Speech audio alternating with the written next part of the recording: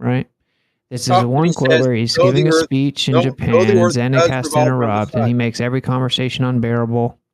So this is where he's giving a speech in Japan, and he's telling people, he's explaining to a group of people why he came up with special relativity, and it was after he found out about Michelson-Morley, and then after that, since then, I've come to the conclusion that no optical experiment could ever detect the motion of the Earth.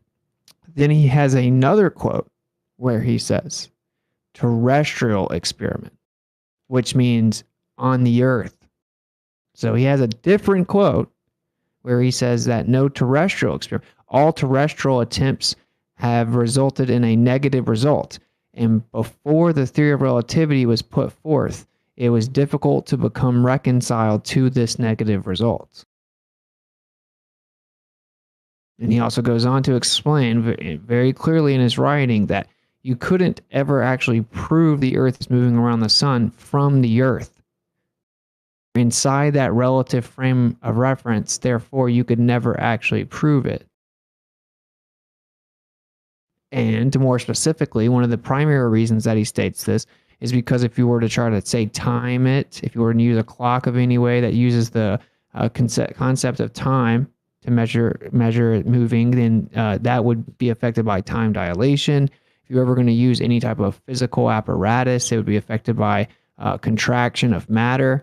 So you could never prove it from the Earth because it's within the same reference frame that's being affected by time dilation and contraction. Yeah. However, that effect would be a rounding error at best. It would be what?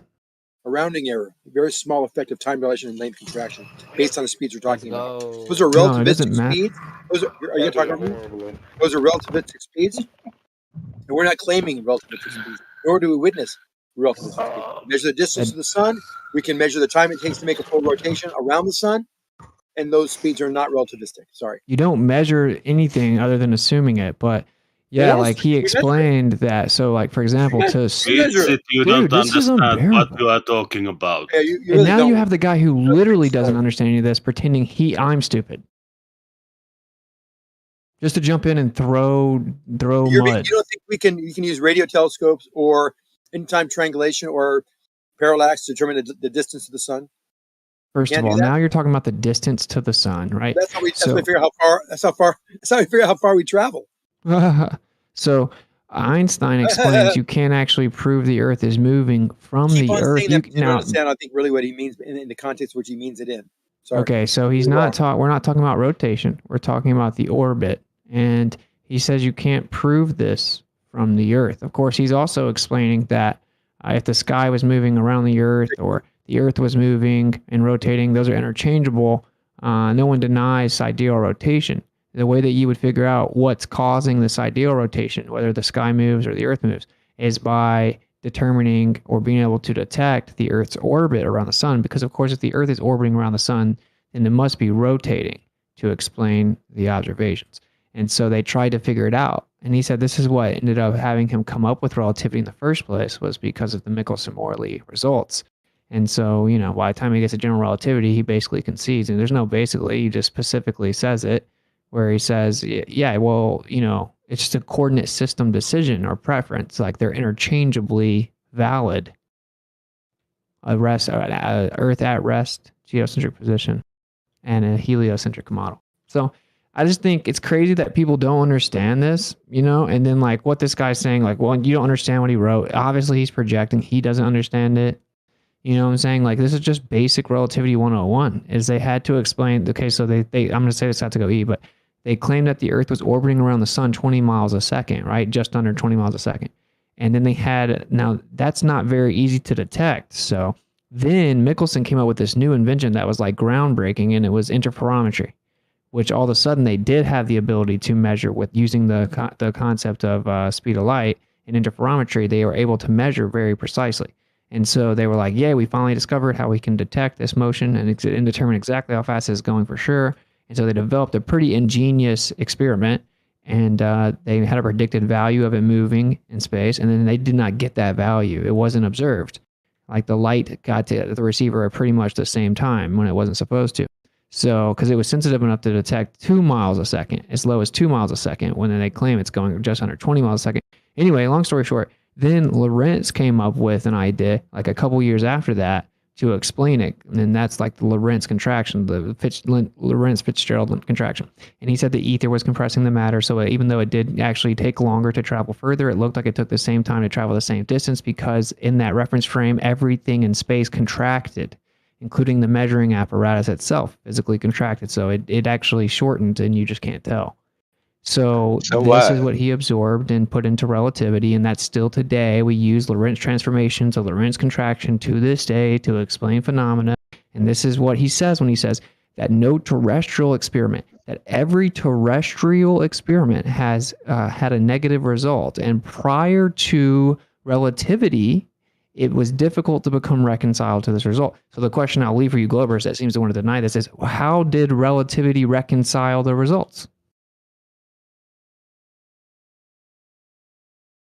Like, you should make yourself answer that if you want to be honest, but I'm going to go eat dinner. What is the significance of Lorentz contraction either way? It's an ad hoc approach to addressing why they had a null result. It's a measurement. It's not a measurement. It is a measurement. Measurement, yeah. I just destroyed Zanuck for an hour earlier on this, and he ended up conceding you can't directly measure it, and now he's saying it again. Based on measurements. The evidence is measurements, yes.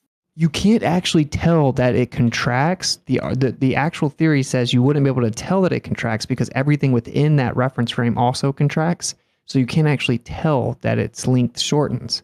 Anyway, I gotta Can't measure it. Not true, but okay. Bye. Have a good dinner. Great. Well, if you've got evidence that they measured it, bring it forth. I already did. Forthwith. Yeah, I don't know what difference it makes. That's not my problem. Where did you To the produce shape it? of the Earth. What difference does it make to the shape of the Earth, Travis? So just real quick, Zanuck, did you? I just got here a couple of minutes ago. So did you post something? A long time asked ago. a long time ago. Can you repost it? Well, one was about. I don't want to hear you. I don't want to hear you explain anything. Oh boy. I'm asking you simply to post the citation for the measurement of the rent. Okay, I will do that. I will do that. What I want you to do before I do that is you have to unblock me so I can send you and respond back to your videos and things. No, just put it in the chat. No, I want to be able to private message you as a favor to me, and because I know you like interacting with me. We have a thing move, man. This turnabout's fair play, man. But I want you to unblock me, and then I'll do what you want me to do here. Little quid pro quo. No, it's a simple. Oh well. Then Yes. So the reason why I've already produced it. I'll produce it again for you if you unblock me. I'm not going to abuse that blocking, by the way. I mean, unblocking. Just to let everybody else know, the reason why I blocked you, Sam, was because it took me 5 times to ask you to do one thing, and you kept doing 5 other things. Right? Which I asked you. No, look, man. You had a picture. And I asked you specifically about that picture. Out here, okay, hold on. Hold on. I don't know why you're interrupting me. You shouldn't air our dirty laundry over Not really sure why. Okay. I just want everybody to know why I blocked you. It wasn't willy-nilly. Okay. I asked you one time to do X. You did Y. I said, please do X. You did K. I said, please do X. You said L. I said, okay, one last time. This is my question. You answer anything else other than X, and I'm blocking you because you're wasting my time. So you fucking did it again. I'm asking for. I apologize. Unblock me, and I'll post the evidence. Sorry, I'm not doing that. Then you're not going to get it. Oh well, Travis, I'm the only one that cares about your fucking videos. No, you don't, dude. I'm the only one that cares about them. I look at them with great anticipation whenever they're admiration, posted. really. I watch every inch of them. So unblock me. I'll give you what you want. Quid pro quo for sure. Yeah, Zanuck really does talk. How about you watch? Go ahead. I'm saying he praises your videos. I mean, I see him do it all the time. They're really good. I enjoy them. Yeah, but you don't interact with them. As well. They're very provocative.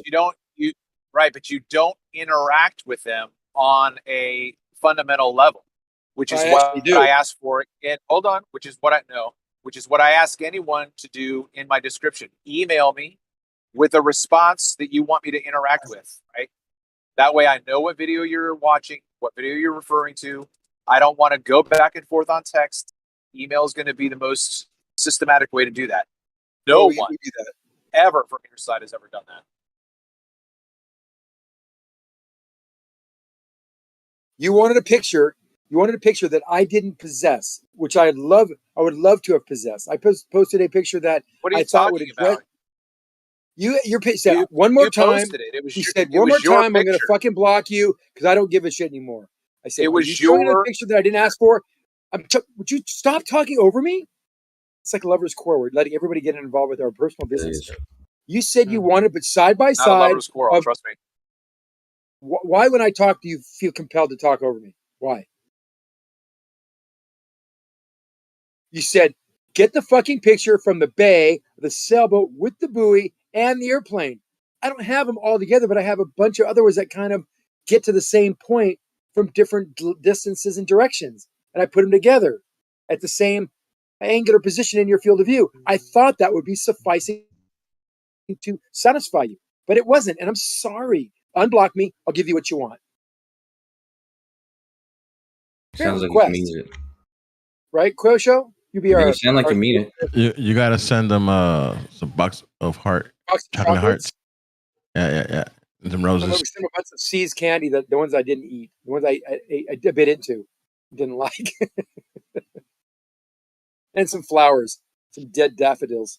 I'm being honest though, Travis. I mean, I there's a lot of Globers in this community. Zanuck really does seem to, give you good credit for those, those videos.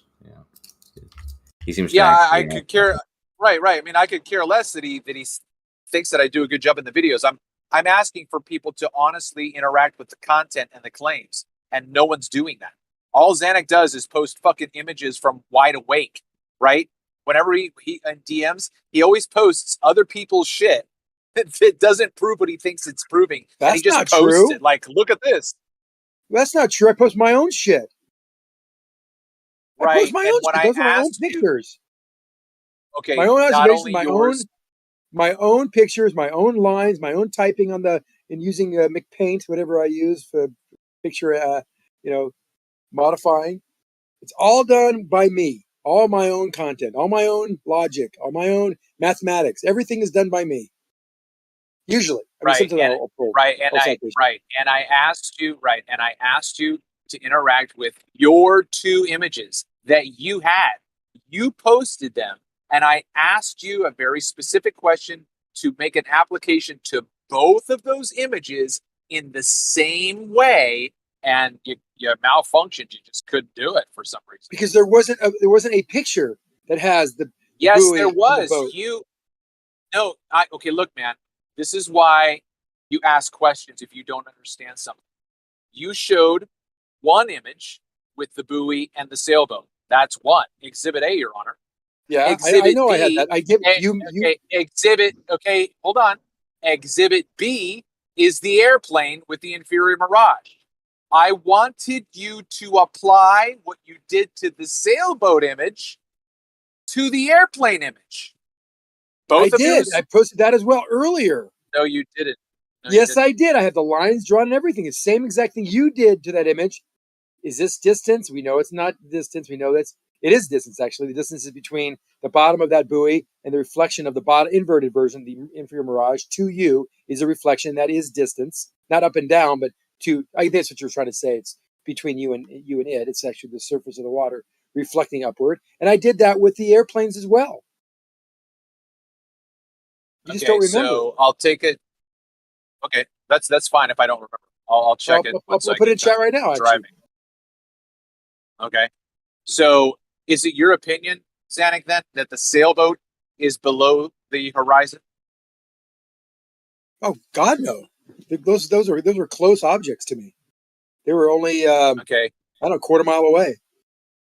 Right. So you have to understand.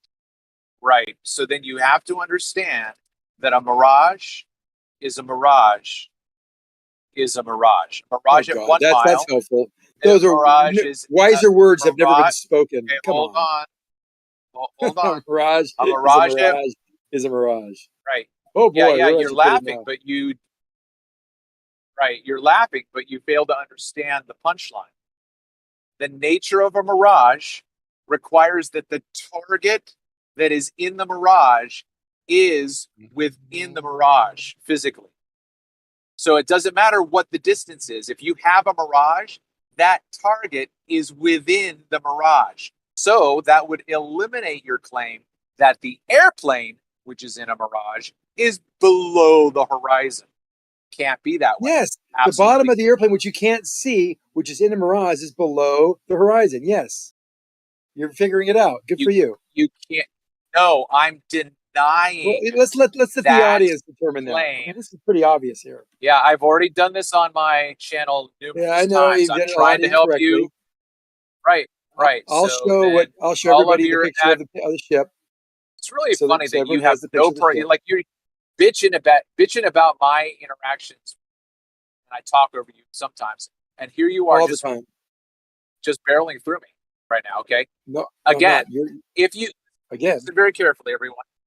If you have a mirage at 1 mile and there's no curvature possibility, and you have a target within that mirage, it's not behind the curvature, even though everything optically looks the same. Yeah, as I said many okay, times. Go ahead and barrel through me. Go ahead. No, finish May I your thing, man. finish? Yeah, we'll just have to do temporary mutes when people interrupt. So go ahead and finish, man. Okay. But I'm gonna mute you if you interrupt him. So that's fine. So you have a mirage at 1 mile. So you have an apparent horizon, and then you have a mirrored image of the target, and then the target. But the target's physically right there within the mirage above the apparent horizon. Now, keep that same target, that same mirage. Now back your ass up 5 miles. You're going to have the same thing. Inferior mirage, apparent horizon, target. That target's still above the apparent horizon. Now back your ass up another 5 miles. You've got that inferior mirage there. Target's right there. Mirage is right there. Apparent horizon. It doesn't matter how far away you move from a mirage. The physics of a mirage require the target to be behind and within the mirage above the apparent horizon.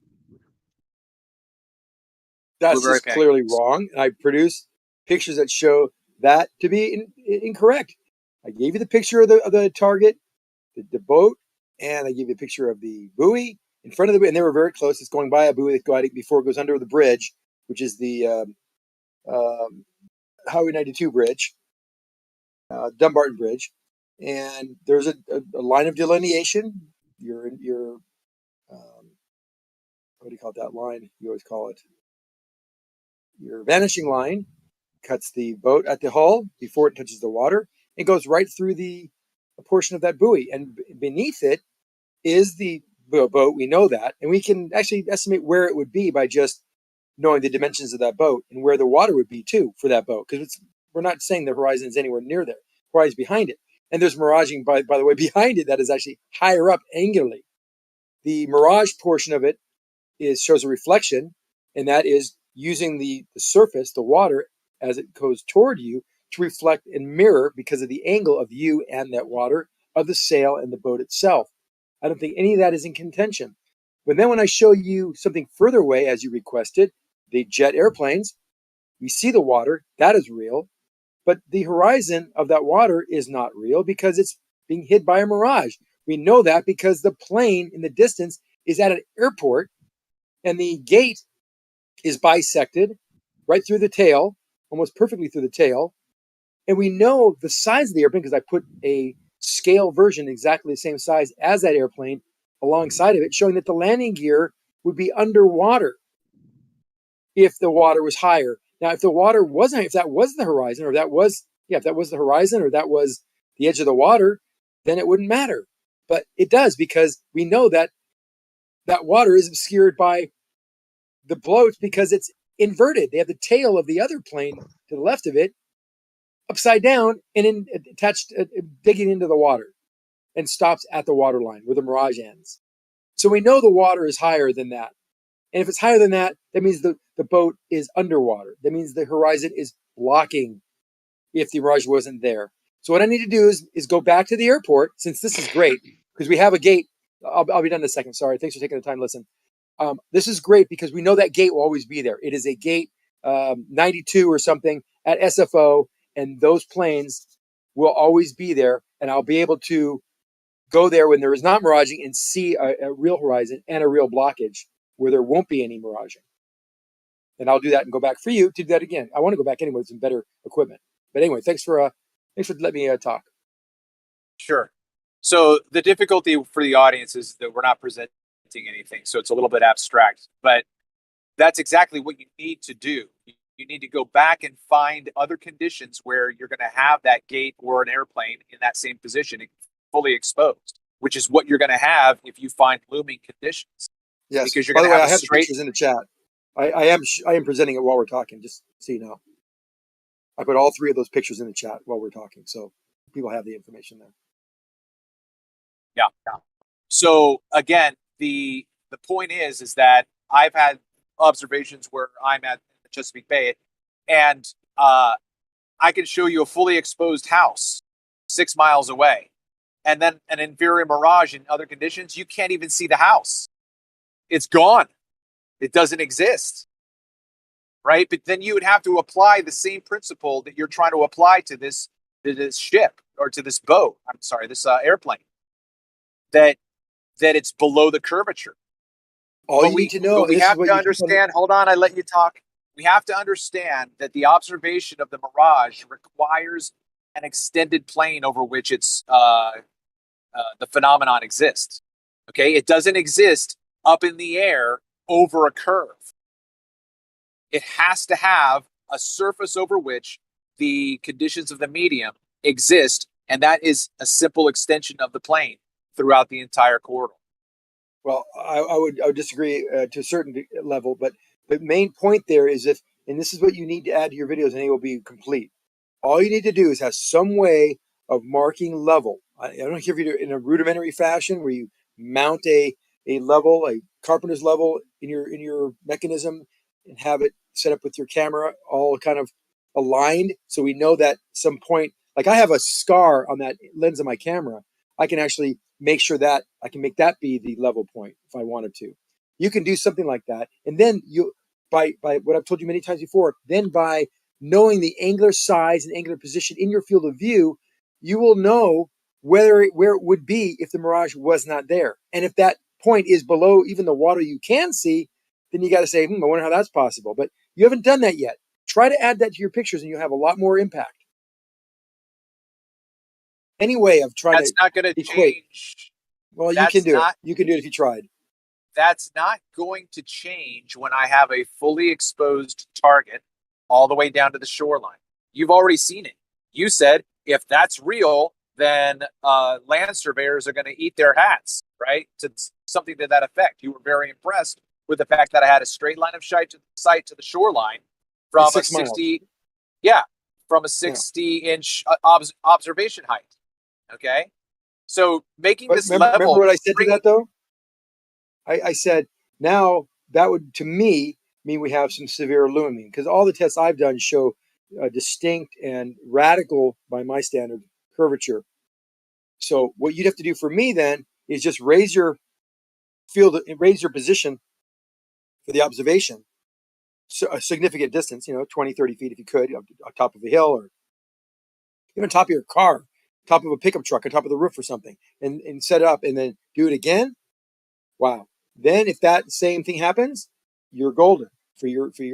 What do you mean if that same thing happens? If I have a direct line of sight, right? If I'm on the shoreline and I have a direct line, hold on. I want to make sure I am understanding what you're saying. If I'm on the shoreline at a 60-inch observer height and I see the opposite shoreline 6 miles away, if I get up higher, I'm still going to see the shoreline 6 miles away. I don't understand what you want. Correct. I know you don't. That's what I want to explain to you. So yes, you would see it. And then we might say, based on this, remember the two things you need: change your observer position, and we need to have established some reference line of level. Any way you can do that, I would accept. That's not. Why do you need to have a level? Well, I'll tell you. So when you have a level line, you might say, well, look, that shore, I'm looking across the bay, and I would suspect this to be true because you're seeing something at 6 miles that you shouldn't be seeing. So I would suspect there's some looming involved. And since there's some miraging and things going on, it's probably the answer to why that's happening. But you won't know that until you do the second step. So you do the step, it's level, it's totally even with your eye level. Even if I'll give you the fact that you're 5 feet, you said you're 60 inches off the water, that's 5 feet. That's whatever this shoreline then is even with your, and maybe it's a little bit down, which would equate to the 5 feet. So it's really corresponding with a flat surface. Let's just say. Now you go up to your truck on top of the roof. You get unless we get like a 10 feet, double that distance, and we measure the in your field of view where that shore is, or whatever we measured and had your reference point before. And if that angle correlates and corresponds with level, then you're golden. Then you're right. But if it doesn't, if it shows more of a drop, that it should be 5 or 6 feet below level than it is, and it shows it being lower than level by more than those degrees that would trigonometrically work out, then you're kind of in a pickle. Then you have to say, well, maybe the first picture I took was being loomed up. The second picture at a different angle, less looming, less refraction. Probably won't even see the mirages anymore. There is no mirage when there's looming, Zanuck. Yes, there can be. Yes, there's usually signs of miraging around when there's looming. No, Zanuck. Yes, there is. Absolutely. In fact, I can show several pictures that do show that point exactly. If you can have the access to the chat, I'll put a picture in there for you that shows looming and miraging at the same time. Are you looking at the chat, or can you? Can you see the chat at all? I'll be parked in about 5 minutes. Okay, If I'll you put look you can up go scroll Andrew up. Thomas, When you get there, you can see that picture, and that shows looming and miraging in one picture. you have to establish a control before you can claim. I do have a control. Hold on. My God, we have. Go ahead. I'm sorry. Okay. My only point is to say that Andrew Thomas Young differentiates between a mirage and refraction phenomena without mirage. Those without are looming, stooping, towering, and sinking. So looming is a refraction phenomenon without a mirage. Miraging So is a refraction phenomenon as well. Okay, look, man. I don't think that anybody else misunderstood what I said, so I'm going to say it one more time for you. There are 6 registered. I know them. I know them intimately well. Not a problem. Okay. 2 have mirage. I'm not talking about those, right? If I can see the shoreline, there's no mirage. There's no reason to bring in a mirage and looming. Looming, if we know for a fact, if it is above, in fact, many of these images show you having objects that are above level. That is not possible on a flat or a round Earth. So what is the cause of those objects being higher in your field of view than they should be? I don't know what you're referring to. You're just describing. I know you don't. That's why I'll say it again then. We have an object. No, sir, please don't. No. I didn't say I don't understand what you're saying. I want to see what you are describing. In the chat, I have the pictures you're looking for. There is a picture of an oil rig that is being hidden by the water, the horizon. In that picture also is a inferior mirage. Now, angularly, the mirage can nowhere near account for what is missing, as shown by the bottom picture where it has been loomed up, and you can see most of the structure, still some hidden by the horizon. You're claiming, you're claiming looming, but you have no scientific data to back it up. You're also, I do. So, obviously, you're also ignorant of the refraction that happens. Ignorant of what refraction that's happening? During an inferior mirage. I'm not ignorant of the refraction that's happening in an inferior mirage. Absolutely. It's basically using the water as a reflective. The water and the atmosphere. You said that there was no. You're saying you're trying to address something that. Okay. You said that there was an oil platform that was fully exposed. You attributed that to looming. And then you said that there was an inferior mirage. I'm assuming of the same oil platform. And then you said No, I said okay, when it was a non-looming day, there is still a miraging. This is the miraging that we have been seeing more commonly than not. As do you mean something that looks like do you mean refraction? Hold on. Do you mean refraction or mirage? Mirages are called by refraction. It's a component of miraging. Yeah, but that's what I just said. I just said that you referred to an inferior mirage, and then you started to correct me, and you're still talking about a mirage. No, this one is not being loomed up. It has clear signs of a mirage, but the mirage is not substantial enough to hide the entire structure. Okay, stop. In your field of view. Oh, hold on. Angularly in your field of view. No. This is what I was trying to say, and you interrupted me, okay? This is what I said. You are ignorant, and this is on many of my videos that I've made. I've gone through copious videos to make this point 7 ways to Sunday. The fact that you just claimed that an inferior mirage at a particular angle could not possibly hide the target shows that you don't know what you're talking about. Because one thing, the entire field of view is affected by the entire refraction event. The entire field of view. I got a bird that's at the level of the water line. His wingtips are touching the water line. He's not being hidden by it. Yes, not the entire field of view. Yes, you don't understand. I do understand. Stop saying I don't understand. I understand perfectly well, Travis. Then stop you're being ridiculous. Things. Travis, I agree that the inferior mirage will hide things that are beneath it. That line of delineation between what you do see and what you don't see, because it's obviously your inversion of this image above it, hiding it. So this vanishing line below it is hiding things, but it hides things only to a certain point. It does have a distinct distance angularly.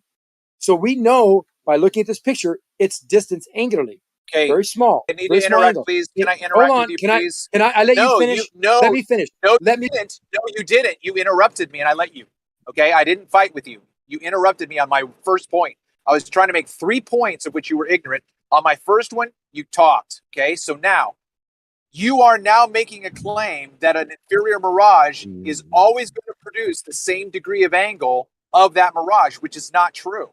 Okay, all you have to do, which I have done, Zanuck, with any of my targets on the Chesapeake Bay, I can show you the red roof house with 5 different inferior mirages at 5 different positions, which means the degree of that inferior mirage is extending over a horizontal surface closer to my proximity, so that the limit of the mirage is closer to me in an obtuse inferior mirage. When the inferior mirage is acute, that limit to the mirage is farther away from me. So there's an issue of distance there. So again, you are speaking without experience. You might be trying to represent what you think the science is, but all you have to do is get out on these observations for the past 4 years and see, and you're going to be able to see nature conflict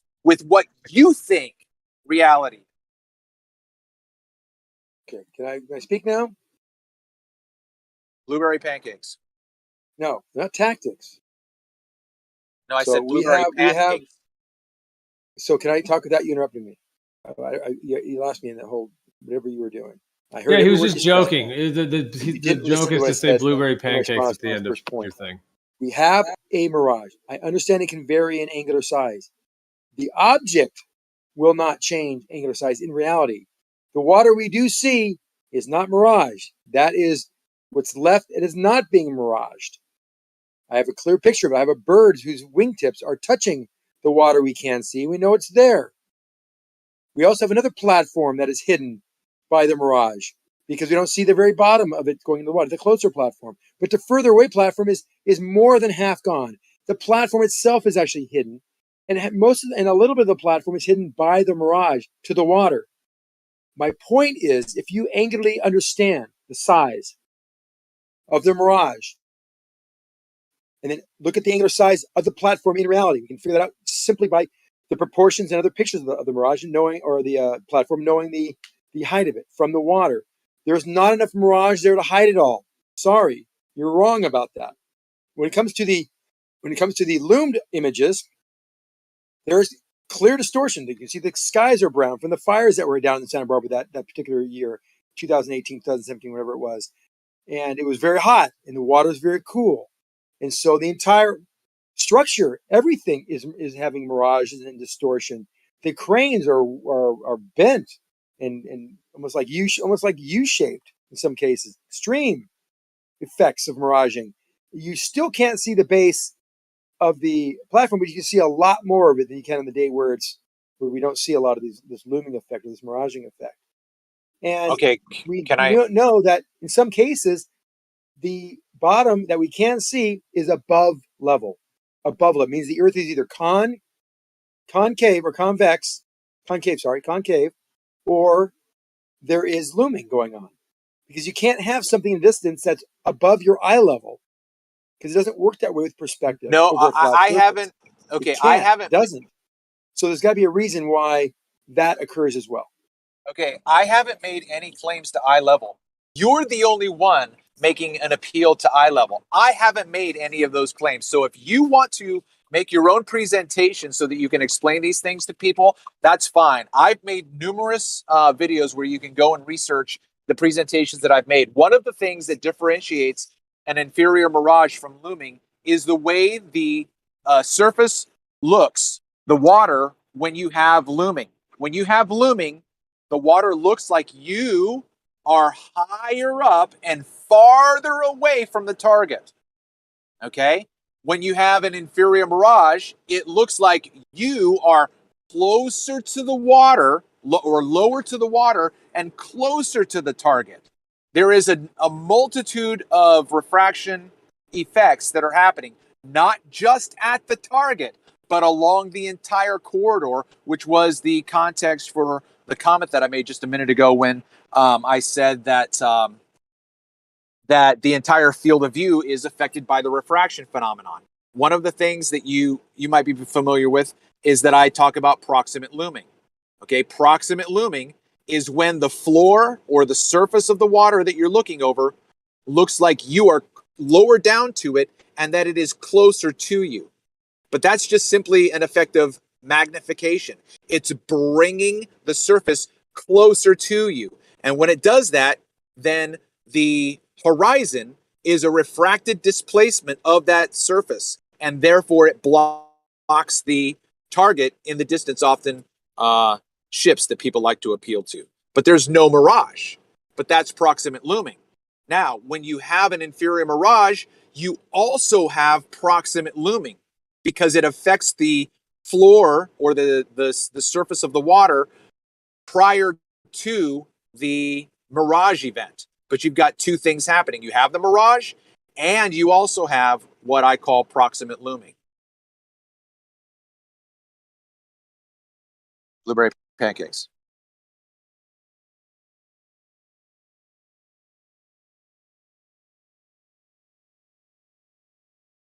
Speechless. They're good with whipped cream.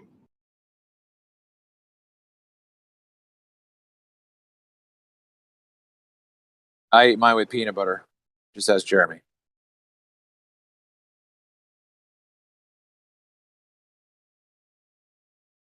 I put peanut butter in my oatmeal. You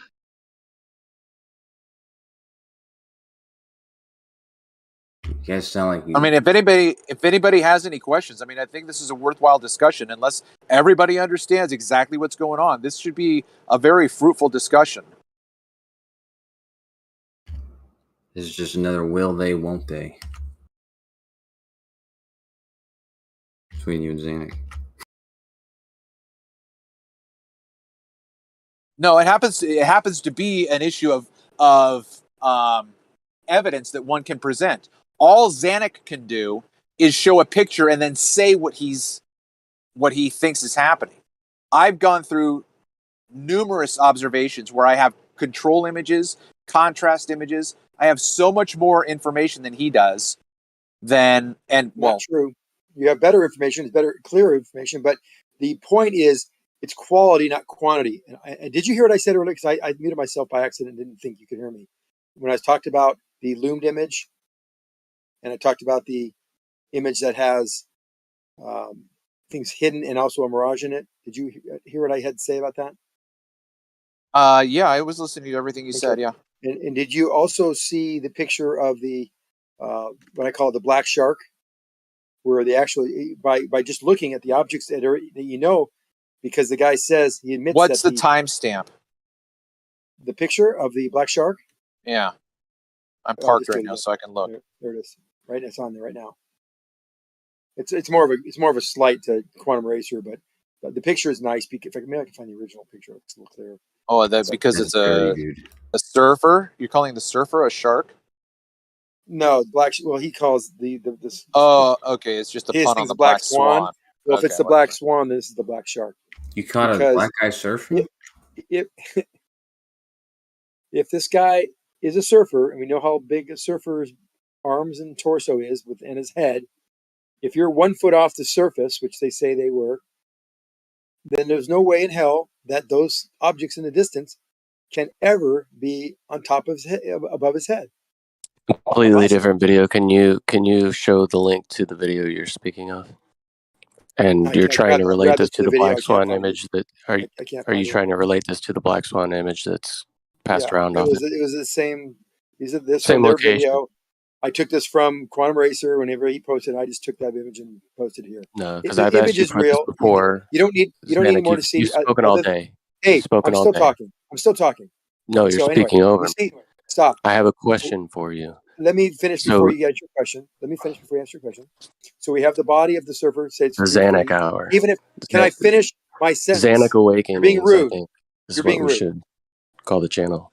Well, here's the thing. I've asked you for the specific video that you're referring to, where you have this surfer, and how that relates to the black swan image that's passed around. You claim it's from the same video, but you've never been able to actually produce that video that you're talking about having a surfer in it, and also having the exact same image. The same videographer passed around as the black swan image. Not my picture; it's his picture. The point Can is, you link the video and tell me at what timestamp the surfer is in, and what timestamp the black swan image is in? So let me finish the thought. I'm not going to be very long, I promise. If he's 1 or 2 feet, even 3 feet up, doesn't matter. That oil rig in the distance cannot be above his head.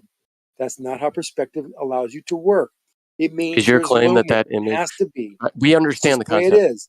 And in that day, look at the conditions. The brown sky. Your claim that the black swan image is taken. The water's very cold. Guy's in a wetsuit.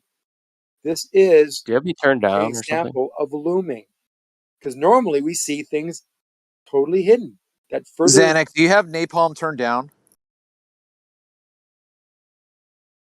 Or are you just talking over me intentionally? Because here's the thing. We've gone through this before. Your claim is that somehow you're trying to equivocate that this image that has a surfer in it is from the same location, the same height as the black swan image. But you've never been able to substantiate that claim, yet you continue to repeat it over and over again. Oh, it's in the original. It's in the original video. BMSLM, BGK, whatever his name is. He actually took the original down, but some people grabbed that video before he went in and took those parts out of it.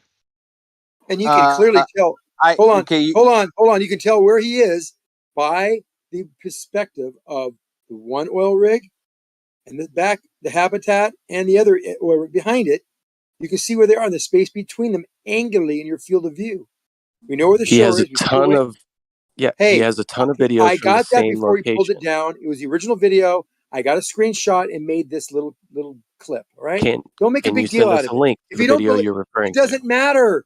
This is what we see everywhere. It does matter because your claim is hold on. Let me just finish. This image here. Why do you do this? Why do you got to talk over me every exact same height? Just stop talking. If you go look at you've been talking just let me finish hours, one sentence. Zanuck. Just please mute him. You got to mute him. He's being obnoxious now. go to any loom that we claim to be loom situations, any of them, and go look at the observer height and look at the object in the distance and see where they are in your angle field of view. You will then understand what I'm talking about. They cannot be at level. They cannot be at eye height ever at that distance. Sorry. No one's making the claim that they are. Yeah. This is what I said before. You're creating a straw man to fight against, and no one is saying anything about eye level in any of these observations, Zanuck. That's all they have is a straw man because they can't actually fight against the argument that you're putting forth.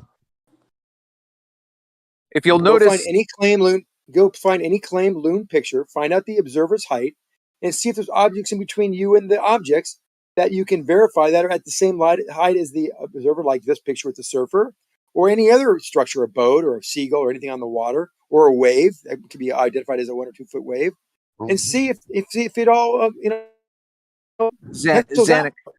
Okay, Zanuck. I have a question. Can we take a different tact on this black shark image here? Right. So you've got the surfer. Okay. And the surfer is what, let's say 2 feet, because he's sitting in the water on his board. Okay. So if you see his 2 foot silhouette, so you've got those two horizontal lines, the parallel lines, the bottom one and the top one. The bottom one would be where his torso is in the water. The top one is his head. I'm just asking you to guess. How much distance of water do you think exists between the bottom red line and the top red line? How far away do you think those two lines are from each other if we were to consider them representing distance?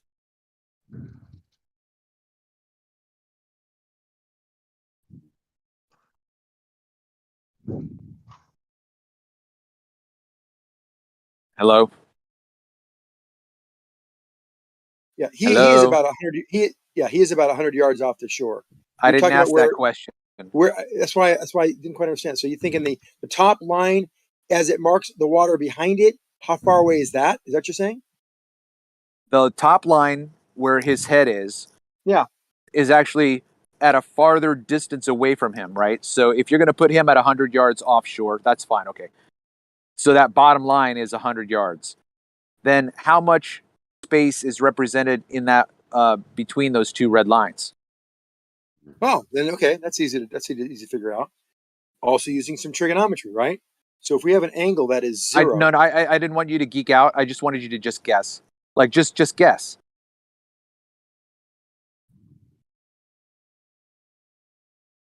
These 3 Don't feet. just guess. He'll hold you to it. I know you're right. Let me No, I actually wanted to just have a simple discussion. I really don't want you to break out trig. I don't think it's necessary. Well, I have a point to make after that. It was just a discussion point.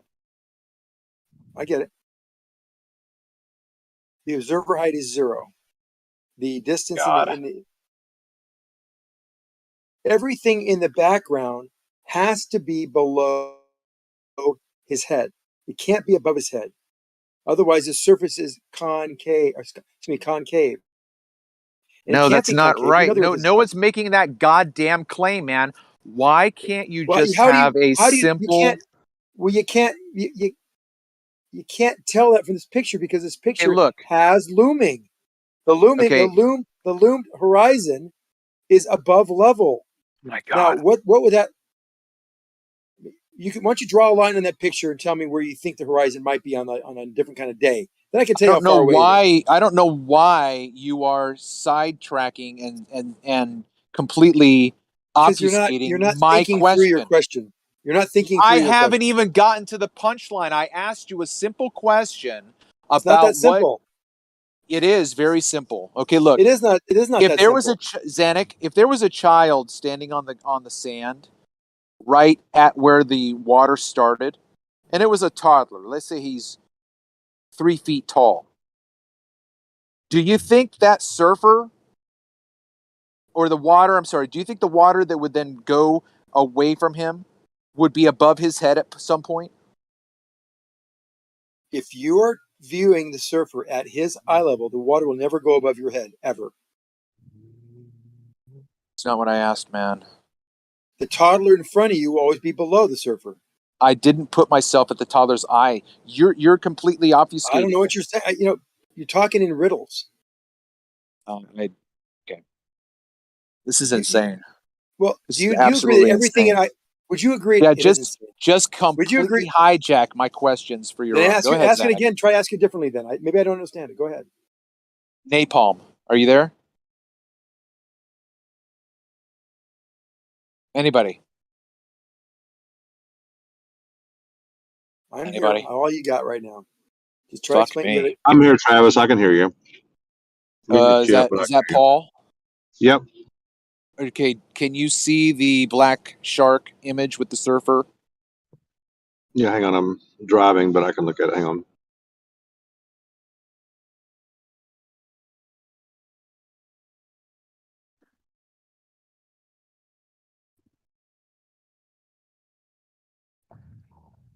All Xanax are doing is giving you an example of how you would quantify any of these observations you're making. And you're telling him that it doesn't matter, but it does matter because this is how he has figured out how if it's above, if it's in a mirage that's showing something that's perspective above and something that is sinking. He's showing you exactly. Okay, Travis, I can see how the you photo. figure these things out yourself, and you're saying no. Okay, so Paul, all I'm asking for is just a rough guesstimate as to what the distance is represented by those two red lines. The lower line is going to be closer to you, and the top line is going to be farther away. So then the space between, just take a guess as to how far that distance is. I think it'd be almost impossible to. I mean, I wouldn't know. I mean, it'd be hard to figure out. Would you say it's a mile? Potentially, I guess if the oil rig is 3 miles out, is it 3 miles out from there? Can't remember. Is it 3 or 6 miles out? Wait, 6 miles. And this is 5 and exactly what I was 9. saying before. You're Hold on trying a to second. quantify a number Sean, that you can't. Let me talk. There's no reason for you to ejaculate right now. Yeah, I was just trying to. I was talking before, and actually, Paul cut me off. So just so you understand. They were having. Travis was asking. Yeah, Travis was talking to me. So go ahead, Travis. No, but you were looking for something, and I was talking in between that, and then you cut me off, so I stopped. Oh, sorry. Okay. Let Anyway, Sean Travis. talk for a second, Paul, if you could. I want to hear what he has to say. No, I mean, I thought Travis was still. Go ahead. Okay. Do you understand my question, Paul? I'm asking. I think you so. to Yeah. If I was to go ahead. Okay. Basically, it's just to eyeball that can represent a distance from, right? Because the bottom line is where the torso meets the water.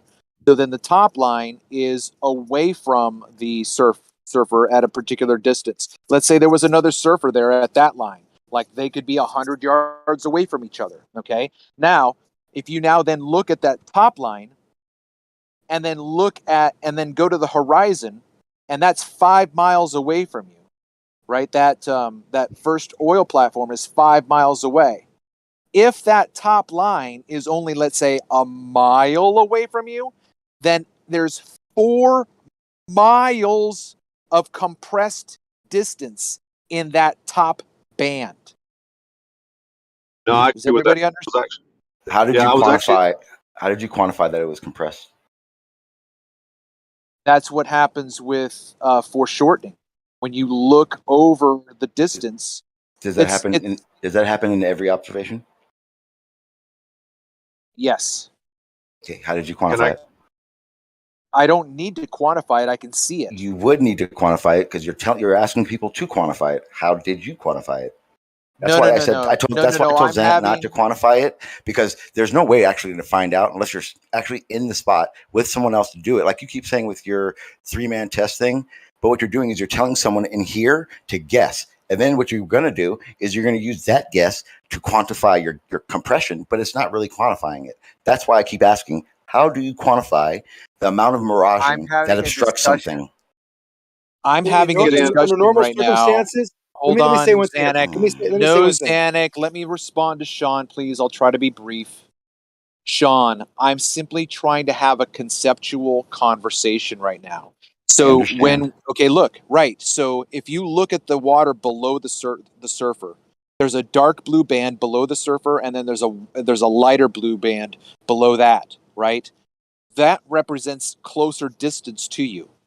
But as you get farther and farther away, you have more and more distance compressed upon each other as you go farther and farther and farther away into the distance. So what you're really saying is that as you get further and further away, things angular size change and the distances between them get smaller. That's what you're saying. Only optically. Okay, exactly. Yes, not in reality. size So when is you're about saying, optical that's size. what I'm trying to say to you, Travis. You keep saying compression and all these miraging effects, but in reality, you're just saying that to exclude anything that has to do with Earth being a curvature. No, you are.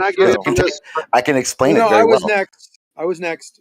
I can explain it very, very easily on that aspect of it. That's why I keep asking you about how you quantify what you say is obstructing. It's very important in all these conversations we're saying. Even if we gave the guy a 3-foot observer on the water, they say 1 foot. I'm going to give him 3 feet, which really makes the problem even worse. So I got the guy's 3 feet. Let's say his torso's 3 feet. Where the horizon would be normally, the edge of the water that we ever see would be 2 miles, a little over 2 miles away. That's where that red line would be, to answer your question. But yet we see things well beyond that. So that hopefully that maybe gives you a clue of where we're going with this, and gives you some perspective. And if it's a flat Earth, it would be even worse. You can't have this situation where something is above his head if you're looking at it from his head. So it's way worse on a flat Earth. Way worse. Paul. The only problem I have with what Zanuck just to prove what Zanuck is saying is that the observer that's on the beach, his height would be exactly the same height as the surfer, so he'd have to be 3 feet off the surfer's water. head. Yes. Right. So to line up, it would line up like perspective from the observer all the way to the horizon. Now, to go back to what Travis was saying, I think I agree with Travis, because I'm driving right now, and there's lines in the road, there's white lines. I'm going over hills, but if I look at the lines that are closest to me, they're kind of more spread out, but as they go further away, they start compressing and becoming one single line, even though the lines are virtually the same distance between each other on the road. And I know Travis is a truck driver, so I think you definitely understand that idea. Yeah, absolutely. So I think we all understand that, Paul. And Paul. I'm just trying to hold on. Yeah, okay, I'm just trying to say I agree with what the concept Travis is trying to convey, and I think that's the point Travis was trying to do. Do we understand the concept? Yes, but the angular position is not going to change in the way we're seeing it change in this picture. Yes, things will look like they're compressing, and the angular position will go down on a flat surface with distance. The furthest away will be farther and farther down. That doesn't pose obstruction. If you're above the guy's head, if you're at the same level, the further you go, the more it'll rise to your eye level, and never above your eye level. You have to have a control. And in that conversation of compression, we're not talking about obstruction. You understand that? Right. No one has brought nothing to do with I didn't bring up. I know. I did not bring up. I know you didn't, Travis. I know. I was trying to finish, and then you cut me off again. Compression has nothing to do with obstruction. So in all these images we're looking at, whether it's the surfer one with the platforms in the background, whether it's the black swan, whether it's any image you're talking about, the red roof, you constantly bring up the compression and all these perspectives that show why they are obstructed. I'm asking you basically, how do you quantify the amount of obstruction using those explanations? I really actually do. You lost me when you brought up the red roof house and then said something about compression. Any observation you make where you contribute inferior miraging, looming, compression, I'm asking you, how do you quantify the amount of obstruction there is? I have a control image where I can see the entire target without any obstruction. So then that's the control image. Okay. Can I give you an image, say like the cargo ship, right? How would you quantify that? Where we don't see any inferior mirage lines. You say there's distortion, but there's really not. I can show it right now. But how do you quantify that 55 feet? I mean, I'm saying the cargo ship because I actually know the numbers on it.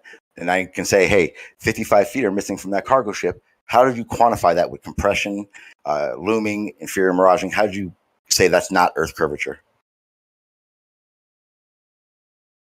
I don't have a control image for these freighter ships out on the Channel Islands. So it's only going to... Control ship, a control one, so like the actual picture of one? No, you can't blink test this shit, man. Why not? Okay, it's like you don't watch any of my content, either you or Xanax. You don't need to say I didn't watch it, because remember, we did hours and hours and hours of your content. And you should know what my answer is. Yeah, I know what your answer is. But the problem with your answer is that I can show you what we did, and I can show you that you can, and I can show you how we quantified the amount of obstruction, and you just won't accept it. That's the only difference. All this is now going to be right now is a pissing contest, Sean. It's not. I can show you. I don't even have to talk anymore. I can show you every time we did this, and I can every show time you denied it. And that's fine if you want to make like an expose, right? Because look, I have tried to watch your videos, and a lot of the stuff you guys. Hold on, man. You were there. You don't need to watch them again. You were there. Fuck me. I don't fucking remember everything verbatim. Okay, so when I've got Sean, just let him speak, man. Come on, you don't want to be interrupted, so don't interrupt him. But I have been, so why am I not? Why would I act any different? Have I interrupted you? Yes, you guys have. I've been trying to. And this is the first time I was able to get that out. Okay, great. When you just reset, whoever's speaking gets the floor, so no one should be interrupting them. And Sean, if it's your time, you won't be interrupted too, and we'll temporarily mute people if they interrupt. So go ahead. Yes, sir. Travis. Okay, my point is that when I've gone back to look at these videos again, there's so much banter back and forth between you guys at the beginning. Like, I don't know where to fucking begin. And then it's just like this patch. I can't figure. I don't know what part of the video. It's not an easy find. Because it's like a 3-hour fucking stream. Yeah, right. I don't have time to go through that. That's what. Then why do you ask me to look through your videos? It's the same thing. Because I don't make 3-hour videos. The difference is that you were there for these. It's not like we went over your stuff and you weren't there. Travis, you're in the stream talking to us about your observations. So it's not just us going over your stuff. Right. Am I stupid? I can't answer that. I'm not. Neither are you. Okay. Okay. So then no, don't say. I had a question. Yes. Okay. Is it possible that since I was there, that I disagreed with your explanation?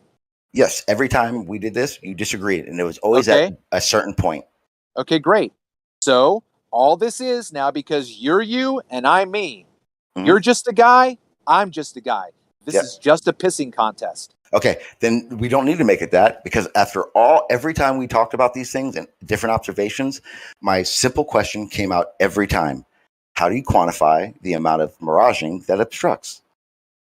And I've already answered that. You already know this question, the answer to this question. Answer it. I would have to get out on the field with a team and make multiple observations to quantify this. Okay, and I understand that. Now, with that being said, just maybe you want to repeat it, because what I'm going to say right now is the reason why I constantly talk to you about this in show videos. If that is the case, Travis, then you have no right to say it's flat or there is no curvature or miraging is the only thing that obstructs. Because you have not done what you just said to make that assumption. No, that's not true. I don't need to quantify. There you go. And that is exactly what you say after every live stream we did talking about your stuff. Yeah, right, well, you're full of shit then. Because if you need all three of those people to make that test happen, to make that observation work, then you yourself can't make that observation. Can't make that conclusion. No. You're conflating. No, I'm not. You are. Really. What I'm doing is I'm literally saying that you can't make your conclusion to an observation unless you've done it the way you just said. Absolutely mad. I try to stop talking. When you start talking, I try to give you room to talk. Right now, I'm trying to talk, and you're jumping all over me, man. I'm muting myself until you stop talking. Then. What is happening here is a conflation between two different claims. I'm not making a claim about quantifying a mirage. That's a question that has come up. I think it's a legitimate one. However, that's a separate claim. What is causing this and how much of it is going to exist? My claim is not that. So ultimately, I don't have to quantify to make my claim. My claim is this: I can see the full target. Now I can't. Now I can. Now I can't. Now I can. Now I can't. I can show those contrasts and describe those without having to quantify anything. Perfect. Blueberry Okay. pancakes. So you make your observations of the oil platforms. You say there are days you can see a lot. You say there are days you can see almost, there a lot of it's more of it's obstructed through your pictures. This is just not assumption. Now I'm going to ask you this question: when you have this control where you see the whole thing, do you ever see the platform where it meets the water? I not with my naked eye, no. With your camera? Not often, not on all of them, no. No. Oh, so you have seen it. What I would consider seeing it and you consider seeing it aren't the same thing. I would say it is right. Hold on. I could do this on the Chesapeake Bay easier than I can on the Channel Islands. Remember, you want to stay on the same one. We're not conflating to a different argument of an explanation, because the platform and the red roof are two different things right now. So on the platforms, when have you ever seen where the water and the platform meet? And you know what I'm saying? The legs, not the horizon in the platform. I can put a picture in the chat if you want me to put it in there. No, so you can see I mean, exactly look, what man, I mean. look, I don't have to imagine what you're talking about. I believe that I have seen the oil platforms obstructed, and I have seen them unobstructed. Now, when so then I'll ask again. Hold You've seen the feet touch the water. Fuck me, man. Well, you've answered this question before. Yeah, you already answered. Now I was going to ask you again. He was about to finish. He didn't even finish his sentence. Okay. There have been times when I haven't seen the oil platform because of obstruction.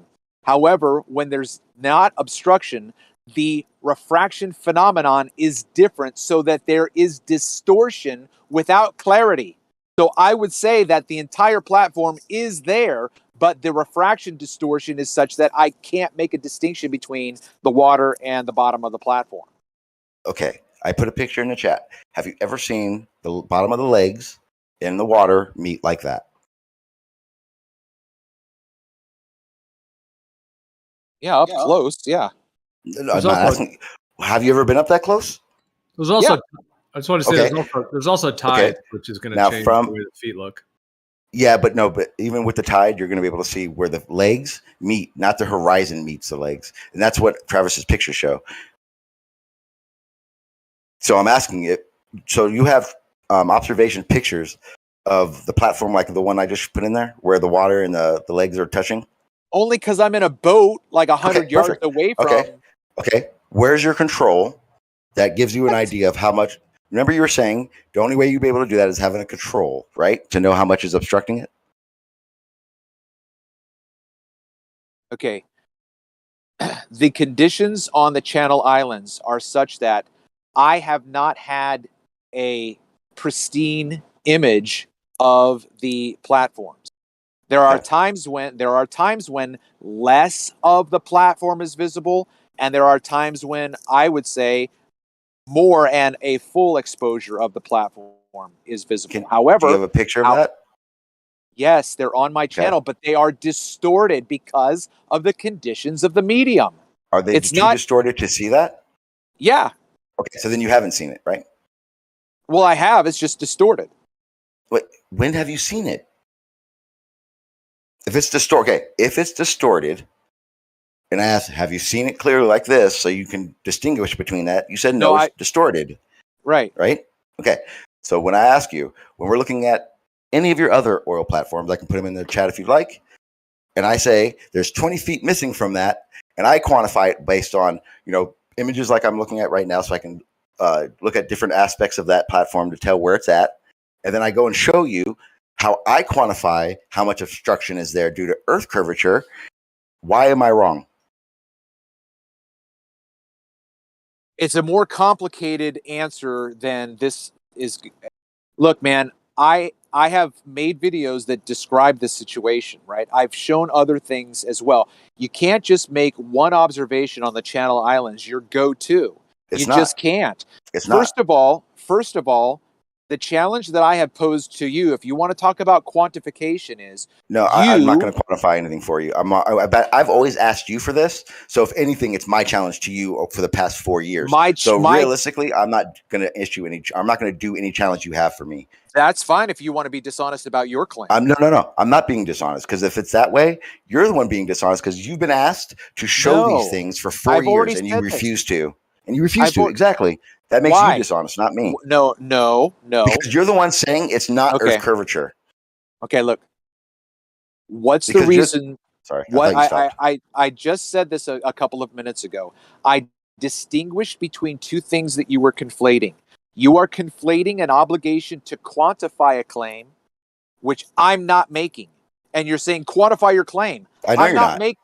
I'm not. You're not quantifying it. I know.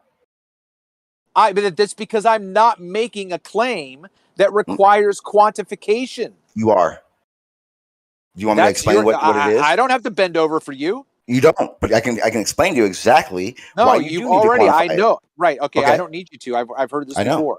I know. So look, I've also done this on the Chesapeake Bay. Okay. Mm-hmm. I've had pristine clear days from 6 miles away. Okay. So I can see the boat dock 6 fucking miles away. That's line of sight to the other shoreline. Right? What's your observer height? 60 inches. You're 60 inches? How do you measure it? Or how do you know that? Because I've measured where the middle of my lens is when I have it set up on my tripod. It's 60 inches. Okay, and you know the elevation of where you're standing too, right? I'm on the shoreline. Okay, but are you on the water line, or are you up on like the beach? I'm on the water line. Okay, continue. Okay. Well, I don't know what I'm looking across, and I can see the shore. I can see the boat dock. Okay. Okay. So now, how high off the water is the boat dock? It's a boat dock. It's like 3 feet off the water. Perfect. 4 feet off the water. How high is the red roof off the water? How high is the red roof? The red roof is about 50 feet away from the shore and about 15 feet to its porch. Okay, but how high is the red roof from? 15 feet. Okay, perfect. So that means the red roof is above your eye line, right? I'm not making a claim about my eye line. I'm telling you, I can see the fucking You're not making a claim. dock. That's just what it is. It's not a claim. It's just what it is. Okay, look, I haven't even been able to finish the point that I was making. Okay, look. That's 6 miles away. If there were somebody on that shoreline, I would be able to see them walking on the shoreline. Now, when I move to Earlville across the Chesapeake Bay, that's another 3 miles away, right? So the Red Roof House is 6 miles. Earlville is 9. Now, I can't see the shoreline clearly, but I can clearly see boat docks. I can clearly see boat houses. You can't see the shoreline, but you can see the dock on the shoreline. Yeah. Then how do you not see the shoreline? Because it's distorted. The boat dock and the boat house are bigger structures than the shoreline. Wait, what? The dock? How is the dock bigger than the shoreline? The shoreline is huge. You should be able to see it.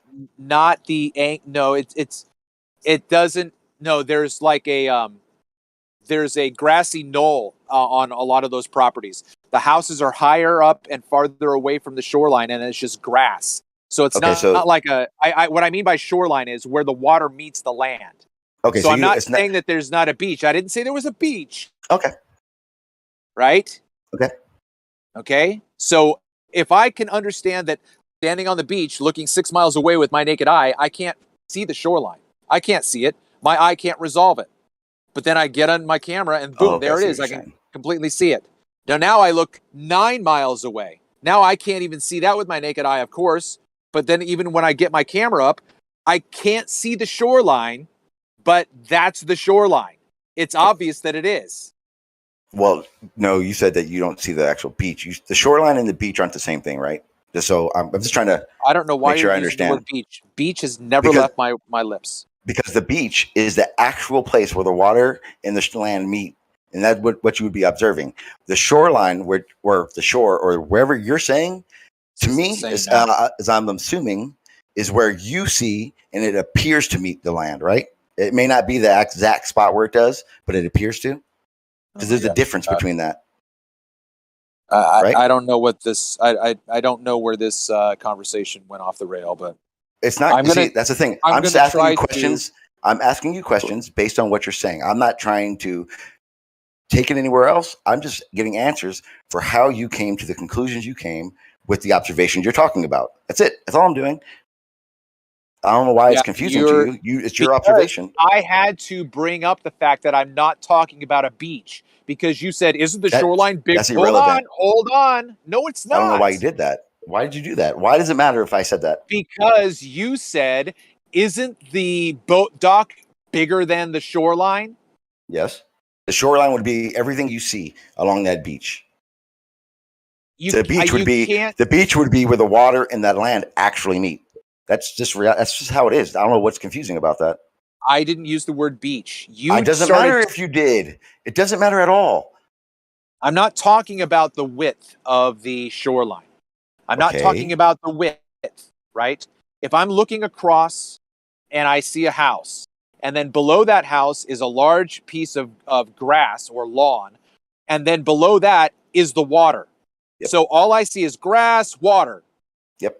Right? And it's blurry. I'm not going to have a problem saying to you, Sean, hey, there's the shoreline. We can see it. Yeah, that's an apparent shoreline, yes. Okay? But it's not. That's all. It's an apparent shoreline, right? Correct? Because you know that it's not water. It doesn't go grass beach or grass and then water, right? We know that. You've been there. I don't. I don't know that. No, not that part. I've not been over to Earlville. Okay, can I look at an overhead of it and then see if it goes water then grass, or does it go grass, beach, and then water? Yeah, you can do that. I've done that. Yeah. Okay, then which one is it? Because you said you've done it. Is it like that? You just said you did it. Yeah, it's like it's not like really a beachy area. It's just the grass goes all the way down to the shoreline, and if you had a boat dock and a boathouse, it's right there on the water. Okay, so you know when your observation that where that happens, where the water and the grass meet, is where they meet. Yeah. Okay. And you've never been over there? No, it's too far. It's like an hour and a half drive to get over there. Okay, then no, you don't know that for sure. If you want to argue that point, then go for it. I wasn't going to. That's what I just said. It's just a pissing contest. I wasn't going to until you said that you know that that's where the water and the grass actually meet. But you don't know that because you haven't been there. I've looked on Google Earth, man. Okay. How does that work? How does that make it so you know so far? What? Google Earth has pictures of the fucking boat docks and the houses right there. What are you talking about? It's like looking at any other location and seeing a street, like seeing a crossroad. I'm gonna put in the chat, and you tell me if this is what you mean, because I have some of your pictures that from the red roof area or whatever. So you're saying like pictures like this?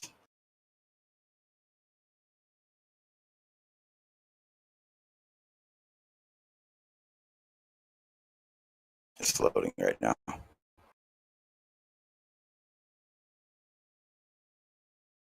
And why it's loading?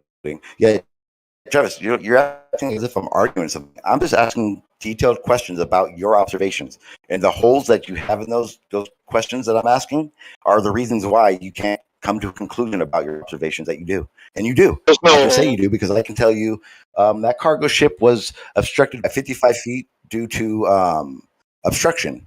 And you'll say, no, it's not. It's due to looming or whatever atmospheric conditions, right? How would you know? You never went to the cargo ship. That's what you're saying to him. That's the difference. Because he's saying you have to do it. You know that? No, you're right. You're right, Rakia. Rakia, he's saying you have to. He's saying, no, Rakia, he's saying you have to go do that. He's saying you need a team of people to be able to make that claim. But yet he's making that claim. I don't say that. He says that. He's looked at That's it the on difference. Google Earth. We know how shorelines act. Yes, And we it's do. not even in contention. The contention is why, when you increase distance, the bottom where the water meets the shore, because we know it does at some point, but at that point gets more distorted because of Yes. distance. You're trying to contend that the water hits the shore at all. No, I'm not. I'm Well, literally you asking him. As an audience I'm member, asking him. I'm that's asking what it him. sounds like. Look, Sounds like you're okay, just well, being Rakia. contentious to be contentious. Okay, perfect. In the first location, he said he took a picture, or with his camera, he can see the shoreline, the boat dock, and everything, right? And then if he goes to the other location at 9 feet, those things become more distorted. He said, "Okay, increases fine." the distance All to 3 more miles. Okay, all I ask is that in contention with the distance increase, why it gets distorted. The same exact location now gets distorted at the bottom where the water meets the shoreline underneath the piers. Well, that's the thing. He's not saying that. Yes, he is. No, he's not. He's saying, Travis, did you say that? You can see the water under the pier? I didn't say water underneath the pier. You did. You did. Literally, you just said that. Problem, dude. You don't. You literally. No. Okay, look. Hold on. Hold on. Let me for jump you, in real Ricky, quick. No. Sean, this has been a frustration of mine for the past however many years. To that live stream and I'll That's get it fine. for you. You don't listen to what's said. You listen to what's not. I do listen to what's said. Listen, now he's interrupting every time. Right, now he's interrupting. You just came in to interrupt. Shut up. No. Okay. Travis was just trying to explain to you what you asked him. I'm not going to. I'm in the conversation. You wasn't talking when you started talking, Ricky. Neither was I. Yeah, can you guys get through this without it being a shit show? Just go one at a time, and can that be done? Yes, it's very easy. When Travis is talking, go on mute like I was.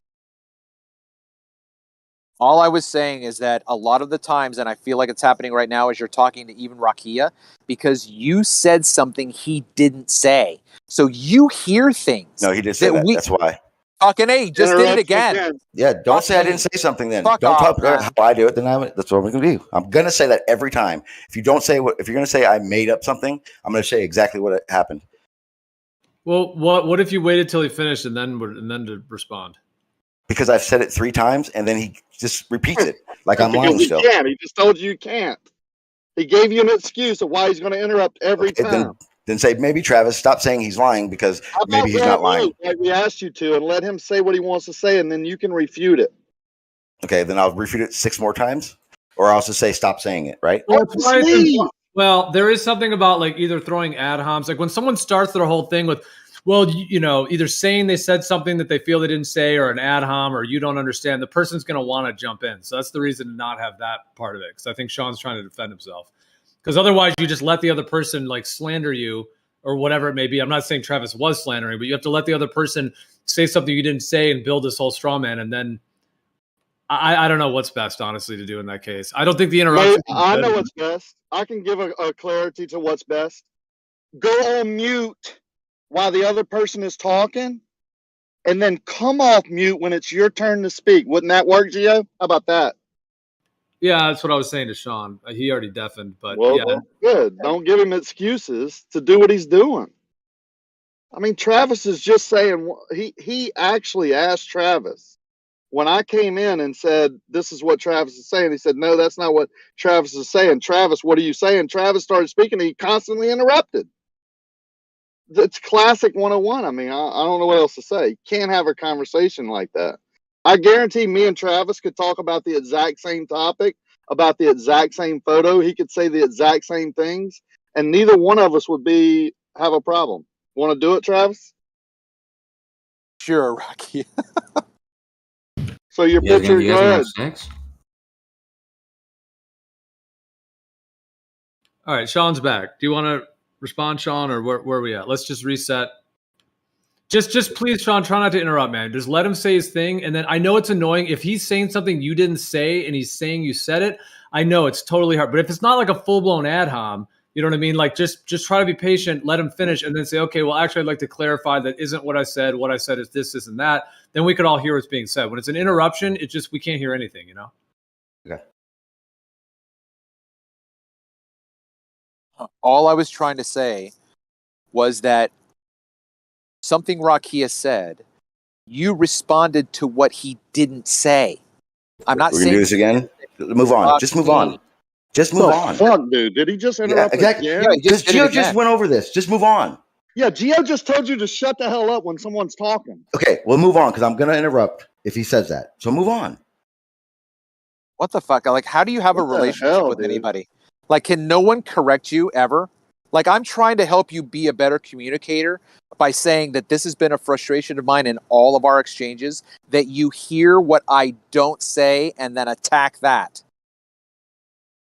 It's kind of a well-known global tactic, man. This whole hold on. is awkward. Hold on, Joe. If he's gonna server deafen when you're server muting him, just because he doesn't want to hear it, that's just not listening to moderation, and therefore he should be out. Oh, I am listening. I'm not interrupting. I'm not interrupting. That's why I'm muted. He asked me to mute. When you server deafen, yeah, that. Bye.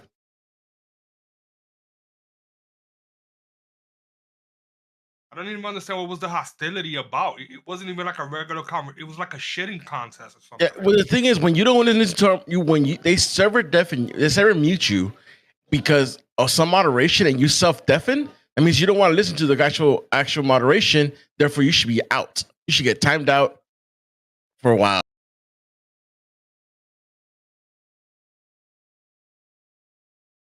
Yeah, I just don't know if he deafened to not. No, he did have the moderation, or whether he was doing something else. I don't know. When you server mute him again, he self deafened again. I never muted him. Server muted him, but I server muted him because he started talking over you, Elbow. So the minute I did that, he deafened, so he didn't want to hear what your moderation was. So yeah, I agree, Elbow. Might as well just kick him if he's not going to listen to moderation and he's going to continually overtalk. Yeah, exactly. He was chronically over talking, which makes it impossible to have a conversation. I would agree with that. It seems like it was one of those conversations that there was really nothing to prove or no points. It was just more like my dick is longer than your kind of conversations. Like it was awkward. Nobody was listening to each other. The whole thing was just wrong.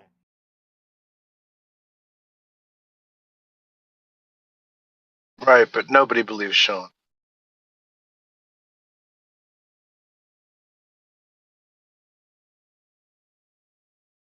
I don't know.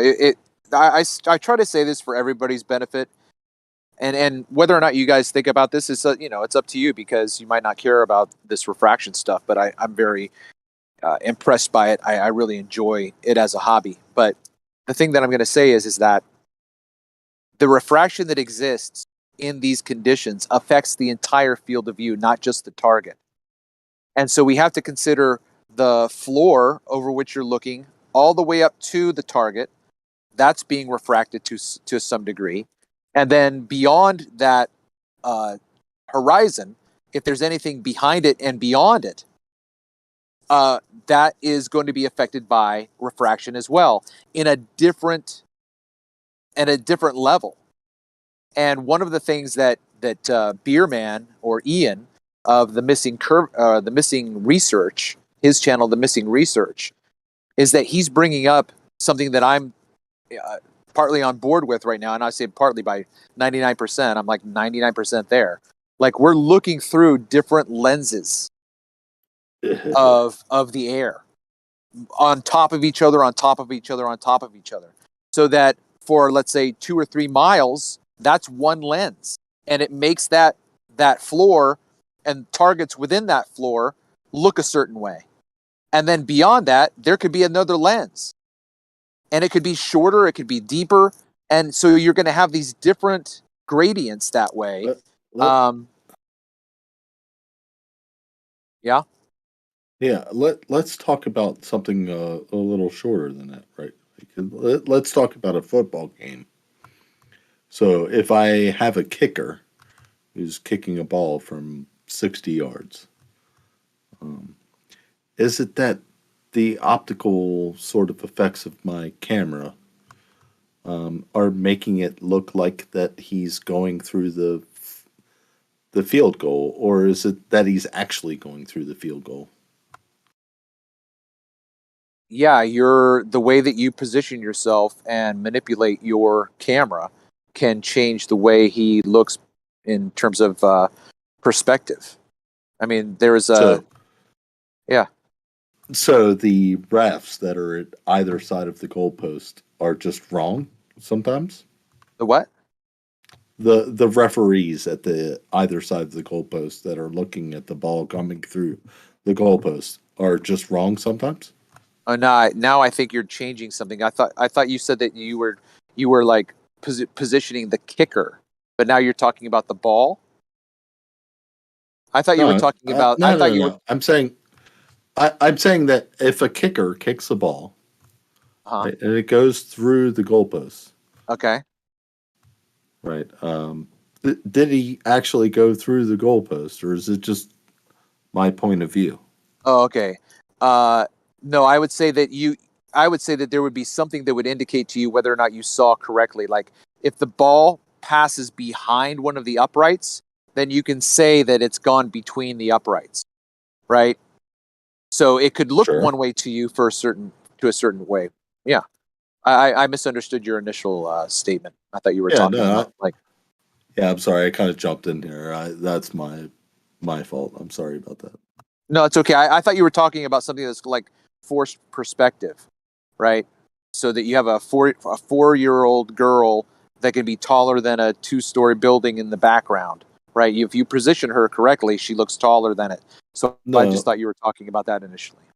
No, I was just sort of taking a common moment that happens in reality where a football kicker kicks a ball through an upright, and we see it through a camera.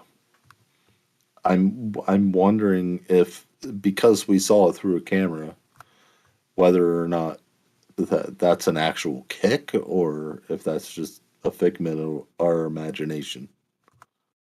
I mean, is there a particular point that you're trying to make with the discussion that was just happening? Because I don't see the relevance of what you're presenting right now. I'm saying if we see like a rocket go up in the sky, is that an actual rocket going up in the sky or just a figment of our imagination? Just like the kick. Okay. I don't know where this is going. I'm not sure. Hey, Damon, what's going on, man?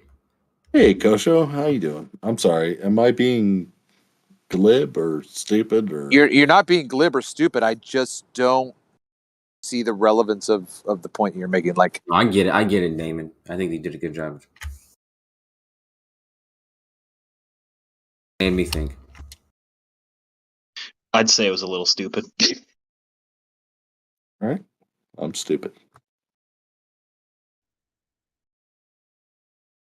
Look, I'm willing to say I'm stupid or that it's not relevant. It was just a question.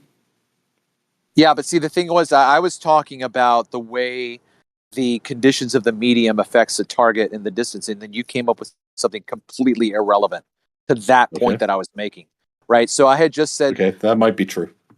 Yeah, because I had just said to the audience or to the people who were here, I said, I don't know about you guys, but what I wanted to try to communicate was that we have to understand that refraction is affecting everything in the field of view. And one of the other points that I was going to make is that once you get far enough away from the observer, the angular size claim is going to take a shit. You can't do a blink test with something that you took a picture of a target, like you were standing next to a ship and you took a picture, click, you're 100 feet away.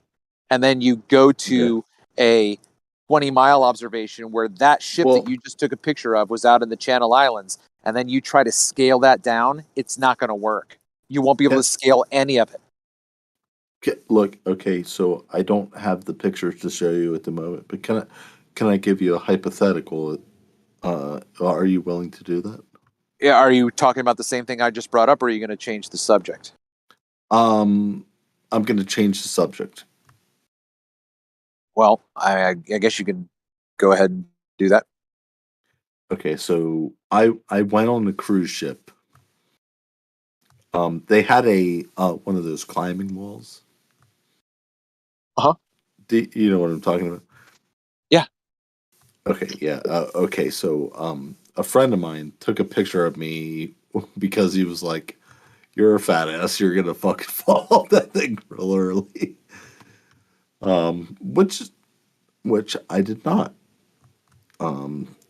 I did not make it to the 100% top, but I did make it almost to the way. I just needed one more arm. Um, the video that he took of me reaching the top, but missing the bell, is that what? Do you think that's something that could be considered as evidence of me missing that bell? You missed the bell, Yeah, I did not make it to the top. There and was he a bell caught. I needed to ring Yeah, and he to make it to got the top. video, and he got video of you missing the bell. Yes, exactly. And you're asking me if that would be evidence Yes. that you didn't get the bell. Can we see that? Yes. Well, yeah, I would say that would. Notification icon. Yeah, I would say yes. It's possible I could get that video. I don't think that I can get it right offhand. I would have to get a hold of him. I do know that it happened because he was there. And what does this relate to? Nothing. He was making fun of me that I didn't make it to the top. Even though I was said making it. that I would. I was making a point about refraction, and he came in and just said, "I'd like to change the subject." So we're just I'd change the subject. It's totally different than what we were talking about. So like, I think it's a great story. What is it linked to? Yeah, though? of course Like, it is it about pictures being evidence, or what's the? I don't know. You know, yeah, right? exactly. It's that's exactly it. It's about pictures being evidence. It's that you would be willing to take my video evidence of me not reaching that bell as evidence of me not reaching the bell. Sure. Okay. So why is it that video evidence of rockets going into space, evidence of pictures of the Earth from out in space and all that stuff, why is that not taken as evidence? Because the basis upon which those claims of video evidence are made conflict with our experience of reality within our local But observations. okay, well that's a great explanation. I appreciate that explanation. The thing that I would ask back would be is that why would you expect the same experience? Because that's all I know, right? That's all I know. I know what water does. I know what distance is. I know what height is. I can experience all of those things and test all of those things. When someone says water also does this, but they can't demonstrate that, then I have no basis to believe them. No matter if they say, oh, look, we sent someone up into space and took a picture. There's our proof that water curves. I would say, take a hike. You can't do it. Okay, so in essence of the picture where water can't do something, what are you talking about exactly? Water doesn't deviate from horizontal unless it's flowing.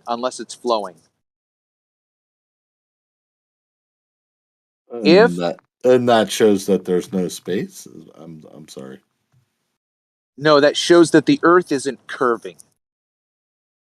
So that's how I'm sorry, how?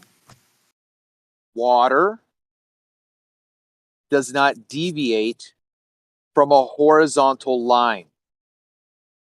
In what circumstance? If you wanted to build a boat dock from the shoreline, and the water and the shoreline meeting is your 0 point, and you wanted to make sure that your boat dock was going to, match your sailboat or whatever. So, let's make the boat dock 4 feet off the water. Okay. So you're going to build a boat dock 4 feet off the water. And then you say, you know what? I want to build this boat dock all the way across this 10-mile lake. The water on a globe is going to have to deviate from that horizontal line at some point, but it never will. Never gonna. I honestly believe that. I think that's true.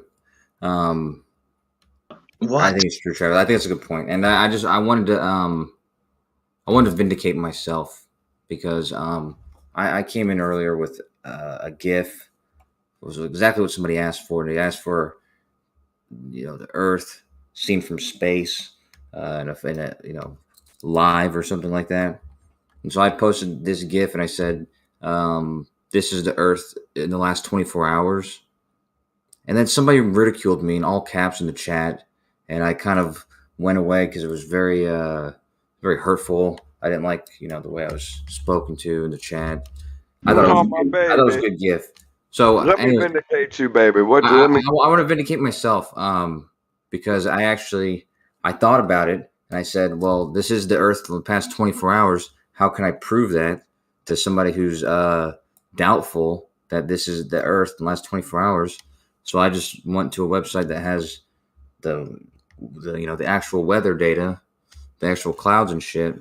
I went ahead and fucking posted that shit right next to the GIF. And what's this got to do with the point that I just made, Kosho? I thought you were like it's exactly in response to it. Yeah. Straight line. Oh man. Let the man speak. Let the man speak. Come on, man. Yeah. What straight line are you talking about? Horizontal, you said. How the water should curve away from that. And we should see that. How are you showing that right now? This is the water curving away. From horizontal? Show me where the horizontal is, please. Come on, man. No, I can't do that. Yeah. Why are you wasting our time?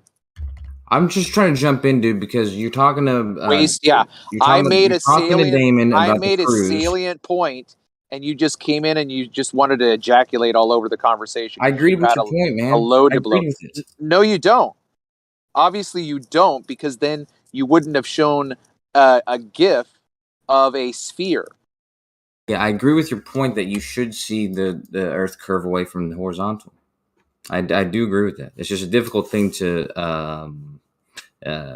He's saying you wouldn't. We need to establish the horizontal. Your little cartoon picture doesn't scientifically validate a horizontal anywhere. It's just a picture. That's true. It's not even a sphere; it's a circle. Yeah. Well, all circles look like. I mean, all spheres do look like circles from the 2D perspective. So Travis talking about the fact that water isn't curving on Earth somehow led you to think that this imagery you got from some NASA Why do you think water can't curve on Earth? Why do you think that? I just explained to you that if you created a horizontal line 4 feet off the surface of a lake and then extended that horizontal line all the way across the lake, at some point, the water would deviate away from your horizontal line, but it's not gonna. Mm-hmm. You're gonna have 400. You're gonna have a 4 foot dock all the way across the lake. Yes, interpretation. How far is the lake? Every time they force the line, bro, it's proven a flat Earth. So that's his answer. How far is the lake? 10 miles, I said. It will deviate away from the horizontal. Great, show me. Exactly. Well, show me it not doing that. You want me to show you a negative, right? Are you new to this conversation? Show me it staying exactly 4 feet and not deviating away. Every bridge? Yeah, they're all deviating. Lake Pontchartrain. You say every bridge? Curved. Did you say Lake every Pontchartrain? bridge is curved? I'm sorry, but every bridge is curved. There's no straight bridge. Every single fucking bridge that's out there is fucking curved.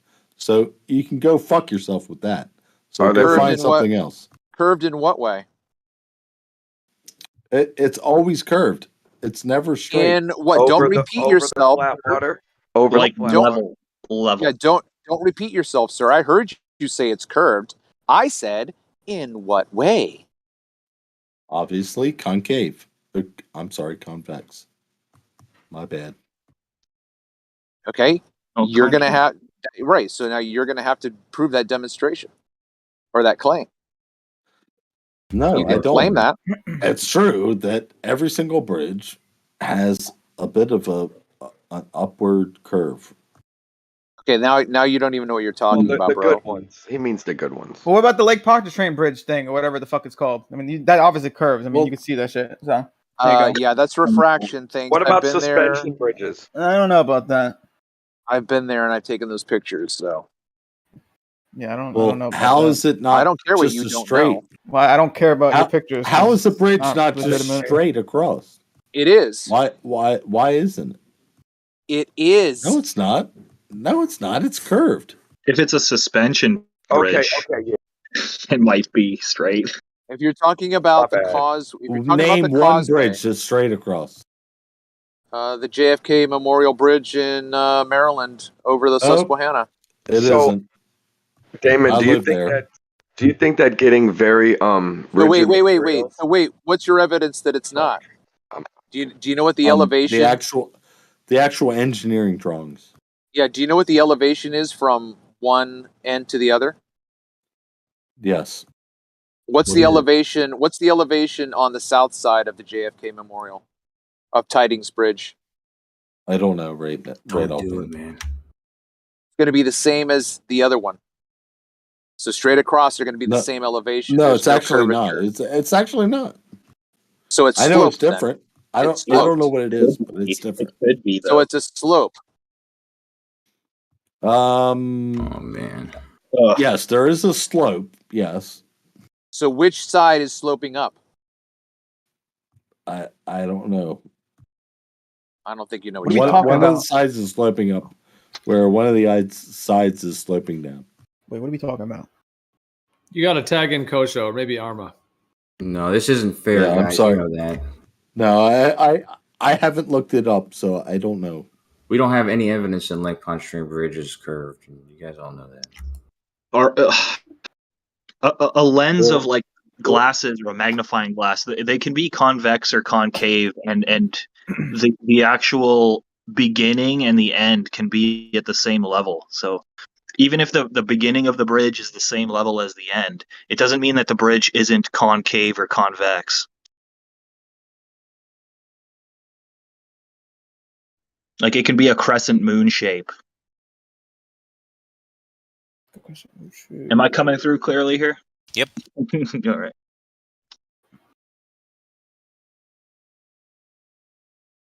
There's the LPC right there. If the bridge is level, it'll follow the curvature of the water, and if it's perfectly horizontal, it'll deviate away from the water.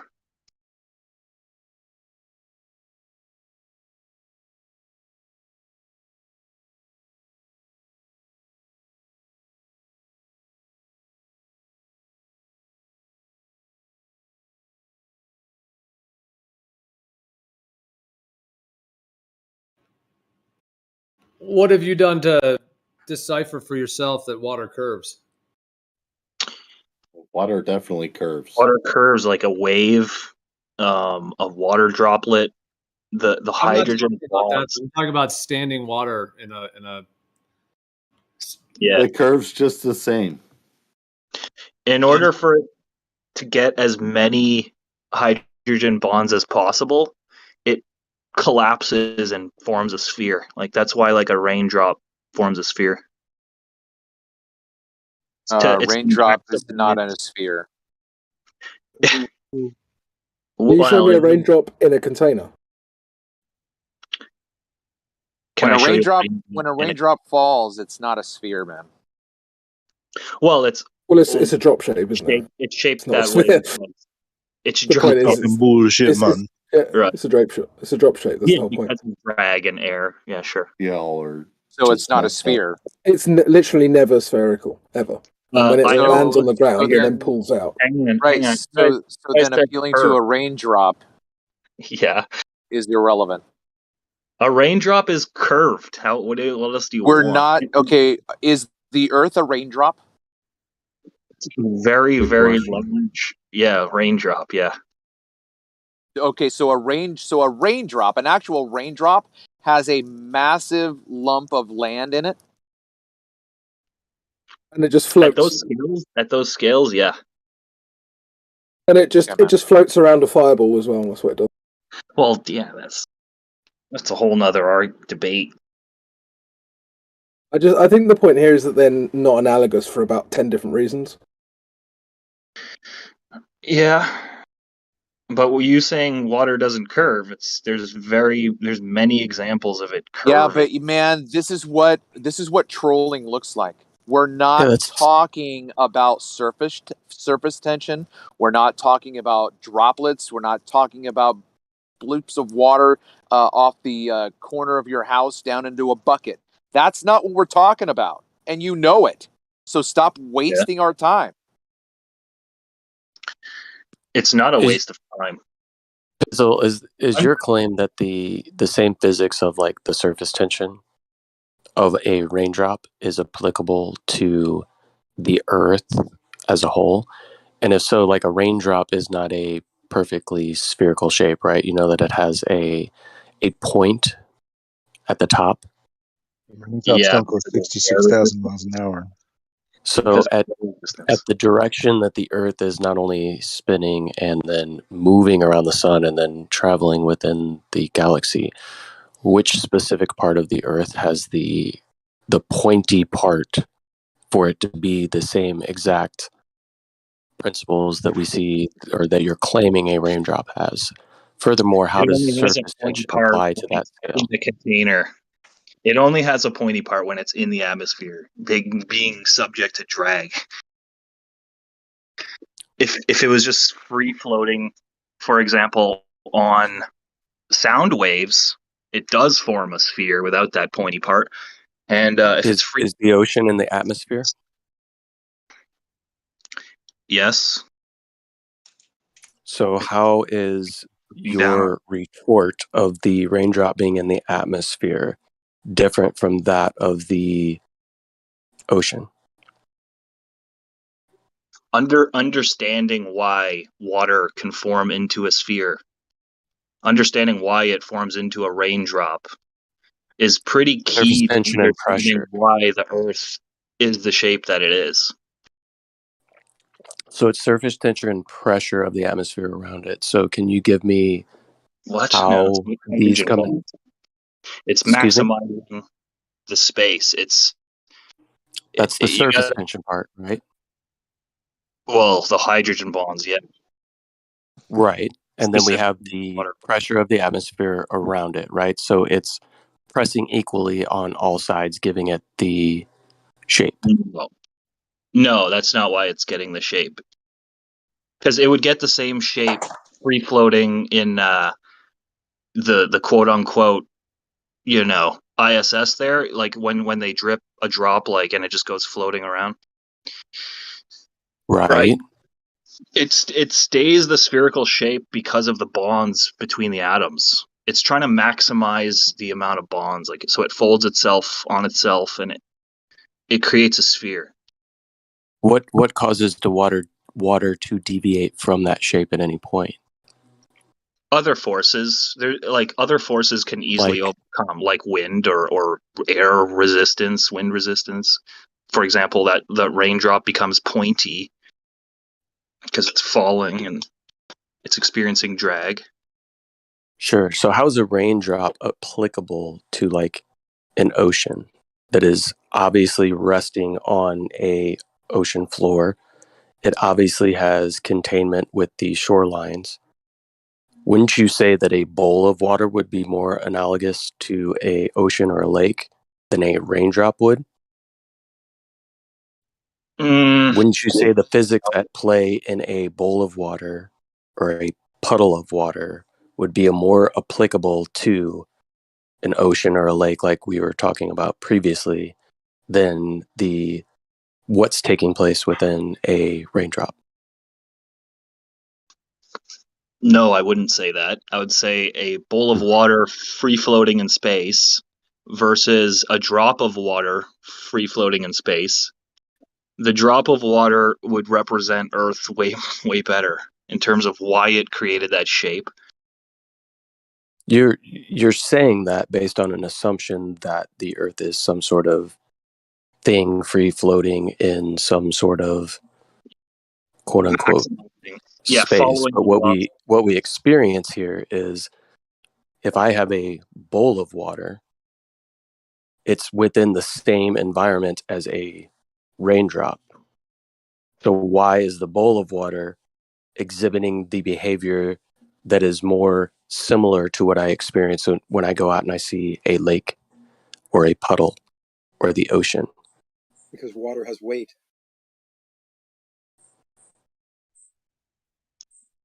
Well, we've Does gotten the raindrop have weight? far away from the original reason why rain was brought, or drops were brought up.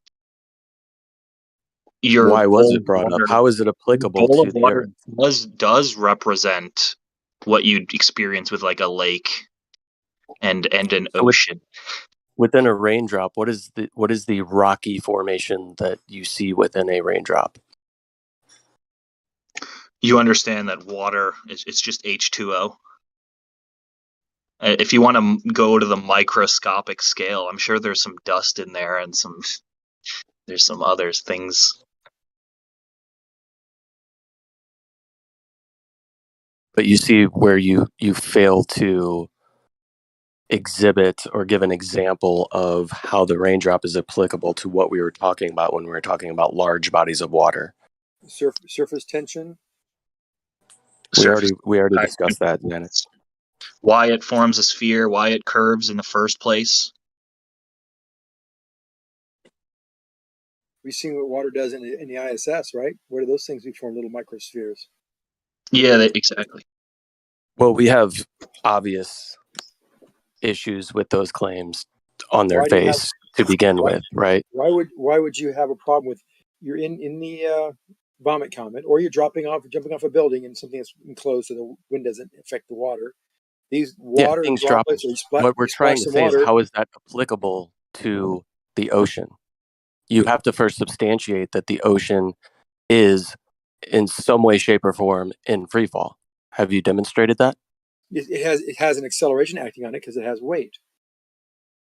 It doesn't need to be in free fall. We said it's not a free fall. It's actually in. Yeah, I'm sorry. It has a pseudo force acting on it. So how is the ocean applicable to something in the vomit comet, water in free fall? Oh, we're just talking about why those water droplets would form a sphere in free fall. Yeah, but you're not drawing connections, because there isn't any connection. Pizzle's claim was that, well, look at a raindrop, ergo the Earth is a water ball. Well, but the two are not. They're not. No, he said it was most equivalent. I heard him say it was most equivalent to it, but he knows and I know that that's not the reason it's a sphere. The sphere is more due to surface tension and the forces. Well, we were talking with Pizzle. You know, I mean, it was nice for you to take your hour break and come back, Zanuck. Sure. We appreciate the hour break. I heard him say that it's not the same, but it's most similar to the fact that a raindrop. How so? Takes a sphere. There's forces acting on it, turning it into a sphere. They're the same forces that the mainstream scientists say form the planets. It's why things take a sphere shape is what. But you have to demonstrate that on a large scale. Me, I can't do that, obviously. Right. So how is it applicable is what I'm trying to say. You can't give an example of like, we know it looks like a raindrop because we've measured the rotundity of it to be X, Y, or Z, or we know that whatever. You have no actual empirical evidence of the oceans, right? Which we see have many different things. They have surface tension, so they have waves on them, right? There's no separation at any points within the ocean. They seem to be homogeneous, but we don't know the overall shape of them. I can demonstrate all of the characteristics of what we see on the ocean in my bathtub, in my swimming pool, in the lake across the street. Like, I can demonstrate all of the things that we have within those bodies, which are contained. They're completely flat when at rest, and they're contained, and they are not in the shape of a sphere. So to me, the oceans would be most synonymous with a bowl of water, a bathtub of water, or a swimming pool of water, neither of which are a sphere in reality.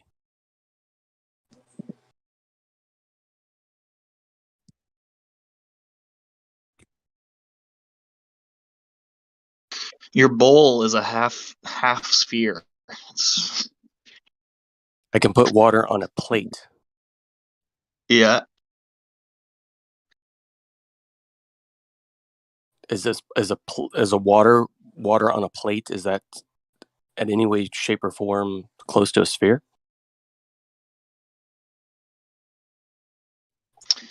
Water on a plate, if you were to bring it outside of the Earth's atmosphere, which we have no way of validating that, right? Right. Well, what if we took it through the wardrobe and we went into Narnia? Yeah. What would happen to the water then? Well, it'd what become if we took it to Mos Eisley's? First of all, it becomes holy.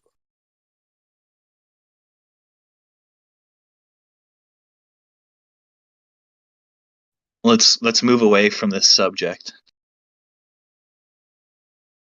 Sure. Sounds good. I mean, it's a large claim, right? And it's used very often, right? It's kind of a remedial one within the conversation that I see a raindrop that forms into the shape of a sphere, therefore Earth ball. Yeah, well, that's not how it was brought up. The guy said it doesn't curve, like water never curves, and it's like there's many examples of it curving, is what I was trying to say. But I do get what you're trying to do and say. Yeah, that's kind of a cheap shot, Napalm. I'm listening to the outside, and even being like the guy in the middle, like a referee here, there's no way he was insinuating that the reason that the Earth is round and the reason the ball of water we have is a ball is because that raindrops are spherical when they fall. That's not. No, actually, the cheap shot was trying to say that since water forms into a sphere shape when it drops from a cloud, that somehow that's synonymous. No, with he said that people say water never curves. Is curving. But when we were talking about water curving, we were being very specific as to the bodies of water we were trying to either substantiate curvature for or flatness to. Those were large bodies of water. It was said that we don't see water curve, and he showed water curving in the form of a raindrop. That's what the response was. We see waves on the ocean. That is, like I said, that is the cheap shot and the very remedial argument that was brought in. I think everyone would agree that the waves are caused by other forces, but the raindrop is a little more akin to water kind of curving and taking shape of a curve rather than being forced to shape by a force acting on it, like a wave or a moving body of water. Incorrect. I run a boat through the lake. The waves come off the boat. They're caused by the boat. That's not because of finding its natural equilibrium or its natural shape. A water droplet falls out of a cloud and it has a natural shape of curve. So it's actually nature forming it into a sphere or giving it curves. So it was a response to someone saying you're going off onto this large. body. You're going off onto this large assumption that these oceans are in some way, shape, or form analogous with a raindrop, as if they are one large homogeneous body of water that is being acted upon. No, there's nothing to do. There's very little similarity between a raindrop and the reason that the water curves around the Earth. So just so you know, and everybody agrees to that. Okay, so you would agree with me that that was a poor analogy. I also never said it has to be falling through an atmosphere or anything. I specifically said it could be free floating in space. It could be bouncing on a sound wave. We're not talking about a pointy raindrop. We're talking about a sphere of water that's like free floating. Right, that's at a very small scale. So can you take a basketball size amount of water and demonstrate the same properties as what you're talking about with any of your examples? Yeah, you could. Do you have a demonstration of this? No, unless you've seen, like, say, a balloon that's filled with water get popped. Yeah, unless you've seen Avatar. When you pop that balloon filled with water, it does not retain that shape. You know that. It goes into much smaller droplets. Yeah. For a second, it does stay in its shape for milliseconds.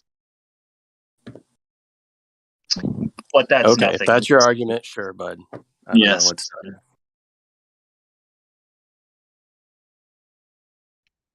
But yeah, I can't take a water, like I can't take something into space. Period.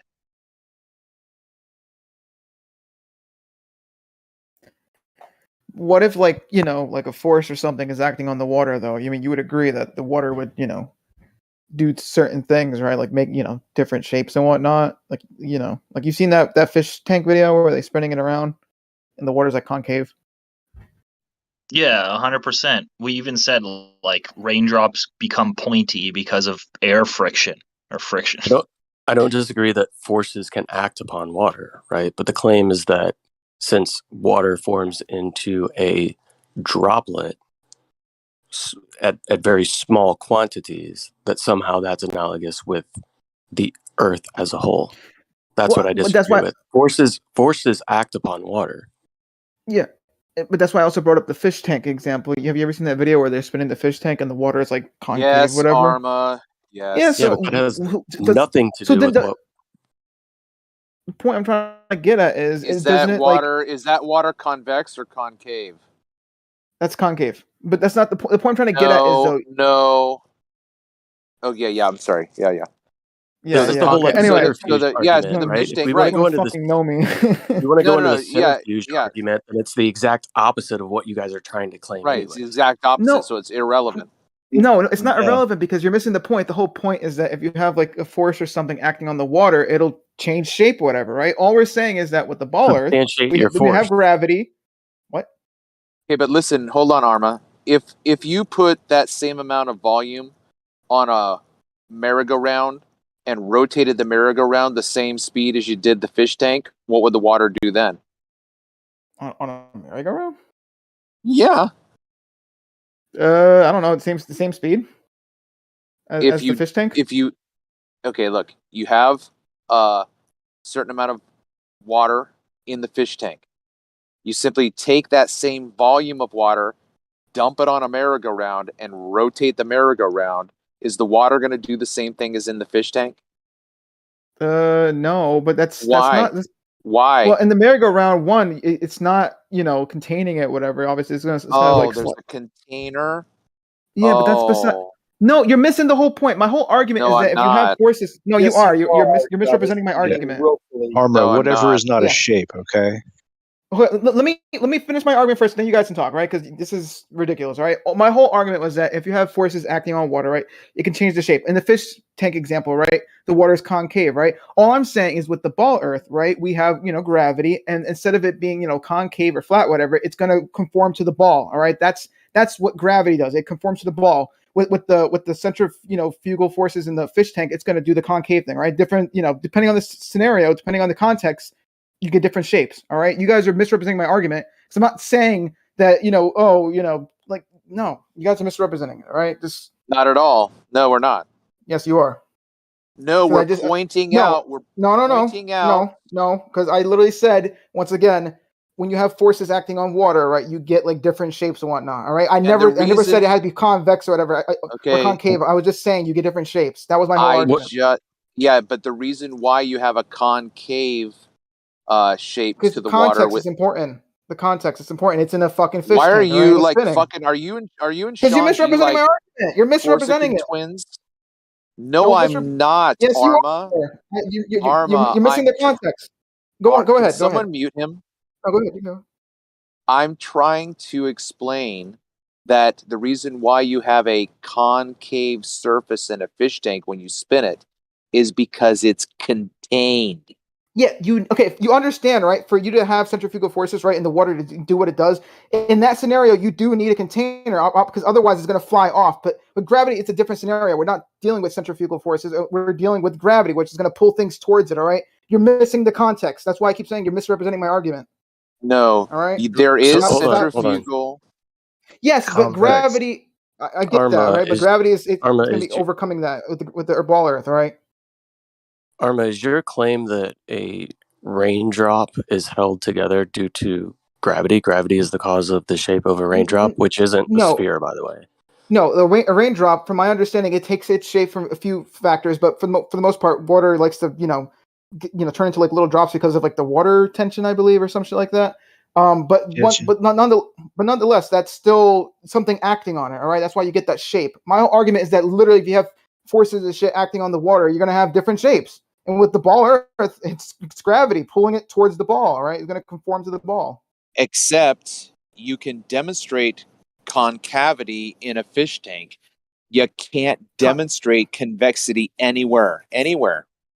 That's not the point of the argument. Yeah, it is. You're trying to show that. No, it's a logical argument. It's a logical. It puts a follow, right? That if forces can change the shape of water, right? Then it's logically you can assume that it is possible, all right? That if gravity is this thing, that it would work. That's right. But for us, we require you to demonstrate the convexity claim. You can demonstrate the concavity claim, but you have to have a fish tank to do it, right? You can show us that. We don't have a problem with that. No one ever context is important. That. No one ever questioned that. Yeah, but once again, the context is important because for centrifugal, you would need a container because otherwise it's gonna fly out. Like in that scenario, you do need a container for that Is situation. The Earth rotating? Yes, but gravity is going to overcome center that. Of axis? From my understanding, gravity is overcoming that, right? Because does it have a center of axis? Center of axis? For what? The planet? I guess so. Yeah. Okay. I don't know. Is it really and it's spin? Great. So it has right. So it has a center of axis, and it's rotating just like the fish tank. So it's going to have centrifugal force. Correct. Yeah, it does. Yeah. Correct. I'm not disagreeing with that. So what is your point? You're simply arguing in a circular fashion. Since we don't see a centrifugal demonstration of the water, then the gravity of the Earth must be counteracting against it so that it appears to be motionless. It appears to be flat. Everywhere we look, it appears to be flat. I mean, there is evidence of it, but all right. There literally is evidence. Once again, you go to the equator, things weigh slightly lighter there. So, I mean that's another topic. What does the weight? No. What does the weight of something have to do with the mechanics of water in a centrifuge? I was just saying, is caused by a force. What causes that force? The theory is that they're spinning, and it's spinning based on the angular velocity and the radius. That determines how much force you have, and that force is equal to the same rate we says the Earth is spinning, which is 1,000 miles an hour at the equator, at angular or a linear velocity, which gives it about 0.3% lighter weight at the equator for all objects. Put them on North Pole, they weigh 0.3% more. That's evidence. Is gravity the force that is gravity the force that coalesces raindrops into a somewhat spherical shape? No one's saying that's a good question, but no, it's surface tension, the atomic forces. Yep. It's a really good question, though, and really hard to upscale. So how is this applicable? Hold on. To actually, that makes me think of something real quick. Because that was our claim. Real quick. There is something called the pressure. The pressure also determines the shape of these objects. Yeah. So this pressure, I agree. air pressure. I mentioned that. Air pressure is caused by gravity. Hold on. Air pressure is caused by gravity. We know that the hydrostatic forces, which is a law of hydrostatics, that everything is stacking up onto the ground. The ground is the container, flat ground, regardless. So the gradient will cause these objects, these balls of water, to be either larger or smaller based on air pressure. Are you talking about the electrical gradient that we see, the one where we get No, voltage increasing as we no, move further away from the surface? no. Is The that the gradient hydrostatic. you're talking I was about? very clear. I was very Oh, clear. it's I a said different gradient. hydrostatic. Okay, The cool. air pressure. I said air pressure, and air Pressure pressure gradient. will set the pressure gradient. So the highest pressure is at the surface, and it will go down exponentially as you go higher. Somewhat Is linearly. the pressure gradient formed in the same direction as the electrostatic or the electric gradient that we experience? Is that in the same direction? Not exactly. Not exactly. The pressure gradient is exactly vertical. The electrostatic gradient is oriented towards grounded objects, so it would be the same if the Earth were perfectly flat and smooth, like no trees, no nothing. But trees are conductive enough to effectively act like a grounded zone, so there will be a sideways gradient all around, up and down the sides of the tree, kind of. Right. Cool. But overall, it's the same direction, right? The It gradient. doesn't go up exponentially. Can I ask a question about It the doesn't go up. gradient? Hold on. What do you Key mean it thing doesn't go up does exponentially? not go up. So when Napalm. you, Napalm. It doesn't go up exponentially. why are you It's not the talking same. over me, dude? Because you're talking over me. No, I'm It not. doesn't go up exponentially. You get that? Oh, so when you increase with elevation, there's not an increase in available voltage? What did I just say? So you're not listening. I know that because you just repeated something that was completely not representative of what I said. What did I say? You What said does the exponentially. So is yes, pressure is the gradient that you are speaking about exponential? yes, for the 8th time probably? I guess everybody's heard me say it. As you go up, pressure goes down exponentially. Somewhat linear for the first 5 or 10,000 feet, 5,000 feet maybe, but after that, exponentially. So it's Voltage not goes down exponential fast. the whole way? It is exponential for the most part. It is exponential all the way, but it starts For at the most part. well, Kind it of, is sort of. exponential always, but it's basically very close to linear for the first 3 or 4,000 feet. Basically, kind of, sort of, exponentially. Okay, you know what? I hate giving you more information than you need. It's Because you contradicted yourself. It's like, do you know what exponential means? You know, if I gave you an exponential curve like y, x equals y squared, you know what that shape yeah, looks like? you'd have like a square function, right? So you'd No, it's have not it's a square function, but what does it mean? What does it look like? What is the shape of the curve? Most of the it would changes are at be the top, not at the bottom, right? It's exponential. I shouldn't have said any more because you always take more out of it than there is. It's a square function. It's a squared. It's an exponential function. Did I say it was It's a square squared. function? And then you said, It's an no, it's exponential not. function. Yes, it is.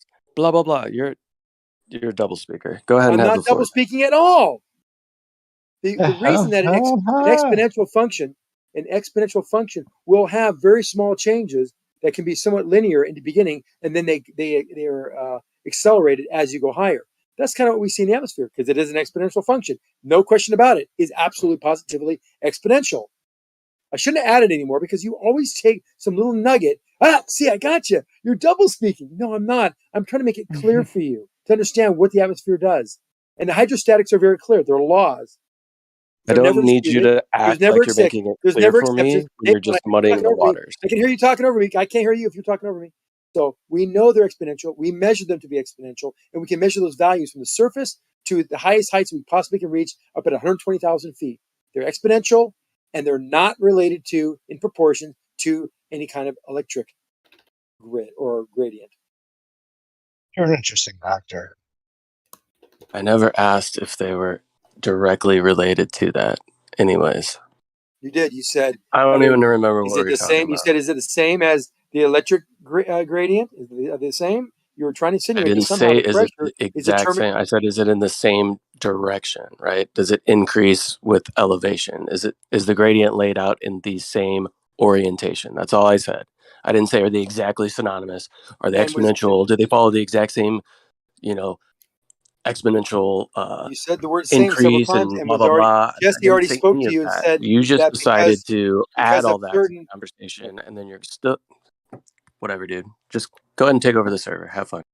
No, and I was already explained to you that it's not really following an exponential or even a linear fashion because you have certain objects that change that voltage potential in our atmosphere. Doesn't mean there's current flowing or any electricity moving at all either. Nobody said that, Zanuck. Nobody I claimed know. that. I don't know why You're you just even brought adding it all up. this other bullshit, and then anytime I try to get in to speak about all the extra added little bullshit that you put in there, you're like, oh, you're speaking over me, but you want to take 5 minutes to completely straw man, derail from the original point. We are now off into the weeds into a point that was not even brought up previously, into some sort of other claim, because you're trying to divert away from the fact that the person who was speaking earlier was completely incorrect and trying to claim that a raindrop is somewhat synonymous with the oceans. I don't think they were saying that. They were just saying that there's evidence that, Shut up. Curve. Who said that? Who the fuck said that? Who told me to shut up? That's right. Napalm, wise guy. Shit. The claim was that we see a raindrop What are you going to do about it? I'm gonna beat you up. I don't know. Computer screen. Funny guy. It was the same guy you were yelling with like 2 seconds ago, the other guy. Well, what were you going to say, Arma? What was your point? No, I mean, I was just gonna say was that, like, I think the point about the raindrop was just to show that, water doesn't have to be, quote unquote flat. If there's forces acting on it, then you're gonna get shapes. I think that was the whole point. I think I could be wrong. I think that was the point. What happens whenever the water drop hits the ground? Well, then, it hits the ground, and then, there's a bunch of, whatever that is. Splats, splatters. Yeah, it goes flat. It becomes flat. Yeah. Say it. No, That's they a different become force. Small spheroids. They become little semi-spheres unless they coalesce together. They'll still be semi-spheres. No, that tends to only happen on like wax surfaces and that kind of thing. Unless you're talking about puddles of water very far away, they tend to combine. If we're talking about liquid water, if we're not talking about some magical fluid that stays we're talking about the stuff you drink. Right. So like this spray bottle here, if I spray it, it's just little spheres everywhere, and then sometimes they join together, sometimes they dash out in a line shape. Talking about on the surface, right? Are all of these things due to gravity? Are all these little spheres, are they coalescing due to gravity? Can I just get an answer to mine? I don't think anyone's saying that. No. Your original, that was your original thought, was like, are these the same forces? The things that hold raindrops together and the world. Are they the same forces? Yeah, so we're talking about water on surfaces, right? So not in the air, because we've done the water in the air thing. So when water is on a surface, what happens? Sure. You're talking to me? Yeah. Yeah, so nature wants to maintain, use the lowest amount of energy, so it basically, all the hydrogen bonds in the water, they want to come together and stick together. So naturally, that's surface tension, and that basically that will form it into a sphere. No, just add something real quick. Well, how much? Yeah, it depends on how much water we're talking about. I was talking to Crypto Arma. I was asking for permission. I didn't know you were coming in. I'm sorry. Go ahead. Surface tension doesn't form water into a sphere. Come on, that's never ever been observed. Wait, what? There's an important detail I need to say about this. Well, if I can't finish my sentence, then nothing I say matters anyway. So, it can curve a certain portion of the surface, but it's not going to form it into a sphere. Because it's on a surface, and it's in very limited sense. It's not going to do that across an ocean. Sure, but you were talking about a water drop on a table. Yeah. Okay. The reason why it doesn't form a perfect sphere is because it's on a table. That's not true.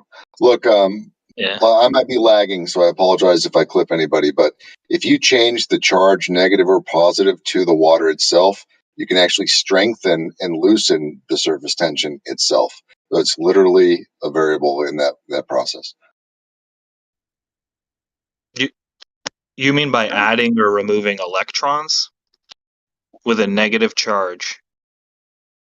Yeah, if you change the charge of the water, the surface tension changes more and less. Correct. Agreed. Sure. Well, that makes sense because isn't the actual density on the top portion of the water different to the rest of the water, which is why you can actually rest things on. I just read that. So let me just reread that. Hold on. Density is not different for water. Well, I just read it, so let me reread it. I mean, not to mention, like, again, questioning whether water is level. Even though the water. But talking about gravity. It takes tremendous pressure to change the density of water. Can you guys hear me? Yeah, you're really very loud. quiet. Still fine. You know, we're talking about a massive object, the Earth, being covered by and water held together by gravity. Like, I mean, if you could stick a pebble, that'll take up most of the area of the circumference of a water droplet, and it sustain itself. That like, then we'd be talking about the same thing. Like, why are we even talking about water droplets? So. You guys keep bringing them up because hydrogen bonds and surface tension, the cohesion, it's what makes it into a sphere. Oh, you It's mean not How is that that analogous with the Earth? It's not or that the it's oceans? flowing through the atmosphere. Someone else is kind of mistaking that. So So what's yeah, holding analogous the to the ocean Earth. water around Yeah, the ball? surface tension and gravity. Well, gravity, it's like, how do we explain gravity? We don't even have an explanation for it, right? So the way I would explain it is kind of the way the way you would, where it has something to do with electromagnetic or something like the atomic forces that hold atoms together. So that's what I'm talking about, upscaling the force that holds a water drop. I've had this analogy in my head for a second, so I'll say it. Imagine having a piece of paper and it's half of it is soaked in water. You have it laying on your desk and you want as many atoms of that piece of paper to touch one another. You wouldn't form it into a cube, you wouldn't form it into any other shape other than a sphere. You'd want all the atoms touching one another. Would these be like the principles of particle physics that you're talking about? I'm talking about the principle of it's like the equilibrium. Like, it's trying to find the lowest state of energy. I forget what it's, but I keep thinking of crumpling a paper that's soaked into a ball, and trying to get as many of the paper molecules touching one another. So you could fold it 1,000,000 times if I don't know. Or you can mash it into a mache and then turn it into a perfect ball where as many atoms are touching one another as possible.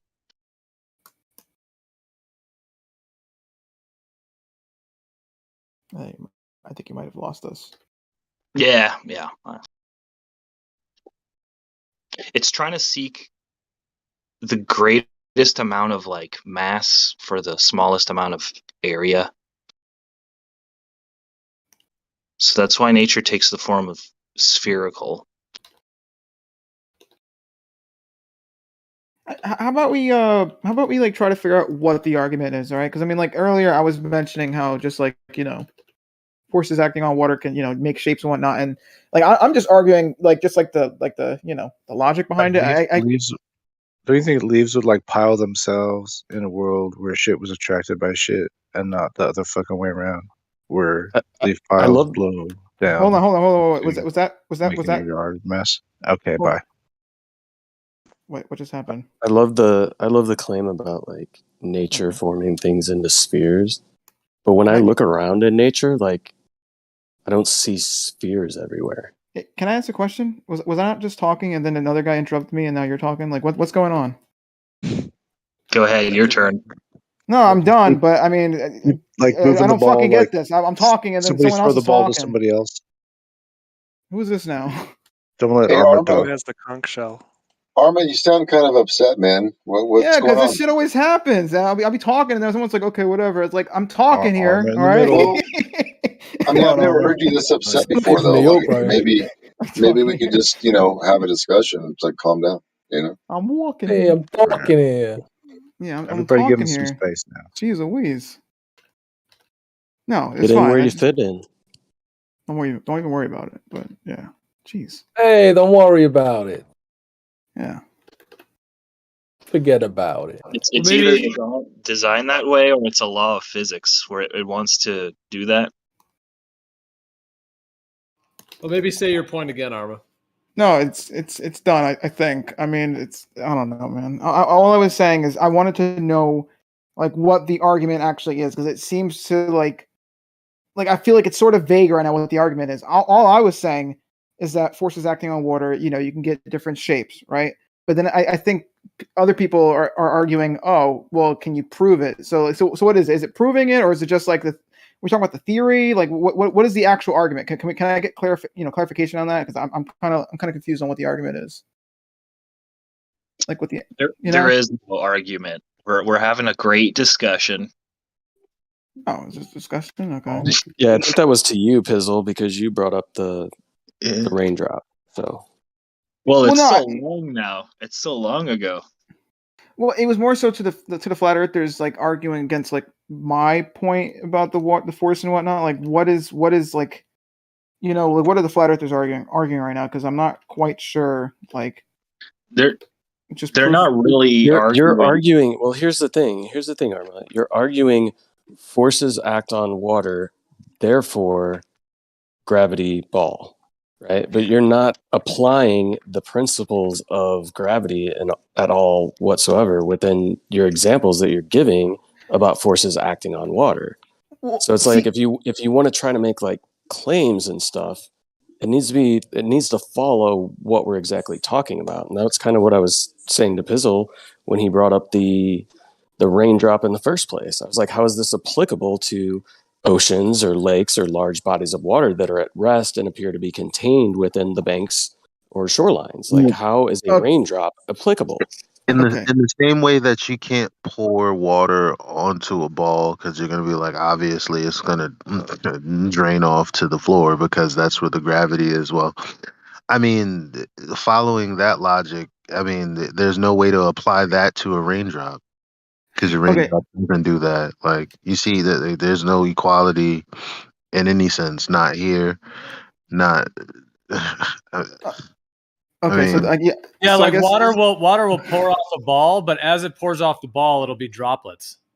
Okay, yeah. So I think there's sort of a mistranslation, at least with my argument. My whole argument is just like in theory or whatever, or like, just doing the math, it would make sense that, we get this shape. I guess now, yeah, we should be arguing about, like actual proof of it. All right. But yeah, my bad. All right. I totally misunderstood the argument. I was just talking about the theory or the math behind it. So, okay. I guess we can move to, I guess proving it. Which I wouldn't know how to do. I wouldn't know how to prove that. Gravity, with water sticking to a ball. There's only hypothetical things we can do or say. Right. Well, like all the examples that people try to give about, water taking this shape that seems to be some sort of cube, have some sort of sphericity to it, right? All the claims of that have nothing to do with gravity, which is the claim for the overall shape, which is usually what the argument is trying to support when people talk about these little raindrops and stuff like that. So the forces applied to water with the examples given of spheres aren't analogous with the claim that gravity is forming the earth and the oceans in the years, right? So it's nobody like has claimed that to be analogous or even related. I no one has claimed to be analogous or that's related. why it was brought up initially. No, it's brought right? up because people said no one ever sees water curve, and then of course you said waves, and he said water droplets due to the reason that water curves is because the shape of the Earth is round due to the non-parallel plumb lines, which are determined and verified by a geodetic survey. Picture a couple water drops like forming a perfect sphere, and then picture shrinking yourself down to the microscopic scale, and like you'd be seeing a tiny portion of that huge drop of water that you're on, right? Because you'd be shrunk down to such a small scale compared to the water, and the whole entire thing would be a sphere. So like with the Earth, when you picture patches of water here and there, like the oceans or the lakes, it's kind of similar to what I was trying to explain there. Shrinking yourself down to like to Like the the bead of a sweat on a fly's ass. That's how small you want to think about it. We're tiny compared to the Earth. So yet when you think of a water drop, you have to shrink yourself all the way down so that you're only seeing like a tiny portion of it. Like your field of view is tiny, even if you're like on top of a skyscraper.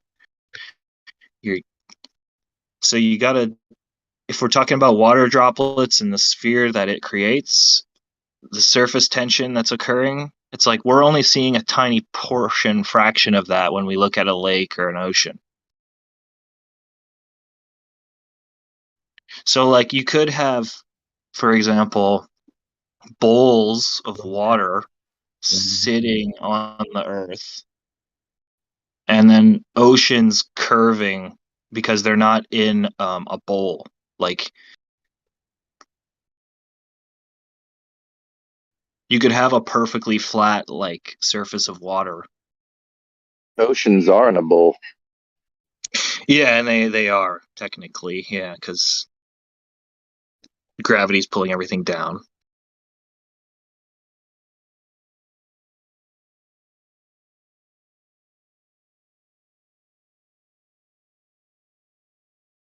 I just believe Well, like a they're limit. not in a bowl because gravity is pulling everything down, regardless of gravity pulling things down or whatever it's doing. We know that we call it an oceanic basin because obviously you have the beach and then you have the depression of land that is in the sea. So, I mean, Well it's said. quite literally a bowl. Yeah, it's bowls. Yeah, there's many bowls of water. Yeah, basin's a good term there, Eli. Eli, do Yeah. you ever see any basins that are spherical shaped? Have you seen spherical shaped basins? How about level with the Earth level? Not horizontal. They're level, right?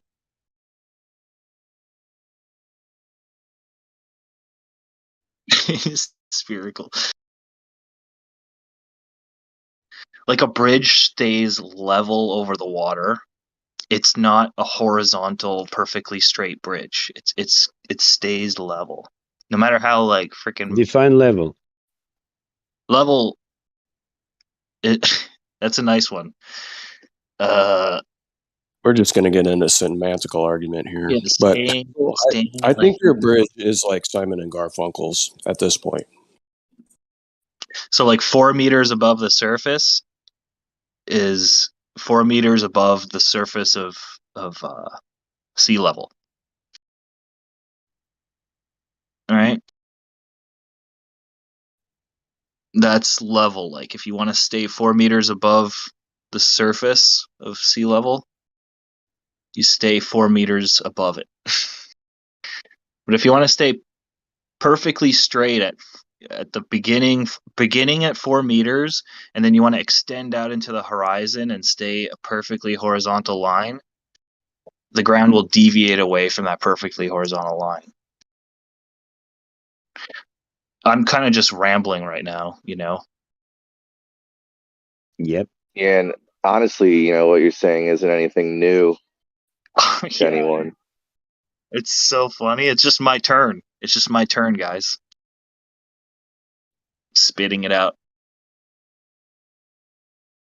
Let it all out, man. Let it all out. And another thing. Yeah.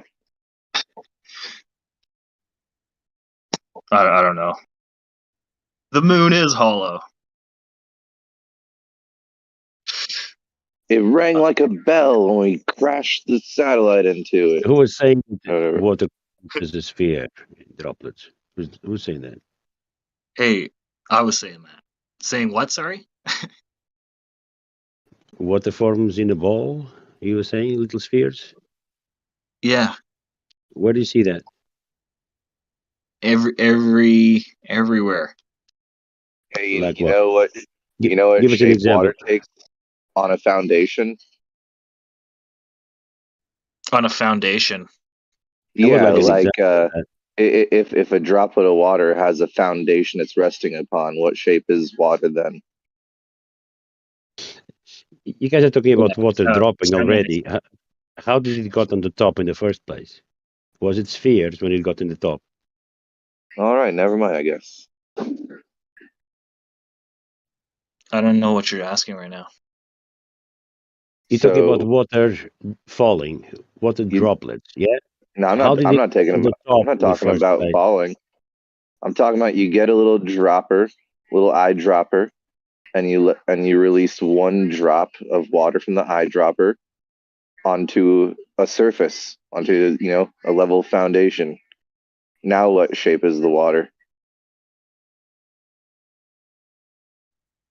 Flat on the bottom and domed. Domed, yeah. It's trying to form a perfect sphere, but it's being pressed against the surface it's on. Yeah, it's resting on a foundation, and it takes the shape of a firmament. Okay, listen. It takes a semi-sphere, right? And it sits there on your desk or whatever. And Well, it's not a semi. It's not there's a no semi-sphere because it's not like it's not like a hemisphere of a globe, right? It isn't that curved to that manner or to that degree. You know Well, what I'm yeah, I saying? mean, it can be like if it can, if it's a small drop, it can be a nice hemisphere. Like, and it can even be more than a hemisphere. It can be like 80%. Yeah. Nah, that doesn't make any sense. That's going against the laws of physics right there. It would obviously spread out.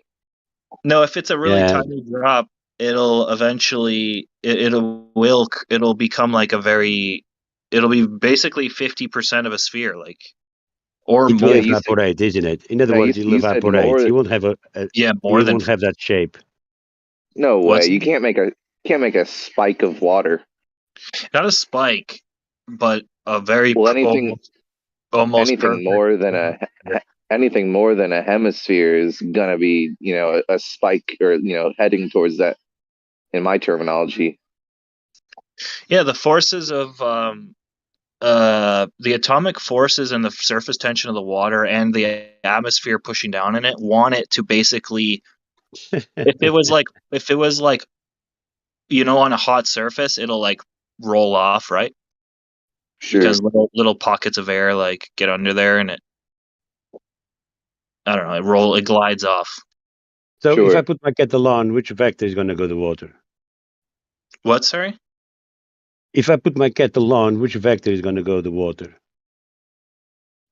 If you put your kettle on, which vector the water is going to go? I think he just wants to hear up. Which vector? Which vector is my water going to go? I'm glad you understand the question. I love it. Away from the elements, like upward from the element, and then so no force of down then. When you say the water droplet, yeah, it's already falling, isn't it? How did it got there on the top in the first place? No, even that guy was saying you take a dropper and drop one on your desk, and even you can see it. Okay, you're talking about a water dropping. You're talking about a drop. That's what it makes a droplet, isn't it? Dropping. Yeah, a droplet. yeah, or a Yeah. drip. Yeah, I understand exactly what the word means. Now, How about before about dropping, before falling, how did it Right. got there in the first place? before falling? Yep. Someone had to lift it up. It was given energy, and yeah, it went up. It was given potential energy. So it was gas at some point. It went up to the clouds, and then it formed into water, and it dropped. Correct? For rain. Sure. For rain, for So droplets, any if you droplets. slap your hand into a pool, a lot of water droplets will go upward. So They won't have to be gas first, though. What, sorry? I was just backing up that like water droplets don't always have to condense from a gaseous form. You can and make some water droplets. But as far as rain goes, sure, it's gaseous and it condenses into a droplet, I guess. Yeah, you just need condensation. You don't need rain. A good question would be- You just need to be cooking in a closed space, and you'll see the steam, and you'll see the droplets coming from the wall or from the ceiling, even if you give it enough time. But how did he got there in the first place? He went up. Potential. Yeah, giving something potential energy. Like So if there I is no pick force of down then. there is a force of down. Yeah, we know that. Yeah, it's been debunked by Einstein, 1915. Yeah. Even if you want to talk about pressure gradients, that would be your force of down. Like why are heavier things? What about the gases pressing up? Gas is pressing up. Yeah, that does happen. Like a hot air balloon, for example. I don't know. There you go. So no pressing of down. There's up and there's down and there's sideways as well. Yeah, all around, up and down, and all around. So to assert that there is this force of down is nonsensical, isn't it? Something's pushing things down or pulling things down, and in the flat Earth world, something's doing that as well. So, what do you want to call it? What I want to call it? Well, there's a name for it, isn't it? Yeah, gravity. I don't even like electrostatic acceleration. Like, I don't like the word gravity. No. You don't like the word gravity. All right. Even as a Glober, I don't like it because we still apparently have no explanation for it. Well, I mean, sorry, like it's still a theory. We call it relative density disequilibrium. That's what we call it. Well, yeah, I hear you. If we wanted to make a new word, well let me ask you first. Which word came first, grave or gravity? Or as we say, gravity? Grave or gravity? Obviously, grave, I think. Well, yeah, it's like a shorter word, so it probably came first. But like the word gravity was being used before it's like, modern, way of meaning. Like people would still say like the gravity of the situation. Yeah. Before the. Maybe they should, like. Well, I don't know actually. Maybe that got adopted after the Einstein or the gravity Newton of or whatever. Like it seems like a word we would use now. Yeah. No, gravity is a good word. Gravitas, definitely. Right. It's been around. Yeah. The problem is that people don't know what gravity is, and they misrepresented it. Yeah, gravity is meant to be the bending of space-time, but back in the day, it used to be the same as weight. Gravity would be applied to weight. Same thing. It doesn't mass. matter. Shadow, hold We're up. gonna go off topic anyways. Okay, so Shadow, what is gravity? You said you knew. Most people don't. You know. I define it to be the acceleration of free fall. So the acceleration of free fall. So not a force. Acceleration. That'd be a performance. Like little. The definition So like of little a g. force is that if there's acceleration, there's a force. That's Newton's laws. That's by definition. So yes, it's a force. Why is that So guy you- so quiet? No, Professor Brian Cox disagrees with you, man. Even Einstein. Just to word it better from your side, gravity wouldn't be the acceleration downward. It would be the cause for that acceleration, right? I don't think he understands the difference. He's kind of equivocating the two.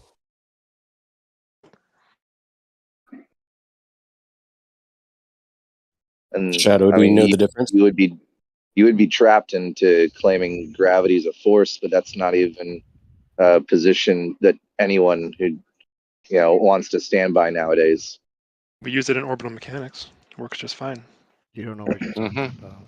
By definition, it's a. By definition, define it's a gravity pseudo as a force. You don't know understand. By Well, you can think of it as a force, but it's not a force. George Musser tells us. Careful who you say who doesn't know what he's talking about. You must Especially consider if it you a think force. Gravity's a force. It manifests as a force in 3D world. That's what the tensor is saying. So, but George So it Mercer is what? Is it the force or the acceleration? Because if we're talking about a force, if we're talking about the standard equation, F equals ma, right? So the force is equal to mass times acceleration. So we're talking about big G, little g. Is the shadow guy, I think, is equivocating the force and the acceleration to be the exact same thing. Oh no! I didn't mean to. I didn't hear equate that. it together. I get the fact that the weight the weight of gravity is a force, and the word gravity itself, W equals mg or whatever. But sometimes by physics we define g as the acceleration. What's I define it just to Is be that a date, man? acceleration. And if you're going to talk about the force of gravity, I'd rather just throw in the word the force of gravity. But no, obviously they're not the same. But there Right, is so we can. But the point is that there is an acceleration that causes us to fall towards the ground. Why not just call that But a force? what is the cause of the acceleration, right? What is the It sounds like a cause of the phenomenon, force? man. What is the cause of the force? What is the cause of the force? What is the cause? The cause of it. Gravity is the that's effect. something else. Yeah, because gravity. What you're claiming right now is the We're not effect, right? saying that Gravity being the we're effect. not saying that what the cause of it is. We're saying that there is a gravity, whatever the heck that is. That's something you can argue amongst yourselves. Right, there's an effect. But cool. there is a Like gravity. we see the effect, right? Nobody's denying the effect. Cause is the mass, the amount of mass. What's mass? Molecules. The amount of mass. What do you call the force that mass exerts to bend something? What's that force called?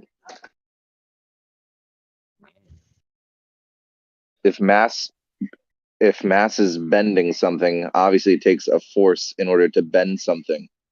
What mass does what force? Back to gravity, the effect, gravity. What force does mass exert onto space-time to bend it? Well, I find it funny that gravity is all parts of F equals ma. It's the mass, it's the acceleration, and it's the force. That's not really true. Two gases have mass. But that's how it's argued most of the time, right? So when you try to pinpoint it down to one or the other, some other part of that equation comes up as being gravity. So when we're talking about gravity, what would be the causal nature of gravity? What? So gravity.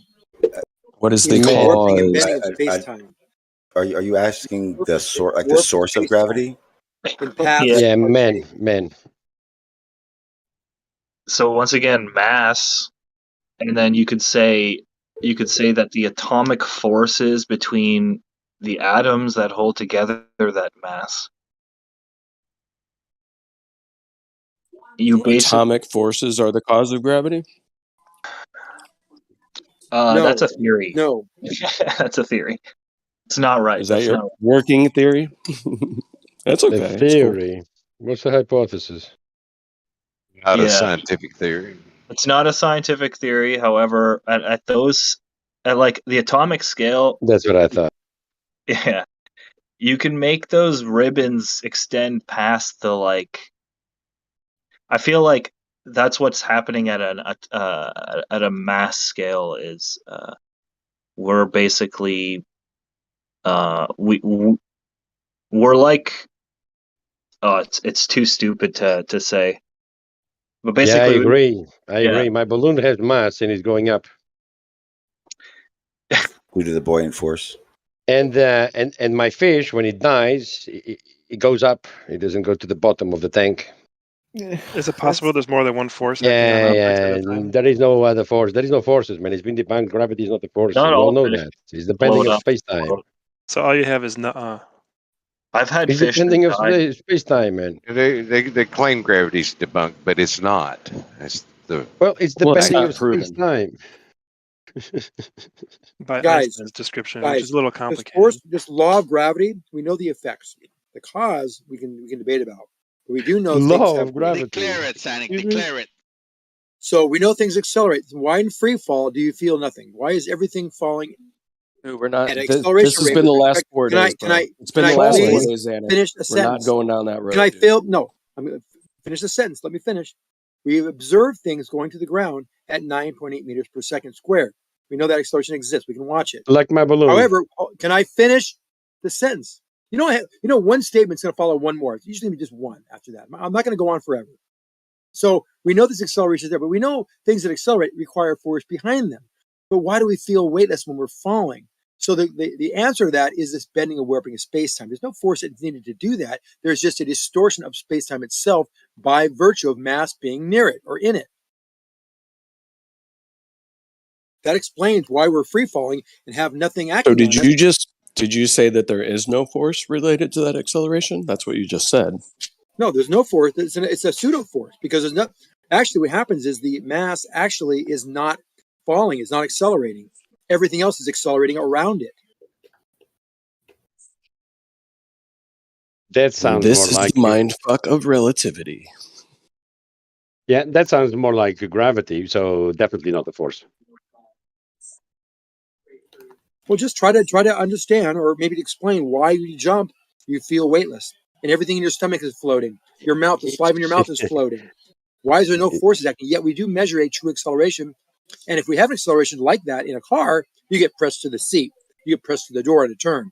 We don't have that same, but we have the same exact acceleration we measure going down. Why is it only down we measure the acceleration, but no force is felt? Why? There is no phenomenon, Zanuck. You know that. It's not a conundrum. There's an Things explanation are not for it. Very simple falling one. like you were saying, isn't it? It's men dropping things. Things are not falling. There is no phenomena. So if you separate two magnets and they reattract, is that they only attract because you separated them, or is there some kind of force attracting them? Where there's no attraction, they wouldn't come back together. Interesting. George has no answer. Well, it was for me that question. Magnet has nothing to do with gravity, man. So Zanuck just told within you the magnet, that what is gravity So is how do a you know there's a concept. magnetic force then? It's pseudo-Riemannian force space, yeah, Einsteinian. That's what gravity is. It's not a force. So how do you know there's a There's no magnetic force of force? gravity at all. You should So listen how to do Professor things Brian accelerate, Cox George? and George Musser. George, how Well, do they accelerate? My balloon. Goes up, yeah, because other Yeah, mass yeah. below it is pushing it up. The other mass And below when is I pushing it up. yeah. Why, when you And- drop and- something, does it accelerate, George? George, you What do you mean accelerate drop something? it's in free fall. I drop my balloon. It's not on free fall, is it? It's going up. No, it's going up because the mass around it is I pushing it up. dropped No, it. it's being That's pulled down why at the- 9.8 meters per That's why second. that's why the balloon needs, No, it's needs a pulling the weight to other hold it, isn't objects it? mass around it. Yeah, my So balloon the has magnet- plenty of mass. Else is And guess pushing what? it The more up. mass I add on my balloon, further up it's going to go. More mass, This is up, like the Dunst hour. This is more it Dunst goes. tap hour. There is no. What you're saying is Just got nonsense. done There is no taking a force of chapter and gravity. explaining to my son about these exact concepts. He got it within One 2 minutes. force You guys taken 4 years to get. Let me ask you a question, let me ask you a question, Zanuck. You know, if I'm applying a force to a wall, right? I'm pushing on it, and I'm like maintaining that force, like 10 pounds of force, whatever, pushing on this wall. Like something's got to give in order to maintain that force, right? No, not right. What has to give? I have to like expend calories. There's like a fuel source behind what's maintaining that force, right? Well, so the force acting on the wall, no work is being done because nothing's moving. But inside your body, to be able to have those muscles contract, there's blood flow, and there's glucose being utilized, and the ATP relationships are also going on as well. That's where the energy is going. You'll get hot and warm and sweaty by doing isometric forever, but no work is being done outside on the wall. But inside your body, work is being done. That's not a problem. But for me to push on the wall, I have to be pushing on the floor and the wall, and the floor and the wall have to be pushing back against me, right? And they are. Yes, no work is being done. That's it's none of my concern. Net force zero. Yeah, sure. That's fine that it balances out. But in order for me to apply that force, something's got to give. There's got to be some sort of energy flow, some sort of fuel source in your body. expended. So I got to have to respond again with the same exact response. No, I heard you. I just have a larger point. Okay, just making sure we're clear on that. So, what fuel source is being expended for a magnet to constantly pull on another magnet? Again, there's no. If it weren't pulling on it, one would just fall off the other, like a kitchen magnet to a refrigerator door. They can repel, they can attract, it doesn't matter. Whole different set of circumstances. So magnets have these field lines of flux that they will align. These charges will align positive, negative, and there'll be a pulling force, attractive force. Yeah, hold on, let me finish. That? There's two parts, like I said before. The second part of that, with the body, there is blood and glucose used and ATP systems in place. That is burning calories. But in both cases, there is no work being done. No energy is being used to do what you're doing. You could actually lean something up that has a lot high weight, high mass against that wall, produce the same amount of force on it, leave it there for eternity, and nothing will get warm. There'll be noise associated with it. There'll be no calories burned. There'll be no energy used. So you have to start thinking about things in a very physics that's not way. True. It is true. No, that's not true. It is true. Two rocks leaning up against each other are creating a force with each other. No energy is being used. It'll stay there indefinitely until other forces actually come into play. Okay, well, let me ask you this. Do you not understand what I'm saying here? It sounds like you're just not. You're willfully not trying to understand. No, I mean, you're just not letting me respond. Anyways, I am actually. Zanuck, give him space to reply and don't interrupt him when he starts. Of course, I am. You're not, but let's just start. Turn over a new leaf here. So, wouldn't you agree that if there's some sort of long metal bar leaning up against a wall, isn't the middle of that metal bar under a greater tension than either end? And it's even bending, isn't it? It has to fight against something that's trying to bend it in half, maybe even snap it. Yeah, what is that? Gravity or what? What are we talking about? Doesn't matter. It's just that there is an effort that like something might even lose the battle eventually. It may eventually give, depending on the material of whatever bar is leaning up against the thing. At that point, work will be done, and the work's being done as such more of a pseudo force from gravity. The gravity force is due to gravity. If you weren't in a gravitational field, then that bar would not have a bending in the middle, whether it be made out of granite or copper. And eventually, when it does bend, work will be done. Hold on, as it bends, heat will be generated, noise will be produced, work will be done. Yeah, this reminds me, for whatever reason, We used to explore old buildings, old houses, really old, and the glass out of those houses would be thicker at the bottom than the top, where the glass over time would actually sag due to the gravity pulling on it. Because I it's don't a know if liquid. anybody's ever Actually, heard I of heard that. that. I heard Yeah. that's actually not true. No, That's it is how the true. glass was actually. That's how the glass was manufactured. It's not actually changing. It's not in a liquid state or in a pseudo liquid state. I'll have to look it up and I'll find a link to it. But I'm pretty confident that they claim that glass has not changed one iota. Anyways, my earlier point about the magnets is if you got a magnet stuck to a refrigerator door, it's under tension, and could it What's under like tension? is What's under tension? could a magnet given enough time stuck to a refrigerator door, give it billions and trillions of years, ever lose the battle between its force, keeping it stuck to the door, or would it ever fall off the door given enough time? The The door will magnetism disintegrate actually and the is magnet reduced. will stay. Eventually, the magnetism is reduced to that magnet and it will fall off the door. It will. Okay, so that was my original question. What's that fuel source that will eventually be depleted? There is no fuel source. No work's No, being done. there is. It's the alignment of the atoms. So with the bar example, after like 1,000 years leaning up against that, every atom would eventually shake its way to becoming north-south with the Earth. So the bar would literally become magnetized. And before it melted, before it even bent or anything, but if you increase the gravity, the bar would bend in the middle. Who was I talking to a second ago? Was that Earth is He's Life? Who invoking said again that a glass force and flows? gravity. So the alignment of the atoms is what creates the magnetic strength. If you have the atoms very aligned, the magnetism shoots out of the like entire electron's covalent bond and its shell. It gets way beyond it. Well, that's not necessarily true. The atoms aren't changing. You're just changing the alignment of the field. The fields are scattered when they're subjected to a very, very strong magnetic field. It will align those field lines of flux. When they orient themselves north and south, they have much more strength than they were when they were disorganized.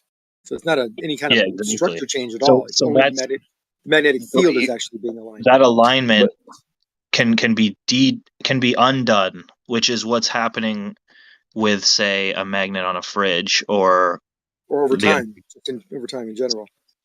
All right. Who was I speaking to a second ago about the glass flowing? That was me, Moyle. Yeah, I got a link for you. Yeah, I got it already. I'm looking at it. I've heard that never was looked an it urban up. legend, too. Yeah, we just used to like save the panes and make windows and stuff with them, but I'd never looked it up, but I have now. Yep. Yeah, it's just a measurement error. No, it actually is how glass was manufactured back then. It actually had a Oh. taper to it. They usually put that taper down. Oh, that's right. I remember that. Fun fact about moon rocks is they're almost all of them are magnetized. Moon rocks. This guy's funny. No, this is a fun fact for the flat earthers to the globe. It's that they're all. Do you have anything besides personal incredulity? Because that's pretty boring. No. He's saying that the moon rocks that were wood are magnetized or something? Those wooden fossils are magnetized because they. So There were no meaning moon rocks that turn out to be wood. Meaning that how did he got the moon rock? At some point been on a planet that had a magnetosphere or a north and a south pole.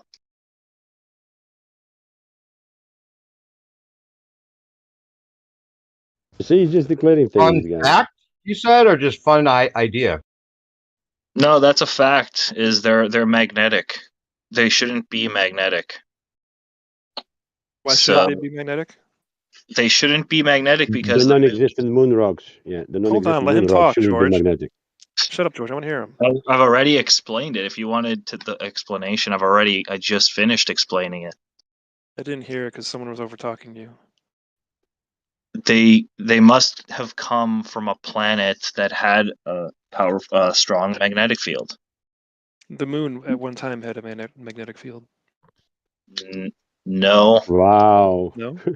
So No. wait, maybe the explanation is they didn't come from space at all, and they're trying now to figure out how to make it work Exactly. with the moon, right? Okay. Well, that's kind of with yeah.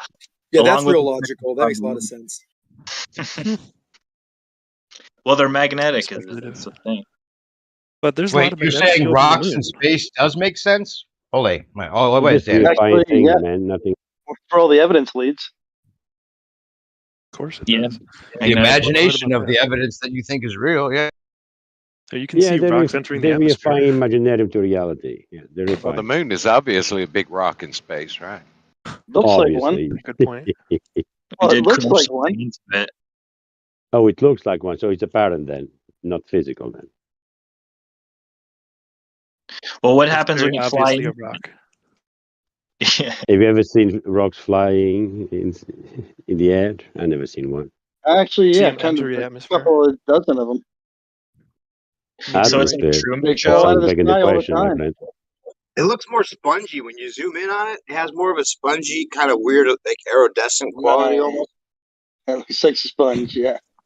Yeah, The weird moon sponge. is your cousin. The moon Yeah, is your cousin. yeah. Look at the link. I'm about the close one. This is like a really, really good close up. Is it made of cheese too? I think it looks cheesy. It's cheesy. Extra cheesy. Like my Subway sandwich. Like Swiss cheese too. Not any kind of cheese. Swiss cheese. Limburger. So, when you have a moon phase, like a crescent, yeah. If you zoom in on the darker part, what do you see? I see Earthshine. hills and shadows leading up to that. Poorly lit see- portion On of the the moon. darker part, I don't think so. I see a cheese croissant. What do you think we see, George? A cheese croissant. You see nothing. You see dark. You see nothing. Sometimes Actually, you no, can I see see. that's stars bullshit. through it. I usually see the earth shine on it on the other Yeah. side, yeah. So Yeah, George, you're full of shit because you can do a long exposure on that part and you'll see that part lit up. and it'll be the Yeah. same part that was missing. In that it is not lit up. You zoom in, Also, you see why would it nothing. matter if you're zooming into, like, say, a crater? It doesn't matter if you're zooming into, like, the bright side or the dark side, like the shadowy side. It's not, that's my point. It's not the shadow. And the dark side. There's nothing there. Yeah, there is. Well, he 'cause was you can saying take like a long crescent- exposure and see detail. crescent moon. If you only see a crescent moon in the sky and then you zoom in to where the moon should be, right? The rest of the moon is still there. Right. Still there. Same So always there. craters. yeah, it's still there. It's just not Or- illuminated. Yeah, or it would be cut off by the amount of light, the same way your eyes are.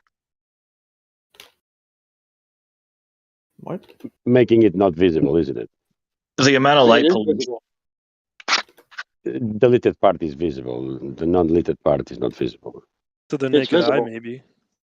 We're Yeah, not limited to naked eye measurements, are you? Naked eye measurement. How do you do a measurement otherwise? Obfuscation now, George. I would use an instrument. And I'm then what? I'm Is not it naked limited eye? to just the Is it human eye. naked 'Cause eye? human eyes suck. No, when you have the instrument, that's no Oh, longer human naked. eyes suck. How do you measure if you're not using your eyes? I use a tool. And how do you know what the tool measures if you don't use your eyes? George, context is important. And when we say sucks, Text is important. Yeah. We do Yeah, use so- our eyes at one Yeah. point. There you go. There's an instrument Wow, between there you that. go. That's so useful. Wow. Yes, I look at my It tool is with very my useful. eye. Yeah. Although It's if more I was blind, useful I than could look human at it eyes.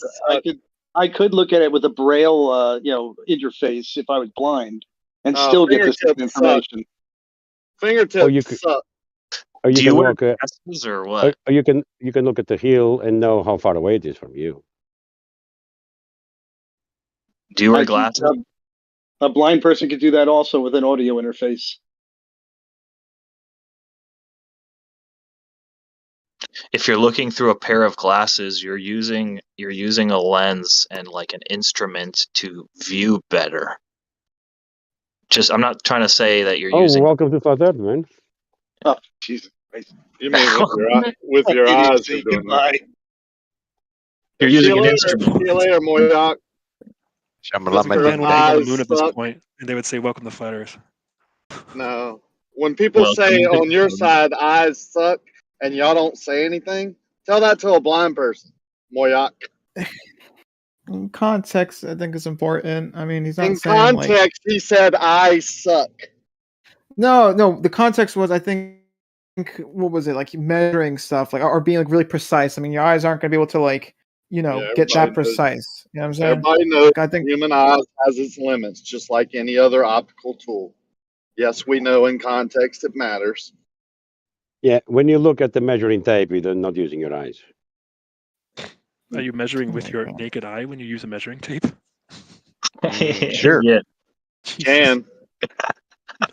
That's awesome. What are you laughing at? You can. I can tell what 10 foot is, basically. Because if Can't be someone as- asks me to work, I I'm just can't be going as accurate. to do it with my naked eye. Well, Yeah, I can do the naked eye test, sure. if I cut a lot of a people 1 can, but I meter mean, it's not- stick, hold on a second. If I cut one 1 meter stick, I don't need to measure anymore. I'll cut 100 sticks, all of them 1 meter, just by my eye and the first stick. With your naked eye, you can observe like your odometer on your car and watch it tick away. That doesn't mean you're using That's your amazing. naked eye to measure your speed of your car.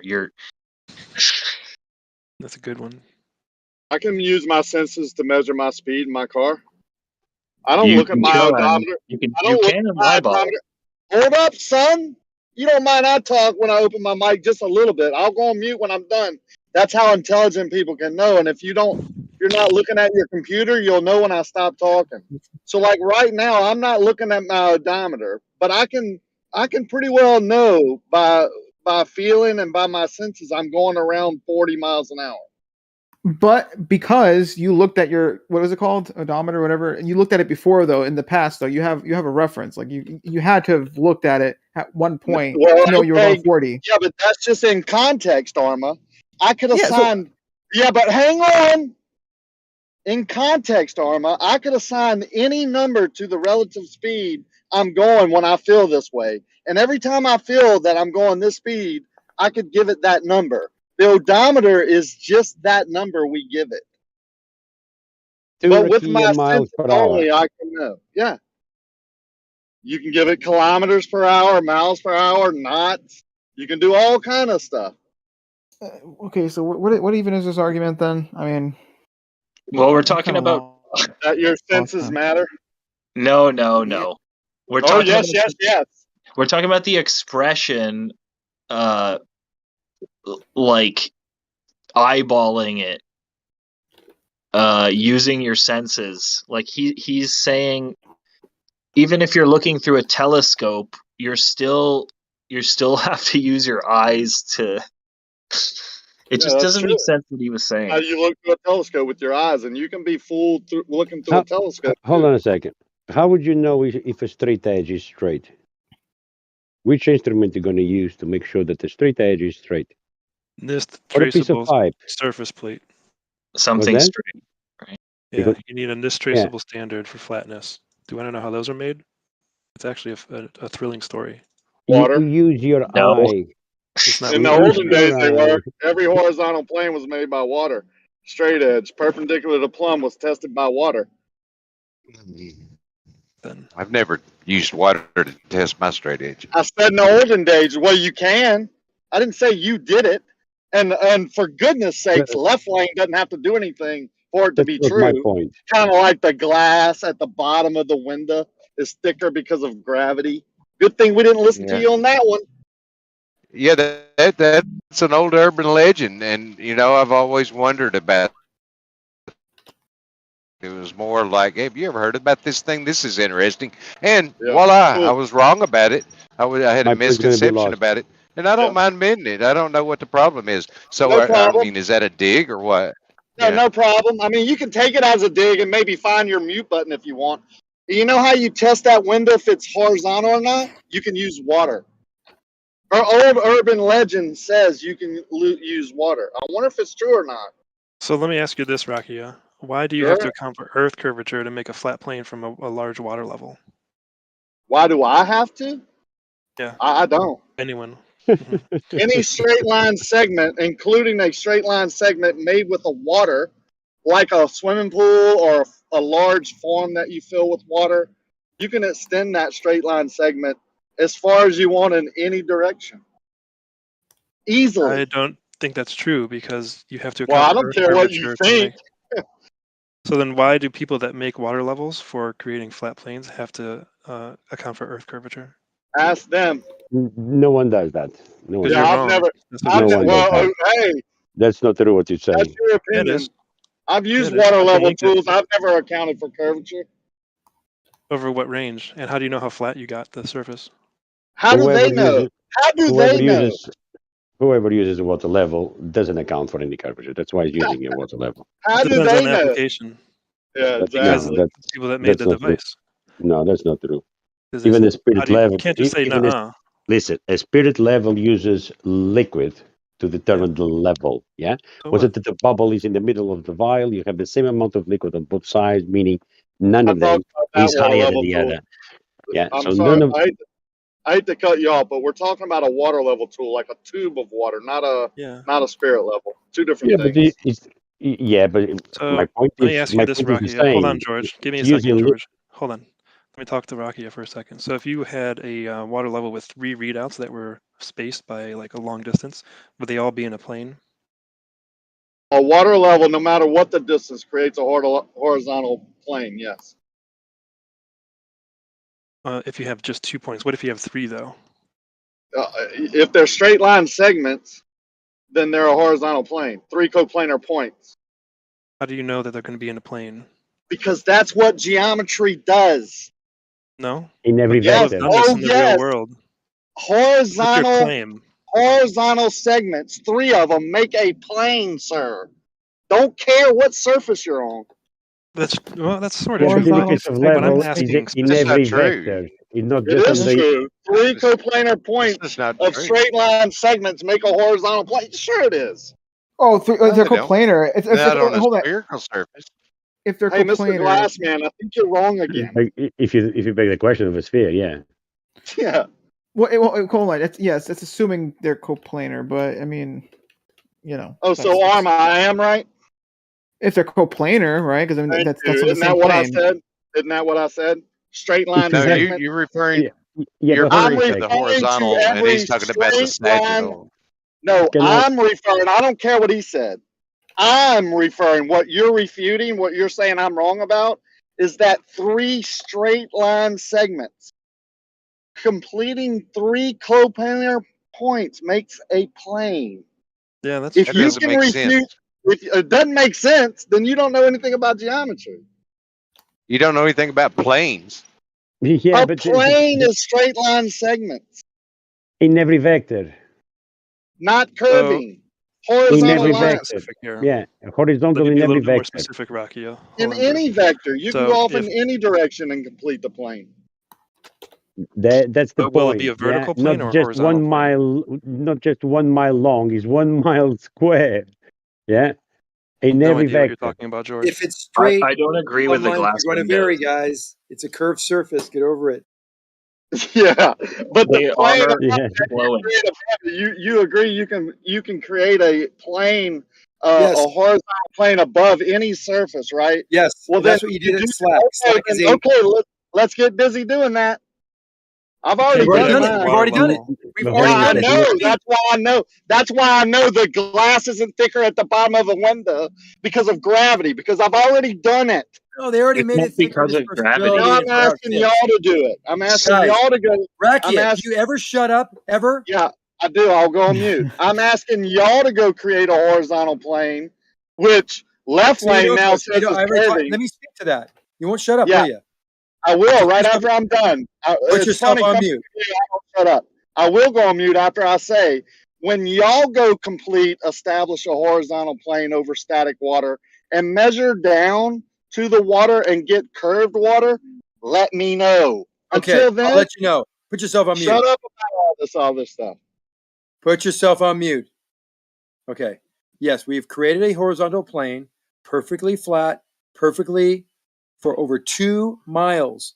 And in that 2 mile segment of a horizontal straight line within 20 thousandths of an inch straight over 2 miles, almost near perfectly straight, the plumb lines vary along the way, tough guy.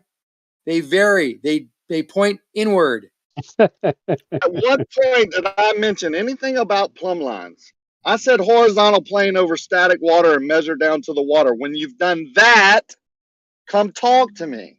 When you're not a government establishment funded by whoever, saying that perpendicular lines point inward towards each other, then I'll discuss it with you. As of now, I'm pulling up to my home and getting in bed with a heated blanket. Thank goodness for technology. Oh, Rocky, is this true Yeah, that these you hired some things. I mean, And we can do reciprocal it zenith can, angles over water as well, and they all show the same thing. no, it can't work Greater than over 180 over a degrees, as long as the sphere. water is curved. Yeah, it's been debunked anyway. Celestial navigation debunks Well, the all of problem that is, anyway. George, you can't even spell reciprocal, so I'm not going to worry about you, objecting. George, you have to do better than Yeah, just personal incredulity. I wouldn't worry either. Claim. That's just like unimpressive, George. Okay, I can spell reciprocal. The only response is no, I don't think so. And impressive, what? That we use the waters to navigate on top, and they need to be flat in order for celestial navigation to work. No, they Yeah, we don't. know how it works. I disagree. Why do you say that? No, You that's disagree. not true either. This is not Sextants about do agreeing. show a This 1 is not degree per about 60 agreeing mile or change. disagreeing, That man. only can happen on the curve, George. No, Sextants, celestial you're in the navigation wrong. only works You're in the wrong on a forum. curve. Only. You're in the wrong forum, man. It's not about agreeing or disagreeing, man. That's how it's done. Yeah, That's your basis claim. mariners travel the world. Yeah, and you use celestial navigation for them to find the destination, and it's only doable if you're using a stationary flat plane. Incorrect. Every measurement they make, every It's not distance incorrect. they travel Any corresponds to. George, I heard you spoke. I didn't say a word. Now it's my turn. Every single movement they make, every distance they travel corresponds with a 1 degree per 60 nautical mile relationship. That can only happen on a sphere. If you think it doesn't, show me how using basic trigonometry or geometry, either one, and you are absolutely wrong. trigonometry is one of them. You cannot have trigonometry on a sphere. It doesn't work. Triangles on a sphere. Come on. That's already you debunking yourself. I mean, if you Showing claim that you're trigonometry, that's how celestial navigation is done. Elevation angles to polarities into the sun. You don't know what you're talking about, man. You're just digging your hole deeper there. Digging my hole deeper. I mean, this has been debunked, man. You guys don't know what you're George, talking about. No, it hasn't. I actually not recently, but like I think 2 weeks ago, I've actually done celestial navigation with Bacon, like with a blender model or whatever. And we like did like the whole like circles and whatnot. We did circles and stuff, and we There you actually go. got within. I think. I mean, granted, I wasn't super accurate, but I got like within like 16 miles or so. I think. Okay. I'm just saying it works on a sphere. I mean, it's not like it doesn't. It works on a sphere. How does elevation angles work on the sphere, my friend? Elevation angles? Yeah. Well, so the idea. Easy enough. What do you mean easy enough? You know what is an elevation angle? What is an elevation angle? And an elevation angle isn't that the angle above the horizon that the star is? Above horizontal. Yeah. Above The angle horizontal. between 2 points. It's an angle between 2 points. Hold on a sec. Is what it is. It's an angle above horizontal, but not just above horizontal. Yeah, it's at 90-degree angle. Yeah. So what about the dip correction, George? There is no dip correction. The 90-degree angle, it's formed at the location, straight line from it and you. You cannot do this on the sphere. You can, because the thing is, a sphere has a horizon, all right. And from my knowledge, an horizon. No. Sphere. The 90. Listen. Yeah, the 90-degree angle is from your zenith to the star. It doesn't have anything to do with the GP. The horizon is the visible boundary where the sky appears to meet the land or the sea. It doesn't say nowhere in this definition meeting spheres or anything of that matter. Yeah, the horizon is the visible boundary where the sky appears to meet the land or the sea. And then you have a dip. You have a dip angle and a refraction input. Why not Deep just with angle? all No, you don't have any deep angle if you want in George, the water. No, you don't. use the vertical zenith and an angle from vertical to the celestial Mm. body, and you'll see that every 60 nautical miles you move, there'll be a 1 degree change. That relationship dictates a sphere only. 1 degree No change on the your exceptions, elevation George. angle. Yeah, Forget about the horizon. Forget about it's everything a you're talking about. Only use it's the a zenith angle, which it's is a the quality vertical. Yeah, synonymous. it's a vertical. The zenith is the 90-degree angle. It's a Can't hear me. vertical angle. Every time I talk, George, you just talk through me. I'm answering you. What did I say? What did I say, George? The zenith. Here's a You test. said the What zenith. did I say? The zenith. Repeat the argument that I gave you. The zenith that you mentioned is the 90-degree angle. That's what we're talking about. No. You cannot have a 90-degree No, it's not a angle to 90 the degree angle. zenith. It's Yeah, not it a is. 90-degree angle. It is. That's what No, it's celestial not. navigation says, man. No, Listen, zenith Zanek. is straight up. The Don't angle argue to with the me. Go and George, argue with this is why mariners you that didn't use this hear what every I said. day. You weren't listening. You're just talking. So stop talking for a second and let me finish. The zenith is straight up. The zenith angle is exactly the same as the co-altitude angle, and the co-altitude angle represents 60 nautical miles per degree of movement. So every time you see that degree from the star to the vertical zenith change 1 degree, that's 60 nautical miles. That can only happen on a sphere. Only. No exceptions. That's not correct, man. That's not How is correct. it not It doesn't correct? work on the sphere. The zenith, How is that not yeah, correct?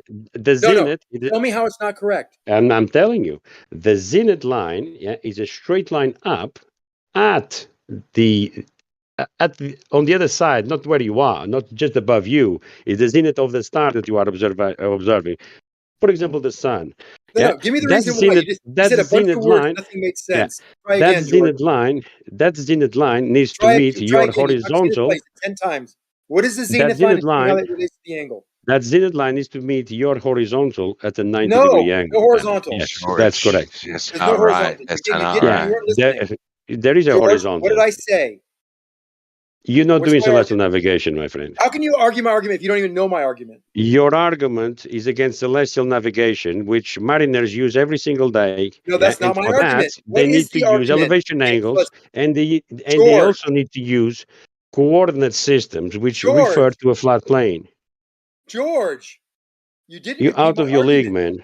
The argument is I have a vertical zenith. This is not even for discussion, man. With the co-altitude angle, which is the angle from the zenith vertical to the celestial body, North Star. You cannot have that angle complete, George. That angle is representative of 60 How do you have an angle from a curved degree. surface, man? Why is that incorrect? Because that's impossible on a sphere. How do you have an angle from a curved surface? You don't. There's no, dude. We're not talking about any surface. We're talking about an angle from the vertical. We're talking about Are you the angle that. What's wrong with you? Celestial navigation is done on the surface of the Earth. Yeah, if you're not talking about that, I'm not interested. This is not even for debate, man. What's not if for you debate? So you don't understand. It isn't. Celestial navigation is done on a sphere. Angles, That's not. No, it's not. No, it's not on the sphere. It doesn't work on the sphere, man. It does. Celestial navigation. I've done it. Or any type of navigation, you need to account the Earth to be flat and stationary for it to work. George, basically asserting something doesn't make it true. Asserting? No, I'm not asserting anything. I'm saying to you guys that mariners, people that travel the big oceans, they use sextants even today, to find their position. Yeah, and the way they do it is with the elevation angles to the celestial bodies that they are observing. Right. So it doesn't work on the sphere. You cannot have elevation angles from a curved surface. You cannot. Simple. This is not for agree or disagree, man. Can I ask George? You can disagree with me, and it makes you wrong. Do you see how baseless your argument is? Let me ask you this: What is an elevation angle? What is an elevation angle? Hold on. Let's talk what about is an elevation angle? Hold on. What is an elevation angle? Hold on. We already talked about that. So what do you mean we already talked about size? that? You didn't answer to me what was an elevation angle. Does the moon have an angular size? How is that measured? Angular? How do you have angles to the moon if it requires a flat plane? Does the moon have an angular size in the sky? Angular size, yeah. For you to have angular to anything, you need a flat plane for that. So you need to have a horizontal plane for you to have your angles. You don't know what an angle is. Jesus. You guys are laughing from your own ignorance, aren't you? Jesus. What's the flat plane used to get the angular size of the moon? What's the flat What plane is used an for that? angle? What is an angle? How about you answer this? Where is the plane? What is an angle? Where's the No, plane in the no, angular size of the moon? you're stuck, Where's George. the He plane? claimed angles on a sphere. Yeah, I'm saying you cannot have angles on a sphere. He doesn't. You don't have that on a sphere. Spheres, they don't have straight lines. They curve. And from a Okay, curved so we can- surface, you cannot have elevation angles. So we can never know the angular size of the moon, is what you're saying.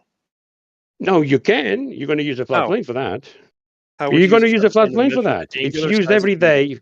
It's used every day for celestial navigation, Look at you. elevation angles to the moon's apparent location, yeah, and to the sun is the same thing. So how do I use elevation angles to measure the angular size of the moon? You're going to. How do you use it? Well, I'm not going to educate you. I'm not going to educate you. What makes you think Yeah, I'm going to George. educate you on how it works? I'm Sit telling down. you, the question, you George. need elevation angles, yeah, from a flat plane for you to establish how far away it's going to be, is apparent George, you location. fucking wrecked. George, sit Yeah. down. Yeah, man. Yeah. You didn't like it, did you? Can I ask you a question, George? You You said can ask me a mariners. question. You said mariners do You celestial can navigation, admit right? that you need elevation angles, yeah. Have you talked to one of those mariners who know how to get a position out of star angles? How to get the positions. If I spoke to them, why would I need to speak to them? No, I'm just curious. Have you spoke to any of them? Why? I said I'm just curious. I'm not answering that. You know the answer anyway. Yeah, I'll take that as a no. You know the answer. You know the answer is not that one. We already talked about this. No, I don't know the answer to that. It's personal to me. It's my family. I don't want to talk All right. about it. I don't want to bring them to the conversation. All right. Oh, For you to claim lines of longitude and latitude, you're going to require a flat plane for that. Yeah, because that's how it's done with the celestial sphere. Nathan Oakley. It's not Nathan Oakley. It's celestial navigation. a celestial sphere uses latitude and longitude as a flat plane. Celestial Correct. sphere. Correct. A celestial sphere. Yeah.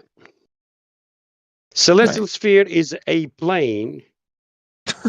Yeah, it's a plane where you Say that have again, slowly. dials. You have dials above, around that plane. Dials. You have a dial for the sun, like a ring, for the sun's position. So you have a complete circle. Yeah, and then you have another circle, another ring for the moon, and then you have another ring for different stars. The agglomeration of these rings, yeah, it's what you visualize as being the celestial sphere. But it requires a flat plane in the center of it for everything to work, because it's used for you to find your position, and your position is in the middle, right at the center of the celestial sphere. So once that you put the dial of the sun for the latitude that you are observing the sun, yeah. So you observe the sun's latitude and you put the dial for that latitude. Yeah. You observe this star at this latitude, you'll put another dial for that star at that latitude. And once you have these latitudes together, it will pinpoint your position in the center of the flat plane. That's what the celestial sphere is all about. The armillary sphere. I'm very proud of it. It's I don't part think of my you've seen flag. any tutorial on celestial navigation. Tutorial. It has nothing to do with. It has I've nothing to seen, do with how it's actually done. It has. That's how it's done, man. They use No, the that's almanac. not how it's done, George. They use the nautical almanac, which positions these celestial bodies that we are observing, the sun, the moon, etc., yeah, over the flat plane. So anywhere in the world, the moon will be above the head of somebody, or the sun will be above the head of somebody at 90-degree angle. So those positions are recorded on a grid system, a flat plane system, lines of longitude and latitude. I have one question in response That's how to that. it's George? done. My book doesn't say anything like that. My FAA pilot training manual. Why should I trust you over my book? Trust in me. You don't need to trust in me, man. I'm telling you, this is how it's done. Celestial navigation or any type of navigation, yeah, it requires a flat plane. The book Yeah, it doesn't does say say. that, though. It does say. You can say I'm you sure. can say I'm sure you the don't book have has to maps. trust me, and then you just I'm say sure that. that's how I'm sure the celestial book. navigation is done. I'm sure the book have flat maps, no, for you It to doesn't navigate have on. anything about a flat Yeah, yeah. plane for celestial And navigation. Why should I the listen book. to you over my book? Answer me Yeah, that. yeah. And I'm sure the book also says that north and south is horizontal, not up and down. I'm not talking about any of that. I'm asking you, why should I listen to anything But you you just should be said? talking about that because that's how you travel horizontally. That's not what why my book says. it's a plane. My That's book what the doesn't book say a says. plane, though. Why should I listen to It you over does my book say. that works perfectly and that every pilot No, uses? every Why? Tell me pilot needs why. to account the Earth to be flat and stationary. That's not what the book says. That should begin with. NASA has plenty of documentation referring to that. No, the book Oh yeah, for the FAA pilot training doesn't say that at all. So why should we it listen to you does. at all? It does say. It does say. No. They You don't also say account. there's Don't no account for wind. these things. There's no wind. The airplane's a rigid frame. It doesn't flex. It says a lot of things that aren't actual, right? Go and speak with one of the red arrows, yeah, and see when they're doing acrobatics close to each other, how much they account for curvature. No need. There's no need to account for curvature No when you need. fly. That's a fact. Well, because it's not existent. Yeah, I agree with you. It's irrelevant. We don't account for those things. It's irrelevant. Yeah.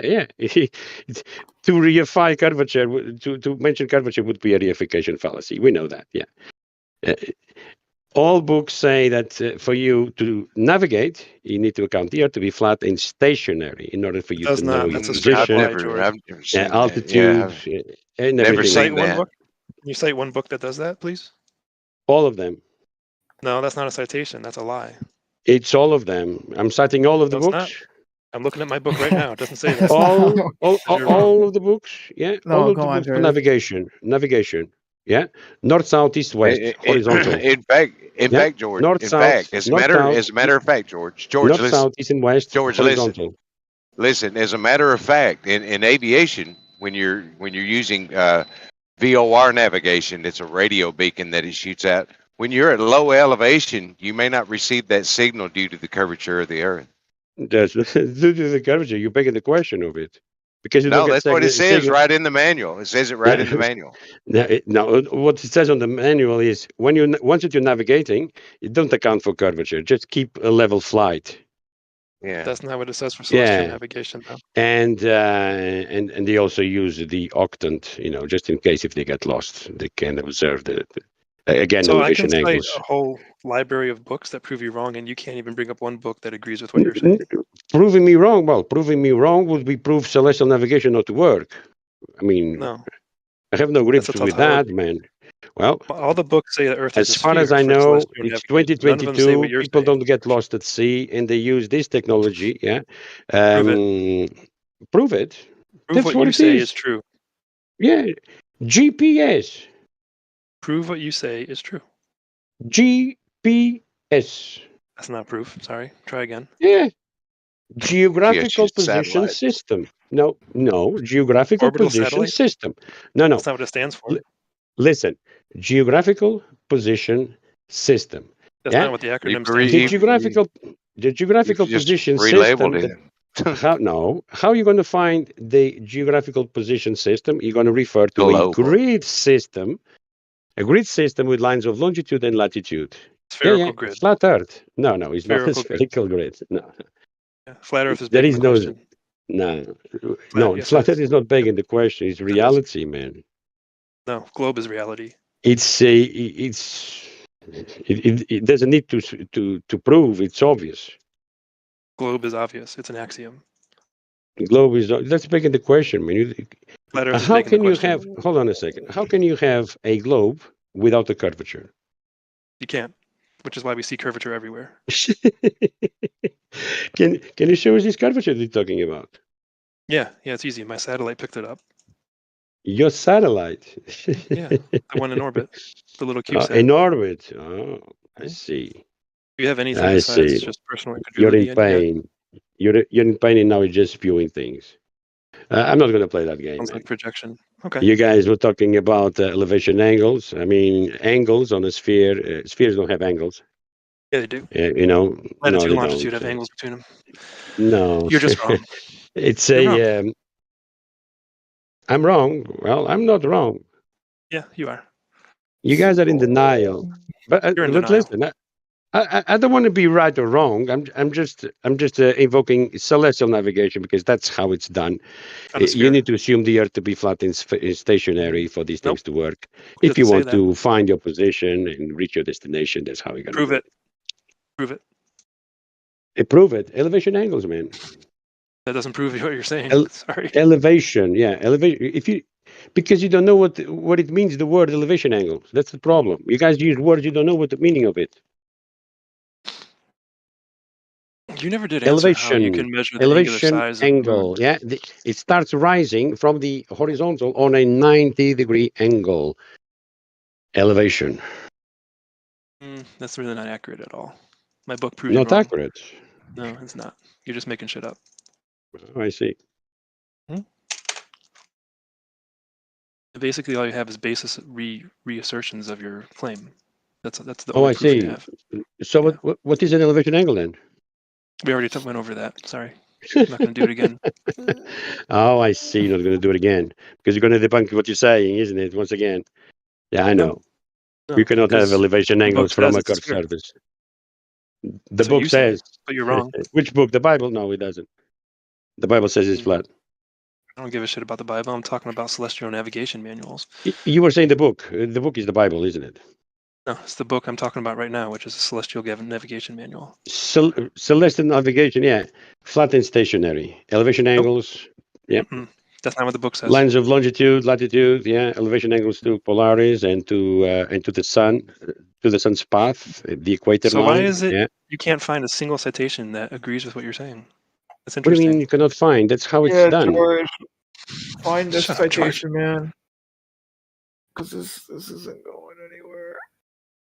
This is sad. Well, it's do you not mean going show anywhere. curvature? Obviously, It's obviously there. This has been debunked, man. We shouldn't be even talking dear about George. this. Cognitive Just is strong entertaining with you you. guys. George, I wonder why. I mean, I hear a lot of talk, especially from the Oakley side, about how celestial navigation debunks the globe, but I've never yet seen anyone at all ever demonstrate using celestial navigation to locate a position. Really? I don't know why would you say that. Have you seen anyone do it? Ask Mick Toons. Yeah, Big Toon, he's got the challenge up, but no one's met it. Well, what do you mean? He debunked himself, man. Should I post a video for you to see? Let me see the video. Let me see if I find it. YouTube. Here we go. Here.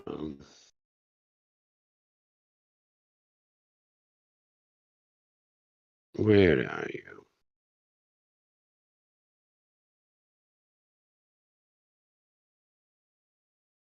Here we go. Let me share with you guys. There you go. You should ask Mick Toons. He knows very well he needs for him to have an elevation angle, he needs a flat plane for that. No, he doesn't say that. Listen to the video. Oh, I think somebody did some clipping and made it sound like he was saying something he wasn't saying. Is that the one you're talking about? So you deny that he said that? He didn't say what he said. Yeah, I did see a video where they clipped out and did sound bites and made it sound like he was saying something that he wasn't actually saying. That's dishonest, man. That's not very nice. Dishonest. Well, that's how it's done. He knows very well. Listen to the video. No, you can chop people's words up and reorganize them and make it Ask sound him. like they're saying something they're not saying. That's why I'm saying for you to ask him. You should take it on him. I've heard him enough to know that he wouldn't say that. Yeah, he knows that he needs an elevation angle for his circle. He needs to have a radius for his circle. He needs a flat plane for the circle to be drawn on, which is the flat map. And the position is going to be over the flat map. The line of the longitude and latitude on the flat map will determine where the angle, where the radius line is going to go to. Yeah, that's how it's done. You need a flat plane for that. Don't.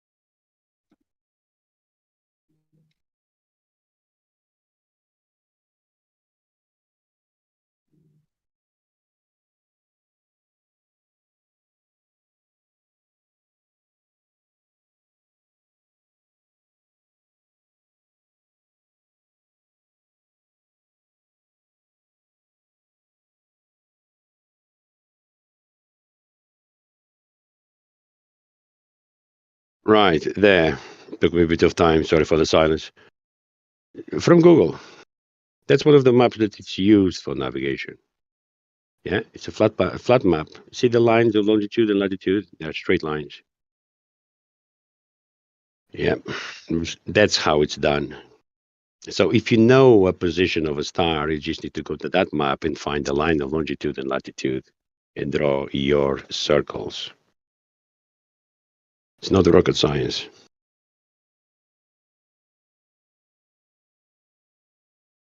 How do you get the radius of that circle, George?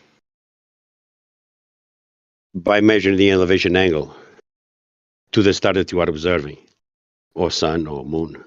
What is is it the co-altitude angle? Now, first you have the elevation angle. Uh-huh. And then you deduct, for you to find the co-altitude angle, you need to deduct your angle measurement from 90 degrees to give you the co-altitude angle. But the 90 degree, without the 90 degree, you don't have co-altitude angle. That's the nail in the coffin. To nail in the coffin, how? It cannot have 90-degree angles on a sphere. Sure you angles can. Of no. Sure you can. You've got a horizontal plane at your feet. You've got a zenith straight up above your head. That's a 90. That's a 90-degree angle right there. Yeah. Hello. A sphere doesn't have horizontals. What are you talking about? Huh? A sphere don't have horizontals. Well, yeah, you take the dip correction to get to your horizontal. Spheres. Yeah. Spheres don't have horizontals. Yeah, no, that's why you take a dip correction and you get a tangent. Yes. No, that's not why anything. Spheres. Yeah. Why do you do a dip correction? Okay. Dip correction. That is if you are above the surface, you need to deduct that. Yeah. But if you are any at all, if you're 6 feet above it, you need to do that, right? But if you're in the water, you don't have to, do you? Yeah, sure you do. No, you don't. There is no correction to do if you're in the water. The same thing if you do this. If you're doing this on land, or if you're using a bubble instead of the horizon, you don't need to do a dip angle. No, you don't with a bubble section because it establishes a horizontal at the instrument. There right? you go. Yeah, the reason why you need to correct it on the other one is because you're using the horizontal that the plane offers you. Yeah, well, I mean, the horizon's Yeah. below eye level, and the higher you go, the further below eye level the horizon is. So you've got to And correct for that, right? no, you don't need to correct for that. No, you need to correct for your height above the surface because you're using the surface. You're using the Not above the horizontal plane. surface. Yeah, you're aiming at the surface. Yeah.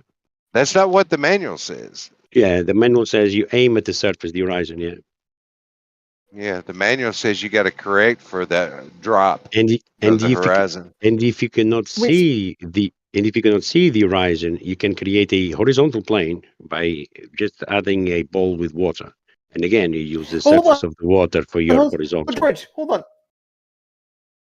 Okay, so George, riddle me this: why can't I do that?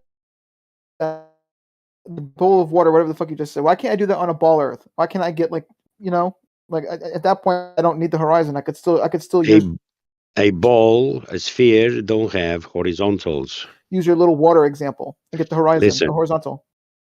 So Spheres you don't just have say you can get like a horizontals. bowl of water, right? Yeah, that is to What was that? establish a What did you just say? What artificial. did you just say though? That is to establish an artificial Oh, yeah. horizon. George, that Yeah, is I could simply still get not true. What do you mean it's not true? Well, Just do a simple tutorial on how to use a sextant on YouTube, man. You'll see Yeah, what they're that's right. talking That's about. exactly right. You do, Yeah. go look at the simple Go and look. tutorial on YouTube, and it'll debunk everything you're saying. That's not correct. but Skyline, hold on. He doesn't realize he just kind of like shot himself in the foot because he just said you can create an artificial like horizon or whatever, like using like a bowl or whatever with water. So Correct. I could do that. I could do that on a ball Earth as well. No, you cannot. Yeah. A ball don't Could have you do it, horizontals. George? Hello? George, could you do it Hello? standing on a hillside? Could you do it standing on a hillside? No. Listen, a ball don't Or have could you do it standing on horizontals. top of? Could you do it standing on top of a mountain? On top of a mountain. George, if you Yeah. could do what? Do what? Oh wait. But the mountain's got curve to it. How could you Do do it what? from the top of a mountain if it? Take a sextant reading. Top of the mountain.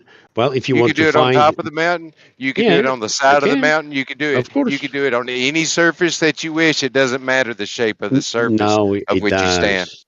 It does. Yeah, it no, does it doesn't. because No, it doesn't. it does because for you to establish the height of the mountain, the mountain. Now that you establish the height of the mountain, you can climb to the mountain and then measure again elevation angles from that level. Yeah, because mountain's you are at a curved. different level. No, you are at a different level. We're establishing a different level on the top of the mountain. But now you Mountain's know the curved. height.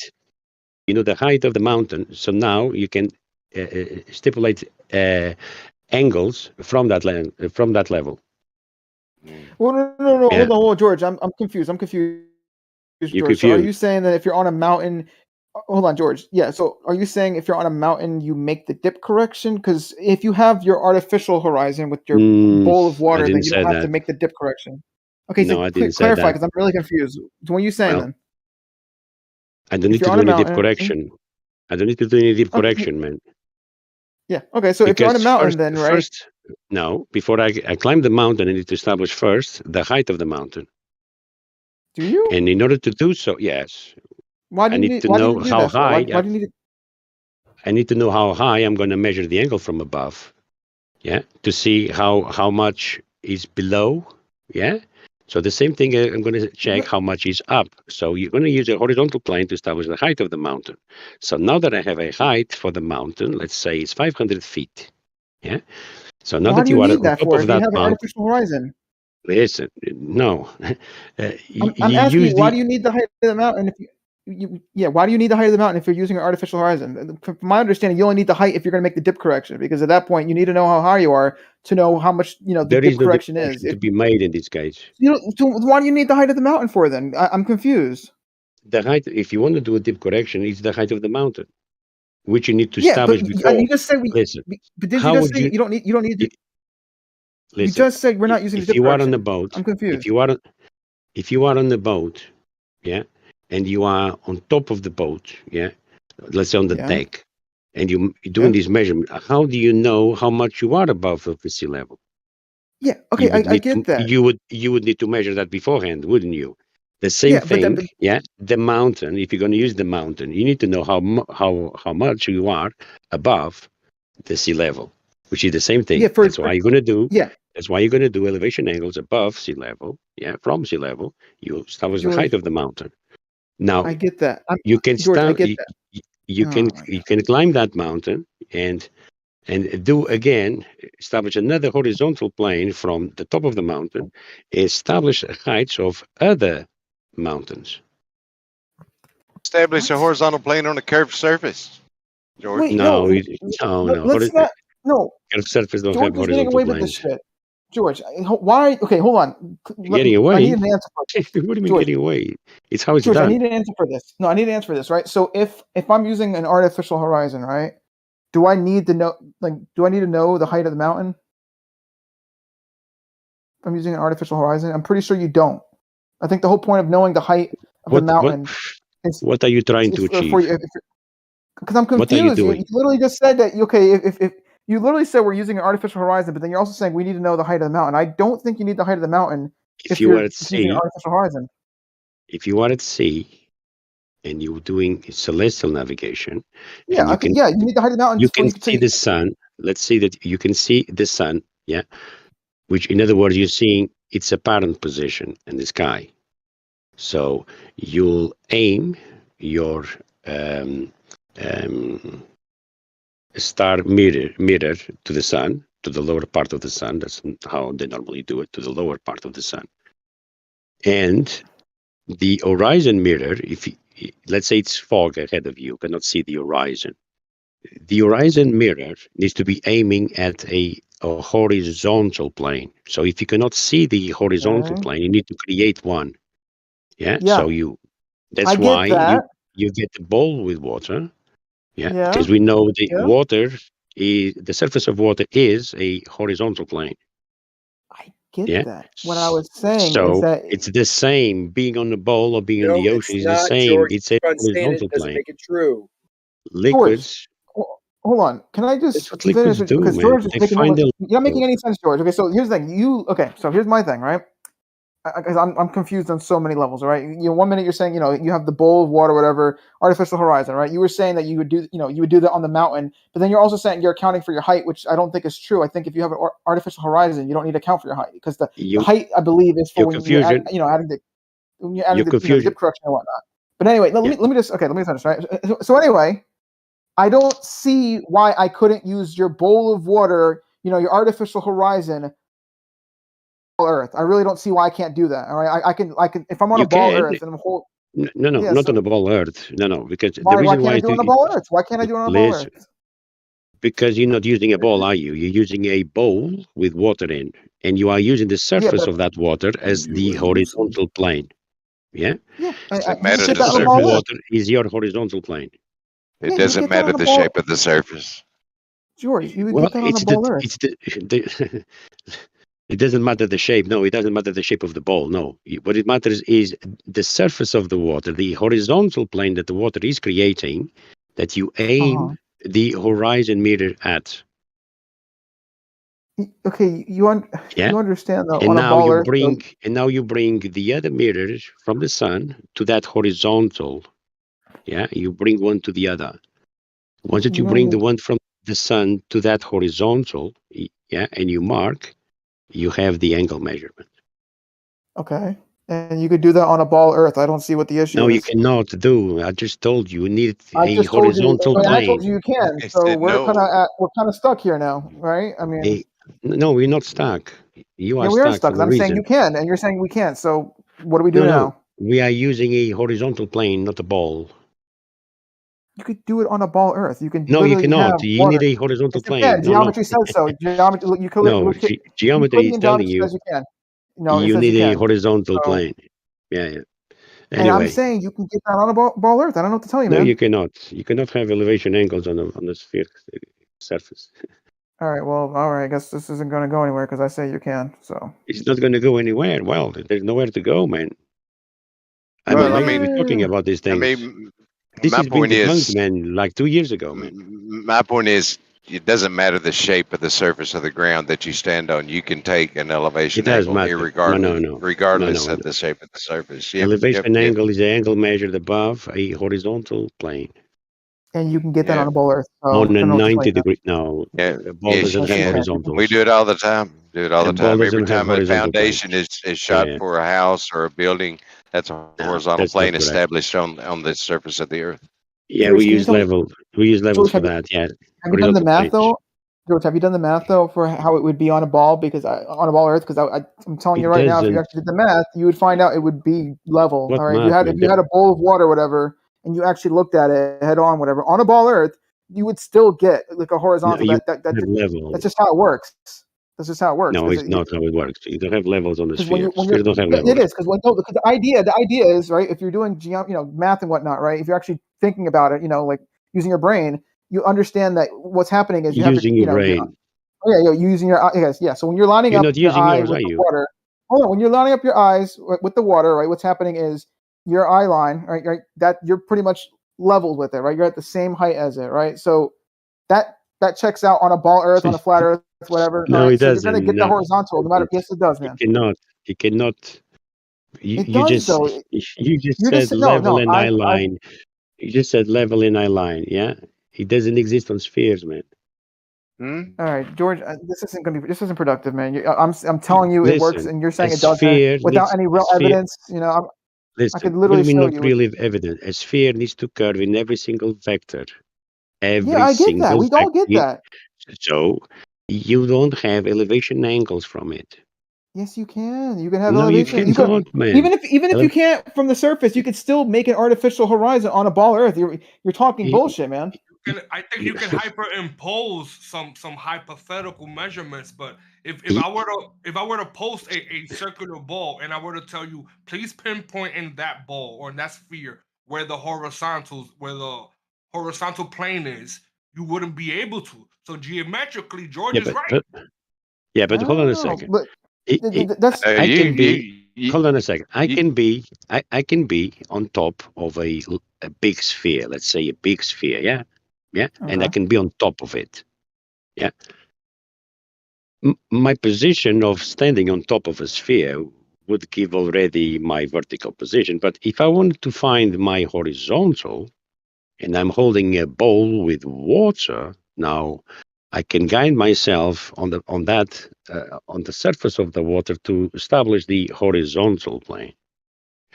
In other words, I can place a tub with water or aquarium even and balance on top of a sphere, this big sphere. Yeah, I'll put an aquarium on top. Yeah, gently, and I'm going to balance it. Yeah, and the state of the water inside of the aquarium of the tank will establish a horizontal plane on top of that big ball. Yes, that's right, Yeah, George. That's correct. That you means know why? Because spheres, they don't have that. They don't have level. They don't have horizontal. But you just articulated that you understood It's the water. that you can have a horizontal plane on a sphere. You cannot have And then you horizontal turned around planes on and a said sphere. that you can't. I don't understand. No. You can put something horizontal on top of the sphere, yeah, and establish a horizontal plane, because that is what the liquid is going to do, establish a horizontal plane. Now, the liquid on your sphere, that is not establishing horizontal planes, is it? But you could technically do that on top of You any cannot have horizontal planes on spheres. Any shape. That's right, Matrix. No, not any shape. We're just Listen, measuring angle. We don't whether you can truly have a horizontal Guys, plane on a sphere or not is irrelevant. All right. All I know is that I can make an artificial horizon on a ball Earth. All right, and make an angle from that. All right. That's all I know. All right, and yeah, I don't see you how can that's an establish, issue. like I said, yeah, if you put this tank with water inside or a bowl with water in on top of the sphere, yeah, you are establishing a horizontal plane on top of the sphere. It's not the sphere is There not you a go. horizontal That's plane. how navigation works then. The sphere is not a horizontal plane. There is no horizontal You plane don't on need the sphere to be a horizontal plane for it to work, though. Literally, Arma, the that is a map. ridiculous cavil. You For it know to full work, and you well need a the horizontal difference plane. between a plate and a ball. You know full and well the difference between the curvature of the surface of a ball versus the curvature of the surface of a metal plate. And he's also Wait, superimposing where does the plate? hypothetical Wait, what does the plate? measurement on top of Where the did sphere. where did the You plate can do come that Where? for from? anything. Yeah, where does the plate come from? I'm sorry, like you kind of just came out of nowhere, Gregory. I'm a little confused on what you're talking about. Because once again, people are talking about this supposed artificial horizon as though a abstract imagination of a horizontal object is supposed to be a concrete entity that is objectively existing independent of your subjective perception, especially that property being of the earth. I could make it a concrete horizontal Now, plane. I could just let me establish it and pour the foundation full of concrete, and it would be concrete. Yeah. Sure, thank you, Howard. let me Right. make it So plain. if there were a concrete object that were level on its surface, then there you go. As it is a very simple geometric question facing the question of the shape of the earth. Is Well, the surface of the earth curving or not? If it well, is the not question curving, then as you keep talking through the answer, why? because maybe Why you are you just came talking through the in answer? What is because wrong with people? maybe you just came in, Gregory. But what we're talking about is being able to establish a horizontal plane on a sphere or a flat plane or a mountaintop But or you a couldn't wait hillside. till I finished the sentence, Howard. You've been alive Yeah, more go ahead. than 5 decades. Yeah. Let me just emphasize something here, 6. because I think we are walk passing the crux of the argument. Okay, the ground is not flat. Doesn't need to be. Yeah, the ground, what we call ground, there are mountains, there are valleys, yeah, there are fields.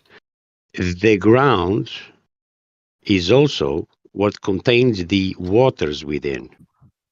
Yeah, so the surface of the water is flat, is establish a horizontal plane, regardless of what the ground is doing underneath. Liquids, they conform to the shape of the container that they are in, which is what water is doing. The same happens in a glass of water, in a cup, in a bucket, in a swimming pool, or in an ocean. Yeah, you need to have the ground, the container, to contain the water. And when you navigate the surface of that water, you account to be stationary and flat. That's how navigation is done. Over. Armin, what is that retort? It doesn't need to be. What George was just talking about is this is the case. He wasn't talking about anything being necessary or not being necessary. That retort has no bearing on what he just said. Because you weren't here earlier, all right? There was more context you're missing, all right? He made it seem like the There ground is had no to be more flat. context. No. I think he understands. The thing is, what you guys are saying is establishing something. Well, you can establish something, right? You can establish a horizontal on anything, on top of a pyramid, or it doesn't matter the shape of the land. You can establish it on anything, but that doesn't mean that that's what is, which is what I think George is saying. There's something that is, which is the level plane, and what you can establish, which you can establish on anything, which is hypothetical. I mean, just imagining, which is what I said in the beginning. So Matrix just demonstrated to me that I was on track. I'm not lost. When you, the likes of you, Arma, retort, we can establish a horizontal plane, quote unquote. That amounts to simply saying you are imagining some horizontal line or some object that is horizontal and level upon its surface. That is just your imagination. Now you've zipped to talking about your imagination, which is a red herring from us talking about the concrete object that exists, independent of our subjective perception, including our imagination. No, we're talking about celestial navigation and establishing a horizontal plane at the observer. After taking an elevation angle, and George was saying we can't do that on a spherical surface. But our argument is, yes, you can do it on a spherical surface. You can do it on a mountainside or a mountaintop or the flat ground or wherever you wish to. or would it not have to be established? If you're using the horizon with the sextant, you can be wherever you like. You can be on the top of a mountain, yeah. You can be on the beach. You can be on the boat. The elevation angle, yeah. If you're using the horizon, again, you're using the horizontal plane in one of the mirrors, and you bring the celestial body to that horizontal plane. Now you have an angle, even though you are way above sea level, way above the horizontal plane that you are measuring from. You're going to have to correct for that if you want to find the real angle. That's right. Yeah. The retort And for establishing you to do that, I mean, if you are on the top of the mountain and you want to correct for that elevation, you need to come to the bottom of the mountain again and use the sea as your horizontal plane to establish the height of the mountain, so you can then do your deep angle correction. But the horizontal plane is required. Yeah, Gregory, go ahead. The retort establishing a horizontal plane again simply amounts to we can imagine a horizontal line upon the surface of what we believe to be a ball, which is beside the point. That's a red herring. We're not talking about what you can or cannot imagine.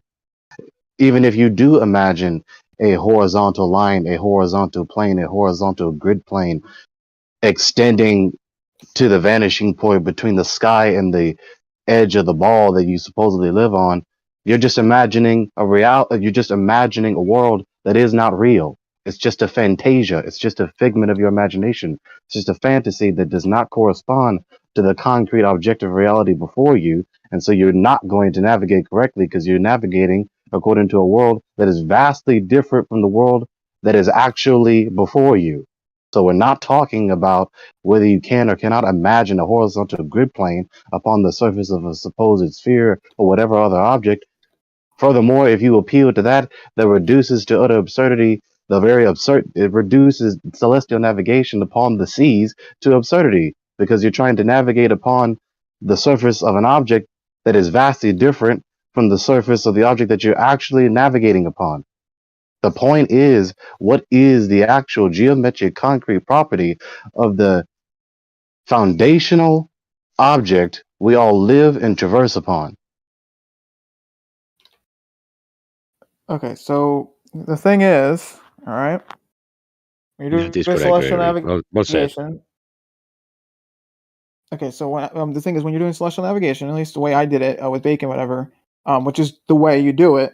All right, you're not really assuming, any shapes or whatever, and the only shape you are kind of assuming is the celestial sphere. All right, because that needs to kind of be a sphere for that to work. All right, and basically, You couldn't be more wrong. no, I don't think so. But anyway, there's nothing like literally all the maths that I've seen that I've done, all right, say that it can work on a sphere. It's just I don't know how you guys are just. It doesn't make any sense, honestly. Like it literally, you guys are arguing some weird argument, but like literally the math says it works on a sphere. You just You said say at the we're beginning, arguing a weird you said at the argument. beginning that the measurements don't necessarily mean any geometrical shape. Yeah. But then you're saying that you can do it on a sphere. No, you cannot do it on a sphere, first of all. You do it on a flat map. That's where you do. And I already posted the maps used for this. And further to that, Yeah, but it works on a sphere though. So that's anytime all I care.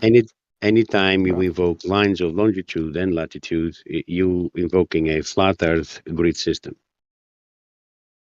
Number two things, even if it did work on a celestial, even if it did work on the surface of the sphere, just because the a priori theory, which is what it is coherent, does not mean that it is empirically adequate, that it actually corresponds to the actual concrete object. So you can have this coherent theory, which is empirically inadequate, that doesn't actually correlate to the concrete reality before you. So this is a weak appeal to the supposed coherency of the doctrine, the supposed coherency of this cosmic paradigm. Secondly, how do you even know that it would work? The first one was granting it to you without examination. The second one is now examining the presupposition that it does work. How would you know if you have no empirical experience thereof so as to substantiate, so as to then demonstrate that it's empirically adequate, so that you can know that it can happen on a sphere? Just chanting over and over again that it can happen, that we can do celestial navigation on a sphere within the supposed celestial field, sphere, quote unquote, does not demonstrate the point to be true.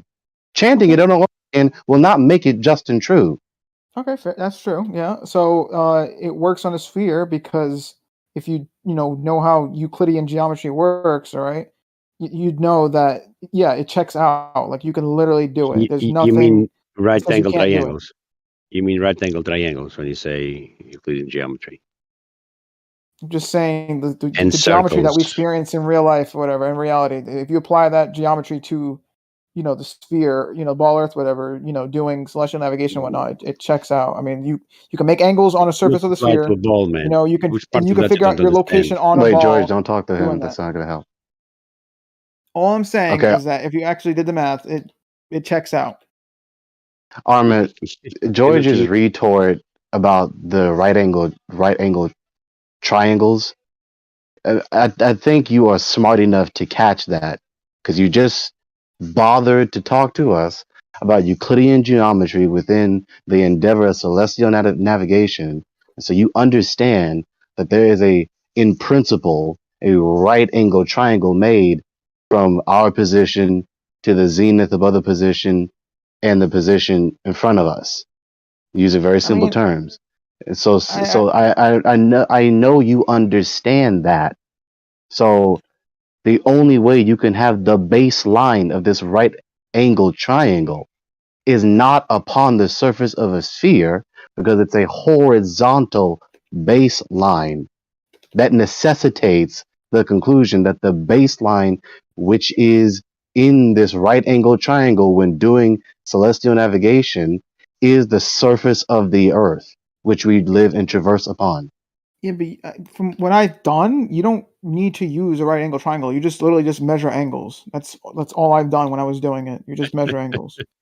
what is an Armin, angle? what kind of cavil is that? Kind of angles you would measure? Because I mean, it's this whole thing about you need like right triangles or not. You literally just measure angles, all right, and then you figure out your What type position of on the Earth, angles? whatever. Like So what type of angles were you Arma, it measuring? is a necessary requisite in the endeavor of celestial navigation that you look ahead to your position you're trying to navigate to. You look up to the star that is above the position you're trying to travel to.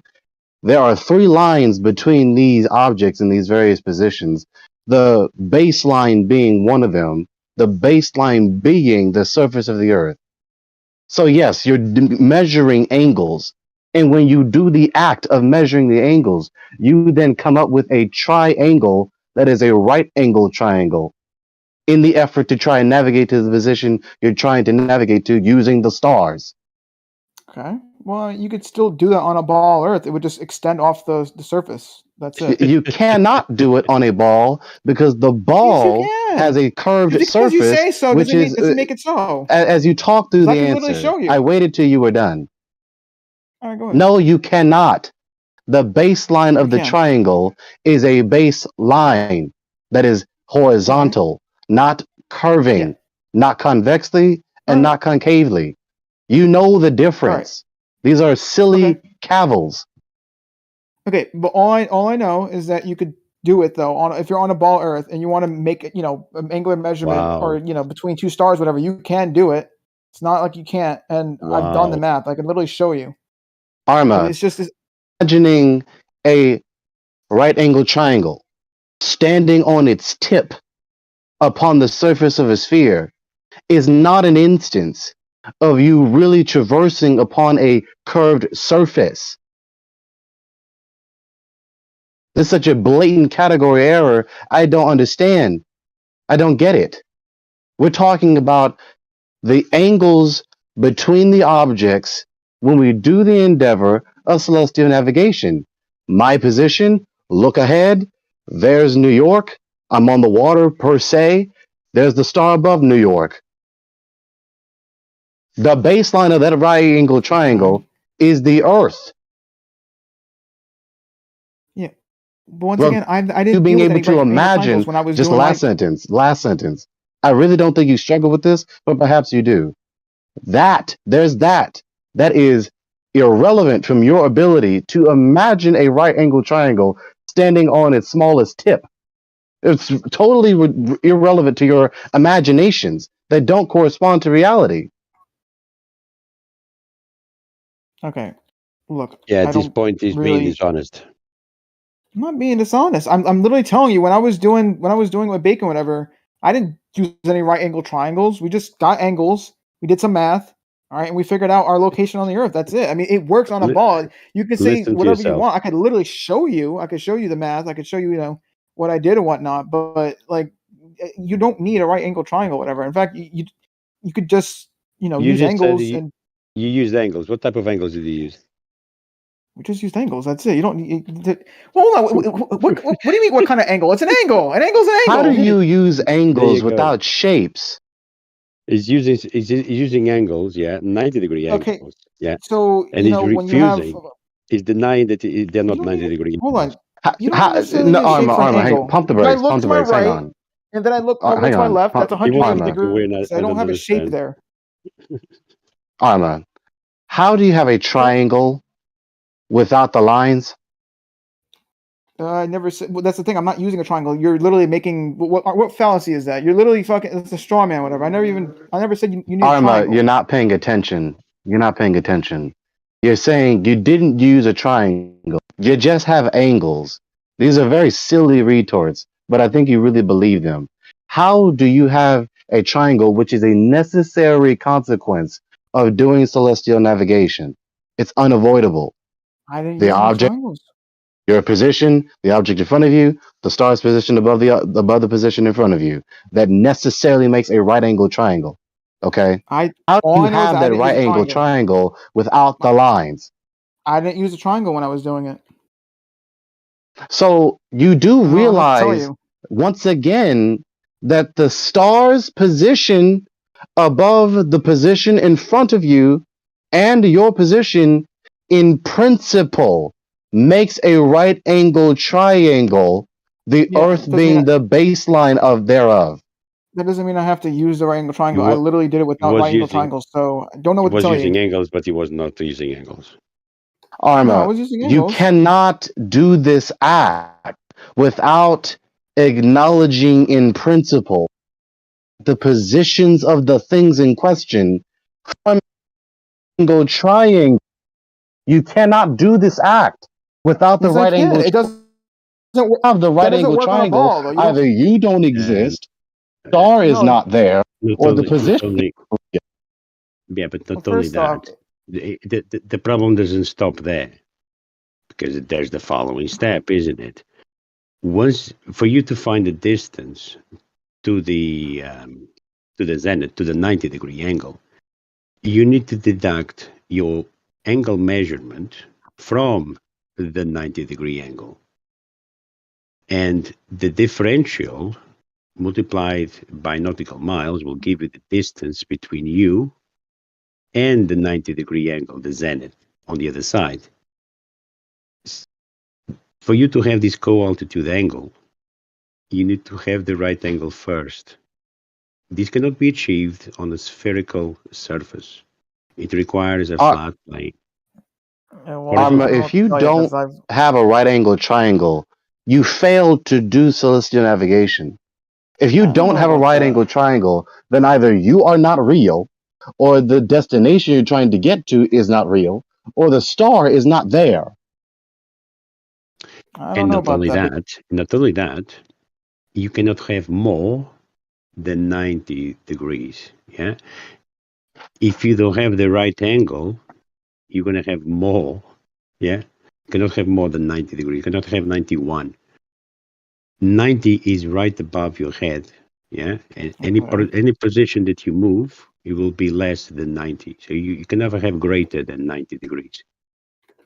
Okay. Your point? The 90 degrees is a killer. No, it's not. It literally works on a ball. I can literally show you guys. It does. Right angle triangle. Zenith line meeting a horizontal line. May y'all have mercy on you. I love you. Okay. Oh, is he gone? Good. Okay. Anyway, he was killing the chat. So anyway, yeah, I don't know what to tell you. Yeah, like I said, I've You done don't it. know what to tell me. There's nothing for you to tell me, man. Yeah, I'm Welcome to telling you, Flat the Earth, man. math works on a ball. I don't know what, like, literally the most logical like thing to do in this argument, right, would be, for me to show you and you guys to actually, look at it or some sort, or at least accept, like not accept it, but at least like okay, like let's see how this works on a ball. But instead, it's more like, oh It no, doesn't it work doesn't work on on a the ball. ball. Elevation angles require a So if horizontal I show plane. you that it works on a ball, then what do you do? Like, you know what I'm saying? You don't know the definition of elevation angles. That's what it means. You don't know what a 90-degree angle is because you're You're denying something it. else. Okay, You're so denying riddle it. me this, How riddle can me you this, right? deny this? Riddle me This is this. not Okay, so debatable, man. imagine we This is have the not ball. up for discussion, man. Okay, cool. So imagine we have a ball, all right, and then we have a star right above that, right? Right Why? above its pole. All right, this is gonna be Polaris, all right? If I'm on the top of that ball, I have to look up 90 degrees, right, to see Polaris, right? So now, as you know, balls in circles, right, that they go around 360 degrees, all right? Can I So ask if a I question? was, hold on, let me finish. Okay, so if I traverse that sphere, right, to where I travel, let's say 90 degrees, right, on that sphere. So now I'm on the side of it now, right? If I look at Polaris, all right, Polaris is now tilted 90 degrees, all right, to the horizon, in fact, because what happened is I was originally on top of the ball where Polaris was above me. No, it cannot be. It cannot be Let 90 me finish. degrees. Okay, let me Listen, finish. it can't So if be. I was on It top, can't, it's false what you're saying. how is It that can false never what I'm be saying? on a ball, yeah, and with Polaris on the top, yeah. If you move on the surface of that ball, you can never have a 90 degree. As balls don't have horizontal planes. Okay, just For you here. to have the 90 degree, you need a horizontal plane Okay. meeting a zenith or a plumb line or a vertical Okay. line at the 90-degree angle. That's what a Okay. right angle is. So let me reword it then. All right. So let's start again. We have a There's ball. nothing We to have a star reword. above it. We have a star above it. All right. Polaris. All right. If I'm on the top of that ball and the star is above me, I do have to look up, right, to see the star. That you believe that's fine with you, right? I have to look up. Yeah. Okay. So now imagine I travel, let's say, 90 degrees. Okay, let me not use 90 What do degrees you because mean you don't like that word, degrees? right? You don't have degrees on the ball, man. Again, Okay, so a circle. A circle is 360 degrees, right? It goes around a 360 circle on the degrees. plane. A circle on the plane. Yeah, you're going to go in a circle on the plane. Okay. So if I was to travel the entire ball all the way around, I went around Ball. 360 degrees. You don't have degrees. That's how it works. If I travel around the ball, all right, a full Okay. 360, all right, Circle. that's Okay. 360 degrees. Right. I Yeah. walked around it. Okay. Yeah. All right. Okay. So now instead of walking the full, 360 degrees around the ball, let's say I only Yeah. walked 90 degrees, all right? So I'm on the You side of the ball now. you cannot measure elevation angles because you It's need a fine. horizontal plane. That's fine. You're No, jumping. it's You're not jumping the fine. gun. You're jumping the No, gun. I the didn't get to that gun. part yet. You're jumping the gun. So You're talking about the so elevation instead of angles walking, again to the no, start. let me finish. So instead of walking the full 360 degrees, all right, around the ball, let's say I only walked 90. So I walked a quarter around the ball. You can picture that, right? I walked a quarter, Yeah. 1/4. Yeah. Mm-hmm. Okay. So now I'm on the side of the ball now, right? You can picture that, Yeah. right? I'm on the side of the ball. Yeah. Yeah. But the star is above the ball, right? So now Yeah. while I'm on that side of the ball, when I go to Mm-hmm. look at Polaris, Polaris is no longer above me now. Okay. Mm-hmm. Polaris is now in front of me. You can picture that as Yeah. well, right? Yeah. Yeah. Okay. So here's the thing, right? It's directly above, directly in front of me. All right. And Mm-hmm. the amount that it changed from when I was on top of that ball. Remember when I was on top of the ball, the star was above me, like What do you directly mean above me. change? What do you mean amount of change? Just hear me out. Yeah. So okay. So I'm explaining it right now. Remember how the star was above me when I was on top of the ball? You remember that, right? Above. Yeah. And now, Above you. I remember Mm-hmm. when I traveled 1/4 of the ball to where Yeah. now I'm on the side of the ball now. But Mm-hmm. relative to me, Polaris seems to be in front of me now, right? Because if you actually picture that in your head, Yeah, if you I'm can see it. sideways on the Yeah. ball, Mm-hmm. yeah, Polaris is in front of me now. Yeah. Funny enough, all right, Mm-hmm. when I traveled a quarter of that ball, right? That remember Yeah. a ball or circles, that's 360 Mm-hmm. degrees all the way around. When I traveled a quarter of the ball, I traveled 90 degrees that ball or circle, right? Funny enough, that also equates to how much the star dropped. Okay, because originally Polaris was above No. me, but now it's in front of me. Hold on, hear me out. Stop. When you say drop, you're talking about elevation angles. No, you're talking about elevation angles. So it dropped. Yeah, it was on this position, and Yeah, it now was it's above me. not. Yeah, it was above me originally. Now it's in front of me. Yeah, but the it was on top of you, and now it's ahead of you. Yeah, but you're Yeah, talking about angles. it dropped 90 degrees. Yeah, The same amount, when you which say is the drop, same amount of surface that I traveled. I traveled 90 degrees on that sphere, and now the star also dropped 90 degrees. All right, are you Can I seeing get that in 1 second, there's a please? correlation? Yeah, there's a correlation. It's called perspective. You moved away from a stationary object that was above you. You moved away from it. No, not my. That's not what's happening in my hypothetical though. My hypothetical, we're Yeah, on a ball. just hang on. The star was above you, and you moved away from it. Yeah. No. And now you're asking. Hello, if you don't mind. Yes. And now you're asking why it appears lower in your sky. No, okay, I get that. All right, but that's okay. Fine. If you want to play that game, then fine. We could do it this way then. It's not a game. It's called perspective. It's a known fine. law.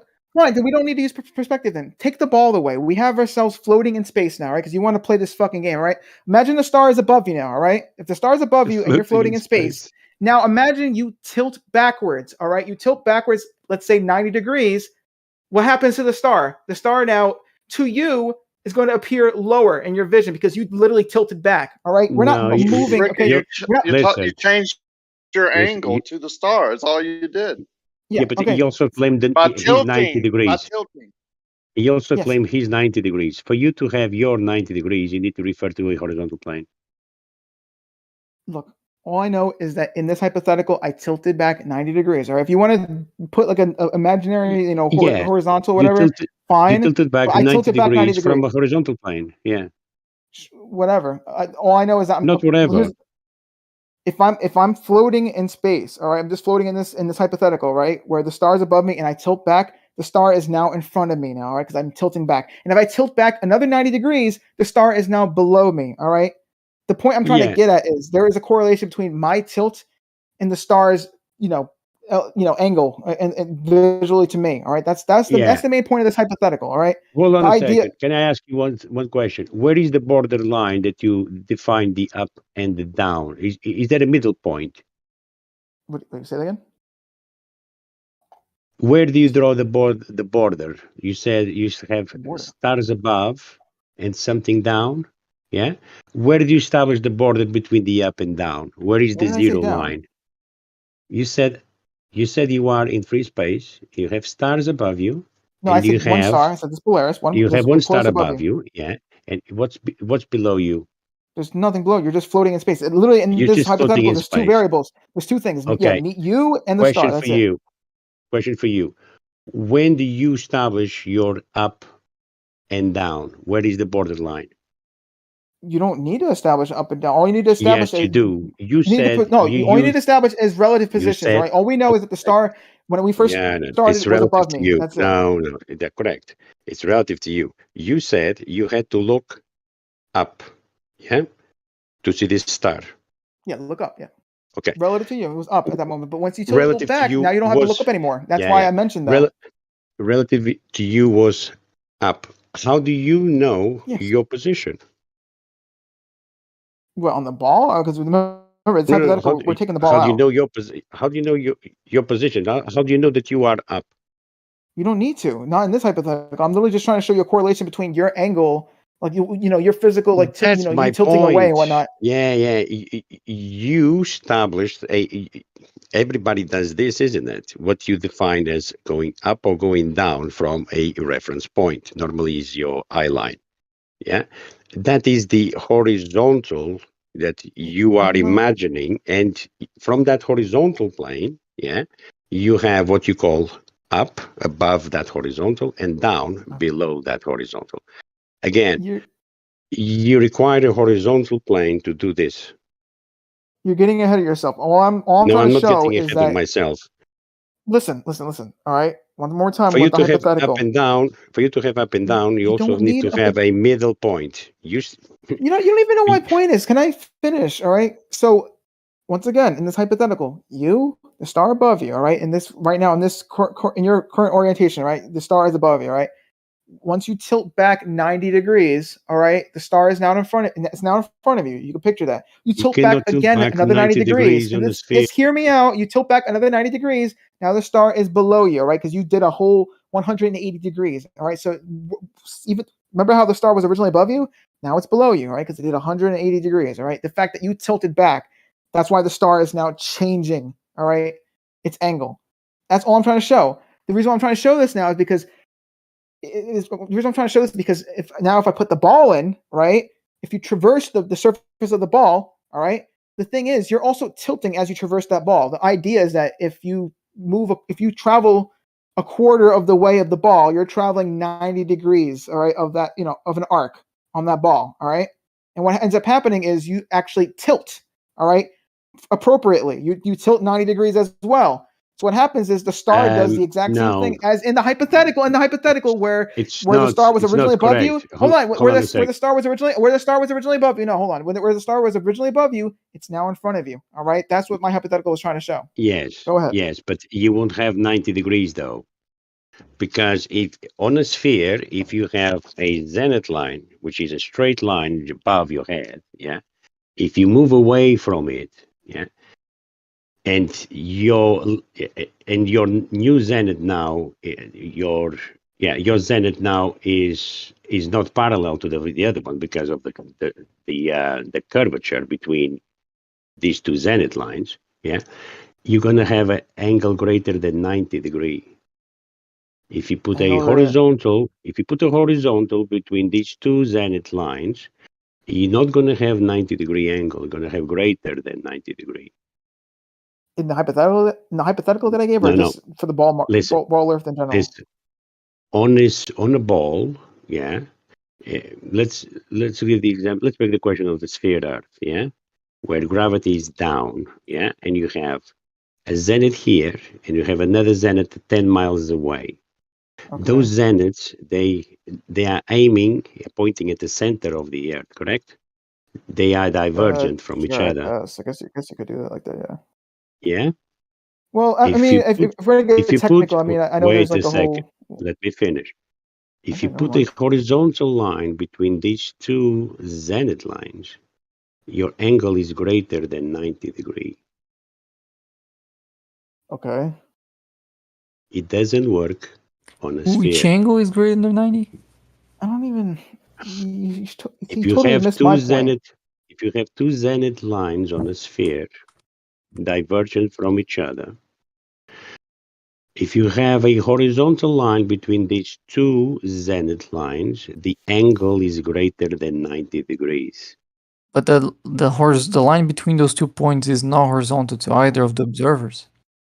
It is horizontal and it's 90 degree. To each one of those?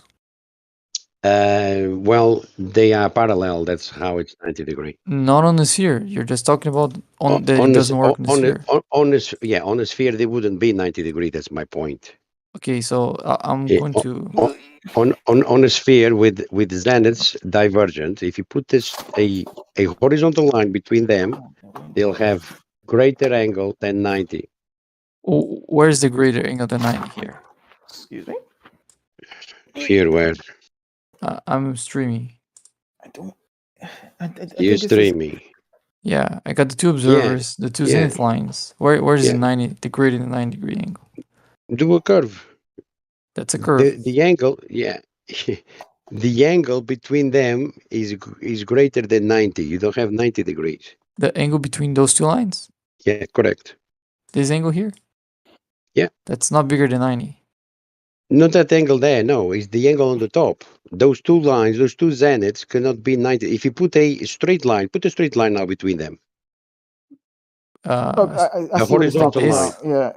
Put the horizontal now between those. No, between them two. But that's not a horizontal line. You mean like this? Put the horizontal line between them two. Yeah, that's what I'm saying. That's not a horizontal line.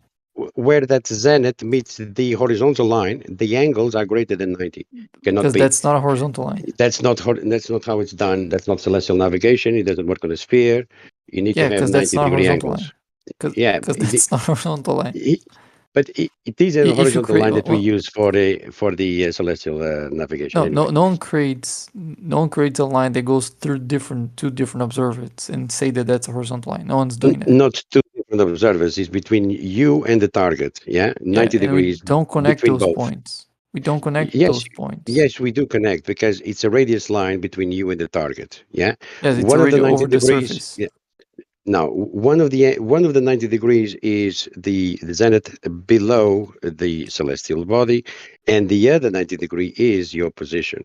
Those two, they need to run parallel because you're gonna that distance, that horizontal line, is what is going to give you the distance for the radius that you're going to draw around the star. Now the angle that you get is actually this angle here. It's angle between the zeniths. And the way you know that is that one second. Your distance is directly proportional to the zenith. And the zenith is this angle here because if the star is above this person, so the star is overhead to this person, and the light coming parallel means that this angle here, which is the distance, is the same as this angle here, which is the zenith. It's not So light the coming in parallel. one No. second. Wait a second. You're not being precise. You're not being precise. I wasn't It's not that finished, light George. is coming in parallel. Yeah, light from different stars is coming in parallel. Different zeniths, different lines, and they are all running parallel. It's not from the same source. Different sources. Yeah, the light comes down parallel.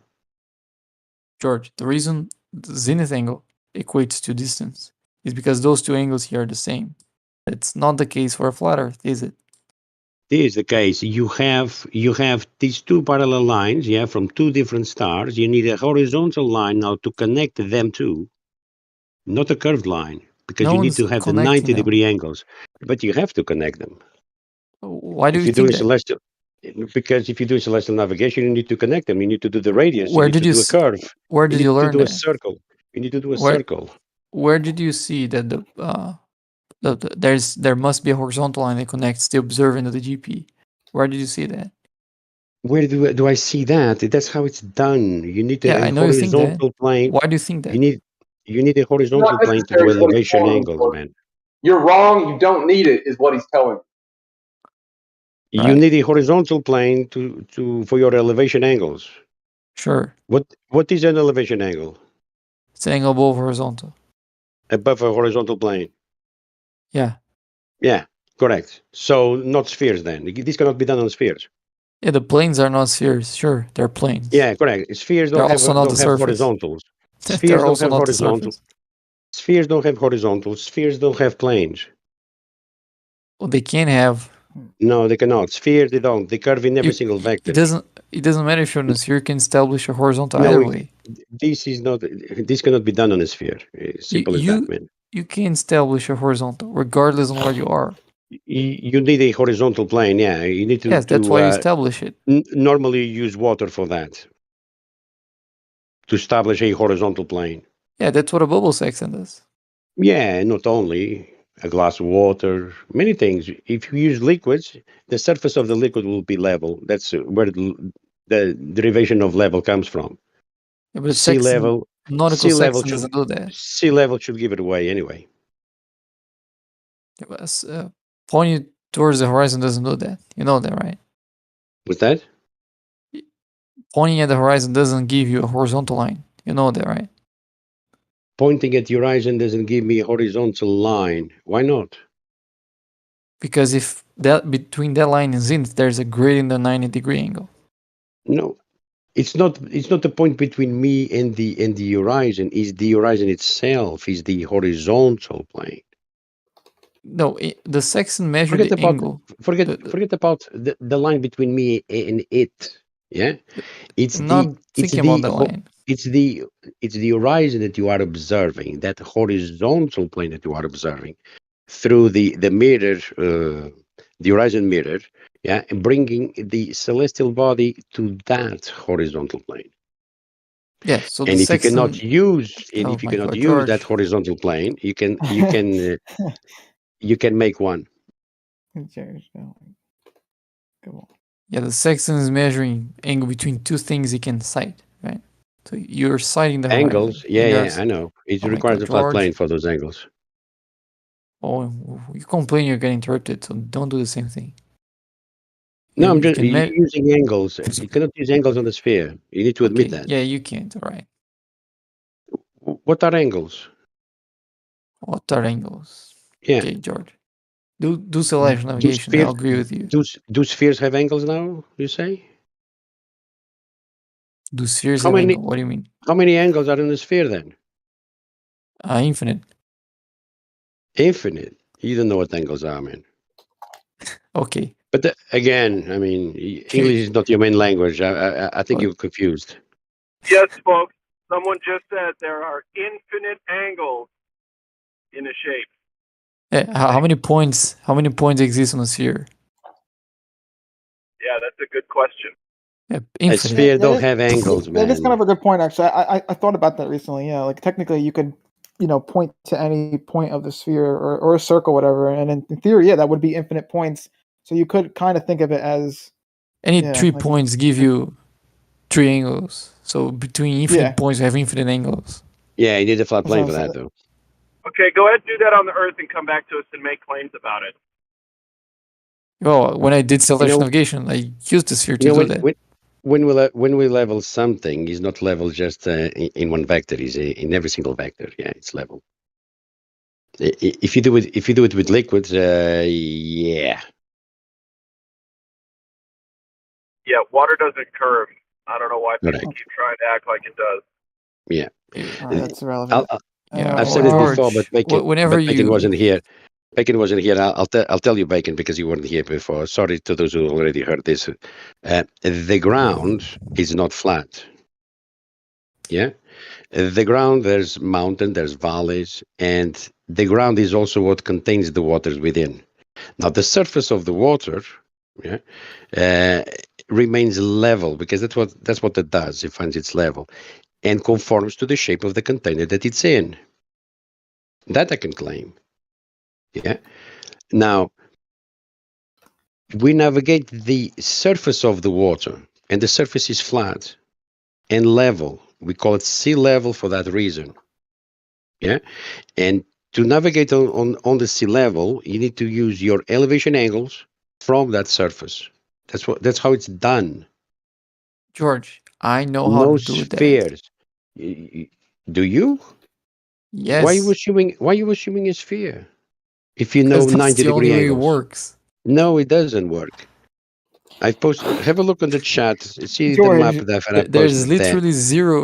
literally zero examples of anyone doing any method that assumes the Earth to be flat that still works. Really? Okay. Yes. I'll post it again for you. It's There's not far away like because I didn't post hundreds. anything else. Yeah. Hundreds of tutorials like this on one, for how example. to do it. Like this one, for example. Using a globe. Yeah. There's zero No, on how to that's do not it the using a globe that flat they Earth. use. No, they use what is there on the screen. This is from Google, by the way. Anyone can Google this. It's a picture from Google. Lines of latitude, longitude. There you go. Grid system over the flat plane. This is what is used. It is a flat way This is what is used. Yeah. If you have the coordinates for navigation. If you have the coordinates, for celestial navigation? any type of navigation. If you have the coordinates, you think of people draw circles of equal altitude there? Listen, if you have the coordinates of anything, yeah, above your head or on the surface of anything, yeah, of Earth, if you give the coordinate system, line of longitude and latitude, yeah, you'll find it here on this coordinate system, pinpoint where it is. Perfect. Can you draw circles of equal altitude there? And then see where they intersect. Where they intersect, that's how it's done. On this map? That's one of the maps that is used, yes. Yeah, one of them. Do you think you can draw circles of equal altitude on that map? And that where they intersect is going to get your location. You don't need to draw on that map. You can draw on these ones. You find me a single example of that. That works. Here comes another one. coming no. your way. That's how you draw I'm not circles asking of for equal maps. altitude. No, I'm not that asking is for that. maps. Look, that is a chart for the North Atlantic. Yeah, you can see Europe and America, and you can see the circles of equal altitude drawn in there.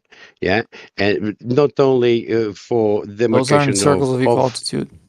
those circles of equal. Yeah, they are. Those aren't circles. No, those They are aren't circles. Look at the size of it. They are not circles of equal altitude. You know how big those circles. of equal Listen, altitude are? yeah, If those these are, those are circles. kind of useless. I mean, Those if you're circles not of gonna really get equal much from it. altitude. They don't Listen, even intersect.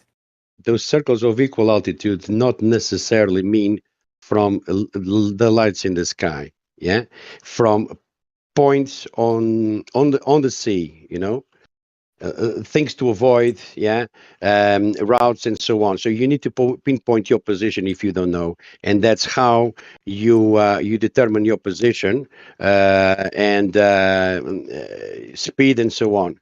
For you to find your location, that's how you do. Okay, can you about There's the first tutorials map? on YouTube. You can see exactly on this I map. literally said a single word. Can you get an example that use the first map you sent to do slash navigation by drawing circles of equal altitude on that map? Can you Yeah, find a go ahead, single man. example that does that? Go ahead. Why don't you? I looked to a lot of examples of slash navigation. I never found anyone that comes close to doing what you're saying it does. Go on then. I mean, it's your job to substantiate what you're saying, not mine. It's your claim. Listen, I only need to substantiate that navigators have been using this method for quite a few years Exactly. now. You have I wouldn't say exactly thousands. I wouldn't say thousands of years because it's not that 200 old. Yeah, years. Yeah, 200 years, give or take, maybe 300 years. Yeah, No, they didn't have clocks there. they didn't have clocks. Yeah, That's what not they that wanted to worked think. on ships. Yeah.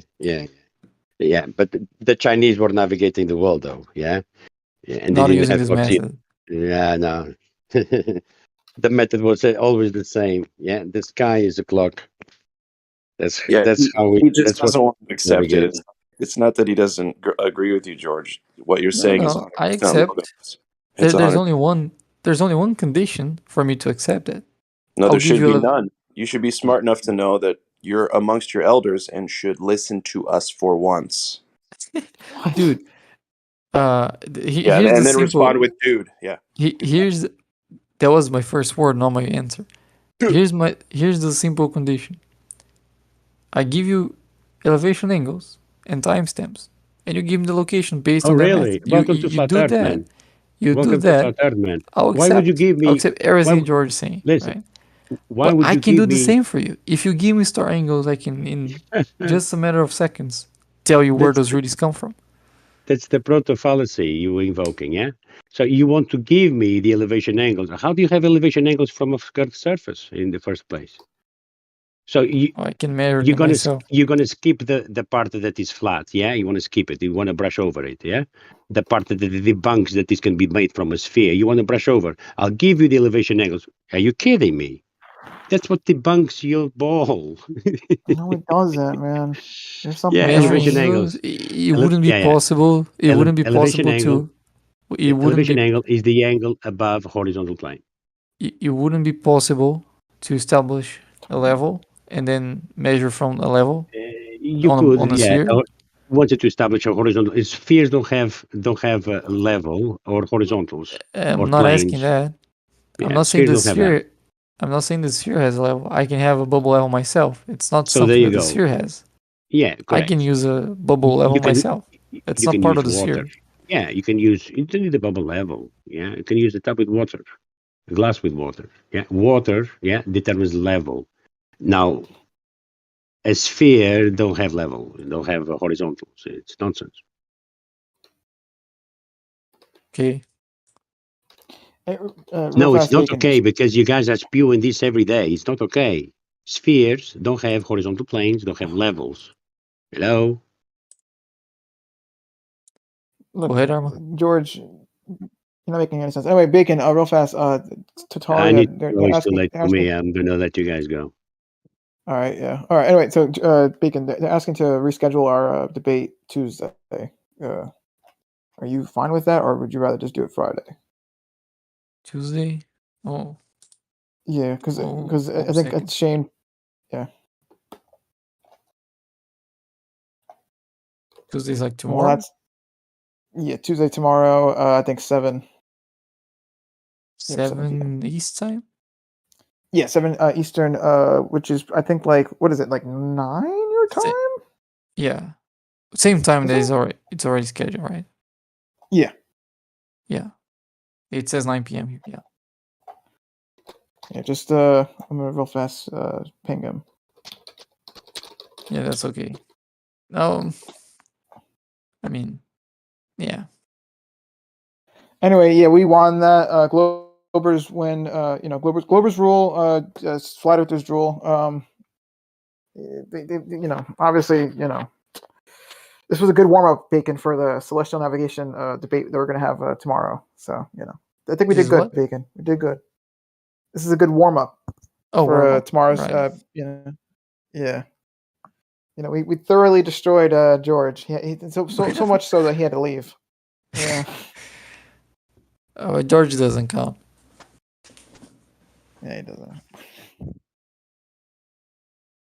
I mean, I don't know how to feel about that. I don't think there is a way to get through to George because, obviously, when you have a debate like this where it's you can't have this and the other side's like you can.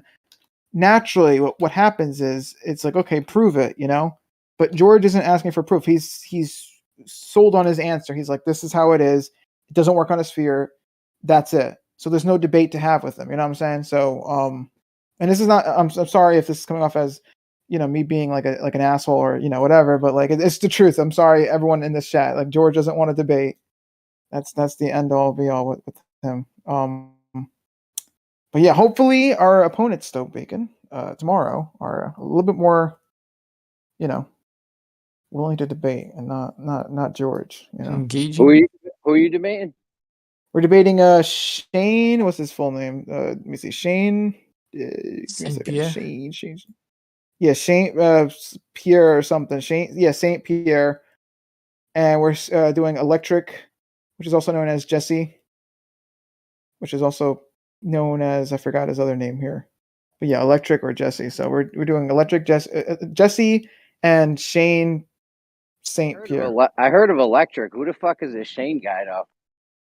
He's running the one server, the one guy, but also running his own thing. I don't know. He's some dude. But yeah, we're gonna be debating him. Me and Bacon. I mean, obviously, Bacon is the like he knows a lot more than I do. So obviously, Bacon's gonna be carrying me. But like Bacon knows the strategy more than you do. That's all. He knows how to double speak and do the fallacies and shit real smooth. No.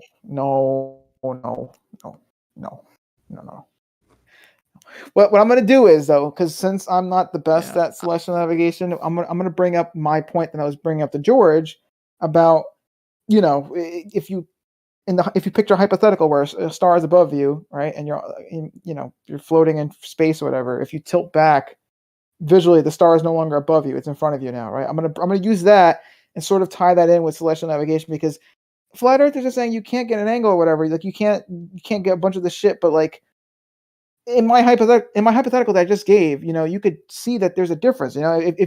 If you tilt back, the star is going to be now in front of you, right? And you can also apply this to if you're on a ball, right? If you walk on a ball, right, which is 360 degrees around, right, like the circles and spheres and whatnot, right? You travel a quarter of the way, you're traveling 90 degrees on that sphere or circle, right? So now you're also tilted 90 degrees, right? And now you're tilted 90 degrees away from the star. So now the star is in front of you. Distance you travel equals the how much your plumb tilts away, your zenith tilts away. Yeah, something like that. So I'll bring up something like that. Like my main thing will just be like logic, because like I said, I don't know too much about celestial navigation. I did a little bit with you, Bacon, obviously. And I think I know enough to where I can kind of like I can obviously debate about it, but not enough to where I'm like a master at it. Like I think you're practically a master at it, Bacon, from how I'm good you're. not. I mean, I only know the method. I taught you. Like there are plenty of like the way it's done in practice that I don't know because, well, it's usually meant for people to be able to do without a computer and without a calculator. So only by adding and multiplying. Then you need a lot of tables, a lot of approximations, and yeah, that's some.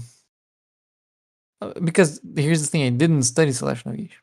I just looked to like, oh, if Earth is a globe, this is how it should work, and it worked, and that's the way I know how to do it. It's the way I invented, which is, I mean, not that complicated, but if you have a computer, it's quite easy. Exactly. But real fast, in that debate we're having tomorrow, though, what is, like, I know the topic is celestial navigation, but what is, like, the goal? Is it to disprove that one works, that one doesn't work on the other side? Like, for example, for us, me and you, Bacon. You know what I'm saying? Yeah, because I mean, like, I feel like it's going to start off with, oh, it doesn't work on the ball. But, like, for our side, the baller side, I feel like we should, we should be attacking as well, because I don't know, you know what I'm saying? Like, I feel like we should be attacking as well. Be like, it doesn't work on the flatter side either, because otherwise it feels a little like lopsided. Like, oh, it doesn't work on the ball, but obviously it does. Oh, it might work on flat Earth, giving enough light magic. But here's the thing: I only starting from the only asking myself, well, if it's on a globe, how should it work? How do I get my position if I'm on a globe? It was pretty straightforward. It worked. It worked like every single time, right? Flat Earth doesn't have that. What Flat Earth has is, how it works on a globe. How can I make that match Flat Earth? That's all they can do is to find a way to make the way they work on a globe also work on flat, right? And then's where they're gonna need some light magic. Yeah, that's why I say like light magic or sky magic. I say that for the flat Earth because the thing is with the globe Earth, from what I've done, on Blender with you or whatever, and what I've just done in general with this whole topic, so I realized that when you're making these angles and whatnot on the globe Earth, that's all using like Euclidean geometry, like that's using like legitimate reality like geometry, But with like flat Earth though, with the sky, whatnot, none of that is Euclid. I don't even know what fucking like math that would have to be, but that's why it's sky magic, because it's not just straightforward. I can't physically like model this if I really wanted to. It's just not happening. Yeah. So well, it's already been done, man. You can use a like a planetarium, and it's a flat floor. You can stand on a flat floor and model the sky above you all day. Yeah, but the planetarium though is so what? Like, is it like for those? Is it like a screen or something that kind of like shifts, like the different ways to do it? Even on Stellarium, you can put it into an AE projection. It does the same thing. Yeah, I mean that's fine, but the thing is where that breaks apart, where that falls apart though, is with like a with like a what was it called again? I'm sorry, I'm literally like out of it right now. It already works. It's already. They just transform it for a globe. It's worked since the dawn of time. It's not true. No. That's simply not true. There's no transformation from a flat surface being done on the math of celestial navigation. If you want to make it work on a flat surface, now you have to do transformations from a sphere to work on a flat surface.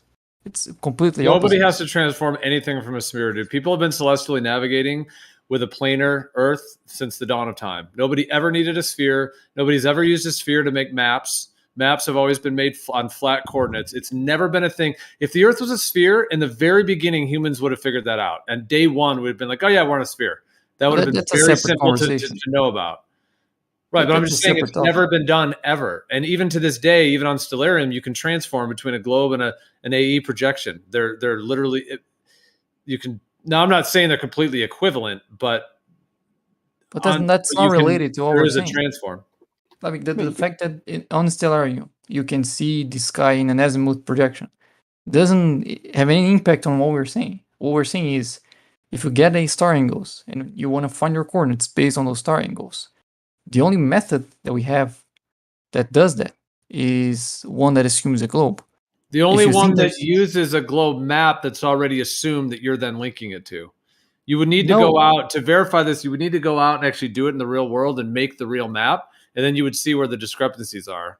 But to just assume, I mean, obviously, like you're being given a globe. Like when you go on Google Earth, because I know like you're just a dude sitting at your computer, which I get that. I'm not saying you should be out measuring the entire world. I'm just saying you're going off like what you think the Earth is the map you were given. And then you're going off limited information and thinking that it matches that map. And then it sounds like your brain's going, well, it doesn't fit. It doesn't fit. Oh my God. But that's because you're already being given the globe coordinates. Yeah, but I'm not saying I can find my position on this sphere. I'm saying I can find my coordinates. And my coordinates can be worked out independently of the shape of the Earth. I can But those figure out my coordinates are a match to a latitude and longitude, which is a system that you're given. You're No, not it's doing something that from the ground up. It's something you can go out of your house, look up, and see. If you see the celestial equator above you, if you see Polaris at your horizon, that's your latitude. That's nothing that the system is gonna give. It's giving you. It's not something it's telling you. It's something you can just see. You know, if you can measure the elevation of Polaris, you know your latitude. It's simple as that. You don't have to trust anyone to get your coordinates. Yeah, I'm not really talking about just the latitude. Oh, I'm talking about the way that the latitude and longitude matches to the physical soil. That's the difference. Yeah, but that can be worked out just by looking to the star's positions and seeing what time it is. You don't have to assume. If you pick a specific star that is a zero declination, you can get both of your latitude and longitude from that single star. If you have a clock and you can see where the star gets at the highest point in the sky, and that doesn't presume any shape of the Earth. That would work just as well on an A map as it work on a globe. And you can get a latitude and longitude based on that because they're not defined in terms of the ground. They come from the sky. That's where latitude and longitude came from. Yeah, in a limited area. Like No. Well, here's the thing. If we're not talking about I'm going to post this just as an example for latitude and longitude. I know you've seen me post this, but this is the Pierce quincuncial projection. So it shows sort of 4 quadrants, and you see how each of those quadrants has converging and diverging latitude and longitude lines. So if you were to take that thing, print it out on a printer, cut out the southern oceans, you could wrap that around a ball. So what I'm saying, my point is that where the continents are, like let's say where you are in South America, you're on a grid of converging and diverging latitude and longitude lines from the North Pole to the South area. So you're in a limited local area getting limited local information. That's not enough to decipher the entire shape of the Earth in terms of the entire system of it. Well, here's what modeling as a globe allows you to do. You give me 3 star angles. I can tell you the angles and the azimuth, both angle and azimuth, both elevation and azimuth of every other star that you can see. I can tell you what's going to be your readings of those azimuth and elevation to any celestial body. If you just give me 3 of them. If you give me 3 of them, I'm going to figure your coordinates. From your coordinates, by placing that on a sphere, I can then find the elevation and the azimuth of every other celestial body. And that's true regardless on the shape of the Earth. You give me 3 information about the sky, I can tell you all the other information that is available to you without being there.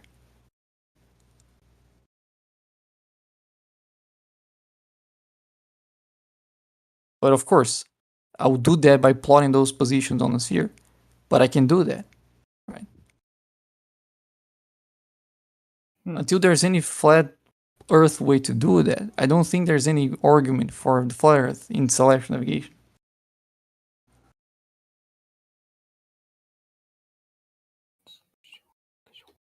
It's like you don't listen when other people talk, Bacon. You say all this stuff. You have a conversation with us, and then you still go back to, yeah, but it just doesn't work on flat Earth. Like, what? No, I'm telling you. You tell me 3 elevation angles. I'll tell you the azimuth and the elevation angle for any other star you want. Listen, you're already going down the And your road, coordinates. man. It's got to be real easy. It's either you understand that celestial navigation cannot work on a sphere, or you don't. That's it. But But it Yeah, works but on a sphere, though. No, it here's the does. thing. The only But it does, I'm though. sorry, it I doesn't. I Well, it doesn't never work on a saw. flat Earth. I'll tell you that I'm Oh, much. so sorry. You were It believing a doesn't. lie on I'm sorry. purpose. I'm On sorry. You're purpose. believing in a lie because it doesn't work on the flat Earth. You believe Just nonsense telling on you. purpose. Okay. Did you know that? That's what you think. On purpose. It's really pathetic. All right. If you say so. It makes you sleep at night.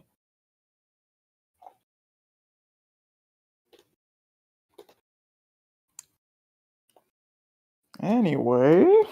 Yeah, I mean, I'll say that I think that the only way to conclude it would be, and I've said this all along, would be to go out, like, let's say you had a research team of 10, 20 people, go out into the world. Maybe you'd even need more, depending on how fast you want to do it and your equipment and everything else, and take thousands, hundreds of thousands, tens of thousands of sextant readings, build circles of equal altitude, and build a map. That's how the people in the ancient times did it. You would start, you have a flat surface, which of course is where you're putting your coordinates. It's never a globe.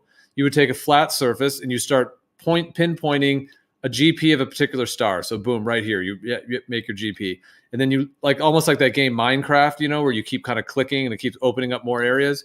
That's what you would do. You keep opening up more areas, circles of equal altitude, GPs, circles of equal altitude, and you're building that entire grid system. Eventually, on your flat table, you have a map. And depending on how much of the world you want to explore, you can map the whole thing. So when you do that, you then are going to see how all the stars line up with the actual soil on the Earth. And then you'll have all that verified with the angles, the GPs, the circles of equal altitude. And of course, at the end of that, you're going to see that you're never going to run into discrepancies in which you need to take your table where you're putting the map on it and curve it into a ball to make it fit.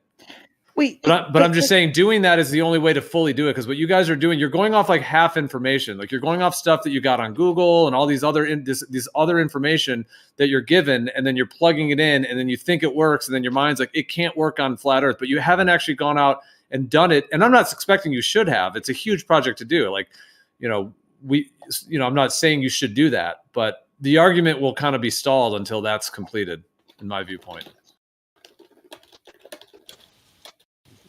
But isn't it interesting that we don't have to do any of that in reality? If you want it to be definitive and get the true answer, then yes, that's what you'd have to do. If you want to just argue with people on the internet and do whatever, I guess you can do that as all day. Oh, here's the thing. I think I would be repeating myself at this point, but there's you don't need to know where you physically are. You can tell where the person is in reference to celestial bodies, right? We can be completely agnostic on the shape of the Earth and still be able to tell where you're going to see, let's say, Betelgeuse at its highest point in the sky, at which time you're going to see that, and how high it's going to be in the sky.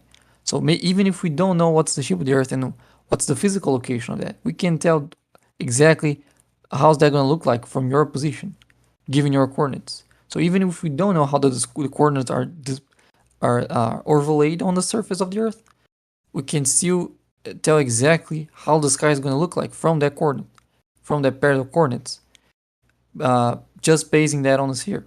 And there's no information that we are using that is not available, that everyone has, which is just the azimuth and elevation of the stars. You can measure that. That's not something we need to know beforehand.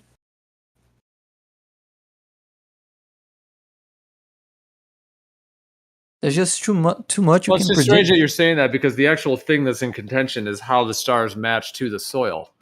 So that's why I'm saying the only way to do that is to go out and, like, theoretically, technically, I think it could work on both. I wouldn't say that it can't work on a globe Earth. If the Earth was a globe and if the stars were way out there, then it would work the way you guys are saying it works. So I'm not contesting that. I do think it would work exactly that way. So I'm not going to say it can't work on a globe if it was a globe. The question is it a globe? And do the circles of equal altitude actually, are they coplanar or do they fit around a sphere? That's where the contention is. So you're kind of looking to the sky. You're being given a coordinate, like, oh, I live in this city, Chicago, wherever you're at. I know you're in South America, so wherever, Brazil or whatever. You're in Brazil. You're in a very limited local area on a huge Earth, And then you're being given certain systems of how the soil matches to your sky. And I understand that the angles work in a limited way in the limited areas, but you're not doing that all over the earth. You're not doing it in the southern oceans. You're not doing it in the extent of the realms that you would need to. You're only matching it to a close and local sky within that close and local section. The rest of it is given to you. So in order to decipher truly how the entire grid system is laid out, the only way will claim that it can be done is the way I described it, to have a crew and to go out and to take very detailed angle measurements and to build the circles of equal altitude with the GPs and actually build that system out. I think they did it a lot in the ancient times, but in the modern day, it's all been lost and fractured through all the world wars and all the chaos that these people have caused, to the point where they replaced it all with GPS. And kind of a lot of those people have died that built those systems. Who knows what's in the basement of the Vatican of what they've hijacked and stolen from the people that did build maps like that, to where now we're sort of left with a crumbling fraction, a shell of what used to be in this kind of fake empire that they built. So now we're just given, we're now sitting on the internet in our computers, and, we're limited in what we can do. So the only way to recover or rediscover that would be to go out in the world, build the circles of equal altitudes with the GPs, and actually do it from the ground up. And then you're literally from the ground up, like literally from the soil to the sky, ground up, and mapping that all out. Theoretically, it could work on a globe if it was a globe. Theoretically, of course, it works on a planar Earth, which it has since the beginning of time. Okay, so then where are you going to get a globe to test this stuff on? That's the other problem. Like if you're like, okay, well, it only works on a globe. Okay, well, then you got to find a globe to test the celestial navigation on first, then to see. You can't. Where's that at? Any globe that has latitude and longitude marks. Literally any globe. No, I mean with celestial navigation, you can't create small scale all the stars and then an Earth and then all that. You can't do that. Oh, hold on. You can't do that on the flat Earth either. So I mean, what's... no. But I know. But what I'm saying is, since Earth is flat and stationary, where are you going to get a globe to test your globe claims on? You know what I mean? We already tested it. I think you don't know what I'm asking. Yeah, you don't have a globe to falsify it. Yeah. And you don't have the actual readings in the physical world to verify that the circles of equal altitude fit over a globe and are not coplanar. So you kind of don't have either of those. You have just theory and numbers that you're given from government cosmology structures that they've given. But couldn't we use stellarium to place ourselves anywhere and measure the angles to any stars at any time? That's assuming stellarium is an exact replica of real life, which you can never do. Yeah, it's assuming that stellarium, that the soil that stellarium says, hey, I'm in Chicago or I'm in wherever you're at, matches what the actual Earth is. But stellarium has some fake observations. They'll tell you what it looks like from the middle of Antarctica, but you never get there to confirm that. So correct. When we were going let's just use the locations where there is people on them, right? Even if you only use populated positions on Earth, there's still a huge area that you can explore. That's still it's enough of an area that, if that area is spherical, then it doesn't matter. The Earth can't be a flat plane. When we were using stellarium, when we were going over the star trails, you guys renounced stellarium because, that's not what we would actually observe. It has nothing to do with the conversation. We're talking about the stars' positions, right? Positions of the stars? Yeah, I know the subject you're talking about has nothing to do with the conversation. Yeah, the positions of stars has nothing to do with the conversation? No, the argument you're trying to make has nothing to do with the conversation. Talking about where we observe the stars, you guys were saying that's stellarium's not right because we want to actually see that with our eyeballs, remember? It gives you the correct elevation and azimuth. There's no contention there, which is what's relevant to the conversation. So stellarium is we would observe everything we see in stellarium, you're saying, with our eyeballs? The same elevation and azimuth, yes. How about with the camera? How about that? Everything we see in stellarium, we could probably see with the camera. Yeah, but what you see with the camera is not what you see with your eyeballs. You missed the Star Trail debates, a few weeks ago. Anyways, I don't want to derail the whole thing, but but let me derail the whole thing. Well, and keep in mind, you can put stellarium into an azimuthal mode where it literally has a flat surface as the ground and a dome above you. You can do that on Stellarium. So, but that doesn't change the fact that the elevation and the azimuths are non-matching a flat surface. That's just how it's projecting because you have a flat screen, you gotta project the spherical nature of all the azimuths and elevations on a flat screen. There are multiple ways of doing that. Stellarium is pretty flexible, so yeah, you can make that an azimuthal projection. Doesn't change like anything about the argument. That's not a point for flat Earth.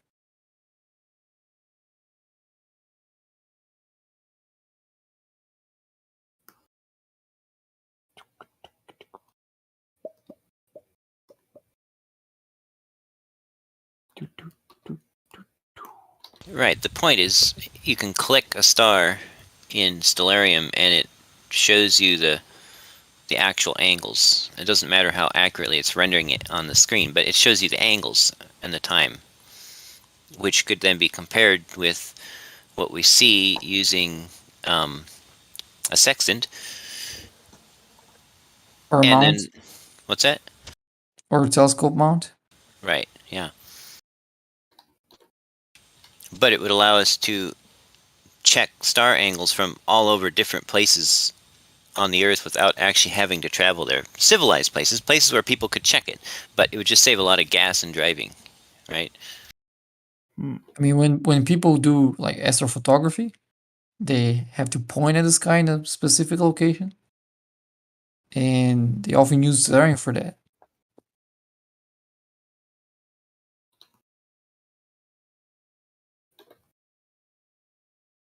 I mean, if it was unreliable, people would use it, or at least they would be complaining all the time. They're pointing to where a star should be, and the star isn't there, for example.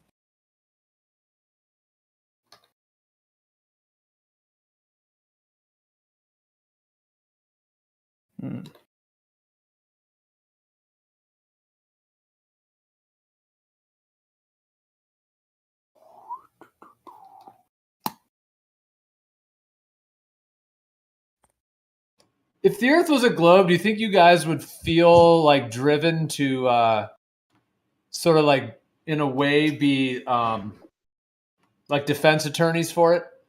Like, wouldn't it just stand? wouldn't it just stand on its own? And if there was a couple of flat earther people that were just wrong, like, wouldn't they just sort of fall by the wayside and be irrelevant? Like if a bunch of people started saying pigs can fly, like, would you really need to go in and be a defense attorney for pigs can't fly, or would they naturally just sort of be wrong and then it would fall to the wayside? Like, would it need all the defending? You know, it's an interesting question, especially since an actual real life friend is who pulled me into it, who's a flat earther. He came to me. He felt it was important to take on the world, including telling all his friends that the Earth was flat. So it goes both ways. It really does.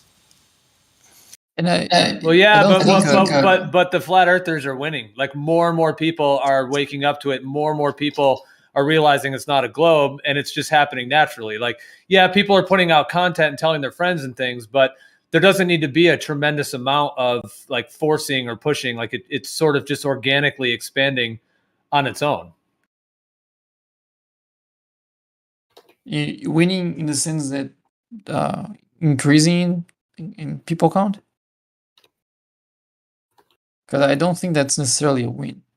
Well, okay, I would say this. Like, you've got the masses, right? The masses. The masses of people really don't know anything about this topic. They were told it's a globe. Most of them don't know much. Like when Whitsitt was out there in the streets asking people, he had those 3 questions. How many times does the Earth spin in a day? How far away is the sun? The most basic questions, and nobody won the $20. So clearly the masses of people don't really know much about this at all. And then you have, so basically they're all on the fence in a sense. They all are just unconcluded, other than a belief system that they were told. And then you have people that have certain, education to where they were taught about the globe, like maybe a guy like a Professor Dave or some of these guys that did some Googling and look into it to that degree. And just different people that have, they know about Coriolis or Eratosthenes or sticks in the ground. So you have those people. But in terms of like the masses, you have a situation where virtually everyone's on the fence. So as the information of the Earth not being a globe has slowly disseminated and gotten out there, all those people that are on the fence, there's like a certain thing happening where, from my observation of it, it seems like there's a very small percentage of those that end up becoming defense attorneys for the globe. There's a very small amount of those, and those are the ones that are doing that. And then I'm sure there's other people that still stay on the globe, and all of that. But it seems like there's a much greater percentage of people that quickly either are globe skeptics or do even more research and come to the conclusion that, it's not moving and it doesn't have curvature and so on. So I just mean winning in terms of that, in terms of like the actual process. Like if we were just to take a huge pie slice of all, the general population, for the amount of information that they've come across on the Earth not being a globe, there's a very large percentage of them. There's only a small percentage that seem to be doing the globe defending, and there's many, many more that are either questioning or looking into it further, or just admitting that they're not sure yet. In that case, so in that way, it's definitely growing. Like the globe belief on the massive scale is getting smaller, and the perspective that the Earth is a stationary plane, flat Earth, etc., is consistently expanding and growing. I don't think that necessarily evidence of its validity. Well, I don't think it's more of a validity. I think it's just saying, like, isn't it just weird that, I don't know. Yeah. Let me also say that the Globers. Go on. The Globers. The Globers that are defending the globe, they have to get really creative with the current science, because the current science doesn't actually defend the globe. They have to get real creative with refraction and things that aren't actually in the science books. They have to make up basically. And refraction is not in the science. They call facts to try to prove something that defends the globe, and that's I think challenging, and I think that's the challenge they're taking up, to take the information given and turn that into something else that proves a spherical globe. You're saying refraction is not with the science? And that's why you can take anybody out of school or out of college and will get destroyed in this debate, because they're not ready, because they don't have the information, because they weren't given that information. I think they're just not familiar with the arguments. Yeah, Of course not, because there aren't really any good arguments once you start trying to confirm the information given. You can't actually confirm it. But talking about the flat Earth arguments, I think they're just not familiar with the arguments. So yeah, if you land on a debate in which you're not familiar, Pythagoras, these aren't scientific proofs. These are just stories that who knows if they really existed. You know what I'm saying? And this boat going over the horizon, apparently that boat going over the curve, apparently that was a lie, because even the Globers admit that it's not that the curve that's blocking the boat, it's the refraction. See, so this is changing to something different to try to defend the globe. I don't think Globers it's apply this duality that is either refraction or curvature. Like there's some geometry and some refraction in your observation. There's not a dichotomy. They didn't say refraction when they said, look, you could easily prove it's a sphere. Send a boat out, and the last thing you'll see is the ship's mast. They say nothing about refraction. To understand, you have to create shit. That's what I'm telling you.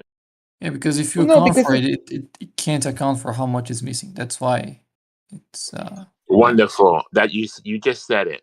It can account for what's missing. The current science, math that's given in school. No, I said refraction alone can't account for that. That's why you can't defend the globe with the current science. You have to get creative. Am I right? No. He's saying, yeah. Yeah, I said refraction alone wouldn't be able to account for how much it's hidden. And that's why people are going to point at boats disappearing and saying that's curvature, because even if you try to factor in refraction, then still you wouldn't have all that missing. But I mean that gets a bit more complicated, because then we get into the science of refraction. it gets so complicated, you really can't tell one way or the other. That's how complicated it gets.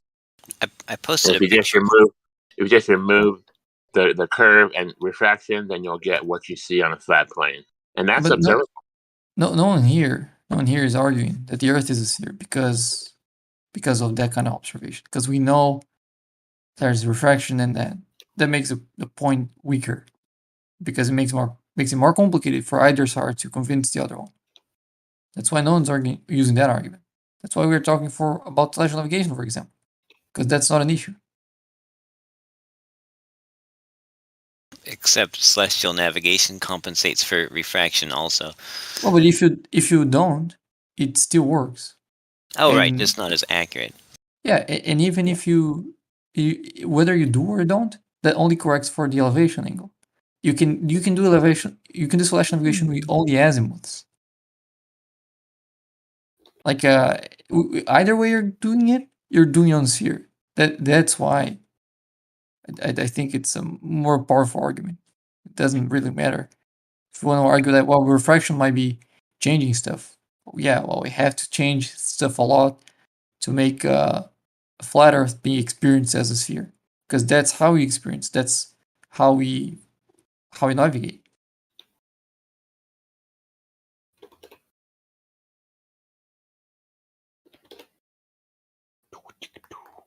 Man, I'm getting hungry. I guess it's food. But yeah, that's crazy though.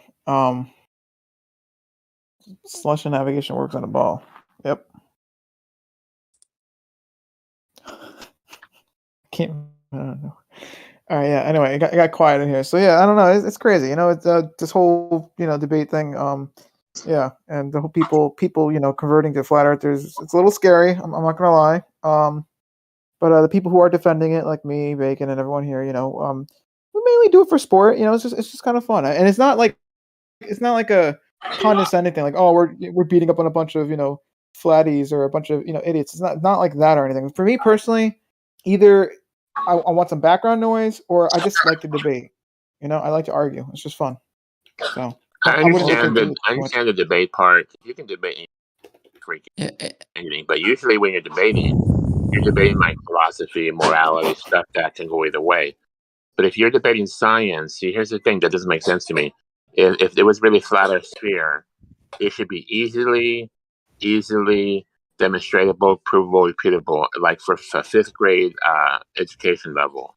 But it's not, right? So we're here, adults are in here debating, right, for years and years, because it's that proof is just not there, I think. Well, that's a false assumption that if Earth was a sphere, it should be easily provable that it's a sphere. I think if it's a science, it should be easily provable, demonstratable, repeatable, and there's a lot of things in science that is not easily provable. But there there's are a lot many of things in fakery. science and no one has proven so far.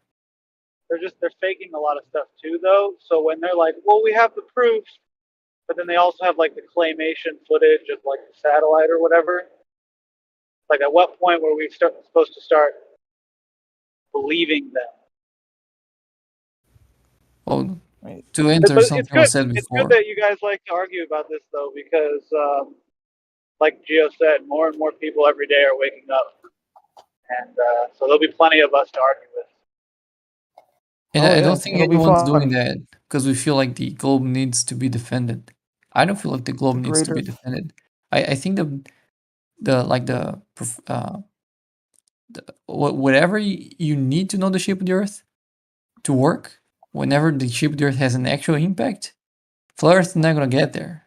No, only the true shape of the Earth can reach professions and things that where the shape of the Earth matters, like navigation, for example. Like snipers and stuff. Yeah. Like what? Like snipers, like people taking long-range shots, high-powered rifles, taking into account the.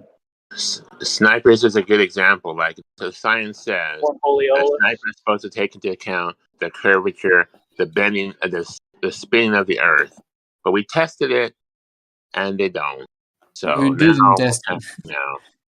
Well, there are snipers that show, like in video, how much a difference it makes, and it really matters on many factors, including how far you're shooting, and where you are, and what direction you're shooting, and I think that's a weak point because we know it's a weak point because you can't tell it's spinning. It's a very weak point. You can't tell. No, I'm saying Like that what you're the telling me, argument is a I weak went on a argument. mountain, right? And he was shooting north, right?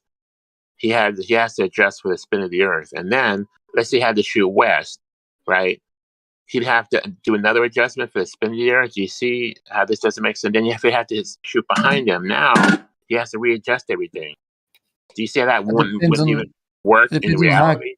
It depends on how accurate you need to be. Depends on, as I said before, depends Wait, on many. listen to what you Oh, said. stop interrupting me, Depends on how accurate you have to shoot it. It's a sniper, dude. They have to have That's the third time you interrupt me. 100%. I was okay with the first two, but you gotta stop it. I'll stop. Tell me how snipers don't need accuracy. Go ahead. Yeah, I'm not talking about snipers, right? I mean, you brought that subject. I'm Brought just saying up it's a weak. snipers, man. You just brought it up. That's No, the fourth time. it was another guy. It was another guy. No, it was another guy who brought it up. It was what's his name? Sorry. Yeah. Okay. Someone else brought up snipers. My bad. Okay, go ahead. Right. Yeah, I'm saying it's a weak argument because the how much is something that is easily worked out. There is something called Newtonian mechanics, which is what everyone uses as an engine of physics. So if you're doing simulations, if you're doing ballistics, if whatever you're doing, you're using Newtonian mechanics. And if you use that to tell what should be the difference of a sniper, it should be a small difference, and it wouldn't matter for many situations. So if it turns out it doesn't matter for many situations, that's not a distinguishing factor, right? But the difference between the whole Earth being a flat surface and a sphere when you're navigating is huge. It's a huge difference. You just said compared it. to snipers. You just said it. It's not a distinguishing factor. So when they tell you in education, snipers have to account for the spin of the earth, and then you tell me, you're the guy that's in the debate checking all this shit. You tell me it's not really a distinguishing factor. It depends on how accurate they will be. This is contradictory, right? No, the first person just didn't went into too much depth. It was like if you see a single sentence on a headline, and you take that as an absolute truth, it's very likely not an absolute truth. There's usually a little bit more interpretation you have to do than just to read the headlines, right? Right, aka going into the weeds, because the science we have does not support the proposition we're trying to make. No, you don't usually explain a whole physics concept in one headline. It's a sniper. It's a sniper shooting over a mountain. That's all. It's not a physics book. It's a basic stuff that should happen in reality. When someone says a sniper has to take into account the spin of the earth, is it the same thing as saying it has to do it for every shot in every situation? Yes, he has to do it for every shot, of course. But hang on a second. No, that's your interpretation. That's your interpretation to make it more falsifiable. No. Third not spin? How can he not do it for every shot? Wouldn't he have to know where he is as far as on the equator, what latitude? He wouldn't have to know that? No, I'm saying if you read the sentence that whether or not someone has to take into account something, if that means it has to take into account that thing in every situation. Yes, let's say not. Okay. People might very well say. One sec. People might very well say. Here we go. You're a sniper. You're shooting 300 yards. Okay, that's 900 feet. Okay, you're on the equator, right? Now tell me how much he has to adjust for his target. Let's say he shoots north, and the Earth. We know the Earth is spinning. So how much does he have to adjust? Or you tell me the wind condition and how far it is. See, this is what globalists do. They try to bring in. You cut me. I was trying to make a point. You asked me a question, and you're not even addressing my answer to your question. You're just saying, see, that's what globalists do. Zero wind condition.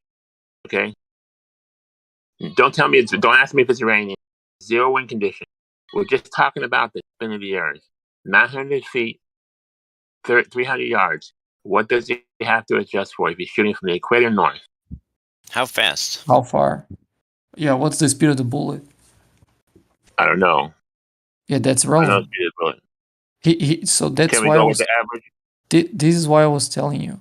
This is If you see why some, you can never let get me stop interrupting me, Godric. This is why I'm telling you. If you see someone saying snipers have to take into account this, it means that this either is relevant all the time, or at least sometimes is relevant, right? So if you have zero win conditions, then yeah, maybe you take into account Coriolis because there's zero win conditions, and you can even get more precise by taking into account Coriolis. But if the win conditions are much worse, it There doesn't you even go make with sense to try to account for Coriolis. there you go with And the win. this is something obvious. If you have What's noisier, obvious is the question asked, and it's obvious that you can't deliver an answer to me. You pick the speed of the bullet, whatever the average is. You pick it. See, I'm trying to get to the information, which guess what? You're gonna have to create it because you don't have it anywhere in any document that you can prove. So you're gonna have to make up some number which you don't have. That's why you don't answer the question. no, you can If it was find a real number. It's science, not that if difficult. snappers going up there doing Coriolis, they would beat this information. They'd beat this information, and we can all.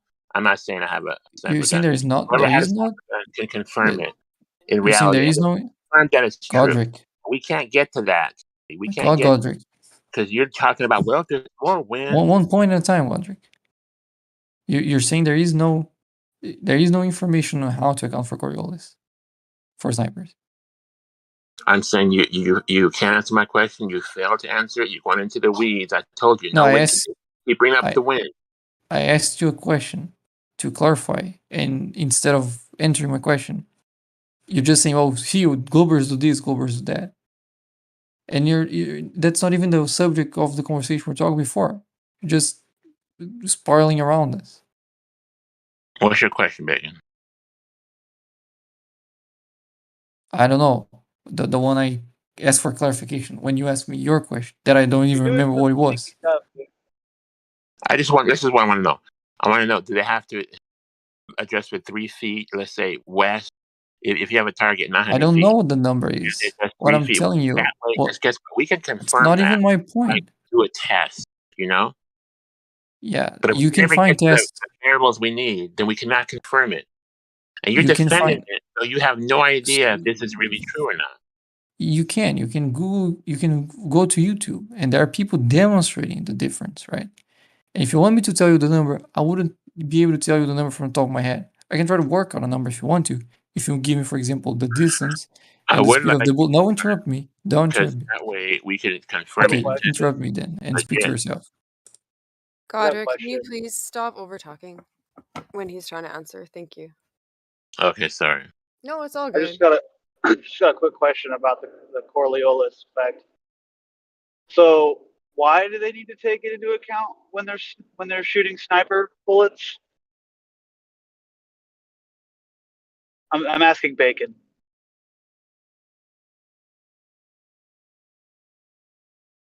Bacon, I apologize. I'm sorry. My bad. Go ahead.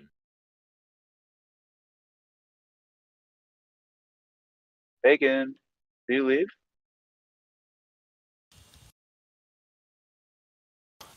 Yeah, it looks like.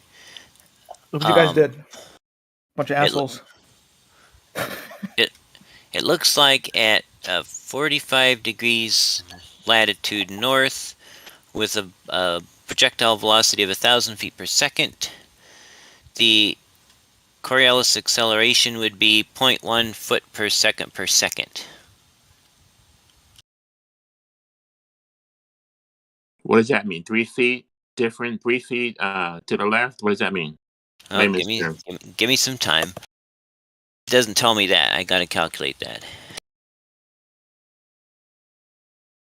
Now, are you considering that the barrel may spin the bullet a certain direction because the barrel's curved? Because the barrel has a spiral on it, and This makes the bullet spin around in a circle.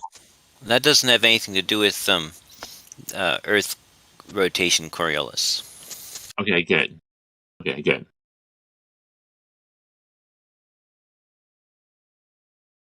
So targets at 1,000 feet. I said 900, but you can do 1,000. 1,000's fine.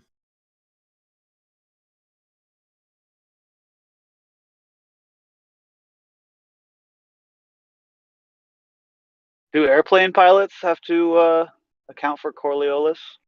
So it looks like at 1,000 feet it would be have an effect of about 1.2 inches at 1,000 foot per second bullet. Mic check. We hear you. 1.2 inches. So, okay, so let me ask you this. To me, that's kind of negligible, right? Especially if you consider that there's a wind factor.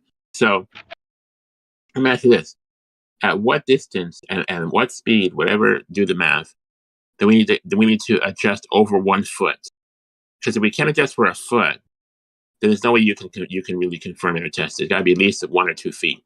Don't tell me 2 inches. Like, so, what are the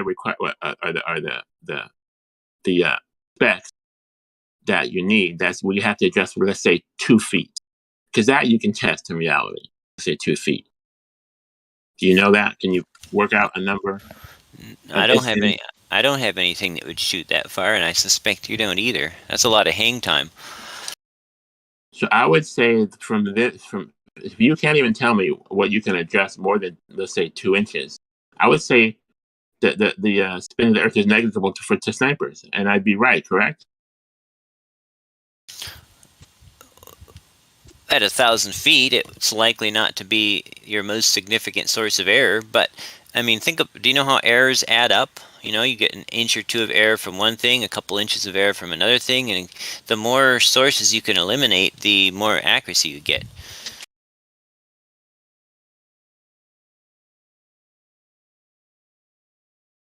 Right. You're right. But you're telling me 1 to 2 inches at 1,000 feet is all the difference is going to be from this supposed Coriolis? Because it's almost, I mean, can you say that's negligible? Depends on how well you're controlling your other sources of error.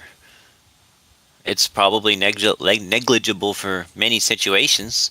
How far can snipers shoot, by the way? What's the maximum distance normal sniper situation? Isn't the world record like 2 miles or something? 2 miles is like 10,000 feet. 10,400 feet, right? So we won't go by the world record, but we're going to say, standard long distance. So, like you're in the military. The general puts you on a hill. He says, you got to get this target. What's the longest you can tell the general? I'm confident, sir. I'm confident I can hit the target at no more than this distance. What distance is that? I mean, that would depend on a lot of stuff, including the operator's skill, the quality of the gun, the wind and air conditions that were in the path that weren't necessarily at the location of the shooter. Would you say 1,000 yards would be doable? 3,000 feet? I have no idea. I'm not a sniper. Okay, before we finish, just do this. Do the math at 1,000 yards. 1,000 speed bullet, 1,000 yards. No wind factor. Shooting south or north from the equator. What's the adjustment on that?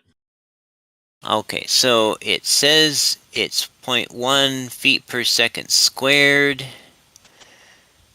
So if it's going 1,000 feet per second, that would have a hang time of 3 seconds, right?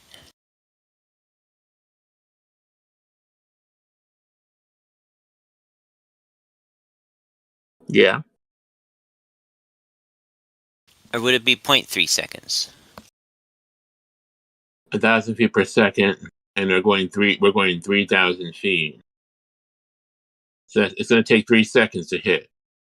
Okay, so 3 times 3 is 9, right? Is that what seconds squared means? Honestly, I'm not sure. Let's go with that. Let's go with 9. Okay, so 9 times 0.1 would be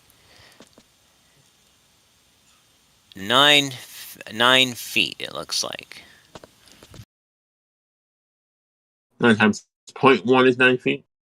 Well, 0.1, it says that the Coriolis acceleration is 0.1 feet per second squared. And if it's 3 seconds of hang time, you square the seconds. That's 9. And so then you multiply that times the 0.1, and that gives you, I'm sorry, 0.9. So almost a foot at 1,000 yards. I don't know if I'm using this calculator right. I just found an online Coriolis effect calculator. Almost a foot is, I mean that's, if you're doing a headshot, that would make a difference.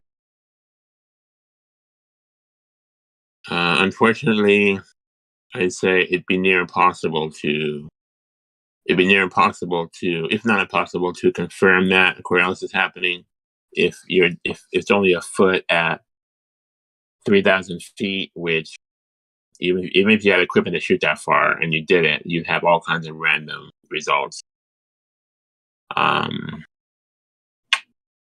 It's kind of like it's kind of like a golf swing, like a hole-in-one golf swing, like an eagle. It's like you're gonna get random results. It's kind of like throwing a dart. I don't know if you can be that accurate.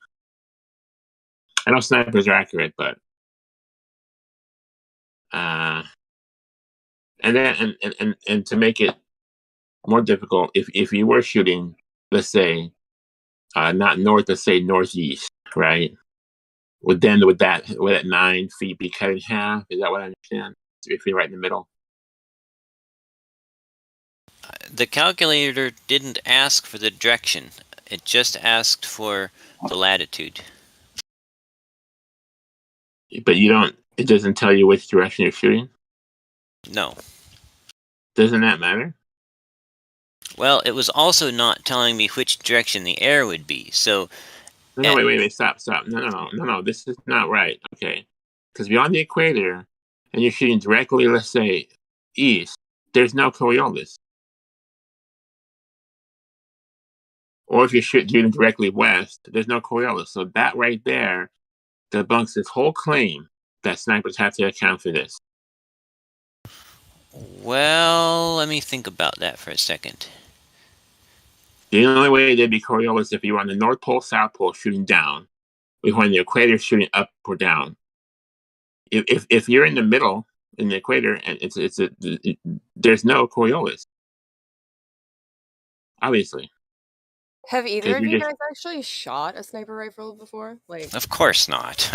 Oh, okay, I have, and I never accounted for the rotation or Coriolis effect of the Earth, and I hit the target every time I shot it. Oh, do tell us. Away.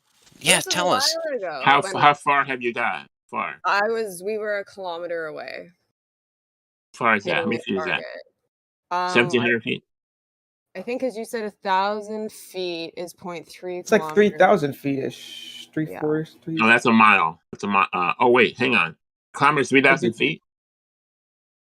Well, it's close to that, I think, because I know a kilometer is like 0.6 something of a mile, okay, so it's close to like 3,000 something. 1 kilometer says 3,280.84. See? There you go.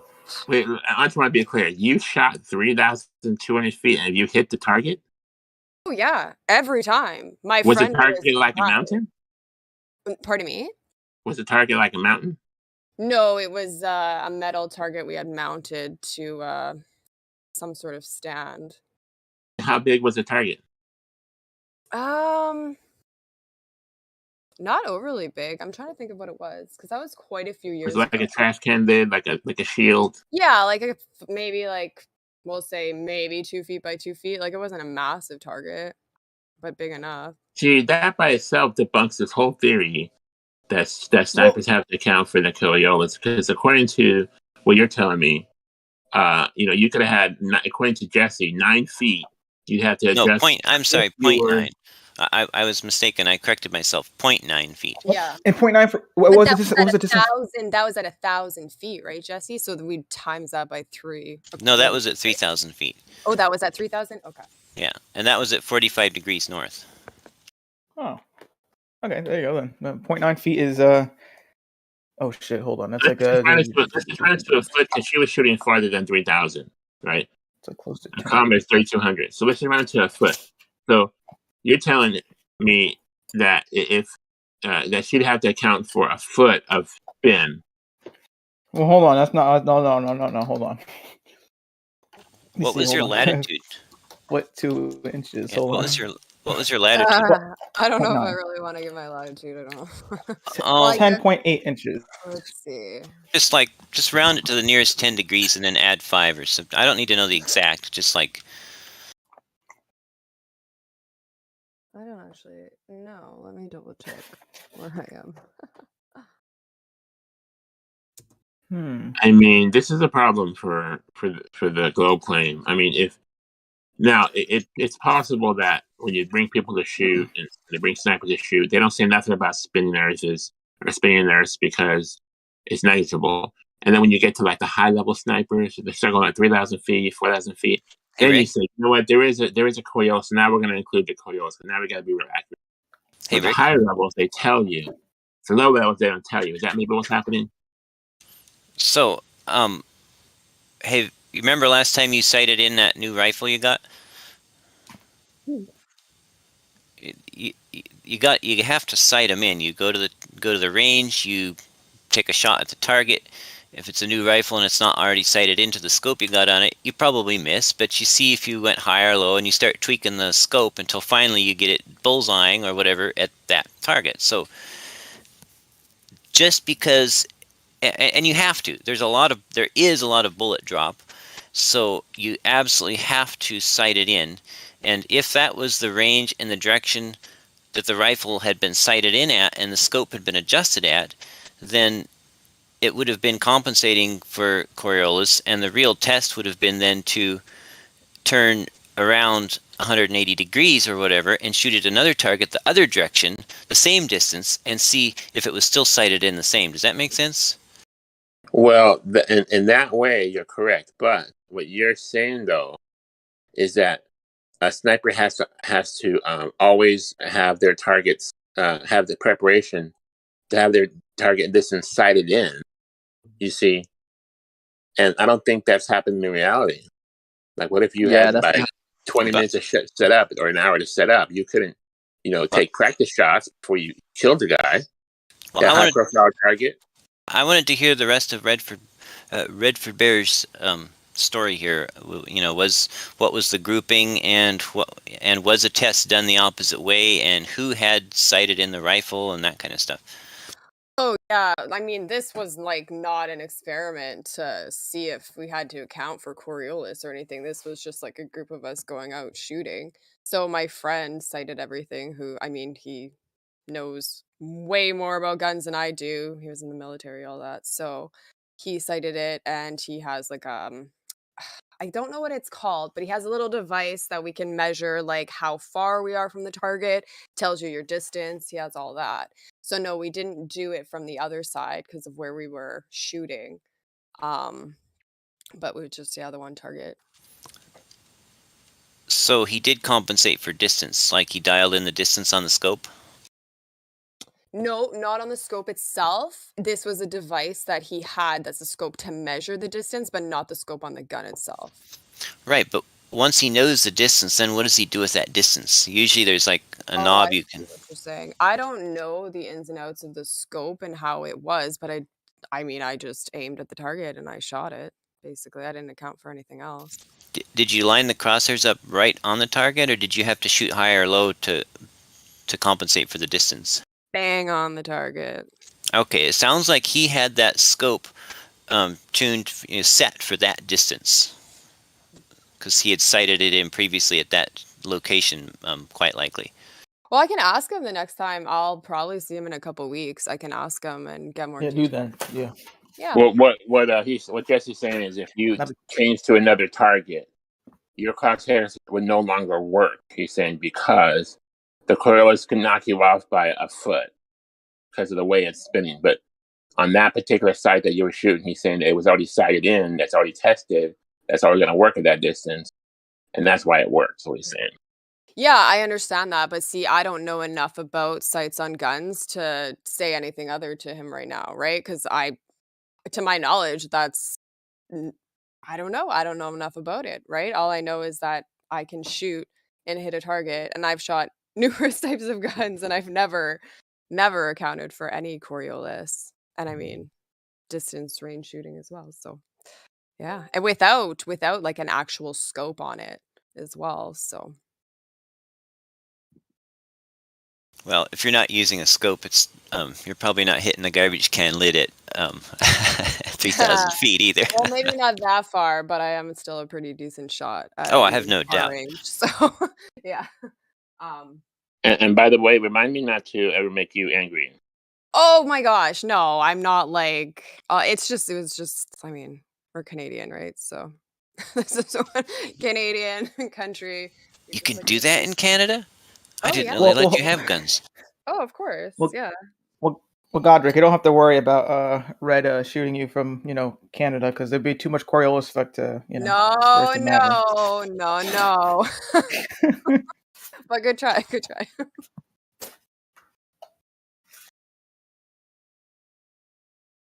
If she's a serious sniper, she'd hop on a plane and get to wherever the location target was. So Hey, you don't know anybody in BC near Victoria that likes Earth-shape research, do you? Because I'm just across the water, and I would love to do some flashlight tests across the Straits of Juan de Fuca.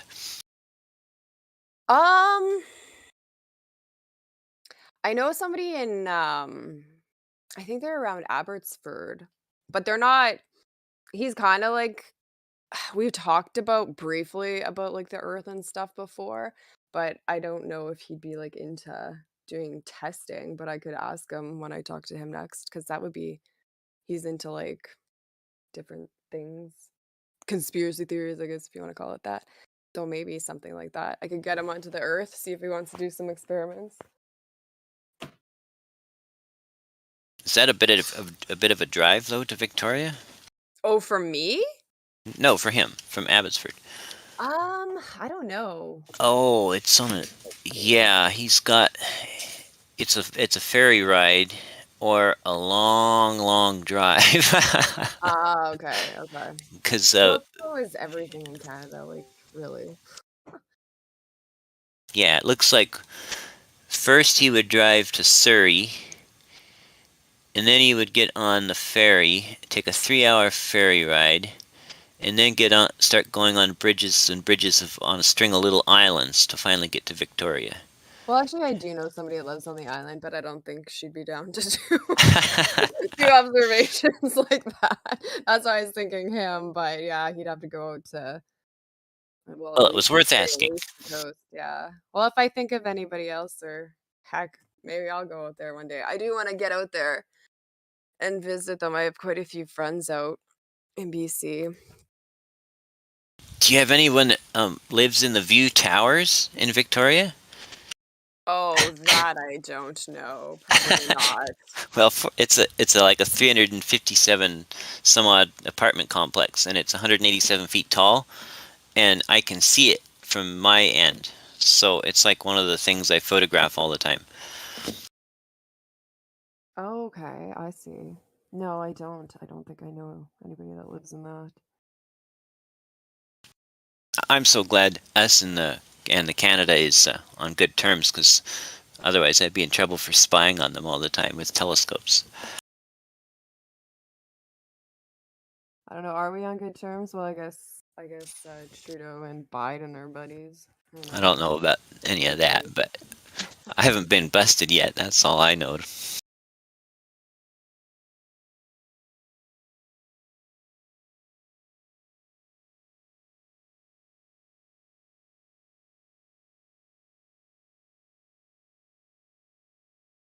Yeah, because my friend lives there, so that wouldn't be too far of a drive if I ever get out to the island. That'd be neat.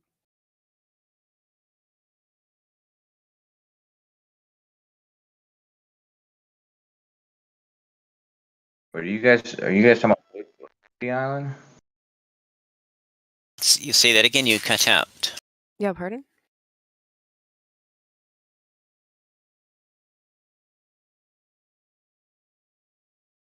I'm not Or sure.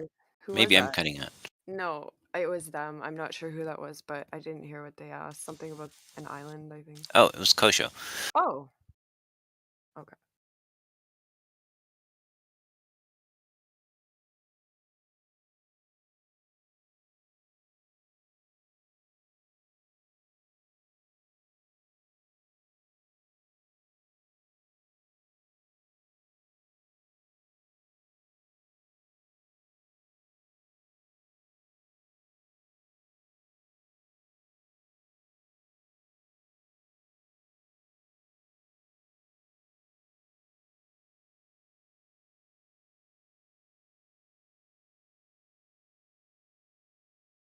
But yeah, definitely ask your friend the sniper. I bet he's got an interesting opinion on Coriolis, one way or the other, too. I'll chat with him, and actually, maybe we can even go shooting when he's back. I'll see, and we could set up an experiment or something too. But usually, there's always a lot to do. They're out of town, but they'll be back home soon, so I can check with him.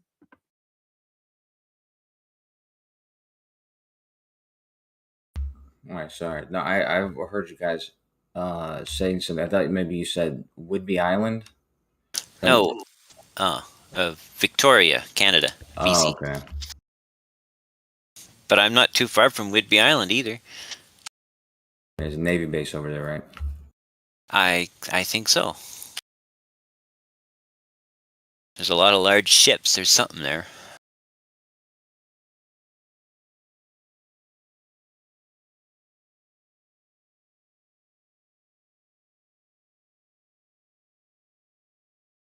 You never done anything with the GPS,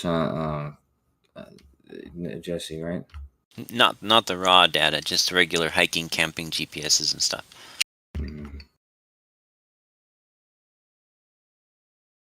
You have a nice receiver? Oh, the one I take camping is just a little Garmin E-Trex, I think. It costs like $250, so it works.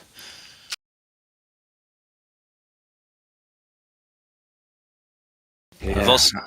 I've also worked with embedded GPS receivers for like different electronic projects and stuff.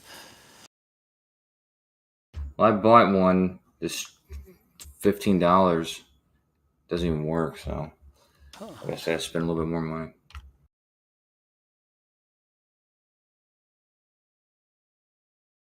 I'm trying to make this straight line, dude. Because I keep talking about straight lines.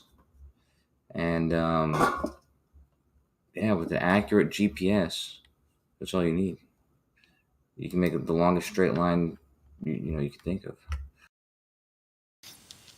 Redford Bear, I tagged you on a link or to a video of Victoria from my side of the water.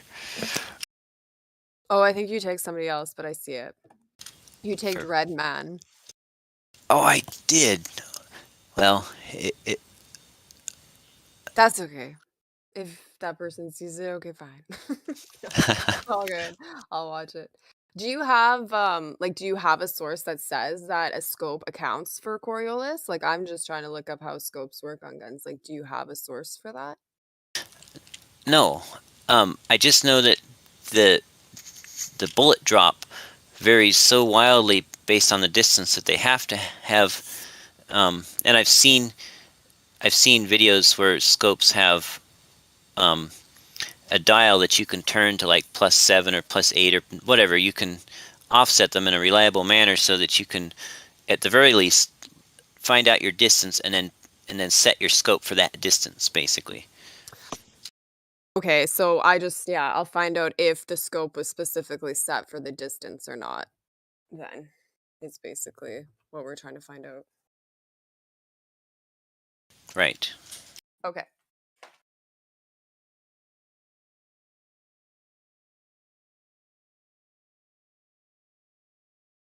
And if I understand correctly, if one were to set it for Coriolis, I think you would set it up or down, adjust it up or down if you were shooting east or west, and then right or left if you were shooting north or south, I think.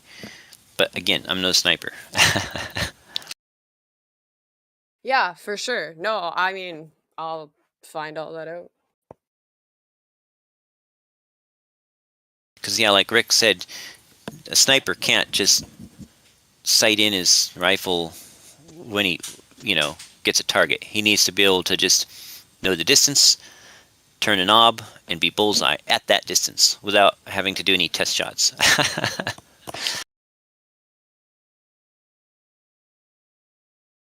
Yeah, I get that. However, yeah, since we use two different devices, that would have to be where the scope would be like able to measure the distance and account for it accordingly of your target versus what you're saying potentially of what maybe would be with the scope that we were using, where we had the distance and then you put it in to account for that. Right. If you had there, I believe there are super fancy scopes that have the rangefinder built in, and they automatically adjust based on the distance. But most people just have a rangefinder separately. They shoot the target with the rangefinder, and then they know the distance, and then they just dial in that on the turret on their scope. Okay.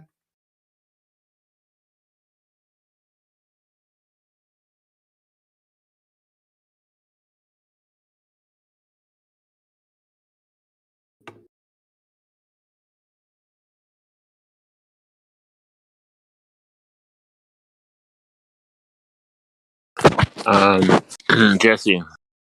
Yeah. Listen to my math for a second. I'm not saying that I'm right, but I was just doing some math at the top of my head. If at the equator we're moving 1,100 miles an hour, right? It's 1,100 miles. Are we speeding up? Huh? Are we speeding up? No, we're not speeding up. Times 5280 for the feet, right? 1,100 times 5280. I get we're moving 5,808 feet per minute. I'm sorry, per hour. Okay. And then I divide that by 60 for per minute. We're moving 96,000 feet per minute. Divide that by 60 for per second. We're moving 1,613 feet per second. Now, if you get that number, doesn't that completely blow out snipers? I don't see why. If we're moving 1,600 feet per second, right? And you're shooting, let's say, across the field. How are you only adjusting for two inches at 1,000 feet? Because that's not what Coriolis is about. Coriolis is about the rotation. Like, if you're shooting... Oh, imagine you're on... Imagine you're on a flat Earth, but it's spinning, or a merry-go-round, or something. You're on a platform and it's spinning, and you're in the middle. This simplifies it. Hopefully we can visualize it this way.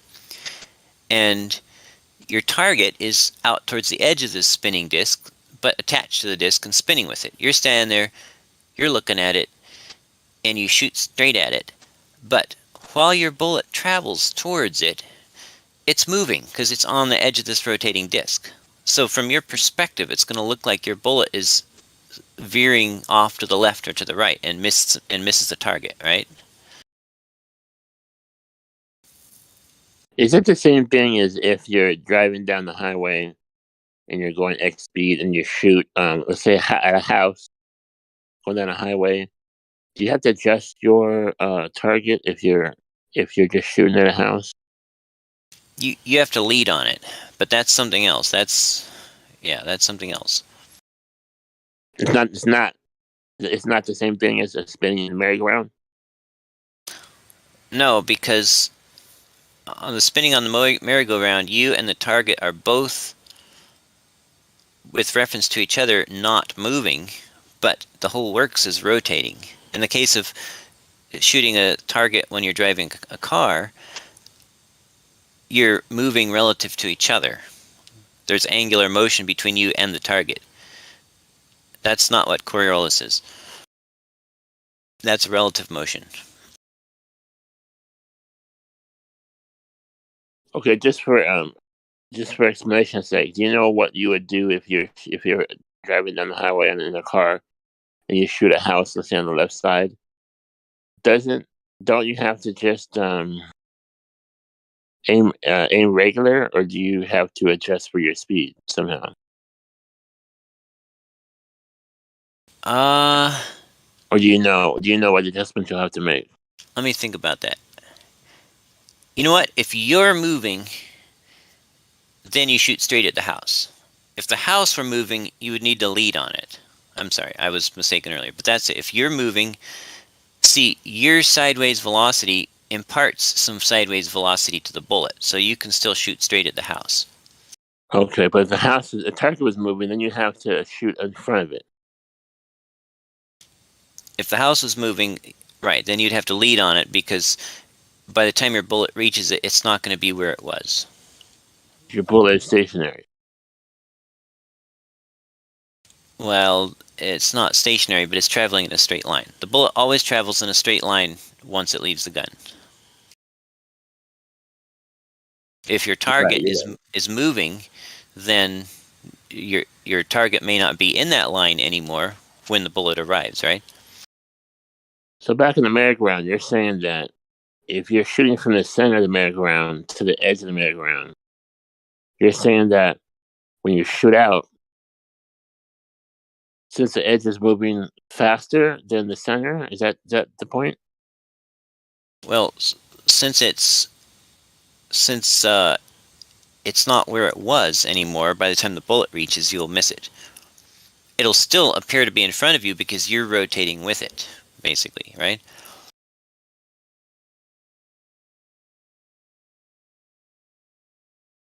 Isn't that the same thing as, well, okay. Do this. Do you have some like friends with like a minivan or something and a Nerf gun? Yeah. Okay. Get in the Nerf gun and get the car moving and going straight and shoot straight sideways from one side of the minivan to the other. And see if the bullet gets dragged backwards towards the car. And you'll find that it won't. It'll go right straight across, just like normal. Now, if the car is turning, going around a curve, one way or the other, then you'll find that from your vantage point, the bullet appears to curve. But it's actually just going in a straight line once it leaves the gun, but you and the car are turning around its path. Right? So the car's turning, then it's a difference. But the car's going straight, it's not. Right. Because it's changing direction. But because of the angular change, yeah. So there's an angular change on the merry-go-round. Yes, there is angular change on the merry-go-round because that's it's related to the Coriolis. Yes.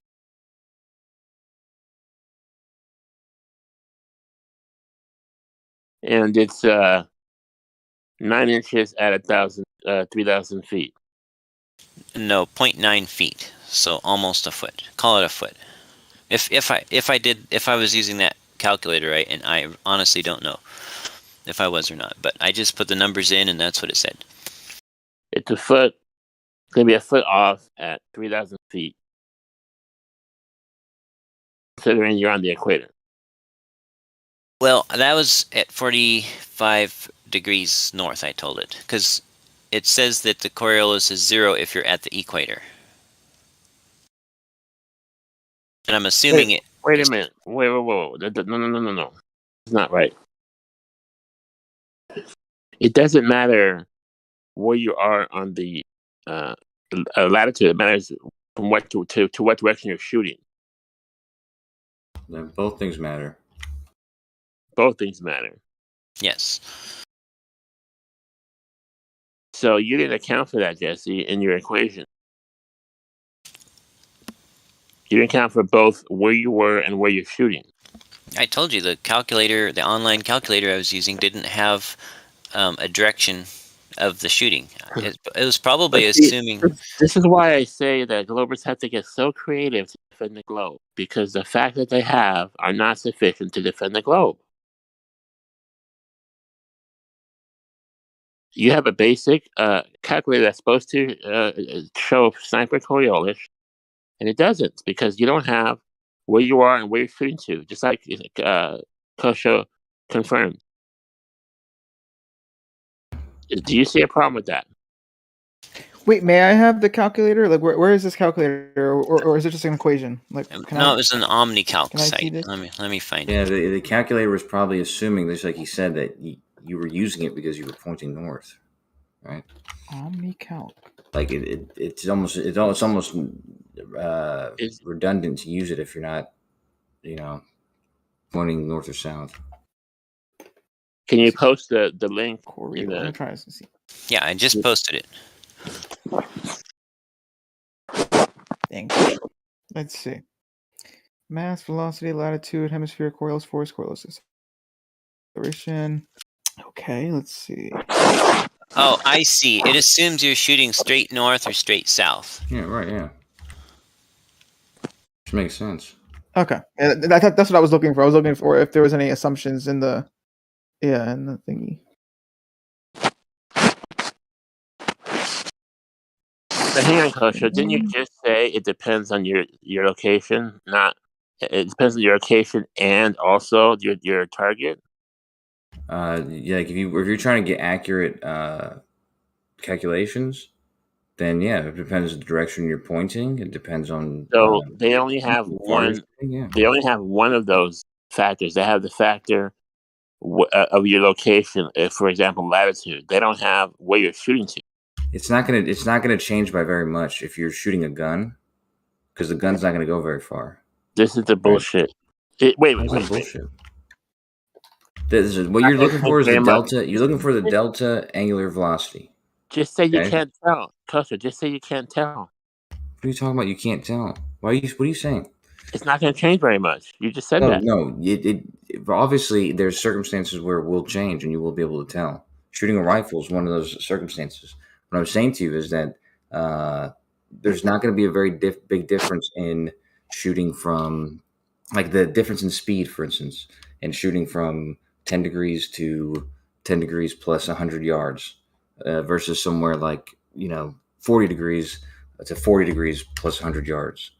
You know what I'm saying? It's not the speed differences of these two places are not going to be that big of a difference that they can use like an average or something for this calculator. But yeah, to get an accurate value, those are going to be two different values.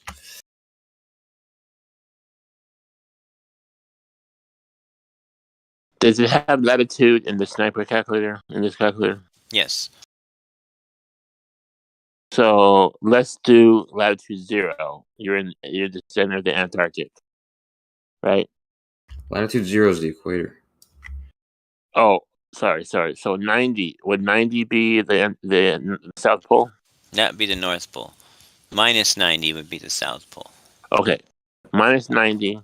Well, actually, I think they want you to... Right at the ice wall. I think they actually want you to use a positive latitude and then set the hemisphere in the north or south. We're minus 90. We're at the ice shelf. We shoot a sniper rifle over the ice shelf. Okay. Now, we're gonna go 3,000 feet or 1,000 yards, and according to Kosho, it makes little to no difference which direction you're shooting. You say that. I didn't say it makes little to no difference. I said this calculator is probably not asking you 1,001 questions because it's the difference between shooting, the difference between the rotational speed between 10 degrees north and 10 degrees plus 100 yards versus some other place that's 100 yards different. These two, the speed difference is not going to be that great of a change. Well, snipers can account for it, and you can account and calculate a difference, but for these calculators, it's probably not. Kosha, what we're trying to do is see the difference in adjustment for Coriolis, for snipers, for long distance targeting. And the point of it is to say, let's say if it's 3 feet, then we can actually test that. We can try to test it and confirm it. Okay. But if you're saying it's negligible, it's not much of a difference, then we can't confirm it. You're going to get behind this calculator. Gadrick. Calculator works or it doesn't. Gadrick, I'm not going to participate in this conversation with you if you're not even paying attention to what I'm saying. Because I didn't say that Coriolis is too small to be detected. I said this calculator, the one online, is probably not asking you which latitude you're at because the difference in the rotational speeds for a small enough range is not going to be enough to make it discernible. like the distance, the difference is measurable, but it's not it's not very apparent. I'm not talking about the Coriolis. I'm talking about the difference between these two locations. I'll calculate it right now. I'll tell you what it is. But it doesn't go left to right if you're on the equator, because it's just spinning. It's just spinning. You don't have to adjust left to right on the equator. What are you talking about? Because there's no angle difference. There's no angle change. You do have to adjust if you're on the equator. What are you talking about? You mean if you're shooting east or west? I was going to just say north and south. Oh yeah, yeah. There's different velocities. The equator's going one velocity. Yeah. Okay. So we're shooting east or west, right? There's no angle change. No, it's still even on the equator. Shooting on the equator, you still would have to. There still would be a difference. It would. But there's no angle change. So what are you adjusting? Why are you saying there's no angle change? Okay, look. Okay, let's put it in layman's terms. You have a ball that's spinning. Okay. On the equator of that ball, it's spinning the fastest miles per hour. That's right. In the globe model, 1,100 miles per hour. At the north and south pole of this ball, there's really no speed it's spinning, because you're basically staying in the same spot. Correct. So that's why you'd have an angle change. If you're, let's say, in Canada, you have an angle. You have a speed of the. Let's say you're spinning, 300 miles an hour. Okay, but in the equator, you're spinning 1,100 miles an hour, right?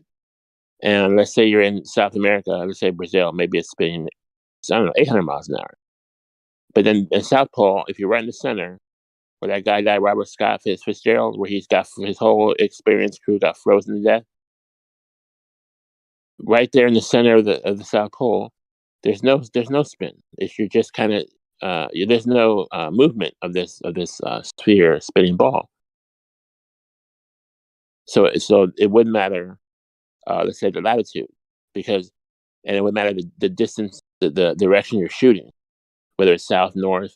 But if you're on the equator and you're shooting east or west, there's no angle change, because the ball, the sphere, is spinning the same direction as the bullet will end up. Now, if you're on the equator and you shoot north or south, then there's a difference, because now you're realizing that shot that you made is going to land off the equator, which is going to have a different target trajectory. So unless I got something wrong, it matters if you're shooting away from the equator, but not if you're going to shoot on the equator. Am I right? The bullet won't veer. The bullet won't veer off on the equator, will it? But it will veer off if you're on the equator, you're shooting north or south. If you're on the equator shooting north or south, I don't see why it would veer right or left, because, or at least not much, because it's going from, because your target is at the same radius as you are, basically. Okay, so let's say if you want to check your latitude, so depending on your latitude, you're spinning at certain miles per hour. If you're in Canada, let's say it's 400 miles per hour. I don't know. Let's say it's 400. All right. If you're on the equator, let's say it's 1,100. We're in agreement. Yeah, for the sake of discussion. So you're gonna know, you don't necessarily have to know the target you're at. You just have to know where you're shooting from, the latitude. That'll give you the speed at which the Earth is spinning. And in the Antarctic, it's -90. The North Pole is 90. In the equator, it's 0.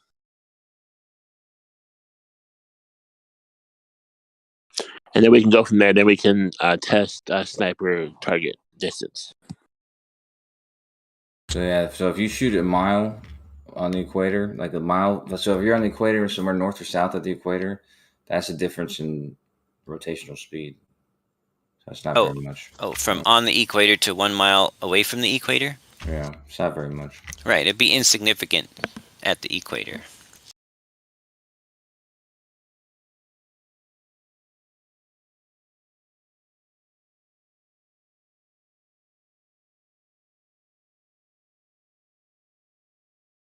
Yeah, I just don't get it, man. I don't get it. I don't know how in the equator you're spinning 1,000 miles an hour, and let's say in Canada you're spinning 400 miles an hour. So where is this Coriolis happening? The only way a Coriolis can happen is if the origin of your shot is different from the destination. It is. That's the only way you have Coriolis. Coriolis occurs anytime. The definition of Coriolis, anytime an object is moving in reference to something that is to a rotating reference frame, as viewed from the rotating reference frame. So an object just has to be moving across. So it could be moving across the surface, could be moving up in the air. It just has to be moving in reference to a rotating reference frame. Right. Basically, if the shooter and the target are on the same platform, but and moving on the same rigid platform, but they're at different circumferences, that's where Coriolis comes into effect, right? Or you can say they're different latitudes. Well, it could be on a merry-go-round, in which case we don't really have latitudes on merry-go-rounds. But yeah, different latitude means different circumference, unless you were 1 mile north of the equator, shooting 1 mile south of the equator, then both you and the target would have the same tangential velocity. So I don't think there would be any Coriolis there. Is that right, Kosho? Sorry, say that one more time. Sorry. Yeah, but that would mean that if you're in Canada, it's the same thing. It's just you're spinning slower. No, but you have to look at the delta, like the change. The change, the difference is going to be worth more when there's less speed. So it's kind of one way to think about it. Like the reason why these speeds at the equator, the difference is not very valuable. It's not going to make a significant difference because compared to the speed they're going and the part of the ball that they're on, it's not a very big difference. I'll do another one that's away from the equator. I'll show you the difference. Okay, let's Jesse, plug in minus 90 degrees and then plus 90 degrees, and see if you have to adjust for a sniper. And see if I have to what? If you have to adjust for a sniper shot at minus 90, and also try it at plus 90. Hold on, I'm responding to a troll in the text chat. I don't think you do. He said responding to a troll. That's funny. Come on, man. I'm more important than a troll.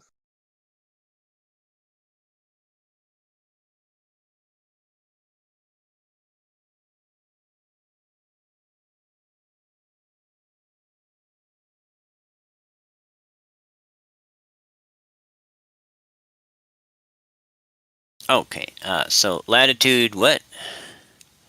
Try minus 90 and also plus 90. And let's go 3,000 feet or 1,000 yards.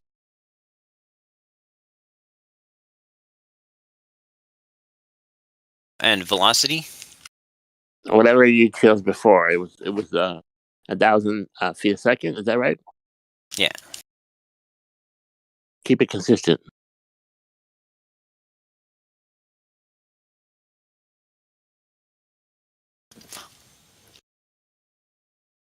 I'm starting to think it doesn't matter because, like you said, if both you and the target stationary, then it wouldn't matter. So you see the difference I put there? That number is like a quarter of a mile per hour. That's the difference between 70 degrees north and a mile north of 70 degrees north. So even though it's the same difference as before, it's a greater speed change. But that's only if your target is a different latitude, yes? Yeah. Okay, but I want to remind you. You just told me. I'm not. Maybe I heard you wrong, but you told me it's not much of a difference.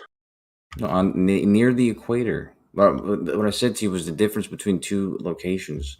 But you can see that at 70 degrees north and at the equator 0 degrees, this is a vast difference. So that's why I use 70 degrees. But you can tell that's a much greater. It's a much greater effect.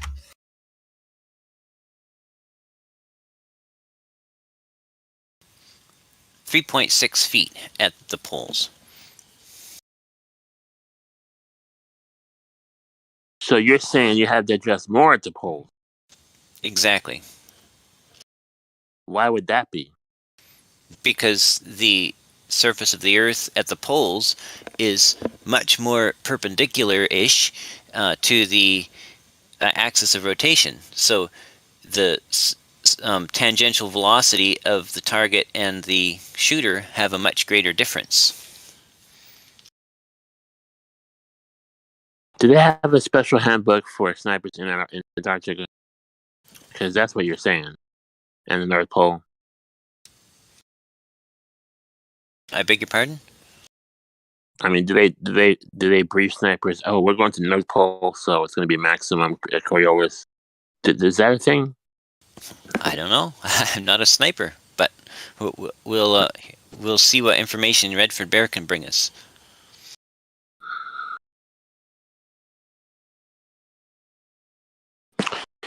Yeah, because at North Pole, you'd have the maximum merry-go-round effect. You'd be in the center, and it'd be spinning around. The Earth is spinning around, supposedly. So you get the maximum difference, minus 90 and plus 90, as opposed to... Wait, on the South Pole, it's the same? Well, it'd be minus 3.6 feet instead of plus 3.6 feet. So to the left versus to the right. On the South Pole, the Earth spins east to west. So on the North Pole, no, west clockwise. to east. On the South Pole, counterclockwise, right? No.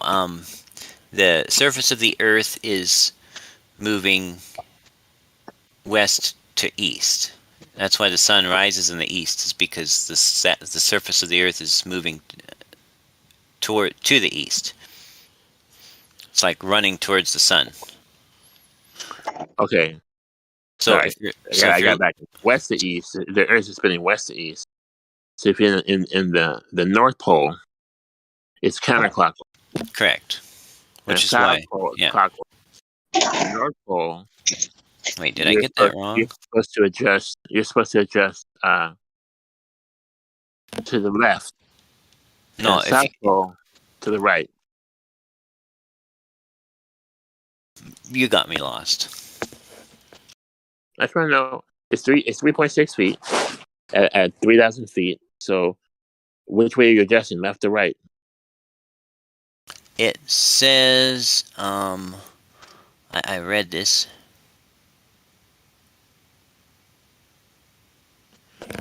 Maybe We should be able to work it out with just basic logic. I mean, if it's spinning counterclockwise, right, and you're looking out from the North Pole, you're looking out, away from the North Pole. It's spinning to the left, so you have to you get ahead of it to the left. That's a left. Let's say 3.6 feet, and then if you're in the South Pole and it's spinning clockwise, if it is spinning clockwise, you have to get ahead of it on the right side. So you have to adjust the right 3.6 feet. Correct. And on the equator, it's 0.9 feet. Well, no, at the equator, it would be 0. The 0.9 feet was at 45 degrees north or south. Because it tells you the adjustment on the equator is 0. In order. Well, okay, yes. Let me try. Okay, because Yes. if you're shooting east, and the Earth is spinning, wouldn't the bullet drop faster? I'm not sure, because your gun is swinging too, so it's going to impart a velocity, an upward or downward component to the velocity when it gets fired. That's why I said it would drop faster, and if it's spinning, if you're pointing west, since it's spinning that way, the bullet would go farther. Yeah, I think it would go high or go low depending on whether you're shooting west or east. So now I caught you. Now you're caught now, because the tool doesn't tell you that, does it? I'm not sure if that's Coriolis. That might be a different effect. But aren't we doing sniper shots at a distance on the Earth, on a spinning Earth? This is not a sniper shot calculator. This is just a general purpose Coriolis effect calculator. What is it used for, if not sniper shots? Physics shots for physics students to look up their homework on. No, but correct me if I'm wrong. If you're on the equator, there's no angle difference. But if it's spinning, it's spinning east to west, and you're shooting directly east, your bullet would drop faster. And if you're shooting west, your bullet would have more hang time. That just makes sense to me. Am I right? No, I understand what you're getting at, but remember, I'm not a sniper, okay? So I have to look stuff up when you ask questions. And just because you ask a question that you may or may not understand that I haven't looked up yet in a field where I'm not an expert does not mean you got me. It just means I haven't looked it up yet, and you haven't either. Otherwise, you wouldn't be asking. So let me look it up here. Let me see if I can find the... saying I got you because that tool you have doesn't account for that, but it should, but it doesn't. And I said, this is kind of thing, like I'm just trying to see if it really makes a difference. This is most of the answers I get, you can't tell. You can't, whether it's curving, but you can't see it. It's spinning, but you can't feel it. The autopilot takes care of all the curvature in the flights. It's you can't tell. What are you talking about? Now we're checking sniper bullets, and you can't tell. No, you can tell, dude. I posted a whole video where the sniper is going over all his shots with how Coriolis affects it. The longest distance shooters have to account for it, but the shorter distance shooters don't have to. How long is the long distance, Coach? How long do you have to account for it? The longest distance shots are a couple miles. That's 10,000 feet, Coach. Who can shoot 10,000 feet? Well, the longest distance shot I think was longest distance kill. I think it was like 3,000 yards or something like that. That's not 2 miles, Coach. It's not 2 miles? No. Are you sure? 2 miles. Well, 2 miles is exactly 10,560 feet. Am I right? Hey Rick, I posted something for you, and I solved the mystery of why that Coriolis effect didn't take into account the east to west effect. And the answer is very simple: is because Coriolis is not that east to west effect. There's a different name for the east to west effect, and it's called the Eötvös effect. When shooting a bullet to the east or west, the Eötvös effect also affects the flight.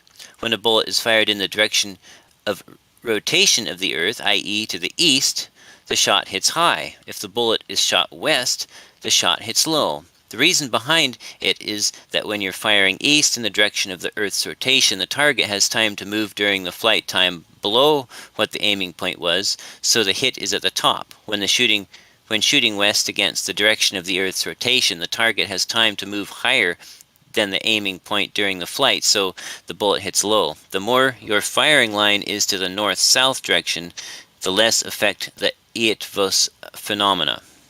So there's a different phenomena for the east to west shots, and so we would need to find a calculator for that to talk about that. Does that make sense? Makes perfect sense. Now we found out a new, I'm going to say it, the Eötvös effect. Okay. All right. I think it's pronounced Eötvös. Eötvös? I'll go with that. Eötvös. Hey, what's up, Gio? Eötvös Hey, effect. how's it going?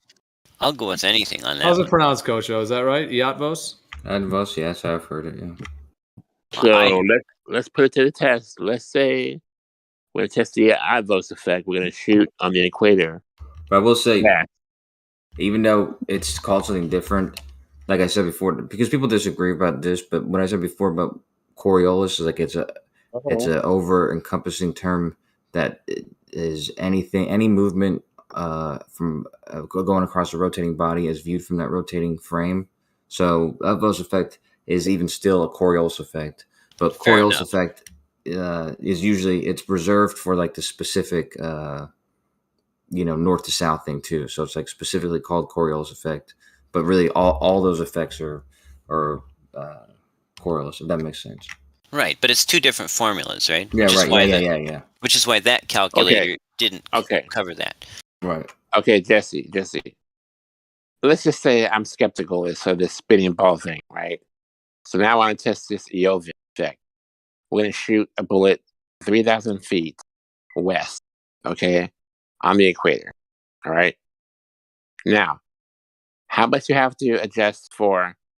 In this case, it's going to drop. So how much lower? How many feet lower would it be?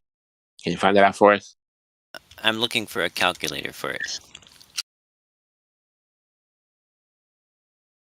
I don't think it's a thing. I mean, unless no. You don't think? Oh, you don't, huh? Unless maybe they're saying if you're in a plane and shooting a rifle, let's say at the back window, is it the same thing? Is the Eötvös effect? The plane's moving. Well, it has to do with like if you were shooting straight at another airplane and you were dropping and that airplane was rising. Compared to basically the situation with shooting east-west on the equator is, well, east-west anywhere, is that you and your target are, one of you is going up compared to inertial 0 and one of you is going down compared to inertial 0, basically. Just like basically shooting from one side of a merry-go-round to the other, except turned on its side.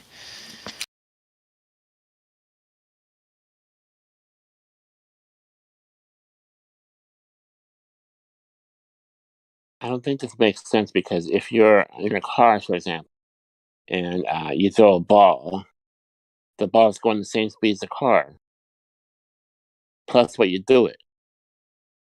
So you wouldn't have any Eötvös effect.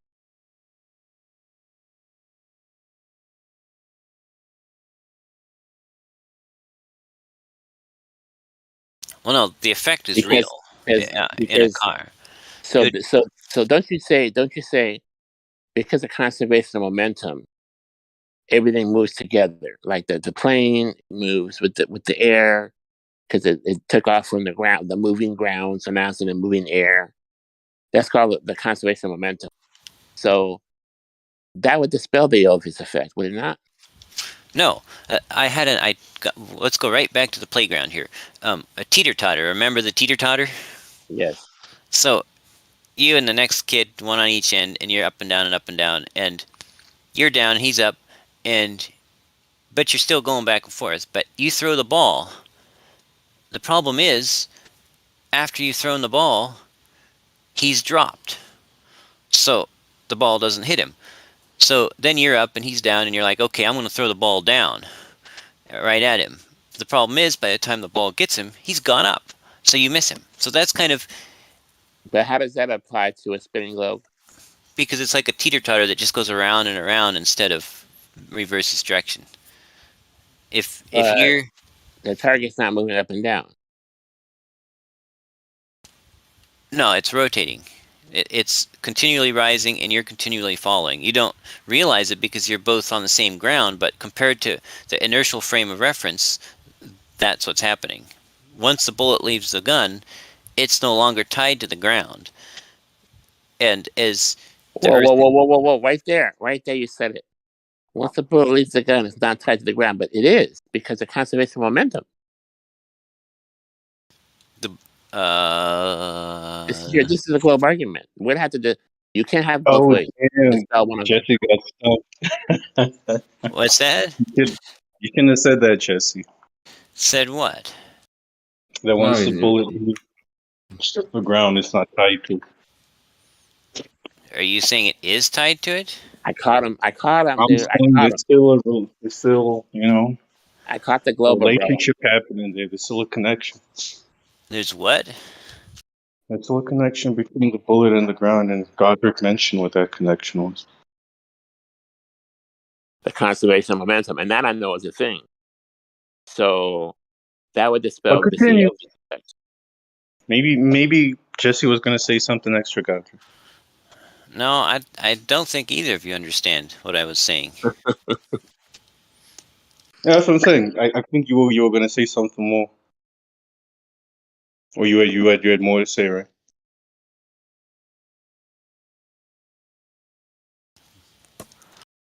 Yeah, I don't know. I don't remember what I was saying.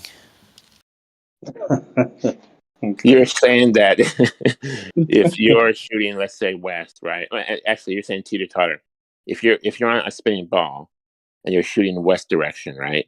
You're saying that the target is constantly lifting up, and you, as the starting point, is constantly moving down. That's what you said. Right, compared to the initial frame of reference. So that's what we're trying to find out. And I ask you, let's find out how much difference. We're going to shoot 3,000 feet, which is doable. I know that's doable. Long distance shot, and we're on the equator. We're spinning 1,100 miles an hour. What's the now we're gonna have to target. We have to lower our target, lower our crosshairs, right? If we're shooting east, which is the direction it's spinning, then we'll have to raise our crosshairs, right? But we're shooting west now. We agree that lower our crosshairs, and by how much? Because I want to test it, because I want to see if this is legit, right? Now it's 3.6 feet on the north and south pole, 1 foot on the equator. Okay, if that's where the Coriolis. No, the 1 foot was at 45 degrees north. Sorry. 1 foot 45 degrees north. 0 on the equator. Okay, I get that part. Now we're going to do the Odysee effect. How much are we going to go up and down? I don't know. I couldn't find an online calculator for it. And I'm too tired to work it out tonight. I'll take that as a concession. But you did good, Jeff. You did good. You Googled maximum Google. Thank you.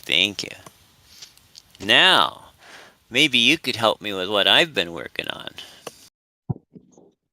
Did you see that picture I posted earlier? Of what? It was a graph. It showed a bunch of distance and height measurements.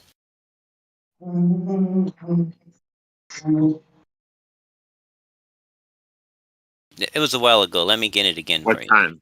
I don't remember. I'll just get it again. Are you okay opening a Google spreadsheet, or would you rather just a picture? I prefer a picture, please. Okay, let me find it. The picture doesn't have as many data. Oh, there it is. Data points. There. It's uploading, done.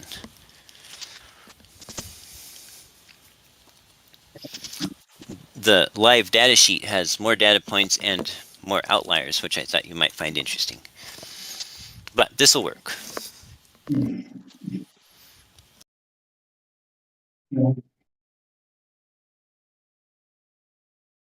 And what's the point of this? So the point is, I was curious about whether objects in the distance had missing angular height. And so I measured, I used surveyor's equipment to measure the angle to the tops of targets from ultimately 1.5 to 105 miles. And then I plotted the height, the angular height, or I calculated the angular height, or the height in feet, based on the distance and the angular height, and I plotted that against distance. And that's the red dots. And the blue dot, or the blue line, is just what is the predicted Earth curve. But the red dots have no corrections made to them. They're just the plain height measurements of the targets. I don't get it. I think you're looking at distance. You're looking up to 105 miles. You're looking at targets. You're looking at the angular change.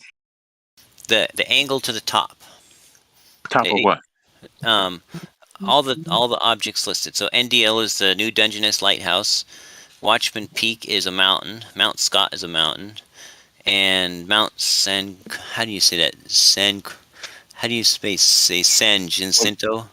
When you say the angle to the top, where's your angle starting and where's your angle? Where's the angle? An angle? Oh, an angle with reference to plumb or to a level. In this case, I measured with reference to level, but you can set the instrument to measure with reference to level or with reference to plumb. So let me ask you this: what are you trying to find out, and have you found that out yet? Well, I'm trying to find out if this particular set of observable reality points towards a flat Earth or a globe Earth, and it's kind of pointing towards something curved, like a globe. Okay, fair. So, have you considered that the angle changes because of this diminishment, because of you're losing the angular resolution? Angular, with the telescopes on these instruments are like 30x, or they're pretty powerful, and that increases the angular resolution so greatly that angular resolution was not a limiting factor. Right. But at 100 miles, you see how it can't be that powerful. Well, the resolving power of these things is like, let's say, what was it? 3 arc seconds? I think it said the resolving power was 3 arc seconds. So let me do that. Do you know how big 3 arc seconds is at 105 miles? No, I don't. Okay, tangent of 3 arc seconds times 105 miles in feet. 8 feet. So the resolving power of my scope is like 8 feet at 105 miles. So I could be off by plus or minus 8 feet at 105 miles, just due to the resolving power. Something could be too small, and I couldn't tell where it was in that 8-foot region. Can you post some pictures you've taken at these different distances? Some of them. I don't have pictures handy of all of them, but I do have pictures of some of them handy here. Hold on. I do have one of the 105 mile shot. And where were you at that point? To what distance?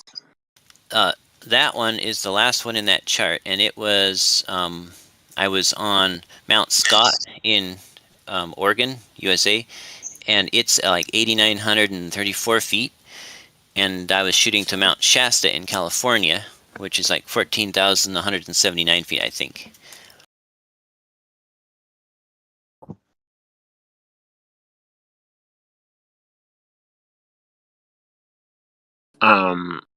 Have you? Okay, so you're looking at the top of the mountain. Yes. And I'm looking for a picture right now. I'll get you a picture when I find it of Shasta. I have way too many tabs open. I'm trying to figure out how your angle wouldn't change going at a distance when I know the mountain's lowering, getting lower.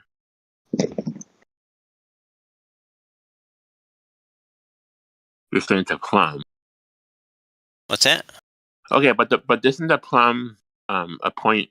You said you're measuring plumb. You're measuring the angle to plumb, right? Yes, although it's referenced to level in this chart, but yes. But wouldn't that be the distance between you and, let's say, the middle ground of the target? Let's say the middle ground between you and the target. Say that again. I'm trying to figure out like your angle. You're saying your angle is lowering as you go farther, and you're inserting Earth curve in that. I'm whatting Earth curve? You're saying that it's Earth curve is what's lowering your angle. Well, it matches Earth curve, sort of. About 6 or about 7 inches per mile squared is what I measured. What's the formula for the Earth curve? 8 inches. Yeah. So you're getting less of a drop. Yeah, about 1/8 less, roughly. Well, it's interesting to confirm that doesn't match the specs given. We can agree on that. Well, but see, I applied no corrections whatsoever. Well, you're saying you didn't apply no corrections. You're considering like there's different factors that can change, like just say refraction or right. So we know that refraction makes things look higher. Refraction through a stable density gradient makes things look higher. We know that much. So the mountain, we know it looks at least a little bit higher than it is due to refraction, because we know that the air is a density gradient. We know that there's more air pressure at lower elevations than at high pressure. We know that that's denser at lower elevations, right? That argument I'm not set on. I don't buy that argument. Okay, because I've experimented with that too. I've created density gradient of air inside a fish tank and filmed that it actually makes things look higher in the distance. And then I had a little fan inside there to mix up the gradient so it was all the same temperature, and then things would sink back down, and when I turned the fan back off and the top heated back up, then things would rise up again. So I'll look at that. You have that link on that? Yeah, definitely. Appreciate that. I also did it with hot and cold water, which was much more pronounced because that it's so much more dense. But then people say, well, we don't live underwater, so then I did it with air. Which one's more dense, the hot or cold? The cold water is definitely more dense. So if you're in hot water, you don't float as much. You're in cold water, you float more. Correct. I mean, it's a very small percentage, but correct. And in fact, you can take there's little things for measuring the density of water. They float in it, but they're like sink deeper if it's hot water. Yeah, well, we know about that, right? We know that if it's more dense, it'll push you up more, and if it's less dense, you'll sink. But I'm looking at the. Okay, so his question is: the laser the same as visual sight? My experiments show it to be, but I wasn't just shining a laser through my gradients. I was actually sighting through them.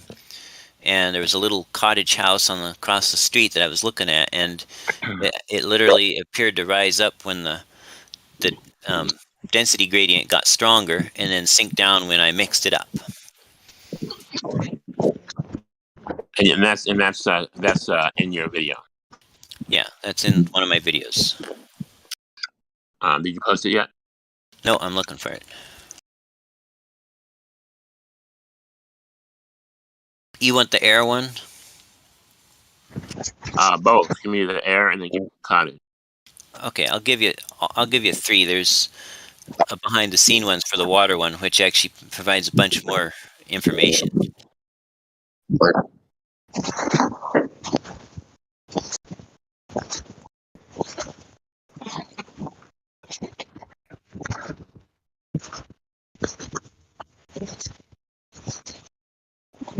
Hey Nate, you got a hot mic. Nate, Earth to Nate. Maybe he's not listening. It's not.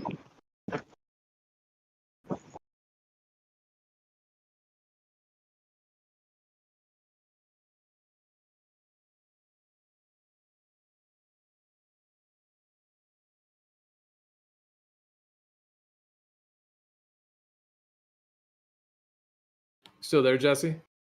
Yep, just looking for videos to link for him. So are you ready to experience the biggest paradigm shift in humanity in over 200 years? Whoa, what's happening? It's going down, dude. Where? Right here. Right on the platform of Earth. Wow. Do I need to turn the TNV on for this? Or? Well, the revolution will be live streamed. It will not be televised.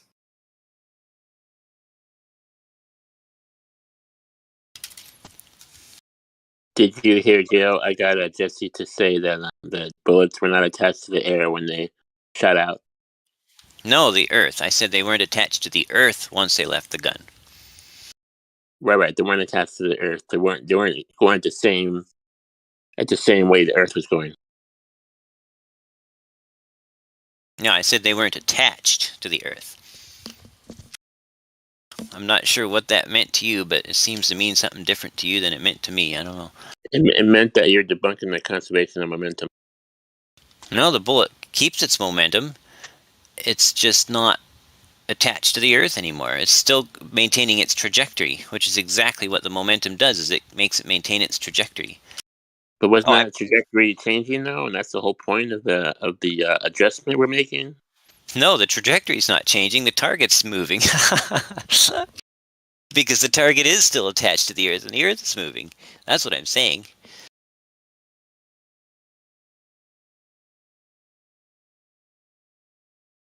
Oh, and I got you a couple of links there, and I'm getting another.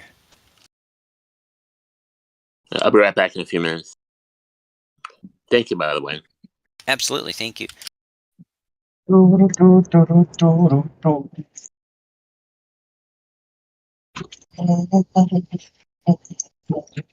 Well, it's good, Jesse, that Nate, you're still hot micing. I'm what? No, Nate. I just said Nate's still hot micing. Oh, it sounded like you said it's good, Jesse, that you're still hot micing. Oh, no. What I was going to say is that it's good that you are already informing yourself of a lot of these things. You're well prepared for the coming paradigm shift. And you can't give me a... This isn't what 3DP's been threatening to do to me, is it? I have no idea what you and 3DP are doing, and I was not referring to that now. Oh, okay. Well, he keeps telling me he's going to tell Shane everything about the flaws I made in the debate. Problem is he just can't quite bring himself to do it. Yeah. No, man, I was talking about the paradigm shift and the fact that you're in these discussions, even though you're fairly new to it. When did you first start? Like, what is your kind of journey and story with beginning to research into the Earth not being a globe? Well, December of 2018. So what? 4 years ago, almost.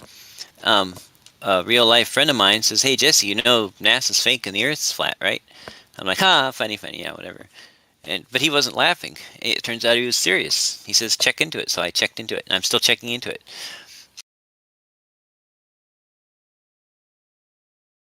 I mean, okay, so that was it. That's all he had to say, and then, like, did he tell you more, or did you then just look into it on your own?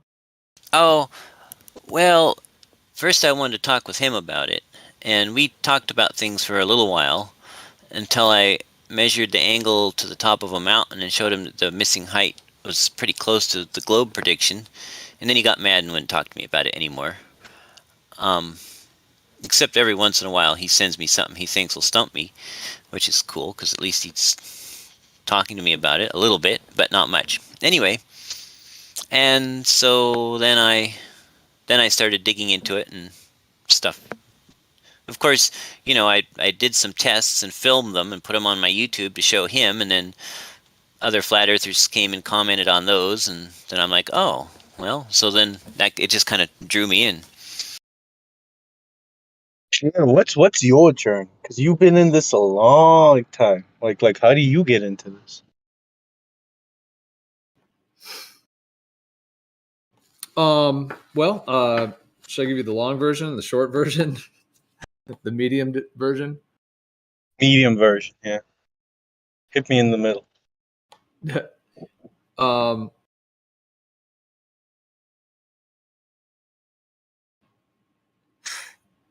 Well, the only thing I feel like I'm overshadowing Jesse because he was kind of sharing his story. But he finished. Yeah, Unless you're... no, that was about all I was. You know, my friend did tell me to check into Mark Sargent because he was the big thing then. So I watched a bunch of his videos and emailed him questions because he used to read questions on his show and answer them on the show. And yeah, that's about all there is for me. I went on. I wanted to know. I heard claims like the horizon doesn't rise to eye level, and regardless of whether that's possible or not on a flat Earth or a globe Earth, I wanted to know if it was true. So I tested. It wasn't true, and other things like gyroscopes don't show precession or Earth rotation. So I tested that, and they showed 15 degrees an hour. Whatever causes it, they showed it. And then I heard like, well, gravity isn't real. So I'm like, well, so I did my best at Cavendish, and something seemed to attract the weight. So I don't know. Anyway, it has been fascinating. There's lots of things I wouldn't have ever even poked into if it weren't for it. So it's been interesting. But that's about it for me. So what content have you seen? Like only you said Mark Sargent, but what about like ODD or Eric Dubay or Taboo Conspiracy or any other channels or? Oh, sure. Oh, yeah. I've seen bits of all of those because flat earthers send me stuff as their ultimate proof, and I watch it and then respond to why I don't think it was solid evidence.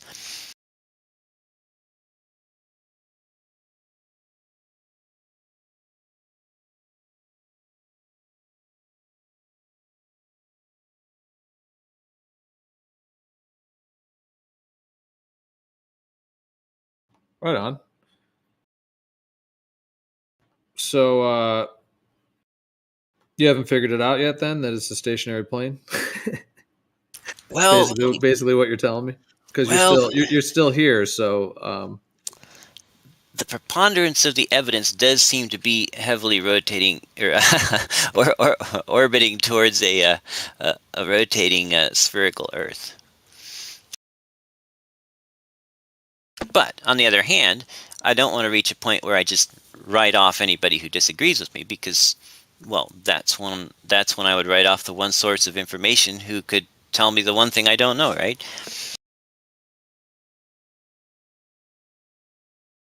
yeah. Well, do you think if it's a massive deception, do you think that there would be a lot of seeming evidence for it? On the internet, essentially, and amongst the population? I'm not sure I understand the question.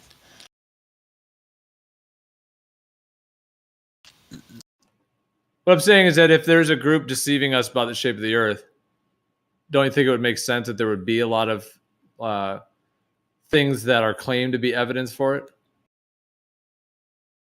If there were... Okay, state it one more time.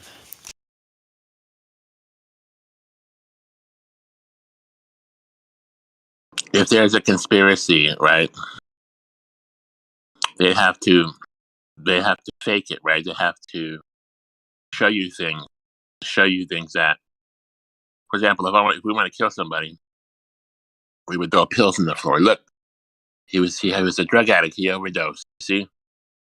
Yeah, but if there was a conspiracy, why would there even be this server around, dude? Yeah, I'm really not interested in the government, what they say. I'm really interested into finding out for myself. That's why I got theodolites and started measuring angles, and that's why I did the gyro and the Cavendish and the refraction experiments, because I wanted to know what really happens. And I'm not sure really how those could have been hacked. I mean, obviously, that's how reality is presenting itself to me in my video Well, I think you've been presented with an explanation for those effects, and then you're just going with that. That doesn't mean you've actually isolated that what the explanation you've been told for those effects is the actual reality of what's going on. For example, the gyroscope, my understanding of it is that's absolutely what it would do on a stationary planar Earth with a moving vortex ether.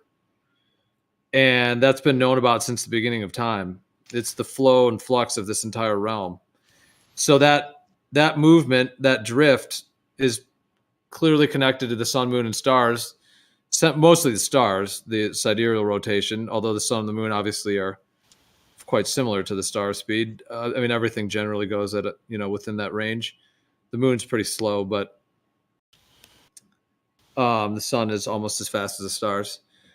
But yeah, so the system's moving, like the stars are clearly moving, so we're living within that system. So the gyroscope, it depends on which one you're referring to, but that will drift due to the sidereal movement. Now, in the globe model, they claim that sidereal rotation is because we're on a globe and then we're in a huge field of stars and the galaxy and outer space and that whole story. So they use that. And I understand why their explanation of it could match a spinning sphere. Like there's definitely an overlap. They know what they're doing, these deceivers. So I mean, they know how to do this, how to weave these narratives.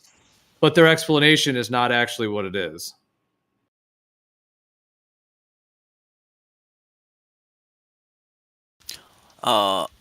Well, yeah, and look, I haven't been to space. I don't know what it's like to be up there, if one can get up there and look down. But as far as the gyroscopes go, there's only one known cause for a gyroscope to show apparent drift, and that is its case being rotated around its guts. And so until another cause is discovered, I think it's reasonable to say that maybe it is that one known cause that causes the apparent drift. But well, that's one way that it could drift. Yeah, if you move the casing. But another way is like for example, you could move it with a magnetic field or an electric field.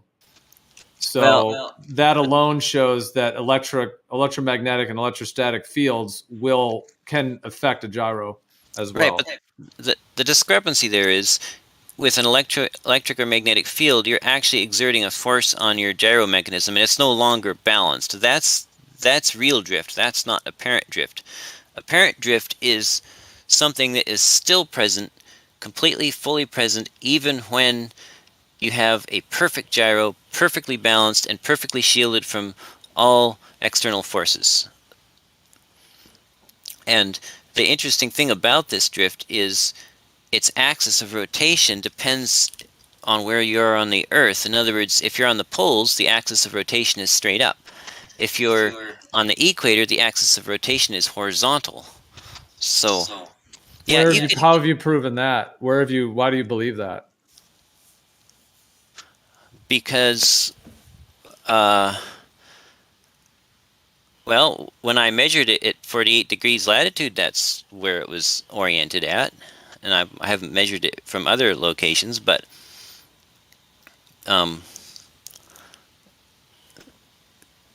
yeah. Other people have measured it at other locations. I think actually, what was Rick Seventh Day Truth Seeker? He measured it at his latitude and found that it also matched there.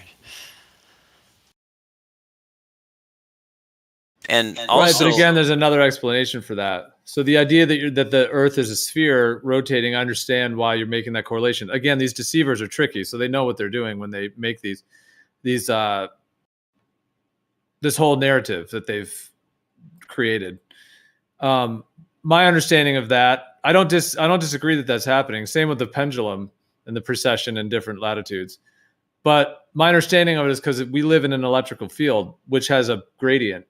And like a dartboard, like a dartboard, if you're looking at it from the top down, you'd have like the bullseye in the center, and then you'd have all those rings going out, those concentric rings. And usually, of course, in darts, it's like higher points if you get it on the the smaller inner area closer to the bullseye versus the outer ones. So if you have a system like that that's an electric field, there's going to, and if the whole thing is a vortex as well, because the stars are moving. So if that's happening as well, you can have a spectrum, like the equator ends up being the dielectric inertial plane part of the horizontal magnetic field. So what I'm trying to say is that the equator is like in a magnetic field, you've got, you have the top and the bottom and the whole toroid. Then you have the plane in the middle. So the plane is like the ground. It's the dielectric inertial, meaning it's not moving. It's non-conductive. It's the ground that would be in the middle. Well, if you now take a horizontal magnetic field, like a dartboard, where you have the center and then the going outwards from the center, the equator is going to be that dielectric inertial plane part of that magnetic field on the horizontal scale. So it's going to be the midpoint. And then you have a spectrum coming in towards the North Pole and a spectrum going out towards the south. The arc, the inner arc, Arctic, and the Antarctic, the opposite of arc. So Antarc on the outside, arc on the inside, with the equator being in the center. And that field is spherical as well, since it's magnetic field. So that's how they've converted to make the Earth a sphere and to explain it in those ways. And that's why it transforms, because the actual magnetic field is a sphere, but we're on an actual stationary plane. Are you saying that Earth's magnetic field is what causes apparent drift in a gyro? Absolutely, yes. Well, it's not just but I would say it's the actual ether itself. I wouldn't just describe it as just the Earth's magnetic field, because there's more to it than that. I would use the word magnetic in a specific way or electrostatic in a specific way, whereas the ether is a more nuanced, multi-layered dynamic of this realm in terms of the way I'm describing it, in terms of using that component of the ether drift, using that, because it's actually built into the ether itself. And the ether is really everything. I think even physical matter is ether. So everything's ether, but that part of it, I'm referring to ether as the field that is connected to the stars. And it's the preamble to the electrostatic and electromagnetic fields. The ether is like the base element of those. So in other words, basically you're saying that the ether has all these different axes and different latitudes to simulate the rotation of the apparent drift in gyroscopes. No, it's a rotating sphere. The vortex and the field around us is a rotating sphere. And we're on a flat stationary plane. So that's how they convert it in their model to describe it as a globe. And that's why there's certain correlations that fit that. They just inverted, instead of being on a plane surrounded, like a planar Earth surrounded by a magnetic field that's spherical, the celestial sphere, there's many different terminologies. Because that's what's happening, and that thing is spinning, like the stars, the whole sphere of the star field, everything, if calling it that for the moment, or the sphere of the magnetic field, that whole thing is a spinning sphere. It's just the field that surrounds the stationary planar Earth. And so what they've done in the globe models, they just inverted it. They made the Earth a sphere and then put the outer space around it and put the equator there, and then ran the deception from there. So what axis does this spinning ether sphere spin on? Is it like on an axle up through the North Pole of the center, or what's the axis of this spinning sphere of ether? I think it has multiple. The five main ones would be the center, and then the four. I think we live in a quadrupole system, so the four outer solar rotation of stars. There's four of them, like four corners of a room. There's actually 4 different ones.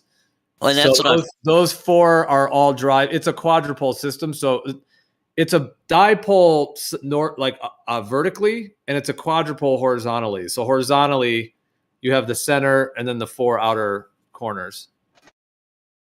Yeah, and that's what I'm saying about the ether twisting in all these different ways, because if you think of the Earth as a flat plane, if you take a gyroscope to, say, the center, it's going to be showing apparent drift one direction.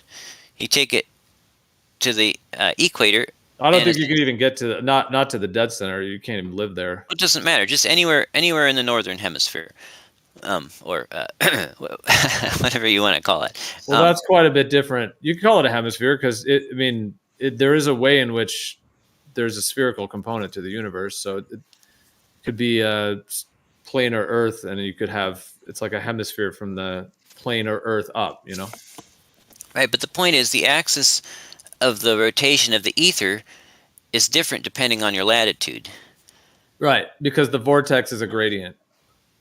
Right, so it's like this, it's something super complex. So yeah, you could say, well, there's this ether, we can't detect it, but it's there because it has to be. No, we can detect it. Yeah, we can only detect it by means that detect it based on the principle that we know that they need it, and they exist, so therefore it must be. How do you measure it? I got a voltmeter, an amp meter, but I don't have an ether meter. Do you have one? Well, okay, so there's different definitions of ether. On one level, I would say ether is actually the base element to this entire realm, meaning that my understanding of it is the creation. My understanding of the energy lineage is it starts with electromagnetic, electrostatic, light, and sound. So the creator itself is like infinite energy. So it first created those things: electromagnetic, electrostatic, light, and sound. And then those are the core vectors that go into the first element of ether. And then ether is the actual interface between the physical and the non-physical. So it's like how everything comes manifest. And then out of ether, it's air, water, fire, and earth. The 4 elements. So earth obviously is earth, air, water, and fire.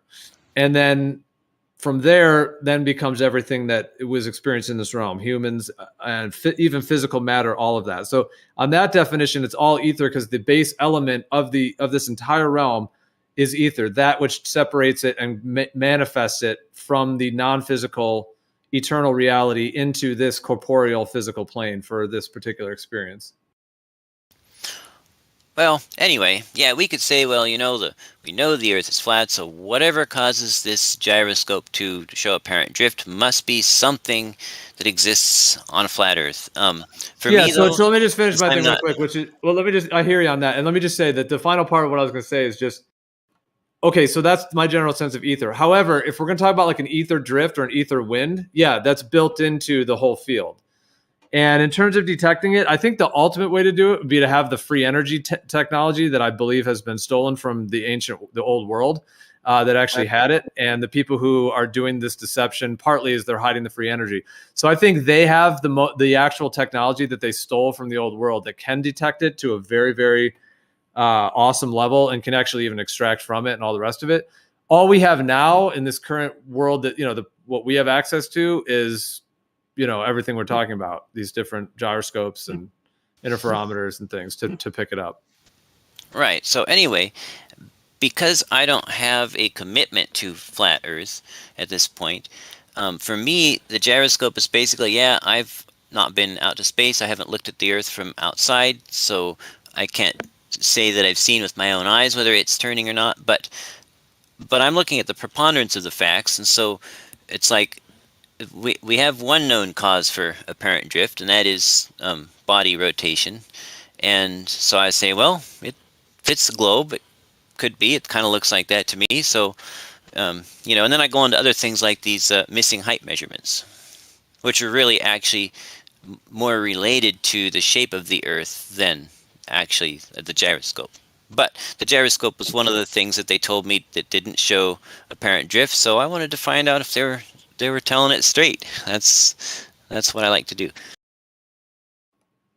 Have you seen the Skunk Bay footage where the horizon is going all over the place? Oh yeah, and in fact, I've filmed some stuff not quite that drastic for sure, but at my own humble little boat launch. And yeah, so there's refraction clearly, and so if you see things that are dropped, that doesn't mean it's Earth curve. Well, except that's what I've been doing. It goes all over the place, and it changes every day as well. Well, what I've actually found is that when you're shooting, when your line of sight is near the surface of the water, all bets are off. Things are often raised up. They say it only takes 0.14 degrees per meter to cause the light to bend at the same rate as the Earth. But anyway, regardless, I have filmed ships waterline above eye level at the beach, like as if the Earth was concave, drastically concave. And then I go back a couple days later when it's cold and windy, and then it's down slightly below eye level, where I would expect it on a globe. So yes, shooting close to water, all bets are off. You can get either greater than expected Earth curve, less than expected Earth curve, or negative Earth curve, as if it was concave. Usually things are raised up though, because in my area, because usually the water is colder than the air. But one time I was at a lake just when the sun went down behind the trees, and the sun had been shining all day on the lake, and the water was warmed up, but the air cooled off really quickly because it was kind of late in the year, and so the water was actually cooler than or warmer than the air, and this created like an unstable upside down density gradient with the heavier air a foot above the water and the lighter warmer air being warmed by the water. And I actually got more than 8 inches per mile squared of curve in that particular instance. But most of the time it's been the other way, where things are raised up instead of sunk down. But what I found was when I was shooting angles from, say, 181 feet elevation away from the water, I took like 26 measurements over a 3-year period using 11 different theodolites and total stations from the same location to the same mountain, and every one of them, I didn't throw out any outliers. I recorded every single one, and all 26 of them were within plus or minus 100 feet at 75 miles, showing about 3,200 missing feet. So it is possible to get very consistent results if you just get away from that water. Does that make sense? Sure. Yep. The environment acts like a lens, and the water adds to that effect. So then I did some experiments in fish tanks to see whether a stable density gradient would bend light in such a way to raise things apparent position or to make things apparent position sink. And it always raises them. So that really kind of closes the loop, because obviously, if I took 26 readings, those aren't all going to be unstable density gradients of exactly the same. They're going to be stable density gradients, or whatever. They're going to be stable, because you can't get 26 out of 26 flukes all in a row, right? At least it's not very likely. So knowing that a density gradient raises things, and the mountain is still missing 3,200 feet, tells me I know it's raised up some. I don't know how much, but I know it's raised up some, because I know it can't be sunken down by a stable density gradient, because I experimented with that in my fish tank. And so I think it makes a pretty reasonable argument for curvature.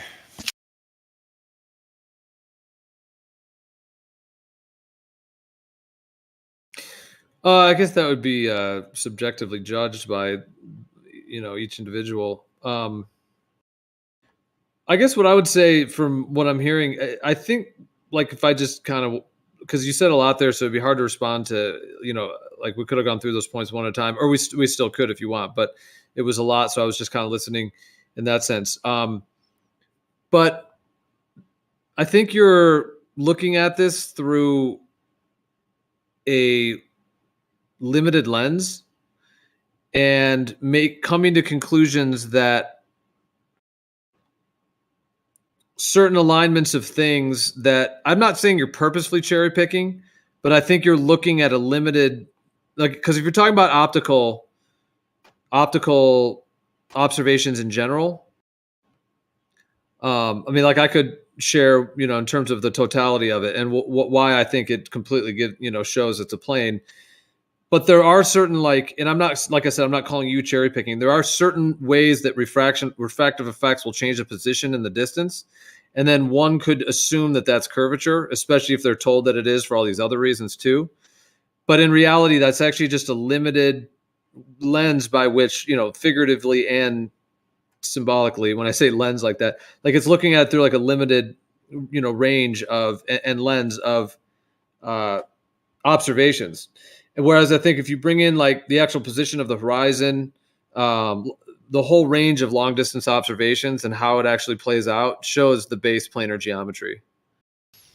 So are you saying that there was a flaw in my methodology, in my method of taking 26 readings with 11 instruments over 3 years? Could be, but we'd have to look into those individually. Could be partially that. But I'm also saying the actual refractive effects as well. So we'd have to parse apart and see what, in terms of your directly, but in terms of the whole range that I've seen from so many different sources and my own as well. So yeah, I can't say whether you have like tool error or whether you are picking up accurate data. Right. I don't think I have tool error because the manuals for these things tell you how to field calibrate them, because that's just, in the early days of surveying, the instrument was actually designed to be self-calibrating, and the manuals tell you how to do that. And they tell you how to, do whatever adjustments might need to be made. Right, but they also have like an earth curve feature. So, I mean, there's a lot of questions when it comes to that equipment for sure. No, the earth curve feature is only active if you put them into XYZ mode, and only for the ones which have the rangefinder built into them. I know, but it's built into the machine, is all I'm saying. So that needs to be considered. But I mean, an auto level that's like a physical auto level is at least something that you know is physical. It's not a whole bunch of circuitry made by some proprietary company in another country and the whole nine, when it comes to that machinery, the newer stuff like that. They give the same results, actually. But yeah, well, then not always, but if you can calibrate it to a physical auto level, then yeah, that would at least verify something, at least with those settings with that particular equipment. But well, anyway, I've checked some of my instruments against water tube levels. Just string a tube up and make sure it's reading level correctly. And I've also done the manufacturer's calibration routine. And I used 11 different instruments of all kinds of different makes and models, and they all agreed. So it's really unlikely that they all somehow had the same error. And all. Well, yeah, that's what I'm saying. Well, it could be that, but if it's not, then so be it. But the thing is, here, I think this one shows it. I'm going to post this. There's probably some other ones, but see how the one on the right, there's like much more obscured of the feet, whereas the one on the left, the horizon's behind both of them. Well, it's just an example of how what's happening here is that in my understanding, the meeting place of the ground and the sky changes distance due to atmospheric conditions. So on the one on the right, the the place at which the ground meets the sky, the horizon, is much closer. Therefore, the layer above the water is being obscured due to perspective as everything's converging. Since it's closer where you see that water, and even the water on the right, it looks more magnified. See how it's more like detailed? You could make out all the little waves. So it even looks magnified as well. And I'm not even necessarily bringing up the magnification at the moment. I'm just saying that just the horizon where that, how far we can see and where the ground and the sky meet. Whereas the one on the left, you can see really far. And in that scenario, the place which the ground and the sky meet is way beyond, showing the extended planar geometry. And so what I'm saying is that if you were to measure a difference in that position, you're not measuring Earth curve. You're just measuring the place which the ground and the sky meet due to the refraction and the atmospheric conditions. Right, and that's why I measure to the tops of things that are up out of that low water density gradient area. Right, but this effect does happen at different altitudes as well. It doesn't only happen on the ground. Although when you get higher, you're dealing with a whole different ratio of things, but the same effect occurs. And like in the Canigou, like the world's longest world record photography, that one that's like 273 miles, the Guinness Book of World Records. The fact that can happen is because on that particular day you can see incredibly far. The place at which the ground meets the sky is so extended that the sun lights up the back of the entire mountain, and you can just see the entire plane just equaling out across that surface. Oh, we'll have to go over that one another day. I think.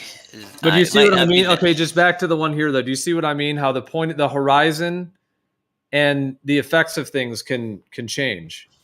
Right, but isn't that exactly what you would see, the picture on the left, if the light was curving downwards faster than or equal to the Earth curve?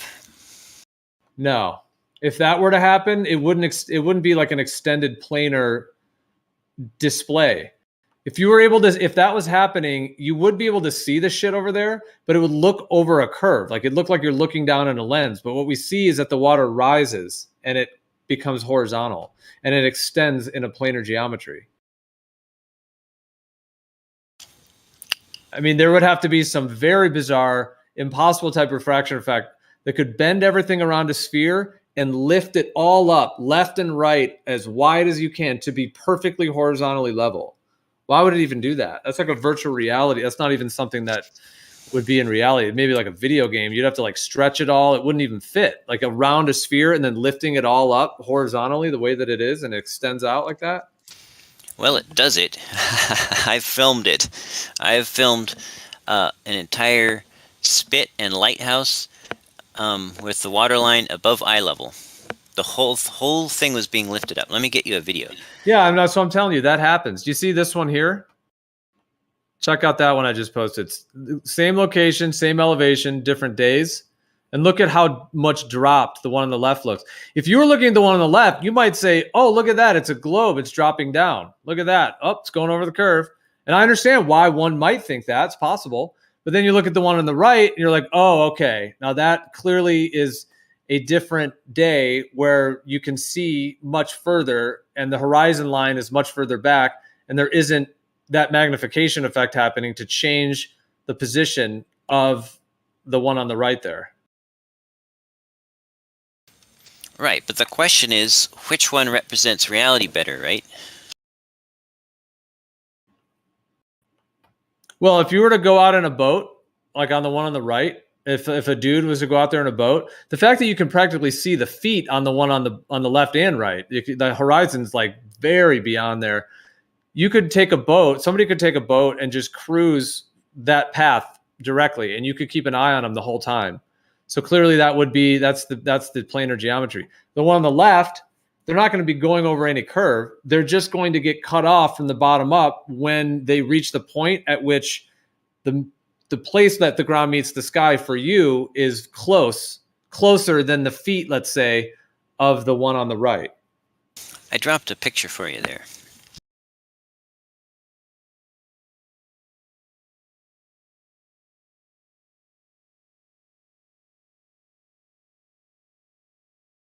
Right, so that's a light that's bending through water. I wouldn't even really call it bending. I would say it's refracting. It's all straight lines of light that are all refracting at different rates as the medium. But if this were the case, like, well, first of all, a light like this is not your eyesight. Like, one's eyesight is not projected lasers. That's one thing. Our eyes are not lasers. But even if this was the case and you want to pretend like your eyes were lasers, what would have to happen here, though, you wouldn't just see it around the corner. I understand the idea, like a periscope, like, oh, you're going to see around the whole thing and it just looks like it's there. But what we actually see is that this whole thing is lifted up. So you need to lift this whole blue thing and make it a plane, and that's what we visually see. So it's just not possible. Well, do you see where on the right where the laser beam touches down to the surface? You mean where it hits the blue circle? Yes. Like on the right side? Yes. Okay, yeah. That would be what you would be seeing as the horizon beyond the two platforms. But that's lower. That's not in a position that it would do that. That's around the bend. Well, but if the light that you're seeing with is traveling that same curve, and that is the curve that the light would travel, then that's where the horizon would appear to be. It would appear to be up where you're looking, but why would it do that? That's not how it would be either.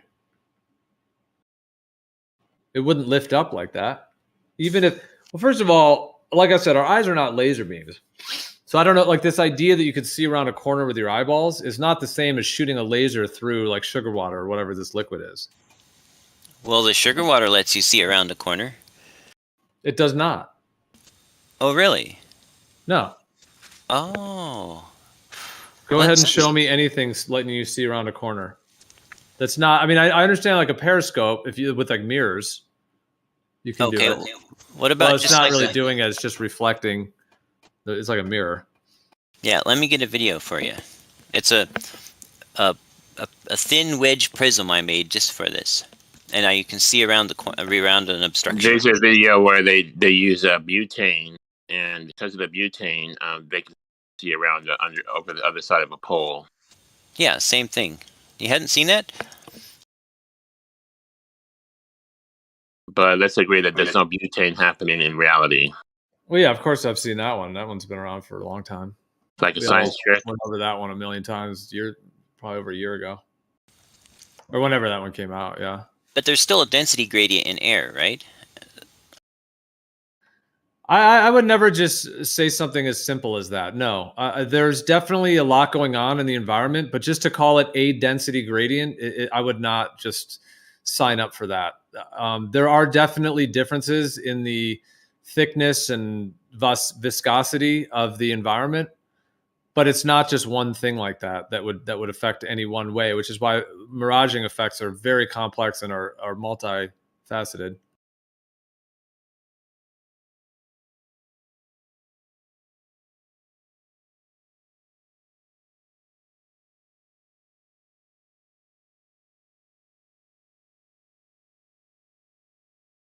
Because I mean, I think, like, if whatever you're, like, you'd have to give your definition of density as well, what you exactly want, are referring to with that. But it's going to change all throughout the whole area you're looking, throughout the path of it, depending on wind currents and temperatures and pressure changes. I mean, there's all kinds of, it's like dancing, whirling dervishes of nature out there.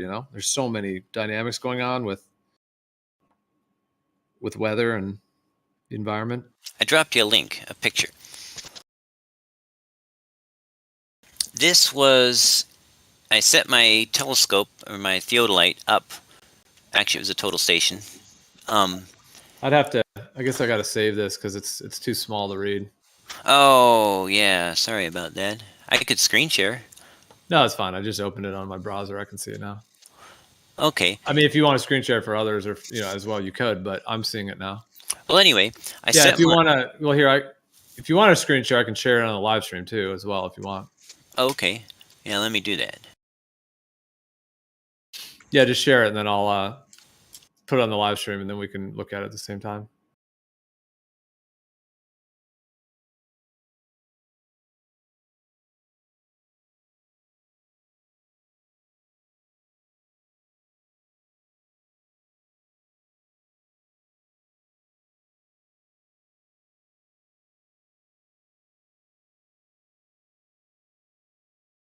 Okay, do you see it?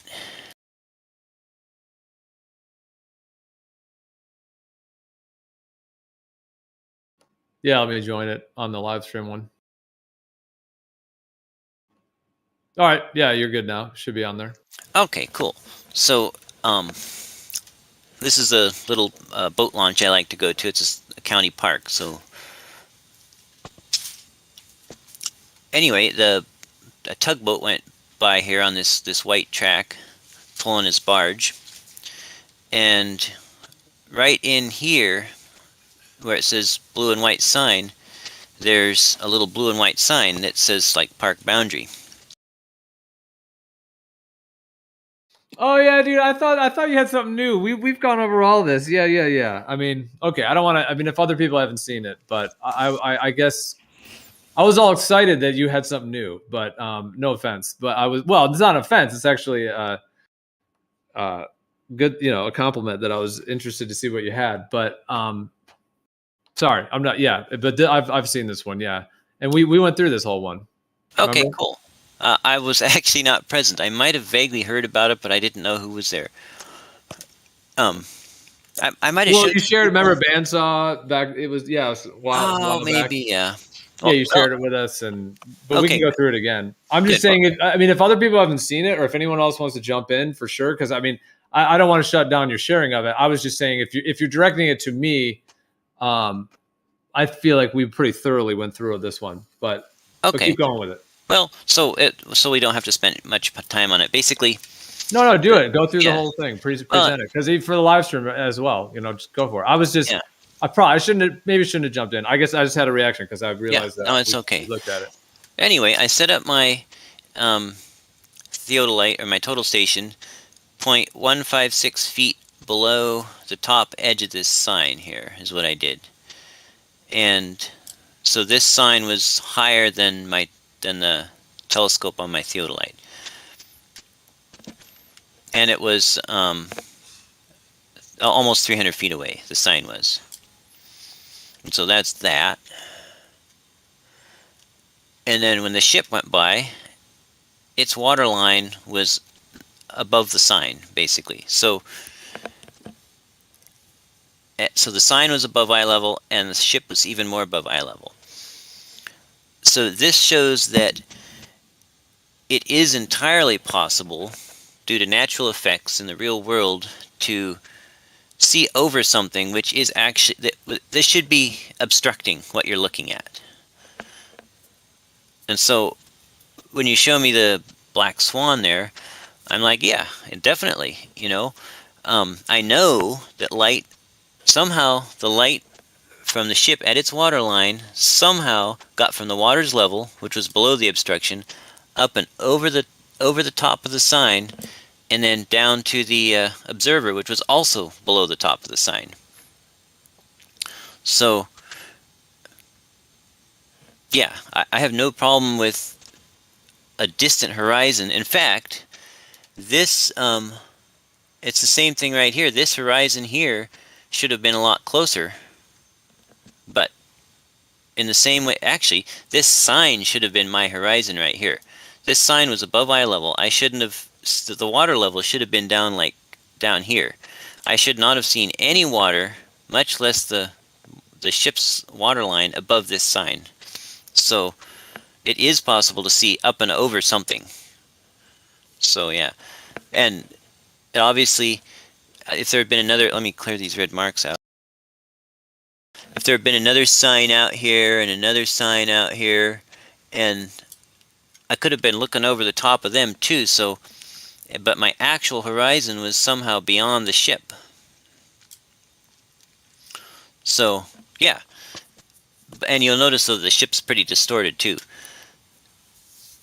So anyway, I have no problem with a horizon being farther than it should be, because this sign should be my horizon, and obviously it's not. Does that at least my reasonings make sense?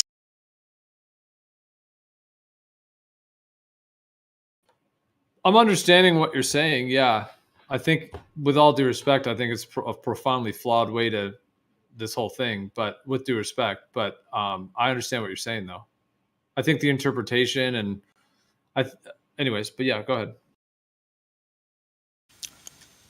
But I mean, how's it flawed when I have a physical obstruction that's higher than the observer and the target, and yet I can see over the top of it? Is it flawed to say that the light must be curving over the top of the obstruction?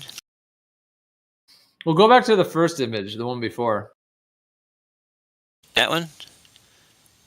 Or even before that? So this one, I mean, it looks like these are on different days. This is not the same, like at all, because this is all cloudy. Like, where's the water line there? You know, this is kind of. Did you do that on purpose, or like what? See how that? Okay, you see how different they are. See on the second one. Go to the second one again. Yeah, so on this one, you can see the land behind it. There's a more defined water line. There's a boat. It's very hazy, very dark. This is a very cloudy day. And then go back to the one at the top.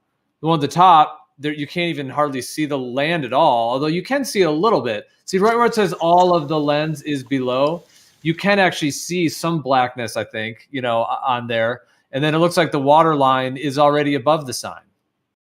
So... Yeah, you're not seeing over anything. It's this. This looks like it's on different days, or at least a different time of day. Totally different. Something's going on here with that, but it already is the same in relation to the water line, roughly. Although it's so hazy there, it's hard to see. So it was the same day, and it was the same video, but I set this up. I got everything set up before the ship got to the sign. So this was some. So where's the water line on that one? Compare the water lines to the that black line already on that one is no, that's not the water line. That's the land. The water line is you got to go like a little bit under the word all. It's above that whole sign. Yeah, it was a really hazy day for sure. Right, but I'm just saying you're already seeing the water line above the sign, so you're not seeing over anything just on that base alone. Yeah, you're on it there. Yeah, where your mouse is. That's roughly it. Yeah. Wait. Except it's already above the sign, which kind of eliminates your entire explanation for this. Except the sign is above the observer. How can I see the water line above the sign when the sign is above the observer? That's the dilemma. The sign is physically... Why are you assuming the water line would be perfectly horizontal? We just went through how that changes depending on where the meeting place of the ground and the sky is. That changes. We just showed that, like in the with the oil rigs. So why would you assume that your horizontal has to be exactly where the ground meets the sky? It always changes. It's like the dip angle. There's always a dip angle. It's the same thing as a dip angle in celestial navigation. It's actually the same phenomenon. But the point is, the observer was below the top of the sign, and the water level would have to be below both the observer and the sign, right? No, because that's not the water level. That's the place at which the ground meets the sky. That's different than the water itself is just an extended planar geometry as far as you're able to see. But the meeting place of the ground and the sky, which you could call the water level, if that's what you're referring to, that is just the place at which the meeting place of the ground and the sky constellates in the extended planar extension. So where that actually manifests. But see this angle here that I'm circling? This 1 minute 43 arc seconds? Yeah. That's positive, so my instrument was pointed up. Okay. How is it possible for me to look up at something that's below me? Unless... Why are you assuming that's below you? The ground, the meeting place of the ground and sky, like the horizon place. Because that has to do. Looks like there's land back there too. Go to the second image again. I want to see the land one a little bit. See what's actually. Oh, that one's pretty hazy too. My gosh, this is hard to even make out, man. Yeah, it was just the weather I got that day. I mean, behind the boat, is that land or is that actually more water? Is there like a different? No, there's hills back there. You can see. There's like a mountain or kind of like hills that kind of follow along like this, and the horizon was very, very indistinct.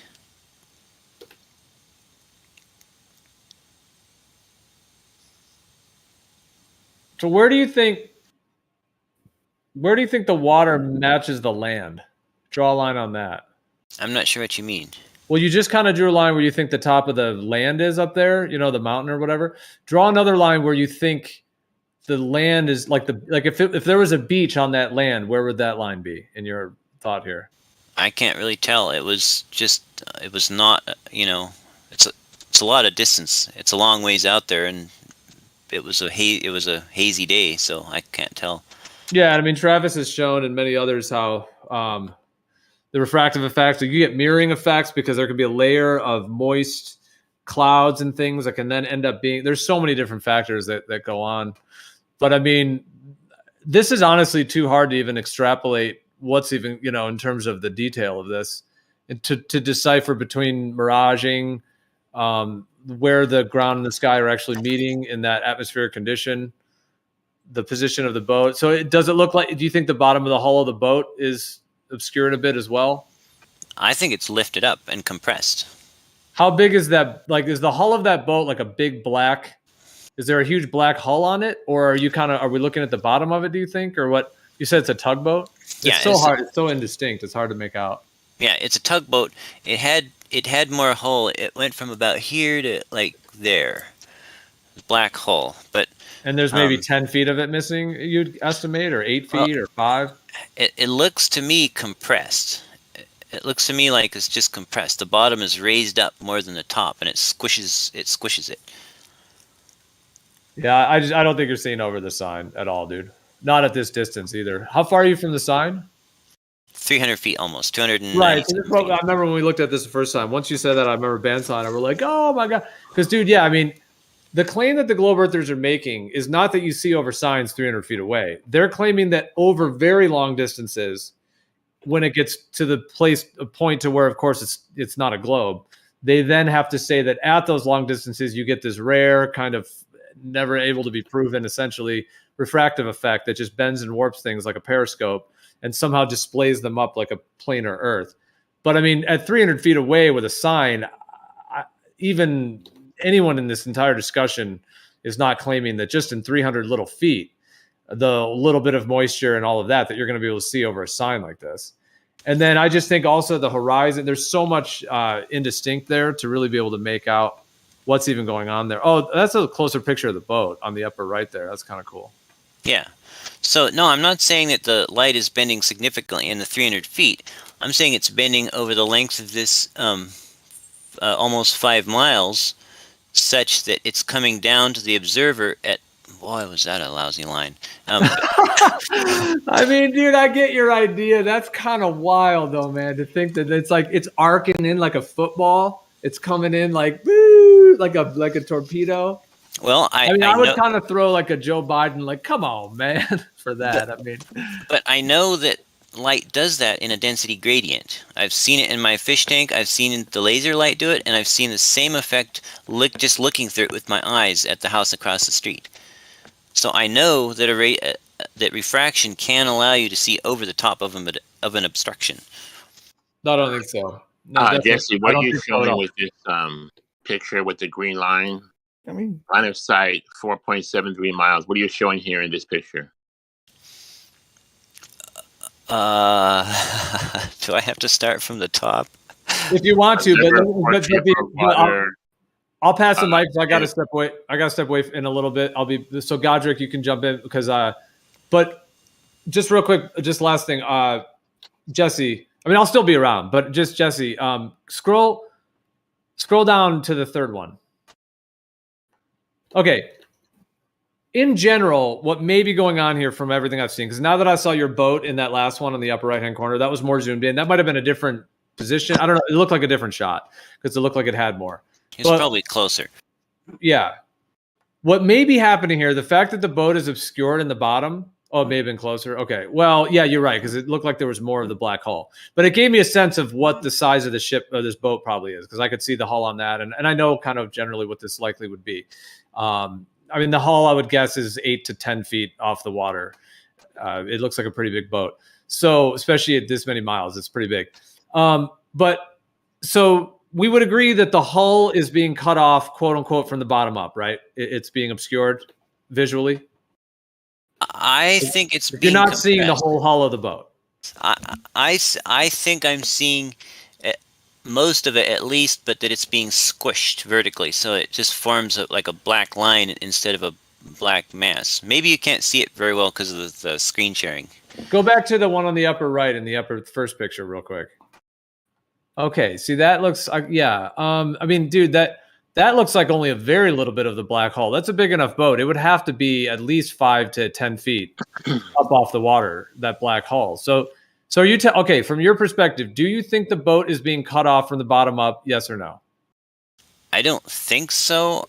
I think it's Do you mostly. think you're seeing the entire boat there?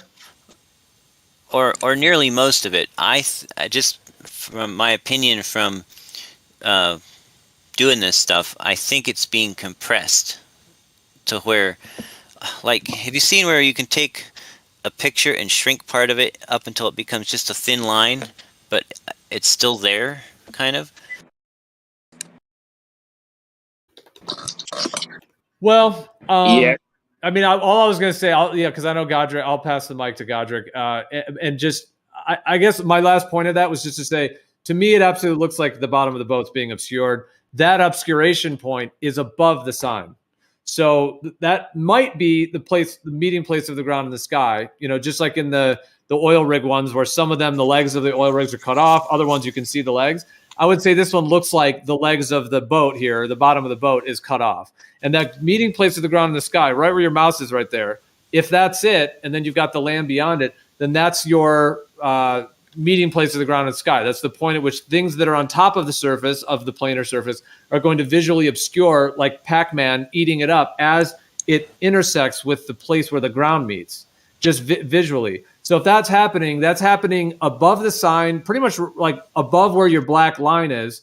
So even on a planar surface, that all makes sense. Like you would be 300 feet away from it, you're looking just over it, and the meeting place of the ground and the sky is above the sign, which it would be because you're looking over the sign, and then the boat is being obscured, it looks like, and that's it. But he's not looking over the sign. He's below the sign, so he can't look over it. He's not looking over it. He's looking. The horizon is above it. Yeah, but that doesn't make any sense. The horizon should be lower than the sign. The horizon. So how can you see something below the sign, above the sign, when you're below the sign? Above the sign, that makes sense because then you're looking above. You're looking over it. And you're looking down at the water or the horizon. But the horizon's supposed to be in the sign. So if you're below the sign as well, there's no way that could pop up. It's like, I don't know, I guess it's like kind of like hiding behind a rock or something, and then, expecting to see the horizon behind it, even though you're below the rock, like if you're, what I'm saying? Like it should be obstructed. That's how it should be. So, well, not necessarily, because it depends on where the meeting place of the ground and the sky manifests, like where it constellates. Because like if you can see a lot further in the vertical, it's basically it's the same as the dip angle in celestial navigation, meaning you have a height, like your height from the ground or from the water level over a planar surface. And let's say that water is absolutely planar, flat going out. And your height and where the horizon meets, there's a dip angle there because of your height, meaning that the horizon position changes by distance as it goes away on a plane because you're above the plane. Yeah, but that like plateaus though. It gets to a point where once you hit like infinite distance, whatever, like that there's no, I don't know, there's not really a dip. Like yeah, for that, if let's say for example we had an infinite plane, whatever, there would be no dip correction because it would be head on level, like eyesight, like what I'm saying. So like I don't know, that doesn't really work here. Can you see my screen, Joe? I mean, the other thing, I can see it. But yeah, the other thing. Oh, Godric, are you still there too, bro? Sorry, I didn't mean to, because I was just wanting to get to that final thing. Yeah, I'm here. Go ahead and finish up. No rush. Well, I was just gonna say, yeah, the position in your vertical viewpoint of where the horizon manifests changes due to the distance of how far you can see. Sometimes it's closer, sometimes further. So that's going to change it. And the dip angle is kind of the ratio by which that occurs. So something like a sign like this, even if you were technically below the sign, which that he would have to prove that as well. I mean, I know we asked him like how he got the measurement to the water level and his actual position, because obviously, as you know, if you were standing there, it looks like if you were to move your head up or down a little bit, it's going to change a lot. Because if something's closer to you and then something else, like this thing's 300 feet away and then the boat is like miles away, well, then, yeah, I mean, that's like almost holding your hand up and moving it a little bit. Obviously, you're going to cut off that boat in a second by moving your hand just a teeny bit. Whereas if you have something that's really far away, it's not going to have that same ratio. So he would have to be absolutely precise to the foot, or to the like inch, or even more than an inch, to absolutely have that verified. But even with that being said, the place at which the ground meets the sky will fluctuate, just like in that Skunk Bay footage where it goes up and down, up and down. It will fluctuate due to all kinds of different effects. So there's nothing that states over a planar surface with the way I'm describing the horizon, where it is, how far or close it is, that aligns with it having to be in one location every day, because it changes on a daily. Yeah, my vertical placement was accurate to within 1/10 of an inch. Relative to Right, the so sign. I'm just saying that would have to be verified that is the case. Even if it is, I think you're making an assumption of what it would be and then claiming you're seeing over a sign when that's not what's happening. You're just seeing the actual layout of the environment and that sign, whatever it is, horizontally in your position. Okay. Did you see the prism that was revealing that little cottage across the street in the video that I played? This one? Oh, I didn't really see it, no. Okay, let me back it up. I mean, I've seen ones like this because I did flash my eyes at it for a second. But just to the last thing I'll say on the last thing I said, you know how, okay, back on the oil rigs where sometimes the feet are cut off and sometimes they're not? Uh-huh. If you had a sign and you were 300 feet away from it, that position would change vertically. So to use that position as a claim for what it is on a globe is, again, kind of like looking at it through too simplistic of a lens and too one-sided, basically, to see what's actually going on in the whole picture. On the oil platform pictures? Yeah, again, I'm just saying on the oil platform, yeah, where on one of them the legs are cut off and the other ones you can see beyond it. And what I'm saying is that if you had a sign that was 300 feet away from you, that position difference would also change in relation to the sign. Absolutely. So it shows that it's an optical effect due to the atmospheric positioning, not a consistent Earth curve effect. Okay. Right. Yeah. I wouldn't place a lot of weight on any measurements that had the line of sight straight, close, right along the surface of the water. Those are just total wild cards, definitely.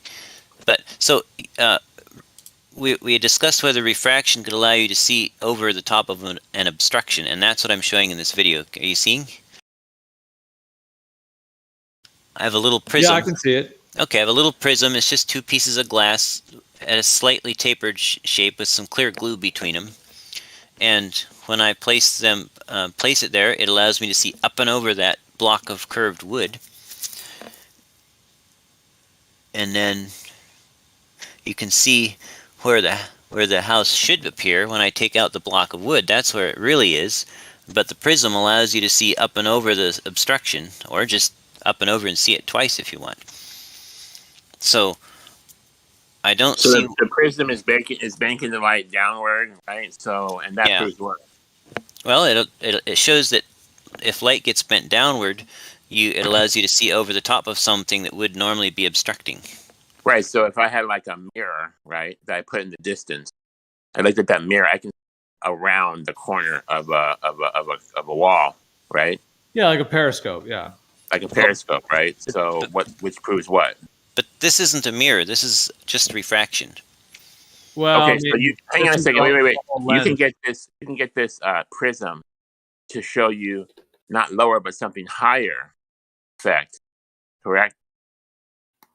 Yes, if you put it upside down. Perfect. So it just depends on which way the light is bending through the prism. It's going to give you You can see lower or higher. It could direct around the corner or up above, as long as the mirror or the prism is directing the light that way. Right, but what does it have to do with the Earth period, or what does this have to do with refraction? Oh, look at this video. See how the bottom of the house gets like shrinked up and down and stuff? Oops. See how it's stretching and shrinking? Yes. That's what I think happened to the bottom of that tugboat to a significant degree. Mm-hmm. So when you see through water, what does it do? It makes it expand or contract? Yeah, I mean, you're looking through flat water over a horizontal surface here, so it's not really the best to, you know what I mean? Like that. Yeah, No, it's but actually like a flat Earth little thing you have there. What is he saying is happening? Okay, so see here, I've got my. I don't know, because it's not the same, right? Like you're looking at the house already. It's not around a curve. You're just using a lens to change its position. But it was below an obstruction. But yes, I used a lens to see around the obstruction. I used a prism. The wooden block, that curved wooden block. But this can happen on a flat plane, right? Oh, absolutely. So what is your point? My point is that there are conditions which cause things to appear raised up in the distance significantly and drastically, and even things that are below eye level get raised up above eye level. Can we say they appear also lower, also? If they have the right conditions? If you have a top heavy density gradient, then they can appear lower. And I've actually filmed that once, but it's you have to be very close to the surface because that's fair. You have to be very close to the surface because the top heavy density gradient is not stable, so you have to have the warm water heating the air so that you get this upside down density gradient. Okay, can we see the objects moving to the left and to the right? Get that action. Not much. Not much. So you can go up and down, but you can't go left and right. Is that what you're saying? That's another topic. Let's save that for a day. I'm running out of time here, but I did want to show this. I have my total station set up for 0 degrees here. Well, 0001, so very, very close to straight out level, just like an auto level would be. You want to walk us through this when you have to go? Go ahead. Yeah. And then you're observing a boathouse? Well, no, it's a lighthouse. It's the new Dungeness lighthouse. It's on this spit called the Dungeness Spit, and you can see the water level here, the shore. Somehow this entire shore is above eye level. Before you go on to that, what's the distance here? Oh, I don't remember, like a few miles, 3 miles or something, I think.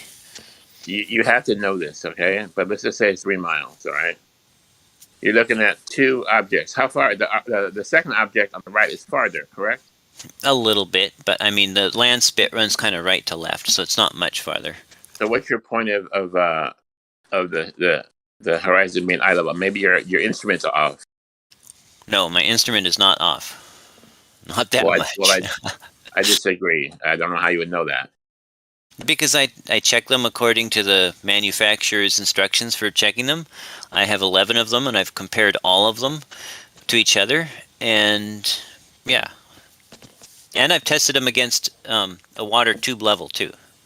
Okay, well, let me ask you this. So in your view, what does it mean to you that the horizon's above the middle crosshair? That means that the light is arching up and over like, what did you call it, a football throw or something? And it's, when it reaches the observer, it's coming down at him because it arched up and over and down. And okay, let me stop right there. Okay, wonderful. Now, do you have an observation of this same topic where the light is not going up and over, where it's going flat, straight, and it's at the crosshair?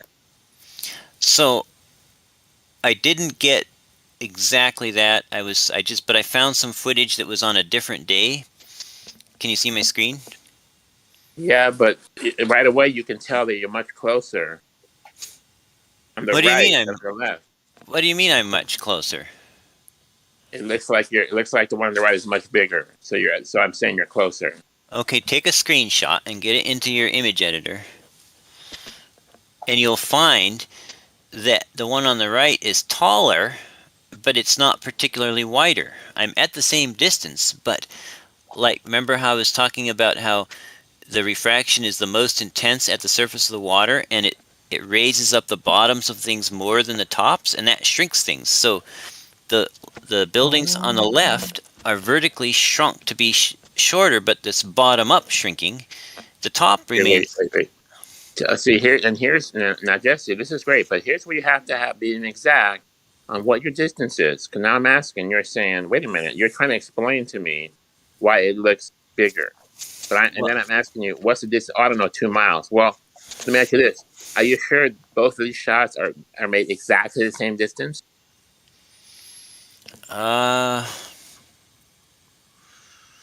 Jesse, you have to know this, man. This is like, you're doing great, by the way, because honestly, I don't have these shots. You're taking your time and work, and I appreciate that. No. You can't show me this. Here, look. Excuse me. And then I tell you the right one looks closer, then you tell me you don't know the distance. Here, look. So I can That tell you doesn't where make sense to me.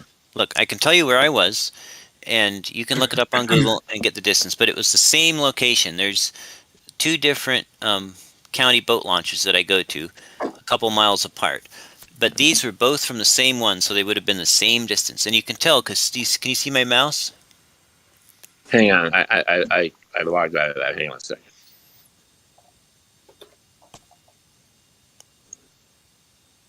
Okay, I don't see your mouse. No, where's your mouse? Okay, is it wiggling? Yes, I see it. I see it. Okay, see this little chimney stack here with a little black point on the top? I lost you. Are you talking about the figure 8? You lost my stack. Hang on. I see a chimney. I don't see a smoke. I don't see smoke. No, there's no smoke, but it's just a smoke stack. That's a chimney, or whatever it is. It's on the light. It's on the lighthouse. Yeah. Do you see my mouse? Right now, no. Oh, okay. Oh, wait, right. Okay, wait, stop. I saw it for a moment. Hang on. Do it again. Okay, I see the mouse now. Okay, so see this chimney here, and here's another. It's got a little pointy thing on top, right? Yes. You can see that lines up to the side of this tower. Yes. And you can tell over on the right one, that chimney lines up to the right or to the left side of that tower just the same. So that tells us that I was at the same angle, and that would have put me in the same park, and I would have been at the same spot. So these 2 pictures are from the same location, just different days. And if you take a that doesn't tell me. That doesn't tell me the distance is the same. No, I'm telling you, there's one spot that I go to on that park. I always go to the same spot. There's a picnic table there. That's always where I go, and that's where I was. I was on the same spot for both of these. I'm telling you, that's where I was. Okay, so you're confirming you're at the same distance. Correct. And I know that because I can tell by that the building is pictured from the same angle, and that puts me at the same park. And there's only one spot I go to in that park, so therefore I was in the same spot for both pictures. Well, hang on a second. Hang on. See if I can see a difference here. So, one does definitely look taller. Taller. No. Yeah, taller. Hang on a second. Let me look at this. Yeah, I did it in GAMP, whatever. Let's farther. You're saying it's the same distance. Okay, so I don't know what to tell you. So you can also measure the width of them, take a screenshot and count the pixels, and they should be pretty close. There'll be some variation just because when I'm holding my phone up to the telescope, it's not always identical, but... Well, I actually did that. They are practically the same, although I noticed I think there's a bit of maybe some lens distortion, because I noticed that the right building Well, in the left picture, right, the right building, it's a tad bit wider, but then the left building's just a tad bit like thinner, like just like a few pixels, whatever. So I think it might be some like lens distortion or something, like with your lens or whatever. Yeah. Maybe. Yeah, it has barrel distortion. So maybe some of that. there's compression on the left, and then elongation on the right. Is that what you're saying? No, the elongation, or there's no elongation. There's just compression on the left. On the right is what it's supposed to look like. That's normal. Okay, so is there no elongation in reality, only compression and regular? That's what these pictures are showing. But do you agree that can you get elongation, or is it only compression? No, if the water was hotter than the air, then you would get elongation. But, okay, so, which is a rare event. Which is in my area is very rare, especially salt water like this.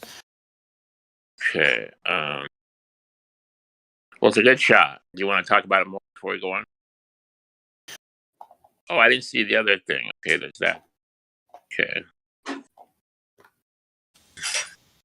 Show us.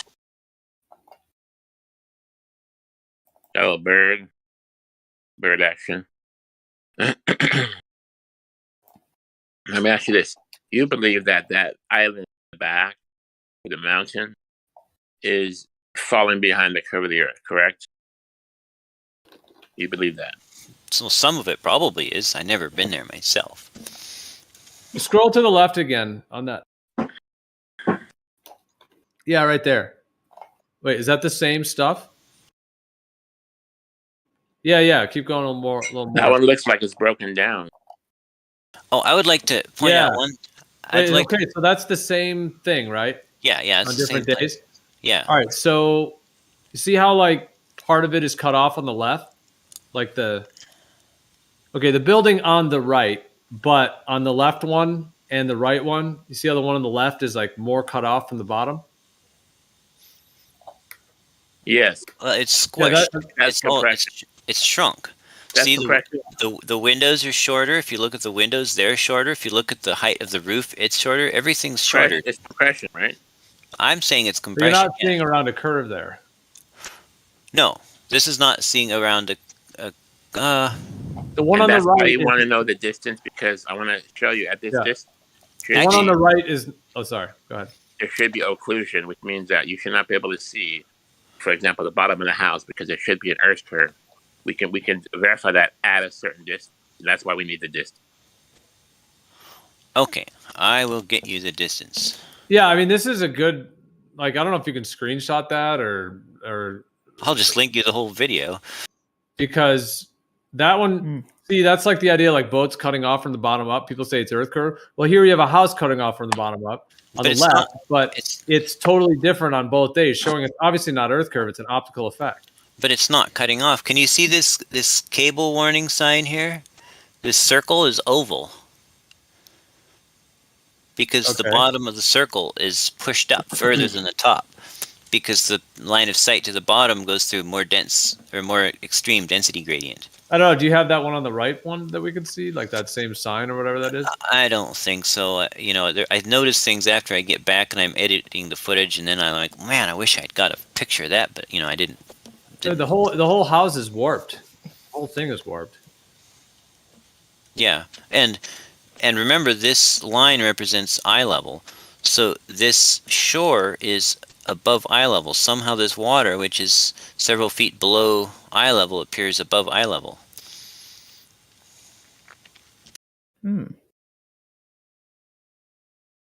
Wait, so the picture to the right, I mean, well, I guess it's a picture, but the video to the right, actually, yeah, that one, so that's actually below eye level. It's below the crosshairs, right? That was from a different video. I wasn't even, it wasn't part of this, but I went back and found it as a reference. So yeah, I don't know where the crosshairs were aimed in that one, but it shows what the. It shows what the just aiming crosshairs all over the place here.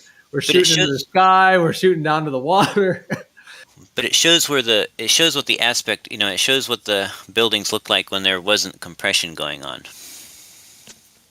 You're telling me the one on the right, the eye level, is shooting off. It's a good reference good reference to just to show. Well, no, I don't think Jesse was a accounting for like eye level for that one. I think it's just a show building without compression. I think. Correct. Yeah, that's all it is. On a different day.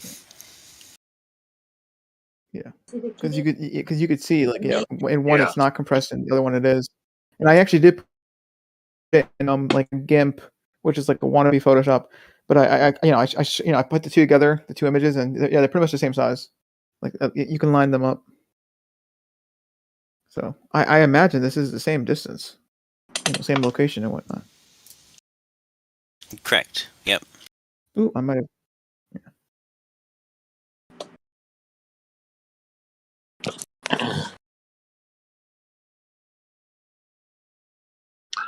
Jesse, do you have any of these observations that show Earth curve? Well, I think so. This one we're looking at?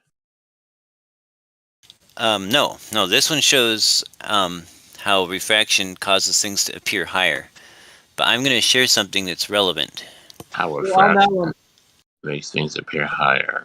Are you trying to claim on that one that the crosshairs on the one on the left, you're telling me that you think that that's perfect horizontally level and it's shooting into the water, and then the one on the right, which is clearly like slightly different day or whatever, but it's, looks similar other than the somewhat minor differences. You're telling me that one, you're cutting out. I know that one. The crosshairs are shooting above, up into the mountains behind it. Like, you telling me that those are both supposed to be eye level? One of them shooting above that building, the other one shooting down into the water? No, not at all. I would hope not. The one on the right, that was from a different day, and it was some other topic, and but I found that it gave a non-squished version of the building, so I put it in there. Dude, this is good footage. This is all good planar stuff, dude. I'm gonna I gotta get your videos before the Illuminati take them away. Okay, can you see? We gotta download and back these up. Can you see my screen share?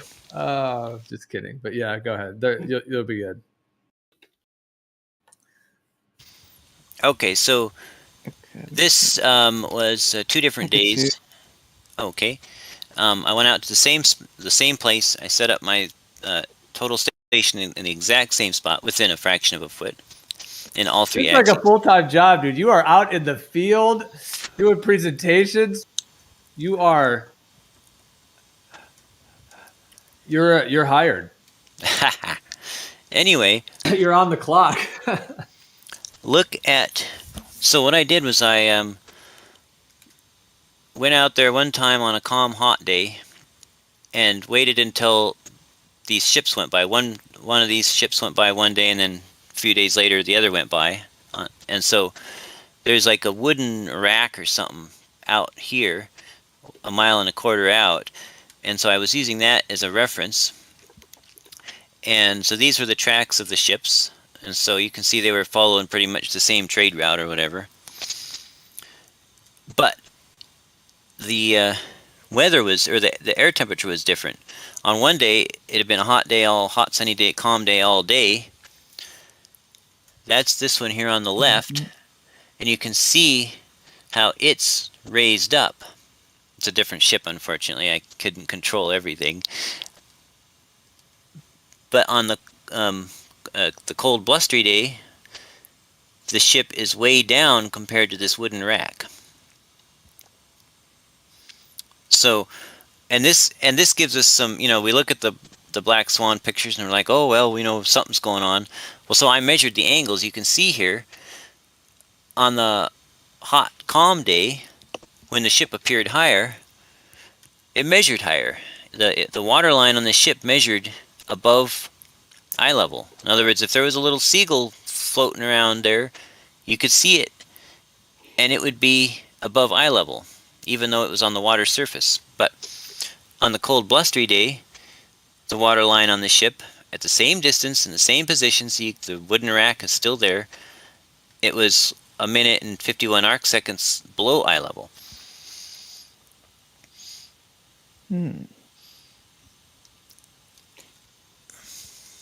Are you trying to see where? Are you trying to say we're seeing over the curve? No, I'm just saying we can see over things, which kind of means we could see over the curve. Yes. Oh, I was gonna redo the sign one for you, huh, Rick? Just saying that's a big stretch. Well, No, not really. They're both obstruction. Just seeing over No, obstruction. there's no obstruction. There's no obstruction here. I don't see it. Where's the obstruction? That's what I'm saying. Like, if there's a hump in the middle, right, you would have an occlusion. You would not be able to see objects to a certain height. Okay, can you see my screen? Yes. Okay, this is what I just finished going over with Geo, and then you came in. And you're like, "What's that green line?" So, so I was down here at the boat launch, County Park, same picnic table you just saw. About 300 feet out, there's a blue sign, a blue and white sign, and then 4.73 miles out, this ship passed by. This was his path that he was following. I'll give you that. This was the sign. You can see I've measured the distance, 297.4 feet. And you can see the top of the sign is 1 minute and 43 arc seconds above me. And converted to feet, it's 0.156 feet above me. So the top edge of this sign is above the observer. I'm looking slightly up to see over the top of it. I'm looking up at the rate of 1 minute and 43 arc seconds, which is like a 60th, 50th of a degree, maybe a 40th of a degree.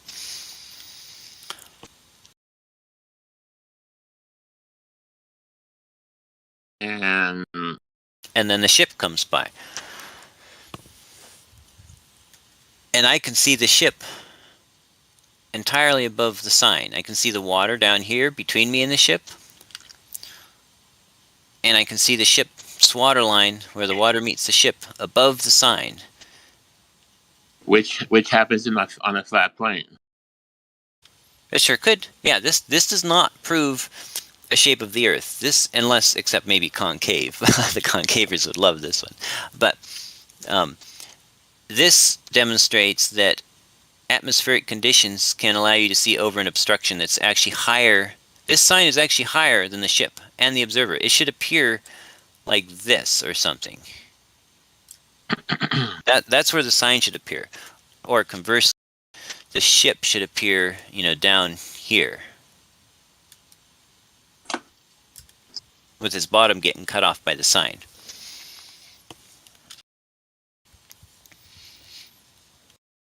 So that's what that green line is. And this is my argument that I think invalidates the black swan, the platform pictures, because... Okay, just back up a little bit. I must have missed that because I don't see how you think that the boat should be below the sign. Can you explain that again? It's like this. Let's say you're 6 foot tall. You're standing there, and there's a 7 foot tall basketball player in front, a few feet in front of you. And then on the far end of the court, there's a kitten over there running around. Could you see the kitten over the top of the 7 foot tall basketball player?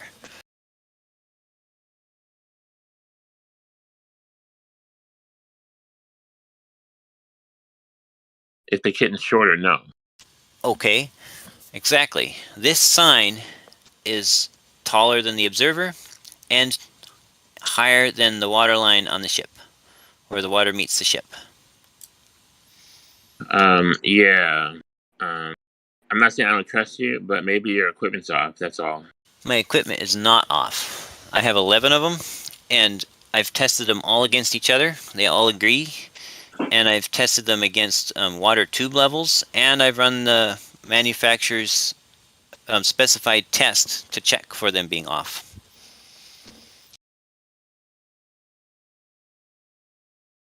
And if I come back and do this on a cold, blustery day, then the ship's down We're down below the sign, below eye level.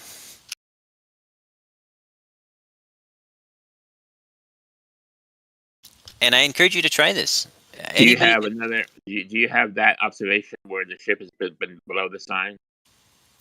Can you show us that? I don't think I have it actually below the sign. The one I showed was similar, but it was using the rack as a reference instead. That wooden like structure out there. You see, so when you say I observed another day when it's below the sign, I need to see that. Well, the best I can do for you in retrospect or retroactively is to take you back to this other picture here. Hold on.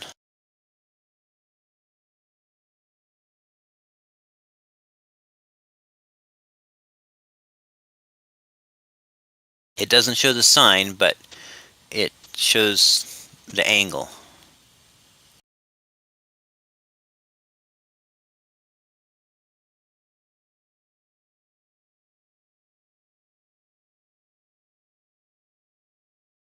Okay, this is the same instrument in the same place, and see I've got the angle zeroed right in on where the water line meets the ship, and you can see it's negative 1 arc minute, 51 arc seconds, so it's below eye level.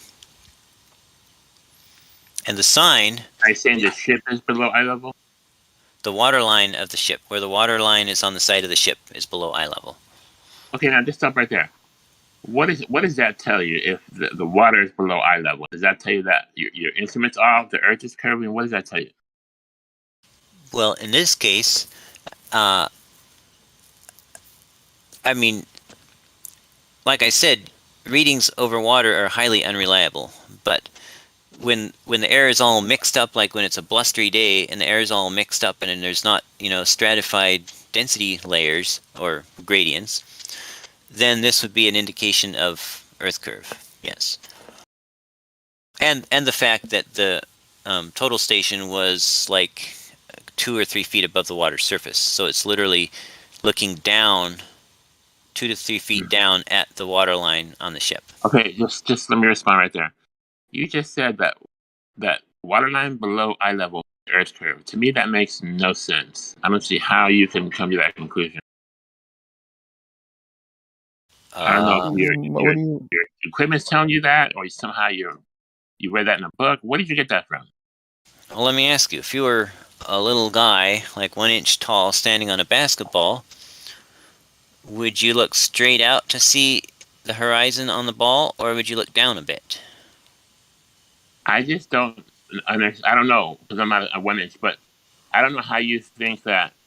No, think about it. If the water line is below eye level, you're seeing curve. That makes no sense to me.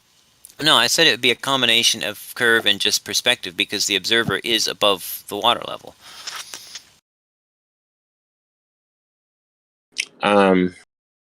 Okay, so if you're higher up, right, wouldn't the midpoint of your let's say the horizon, wouldn't that go lower? And then if you're lower, wouldn't the horizon be higher? Yes or no? The horizon should never, due to perspective, the horizon will never appear above you unless you are below the water, underwater. Then you look up to the horizon. Yeah. But the higher you are, the more you have to look down to the horizon. Unless there's some crazy optics. Okay, so let me go back. That didn't really help me. Let me go back to my point, or to your point. You said that because the horizon is below eye level, that shows Earth curve. Where is the hump? Where's the curve? I don't see any occlusion. So what's happening now? Well, you wouldn't see it because I wouldn't see the hump, would I? No, well, because curve. You can't see beyond the hump. I mean, because it's what blocks it's what you don't see beyond the horizon. It's the obstruction. So there's no obstruction. It's like looking at the front of someone and expecting to see the back of them. You only see the face. Does that mean no obstruction means no curve? What's that? No obstruction. Wouldn't that mean no curve? Not curving? What do you mean no obstruction? There very well could be a couple feet off the bottom of this ship that's being obstructed. How would you know? Well, I mean, you're not claiming that. That's for sure. What's that? Yeah, that's what I would look for. I would look to see if something's obstructed by that earth hump. That's what I would look for. And you're saying refraction? You're saying just the conditions are seen around the curve? Is that what you're saying? No. You can't tell from this picture if there is or isn't obstruction. If there is, it's only a small amount. The thing's only 7 miles out. So we agree. Well, hang on though. 7 miles. Guess what? You're in trouble now, because now the math is going to dictate 7 miles is quite a bit of earth hump that would block your observation from A to B. Okay, how much? Do you know how much that would be? Tell me. But if you don't get it right, then you have to take my word for what it is. So get it right. Let's just say the observer was 3 feet high. Give me one moment. Yeah, pull out the Earth curve calculator. You know, I'll pull out mine, the one that I made. I gotta wrap up in a minute, but hang on a second. Let me see if I can beat you to it. Let me see. Maybe not. Okay, so it's just strange. Just we're looking for this curve, but we don't see it. It's bending, but we can't tell. So now, my question to you is, you're claiming that because the horizon is below eye level, we're seeing over a curve. That I don't get at all. Okay, and I asked you, wouldn't there be a hump? What? No, I didn't claim that. I said that as you go higher, the angle to the horizon goes lower and lower. Yes, exactly. And if you're lower, the horizon will be higher. Well, it just won't be as low. If you're 1 foot, the horizon would be higher than if you're 10 feet. It'd be lower. You'd be looking down at it.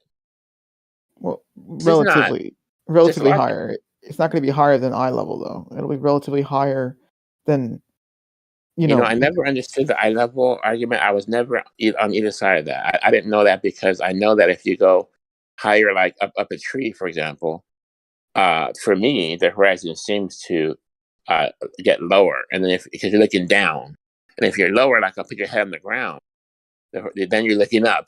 And now things vanish, in the distance, they seem to move up. Kind of like train tracks move up, right? Or they appear to move up. So now you're looking up at this horizon. So I don't see how you guys come out with that. Now let me get to my point that I was trying to make. Okay, 7 miles, Jesse. Here, let me do the Earth curve calculator. I'm just gonna throw it in here. You should be very, very aware of this. Let me see if I have it here handy. Earth curve calculator. It's like 15 feet with no refraction. Oh, 15 feet. Well, where's the 15 feet of obstruction, Jesse? Well, look right here. That's what I'm showing you, is that when the water is colder than the air, which in my area it almost always is, especially the salt water, because the Straits of Juan de Fuca flush in and out all the time, out to the ocean and back. When the air is warmer than the water, it raises things up. Sometimes it raises them up a little bit. Okay, wait. A lot. So it's moving the object up, but there's no obstruction. Is this correct? I don't see a lot of obstruction, but there could be a little bit. We're having a conversation, and we're looking at. I'll give you the 15 feet. Perfect, 15 feet of curve. Actually, it's not that much. Well, let's just give you 15 feet. It's probably around there, okay? And I'm looking for this obstruction, and you're saying there might be a little bit. Do you see how there's no conclusive evidence? You're telling, and the only conclusive evidence you have is that because the horizon is below water level, it must mean that it's pushing it back up from around the other side of the curve. That's your whole argument. No, none of this is about even arguing for curve. This is for arguing about the unreliability of observations whose line of sight passes close to the surface of water. Okay, well, let me just say this. This Cape Horn picture, that boat, to me, that shows compression. Okay, the bottom of that boat is definitely visible. It's not being covered by water. It's compressed. Are we in agreement? Absolutely. It's wait. And it's 7 miles So there's no visible curvature of Earth in this picture of 7 miles, where there should be 15 feet. Actually, there's visible concavity. That's Wonderful. the Wonderful, water. but no curtain, but no convex curve. No, the ship appears 2 arc minutes and a half above eye level. The water line. That's where I don't. You know what? We're gonna have to do. We're gonna have to see how we can verify that. I'm gonna. I appreciate. I'm gonna wrap it up now, but let's continue tomorrow. Probably. I appreciate it. Have a happy Thanksgiving. If I don't talk to you guys. All right. You know what though? I'm looking for you to show me the curve. That's just really what I want. And you're showing me refracted light, prisms. You know, you're showing me stuff that would show it to look flat. You know, and I get that, but you're just showing me reality, and that's the case, and it's flat. So that doesn't really help your argument to me. No, I've shown you that line of sight close to water is completely unreliable because I've shown the water line on the ship appearing above eye level and below eye level. Same distance, same observer location, it's reliable, so no curvature. Nope, that's no conclusion. It's not showing curvature. Well, one of them is. One of them's actually they're both showing curvature. One's showing. One is showing. Okay. Before I go, which one's showing curvature and how much? Go. I'd have to calculate it out exactly, but obviously, if the water line is above eye level on this one, then it's showing a concave curve. Okay, yeah, I don't know why that's an argument. I don't see how that's possible. But let's continue that. I don't get it. That's an argument because it invalidates the black swan. I don't know how that has anything to do with the black swan. That black swan is not based on. It's not based on the horizon being above or below eye level. That's why. Well, no, because they don't. Hang on, the black swan doesn't even show eye level, does it? No, then that's why. The black swan doesn't even consider eye level. Because the black swan claims that the only possible way to have a horizon that far would be for the Earth to be flat, and I am showing that it is possible that light curving is another possible cause for having a horizon that far. Okay, but you can also make an argument to actually show curvature and to show how many feet it's curving, because if you went 7 miles of A to B observation, guess what? You're supposed at a 5 feet observer height, you're supposed to see some 15 feet of curvature. And I'm gonna ask you to test it. You don't. I'm gonna just insert that. I'm gonna go on record to say, anybody can take it. Here's the thing: get a P900. Anybody take a P900. You don't need all this. I don't know how to actually read your totaling stations. Don't know what all those numbers mean. I'm a basic guy. I'm a layman. Take a P900. I go 7 miles. I'm looking for 15 feet of curvature. I don't see it. I see the very bottom base of these objects. No 5 foot. No 10 foot. No 15 foot of earth hump. That's what I'm looking for. So we're kind of on a different page. You're showing me something that I don't even know what you're showing me. I don't get it. So we'll leave it at that.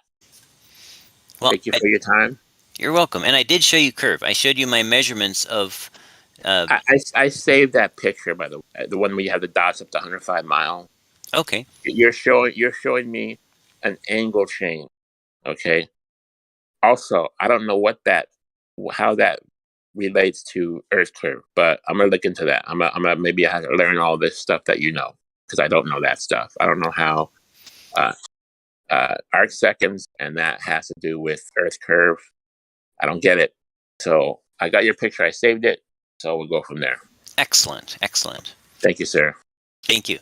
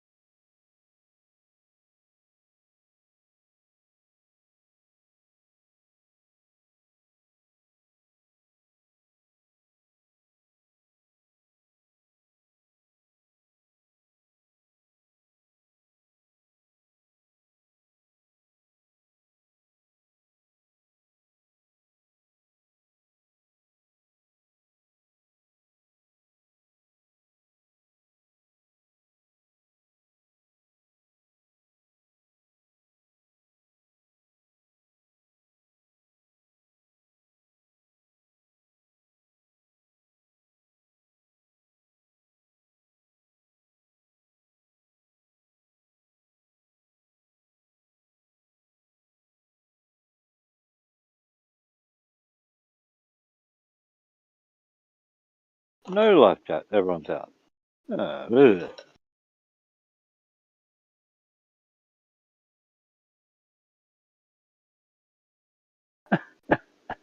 I'm not bothering in. And you fucking. No.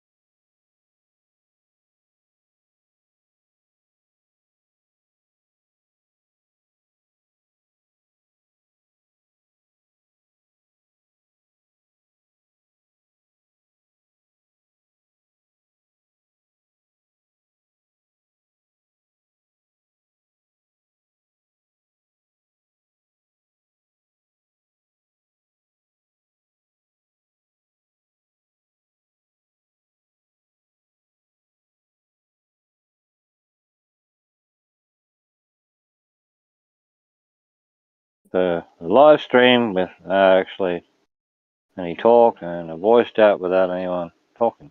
Great.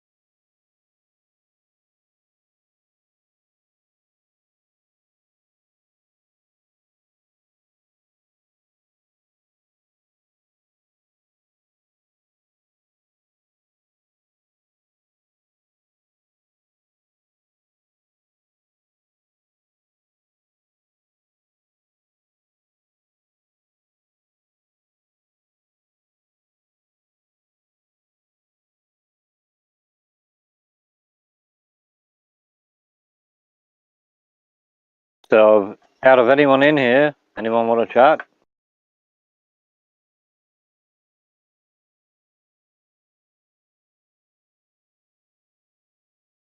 No?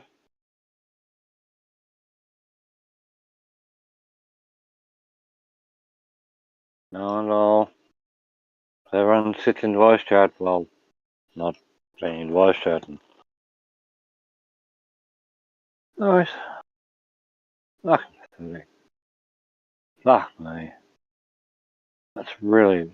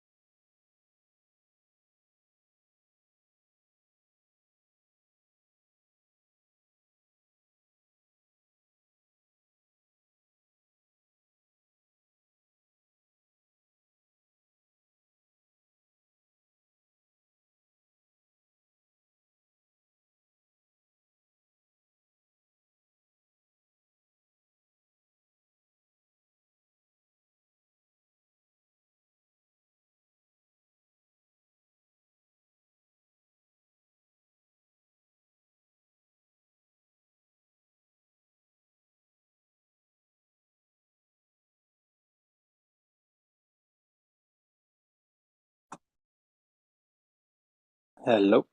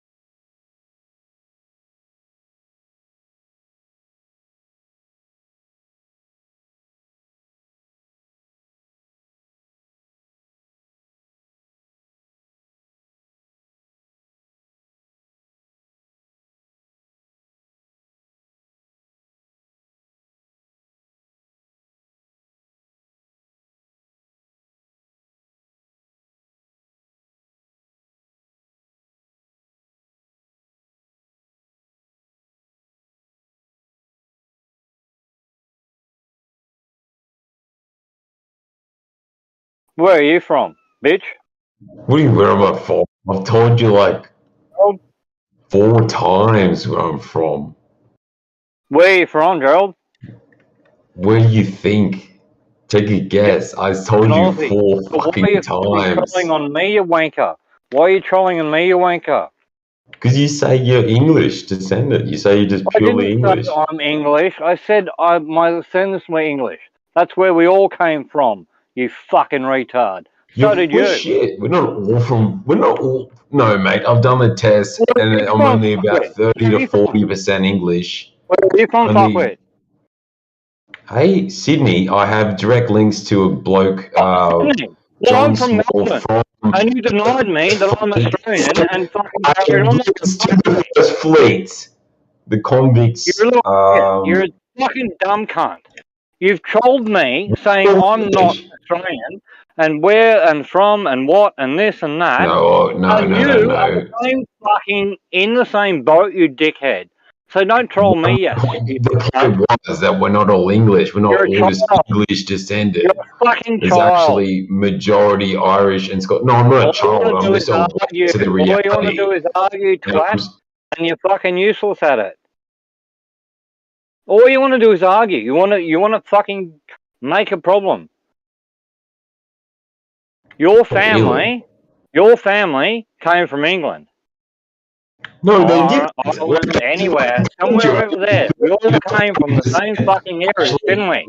Didn't we? We all came from the same areas, didn't we? I don't care what you're fucking talking about. Keep mouthing off, bitch. Plus All right, Ireland. you want to fucking admit that we're all from the same fucking areas, or what? Yeah, but we're not just English. Why don't you say British Isles plus Ireland, not just English? Don't be a fucking retard. And you think the Earth is flat, don't you? Because I think it's flat. I think it's concave. The most pedantic fucking idiots say that shit. Like, well, you just don't get it. You think it's immigrated basically from England. Most of us. There are different people that came here. And not most of us. But I'm saying, you asked me where I fucking came from. My fucking ancestors came from England. Oh, are you sure?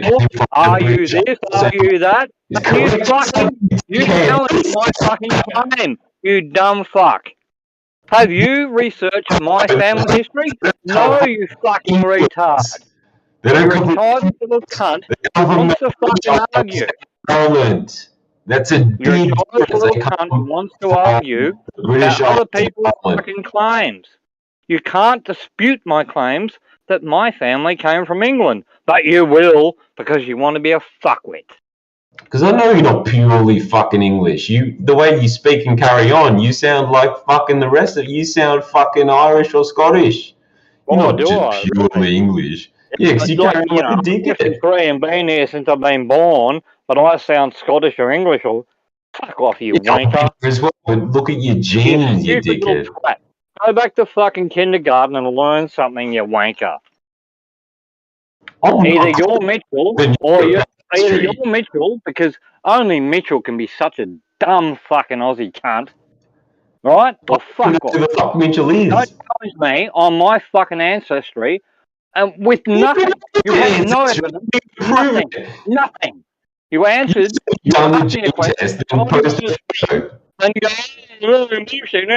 you're a fuckwit. You're a lying little boy. You're the idiot. Fucking You know attitude. the difference between England, British Isles, Ireland. You don't know any of this. You don't understand history or the colonization of Australia. I'm 53. And it's free How old are ignorance. you? I guess you're about 35 at best. I'm 22, actually. Oh, well then you know shit. Well, I know more than you about this. You attacked me. You attacked me from where I came from. Now let's start again, right? Let's start again. Stop being You a dick attacked and me. saying English. I said our ancestry was English, and it was. That's where my ancestry country came from. was colonized by English rulers. It was an Anglosphere, they call it, but most of the free settlers and the people included Ireland and Scotland to a huge portion to match, if not, more You than asked me, English free dude, settlers. you asked So me you're if I'd wrong. researched my family tree, and I have, and our fucking ancestry is English. And you fucking told me I was lying. I have researched You're our full of ancestry. shit. It's English. And you're saying Full of I'm full shit. of shit. Well, please provide. Do you know my last name? Do you know my fucking ancestry and my family Yeah, history? And then how I can you call do. me a lie if you don't know my fucking name or anything else? Do a gene test, and I guarantee No, you, you're probably fucking max retard. I told you 50%, I have. max 60% English. The rest will be, if you're I truly told you. Australian, the rest would be Irish and Yes, Scottish. of course. No fucking English bloody gene test will show they're 100% English. No, There's, people in England there's get gene fucking tests and they get 100% addiction and English. fucking So you're wrong. everything mixed. I get that. But your question to me No, it's not was, everything mixed. where am I Only from? Scotland and I Ireland said, mixed. my ancestors are stated to be English, and I can trace it back. And I did that, and you called me a liar. Now fucking back down and fucking pull your head in. I've done my fucking test. You And trace, I all right, how know far did you where trace our back? family came from. And you had no evidence, nothing to talk to me against it. Now back down. You just made stupid claims. All right? I want to believe you until you do the test. I'm telling you the reality that most I've done the Australians fucking aren't, test. I just told you three times, you I'm fucking saying idiot years, I'm cunt. sick of people saying the Anglosphere, that the Anglos rule the world. It's like, no, the Irish and the Scottish actually had a huge, contribution to all of the British Empire. I did the fucking test that you asked me to do, and you've denied, and I asked, and you asked, and I said, it's been done, and now get back to the fucking point and stop calling me a liar when I've done the fucking genetic test. You're English. And everything else. Congratulations. Right? Is that what you want? You're an Anglo. Congrats. I really doubt it because English people don't What act I'm the way you saying do. is, stop calling me a liar that I haven't done tests and this and that when I have. Don't just call people a liar out in the middle of nowhere for fucking nothing. Oh no, you haven't done the test. You haven't done the gene test. I have done the test. That's about fucking 6 times. I've just told you. You dumb cunt. Which one was it? Which test? Where are you? Where are you? I'm just down the road. How can you say, you dumbass fuck, how can you say you haven't done it? How can you Because make claims? if you've done it, you could post a photo here and they actually share percentages of your genealogy. Do you know this was about 18 years ago? Right? Yeah, 18 years ago they didn't genetic have the testing test. first came out and you could post away because and please stop for a second and listen to this because this isn't very pleasant for me. I wasn't sure whether my second child was mine. My first one was. I wasn't very fucking happy about my second child. That's fucked. Yeah, it is fucked. And I got it tested, alright? So I've been through all this. It's not pleasant, but I did all this. Alright? So please hear me that I'm saying I did this. Okay? It's not pleasant. It's not nice. Please. Alright? Can you hear me with that? Yeah, I mean that's brutal. It was brutal and he wasn't mine. So it's not very fucking nice, mate. I spent about eight years looking after him. And I don't care. I still don't care. I brought him up as my son. But do you not think that hurts? And I've been through all of that. So please don't say I haven't done anything, okay? Was it your kid or it wasn't your kid? No, not mine. It didn't look like you 13 or years something. old with the same woman, etc. So please don't do that to me, okay? Was it black? It was like a brown skinned child or something. Can you please not do that to me? Alright? I'm asking Yeah, you. well, no, I'm just taking the piss, man. Obviously, what do you Yeah, expect but me to I say? don't need to. I don't need you to take the piss right now. I need you to talk to me like a Well, man. that is Be brutal. real, That is okay? brutal. It wasn't very pleasant. Please don't do that to me, okay? Yeah. All right. And so you did the test, and it said you're English. That's fair enough. Yeah.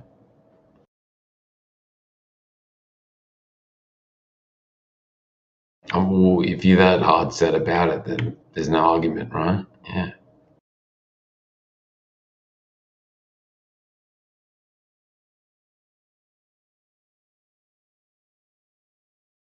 Worst moment of my life, mate. Please don't go there, okay?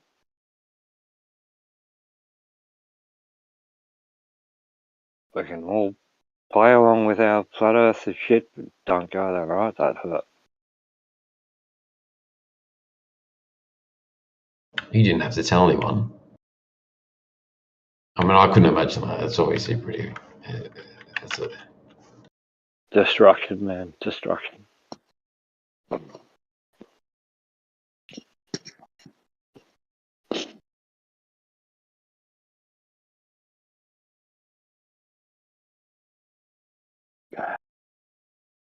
I'm not. I've only talked to you a few times, and you tend to fucking come in swinging and shit. Alright, that's okay. We can do that as glibers and flirts or whatever, alright? But there's certain things we don't cross the boundaries with, alright? yeah. The point was today you can do gene tests, and you actually get percentages about Yeah, and yeah, most of not us like come back. whatever you did today. You can do back. You can do, and you get percentages Most of of them where came the Mm. back to region. an English school, etc., etc. We've followed our gene backs, like our family tree back about 250 years, and it gets lost, but it's English, right?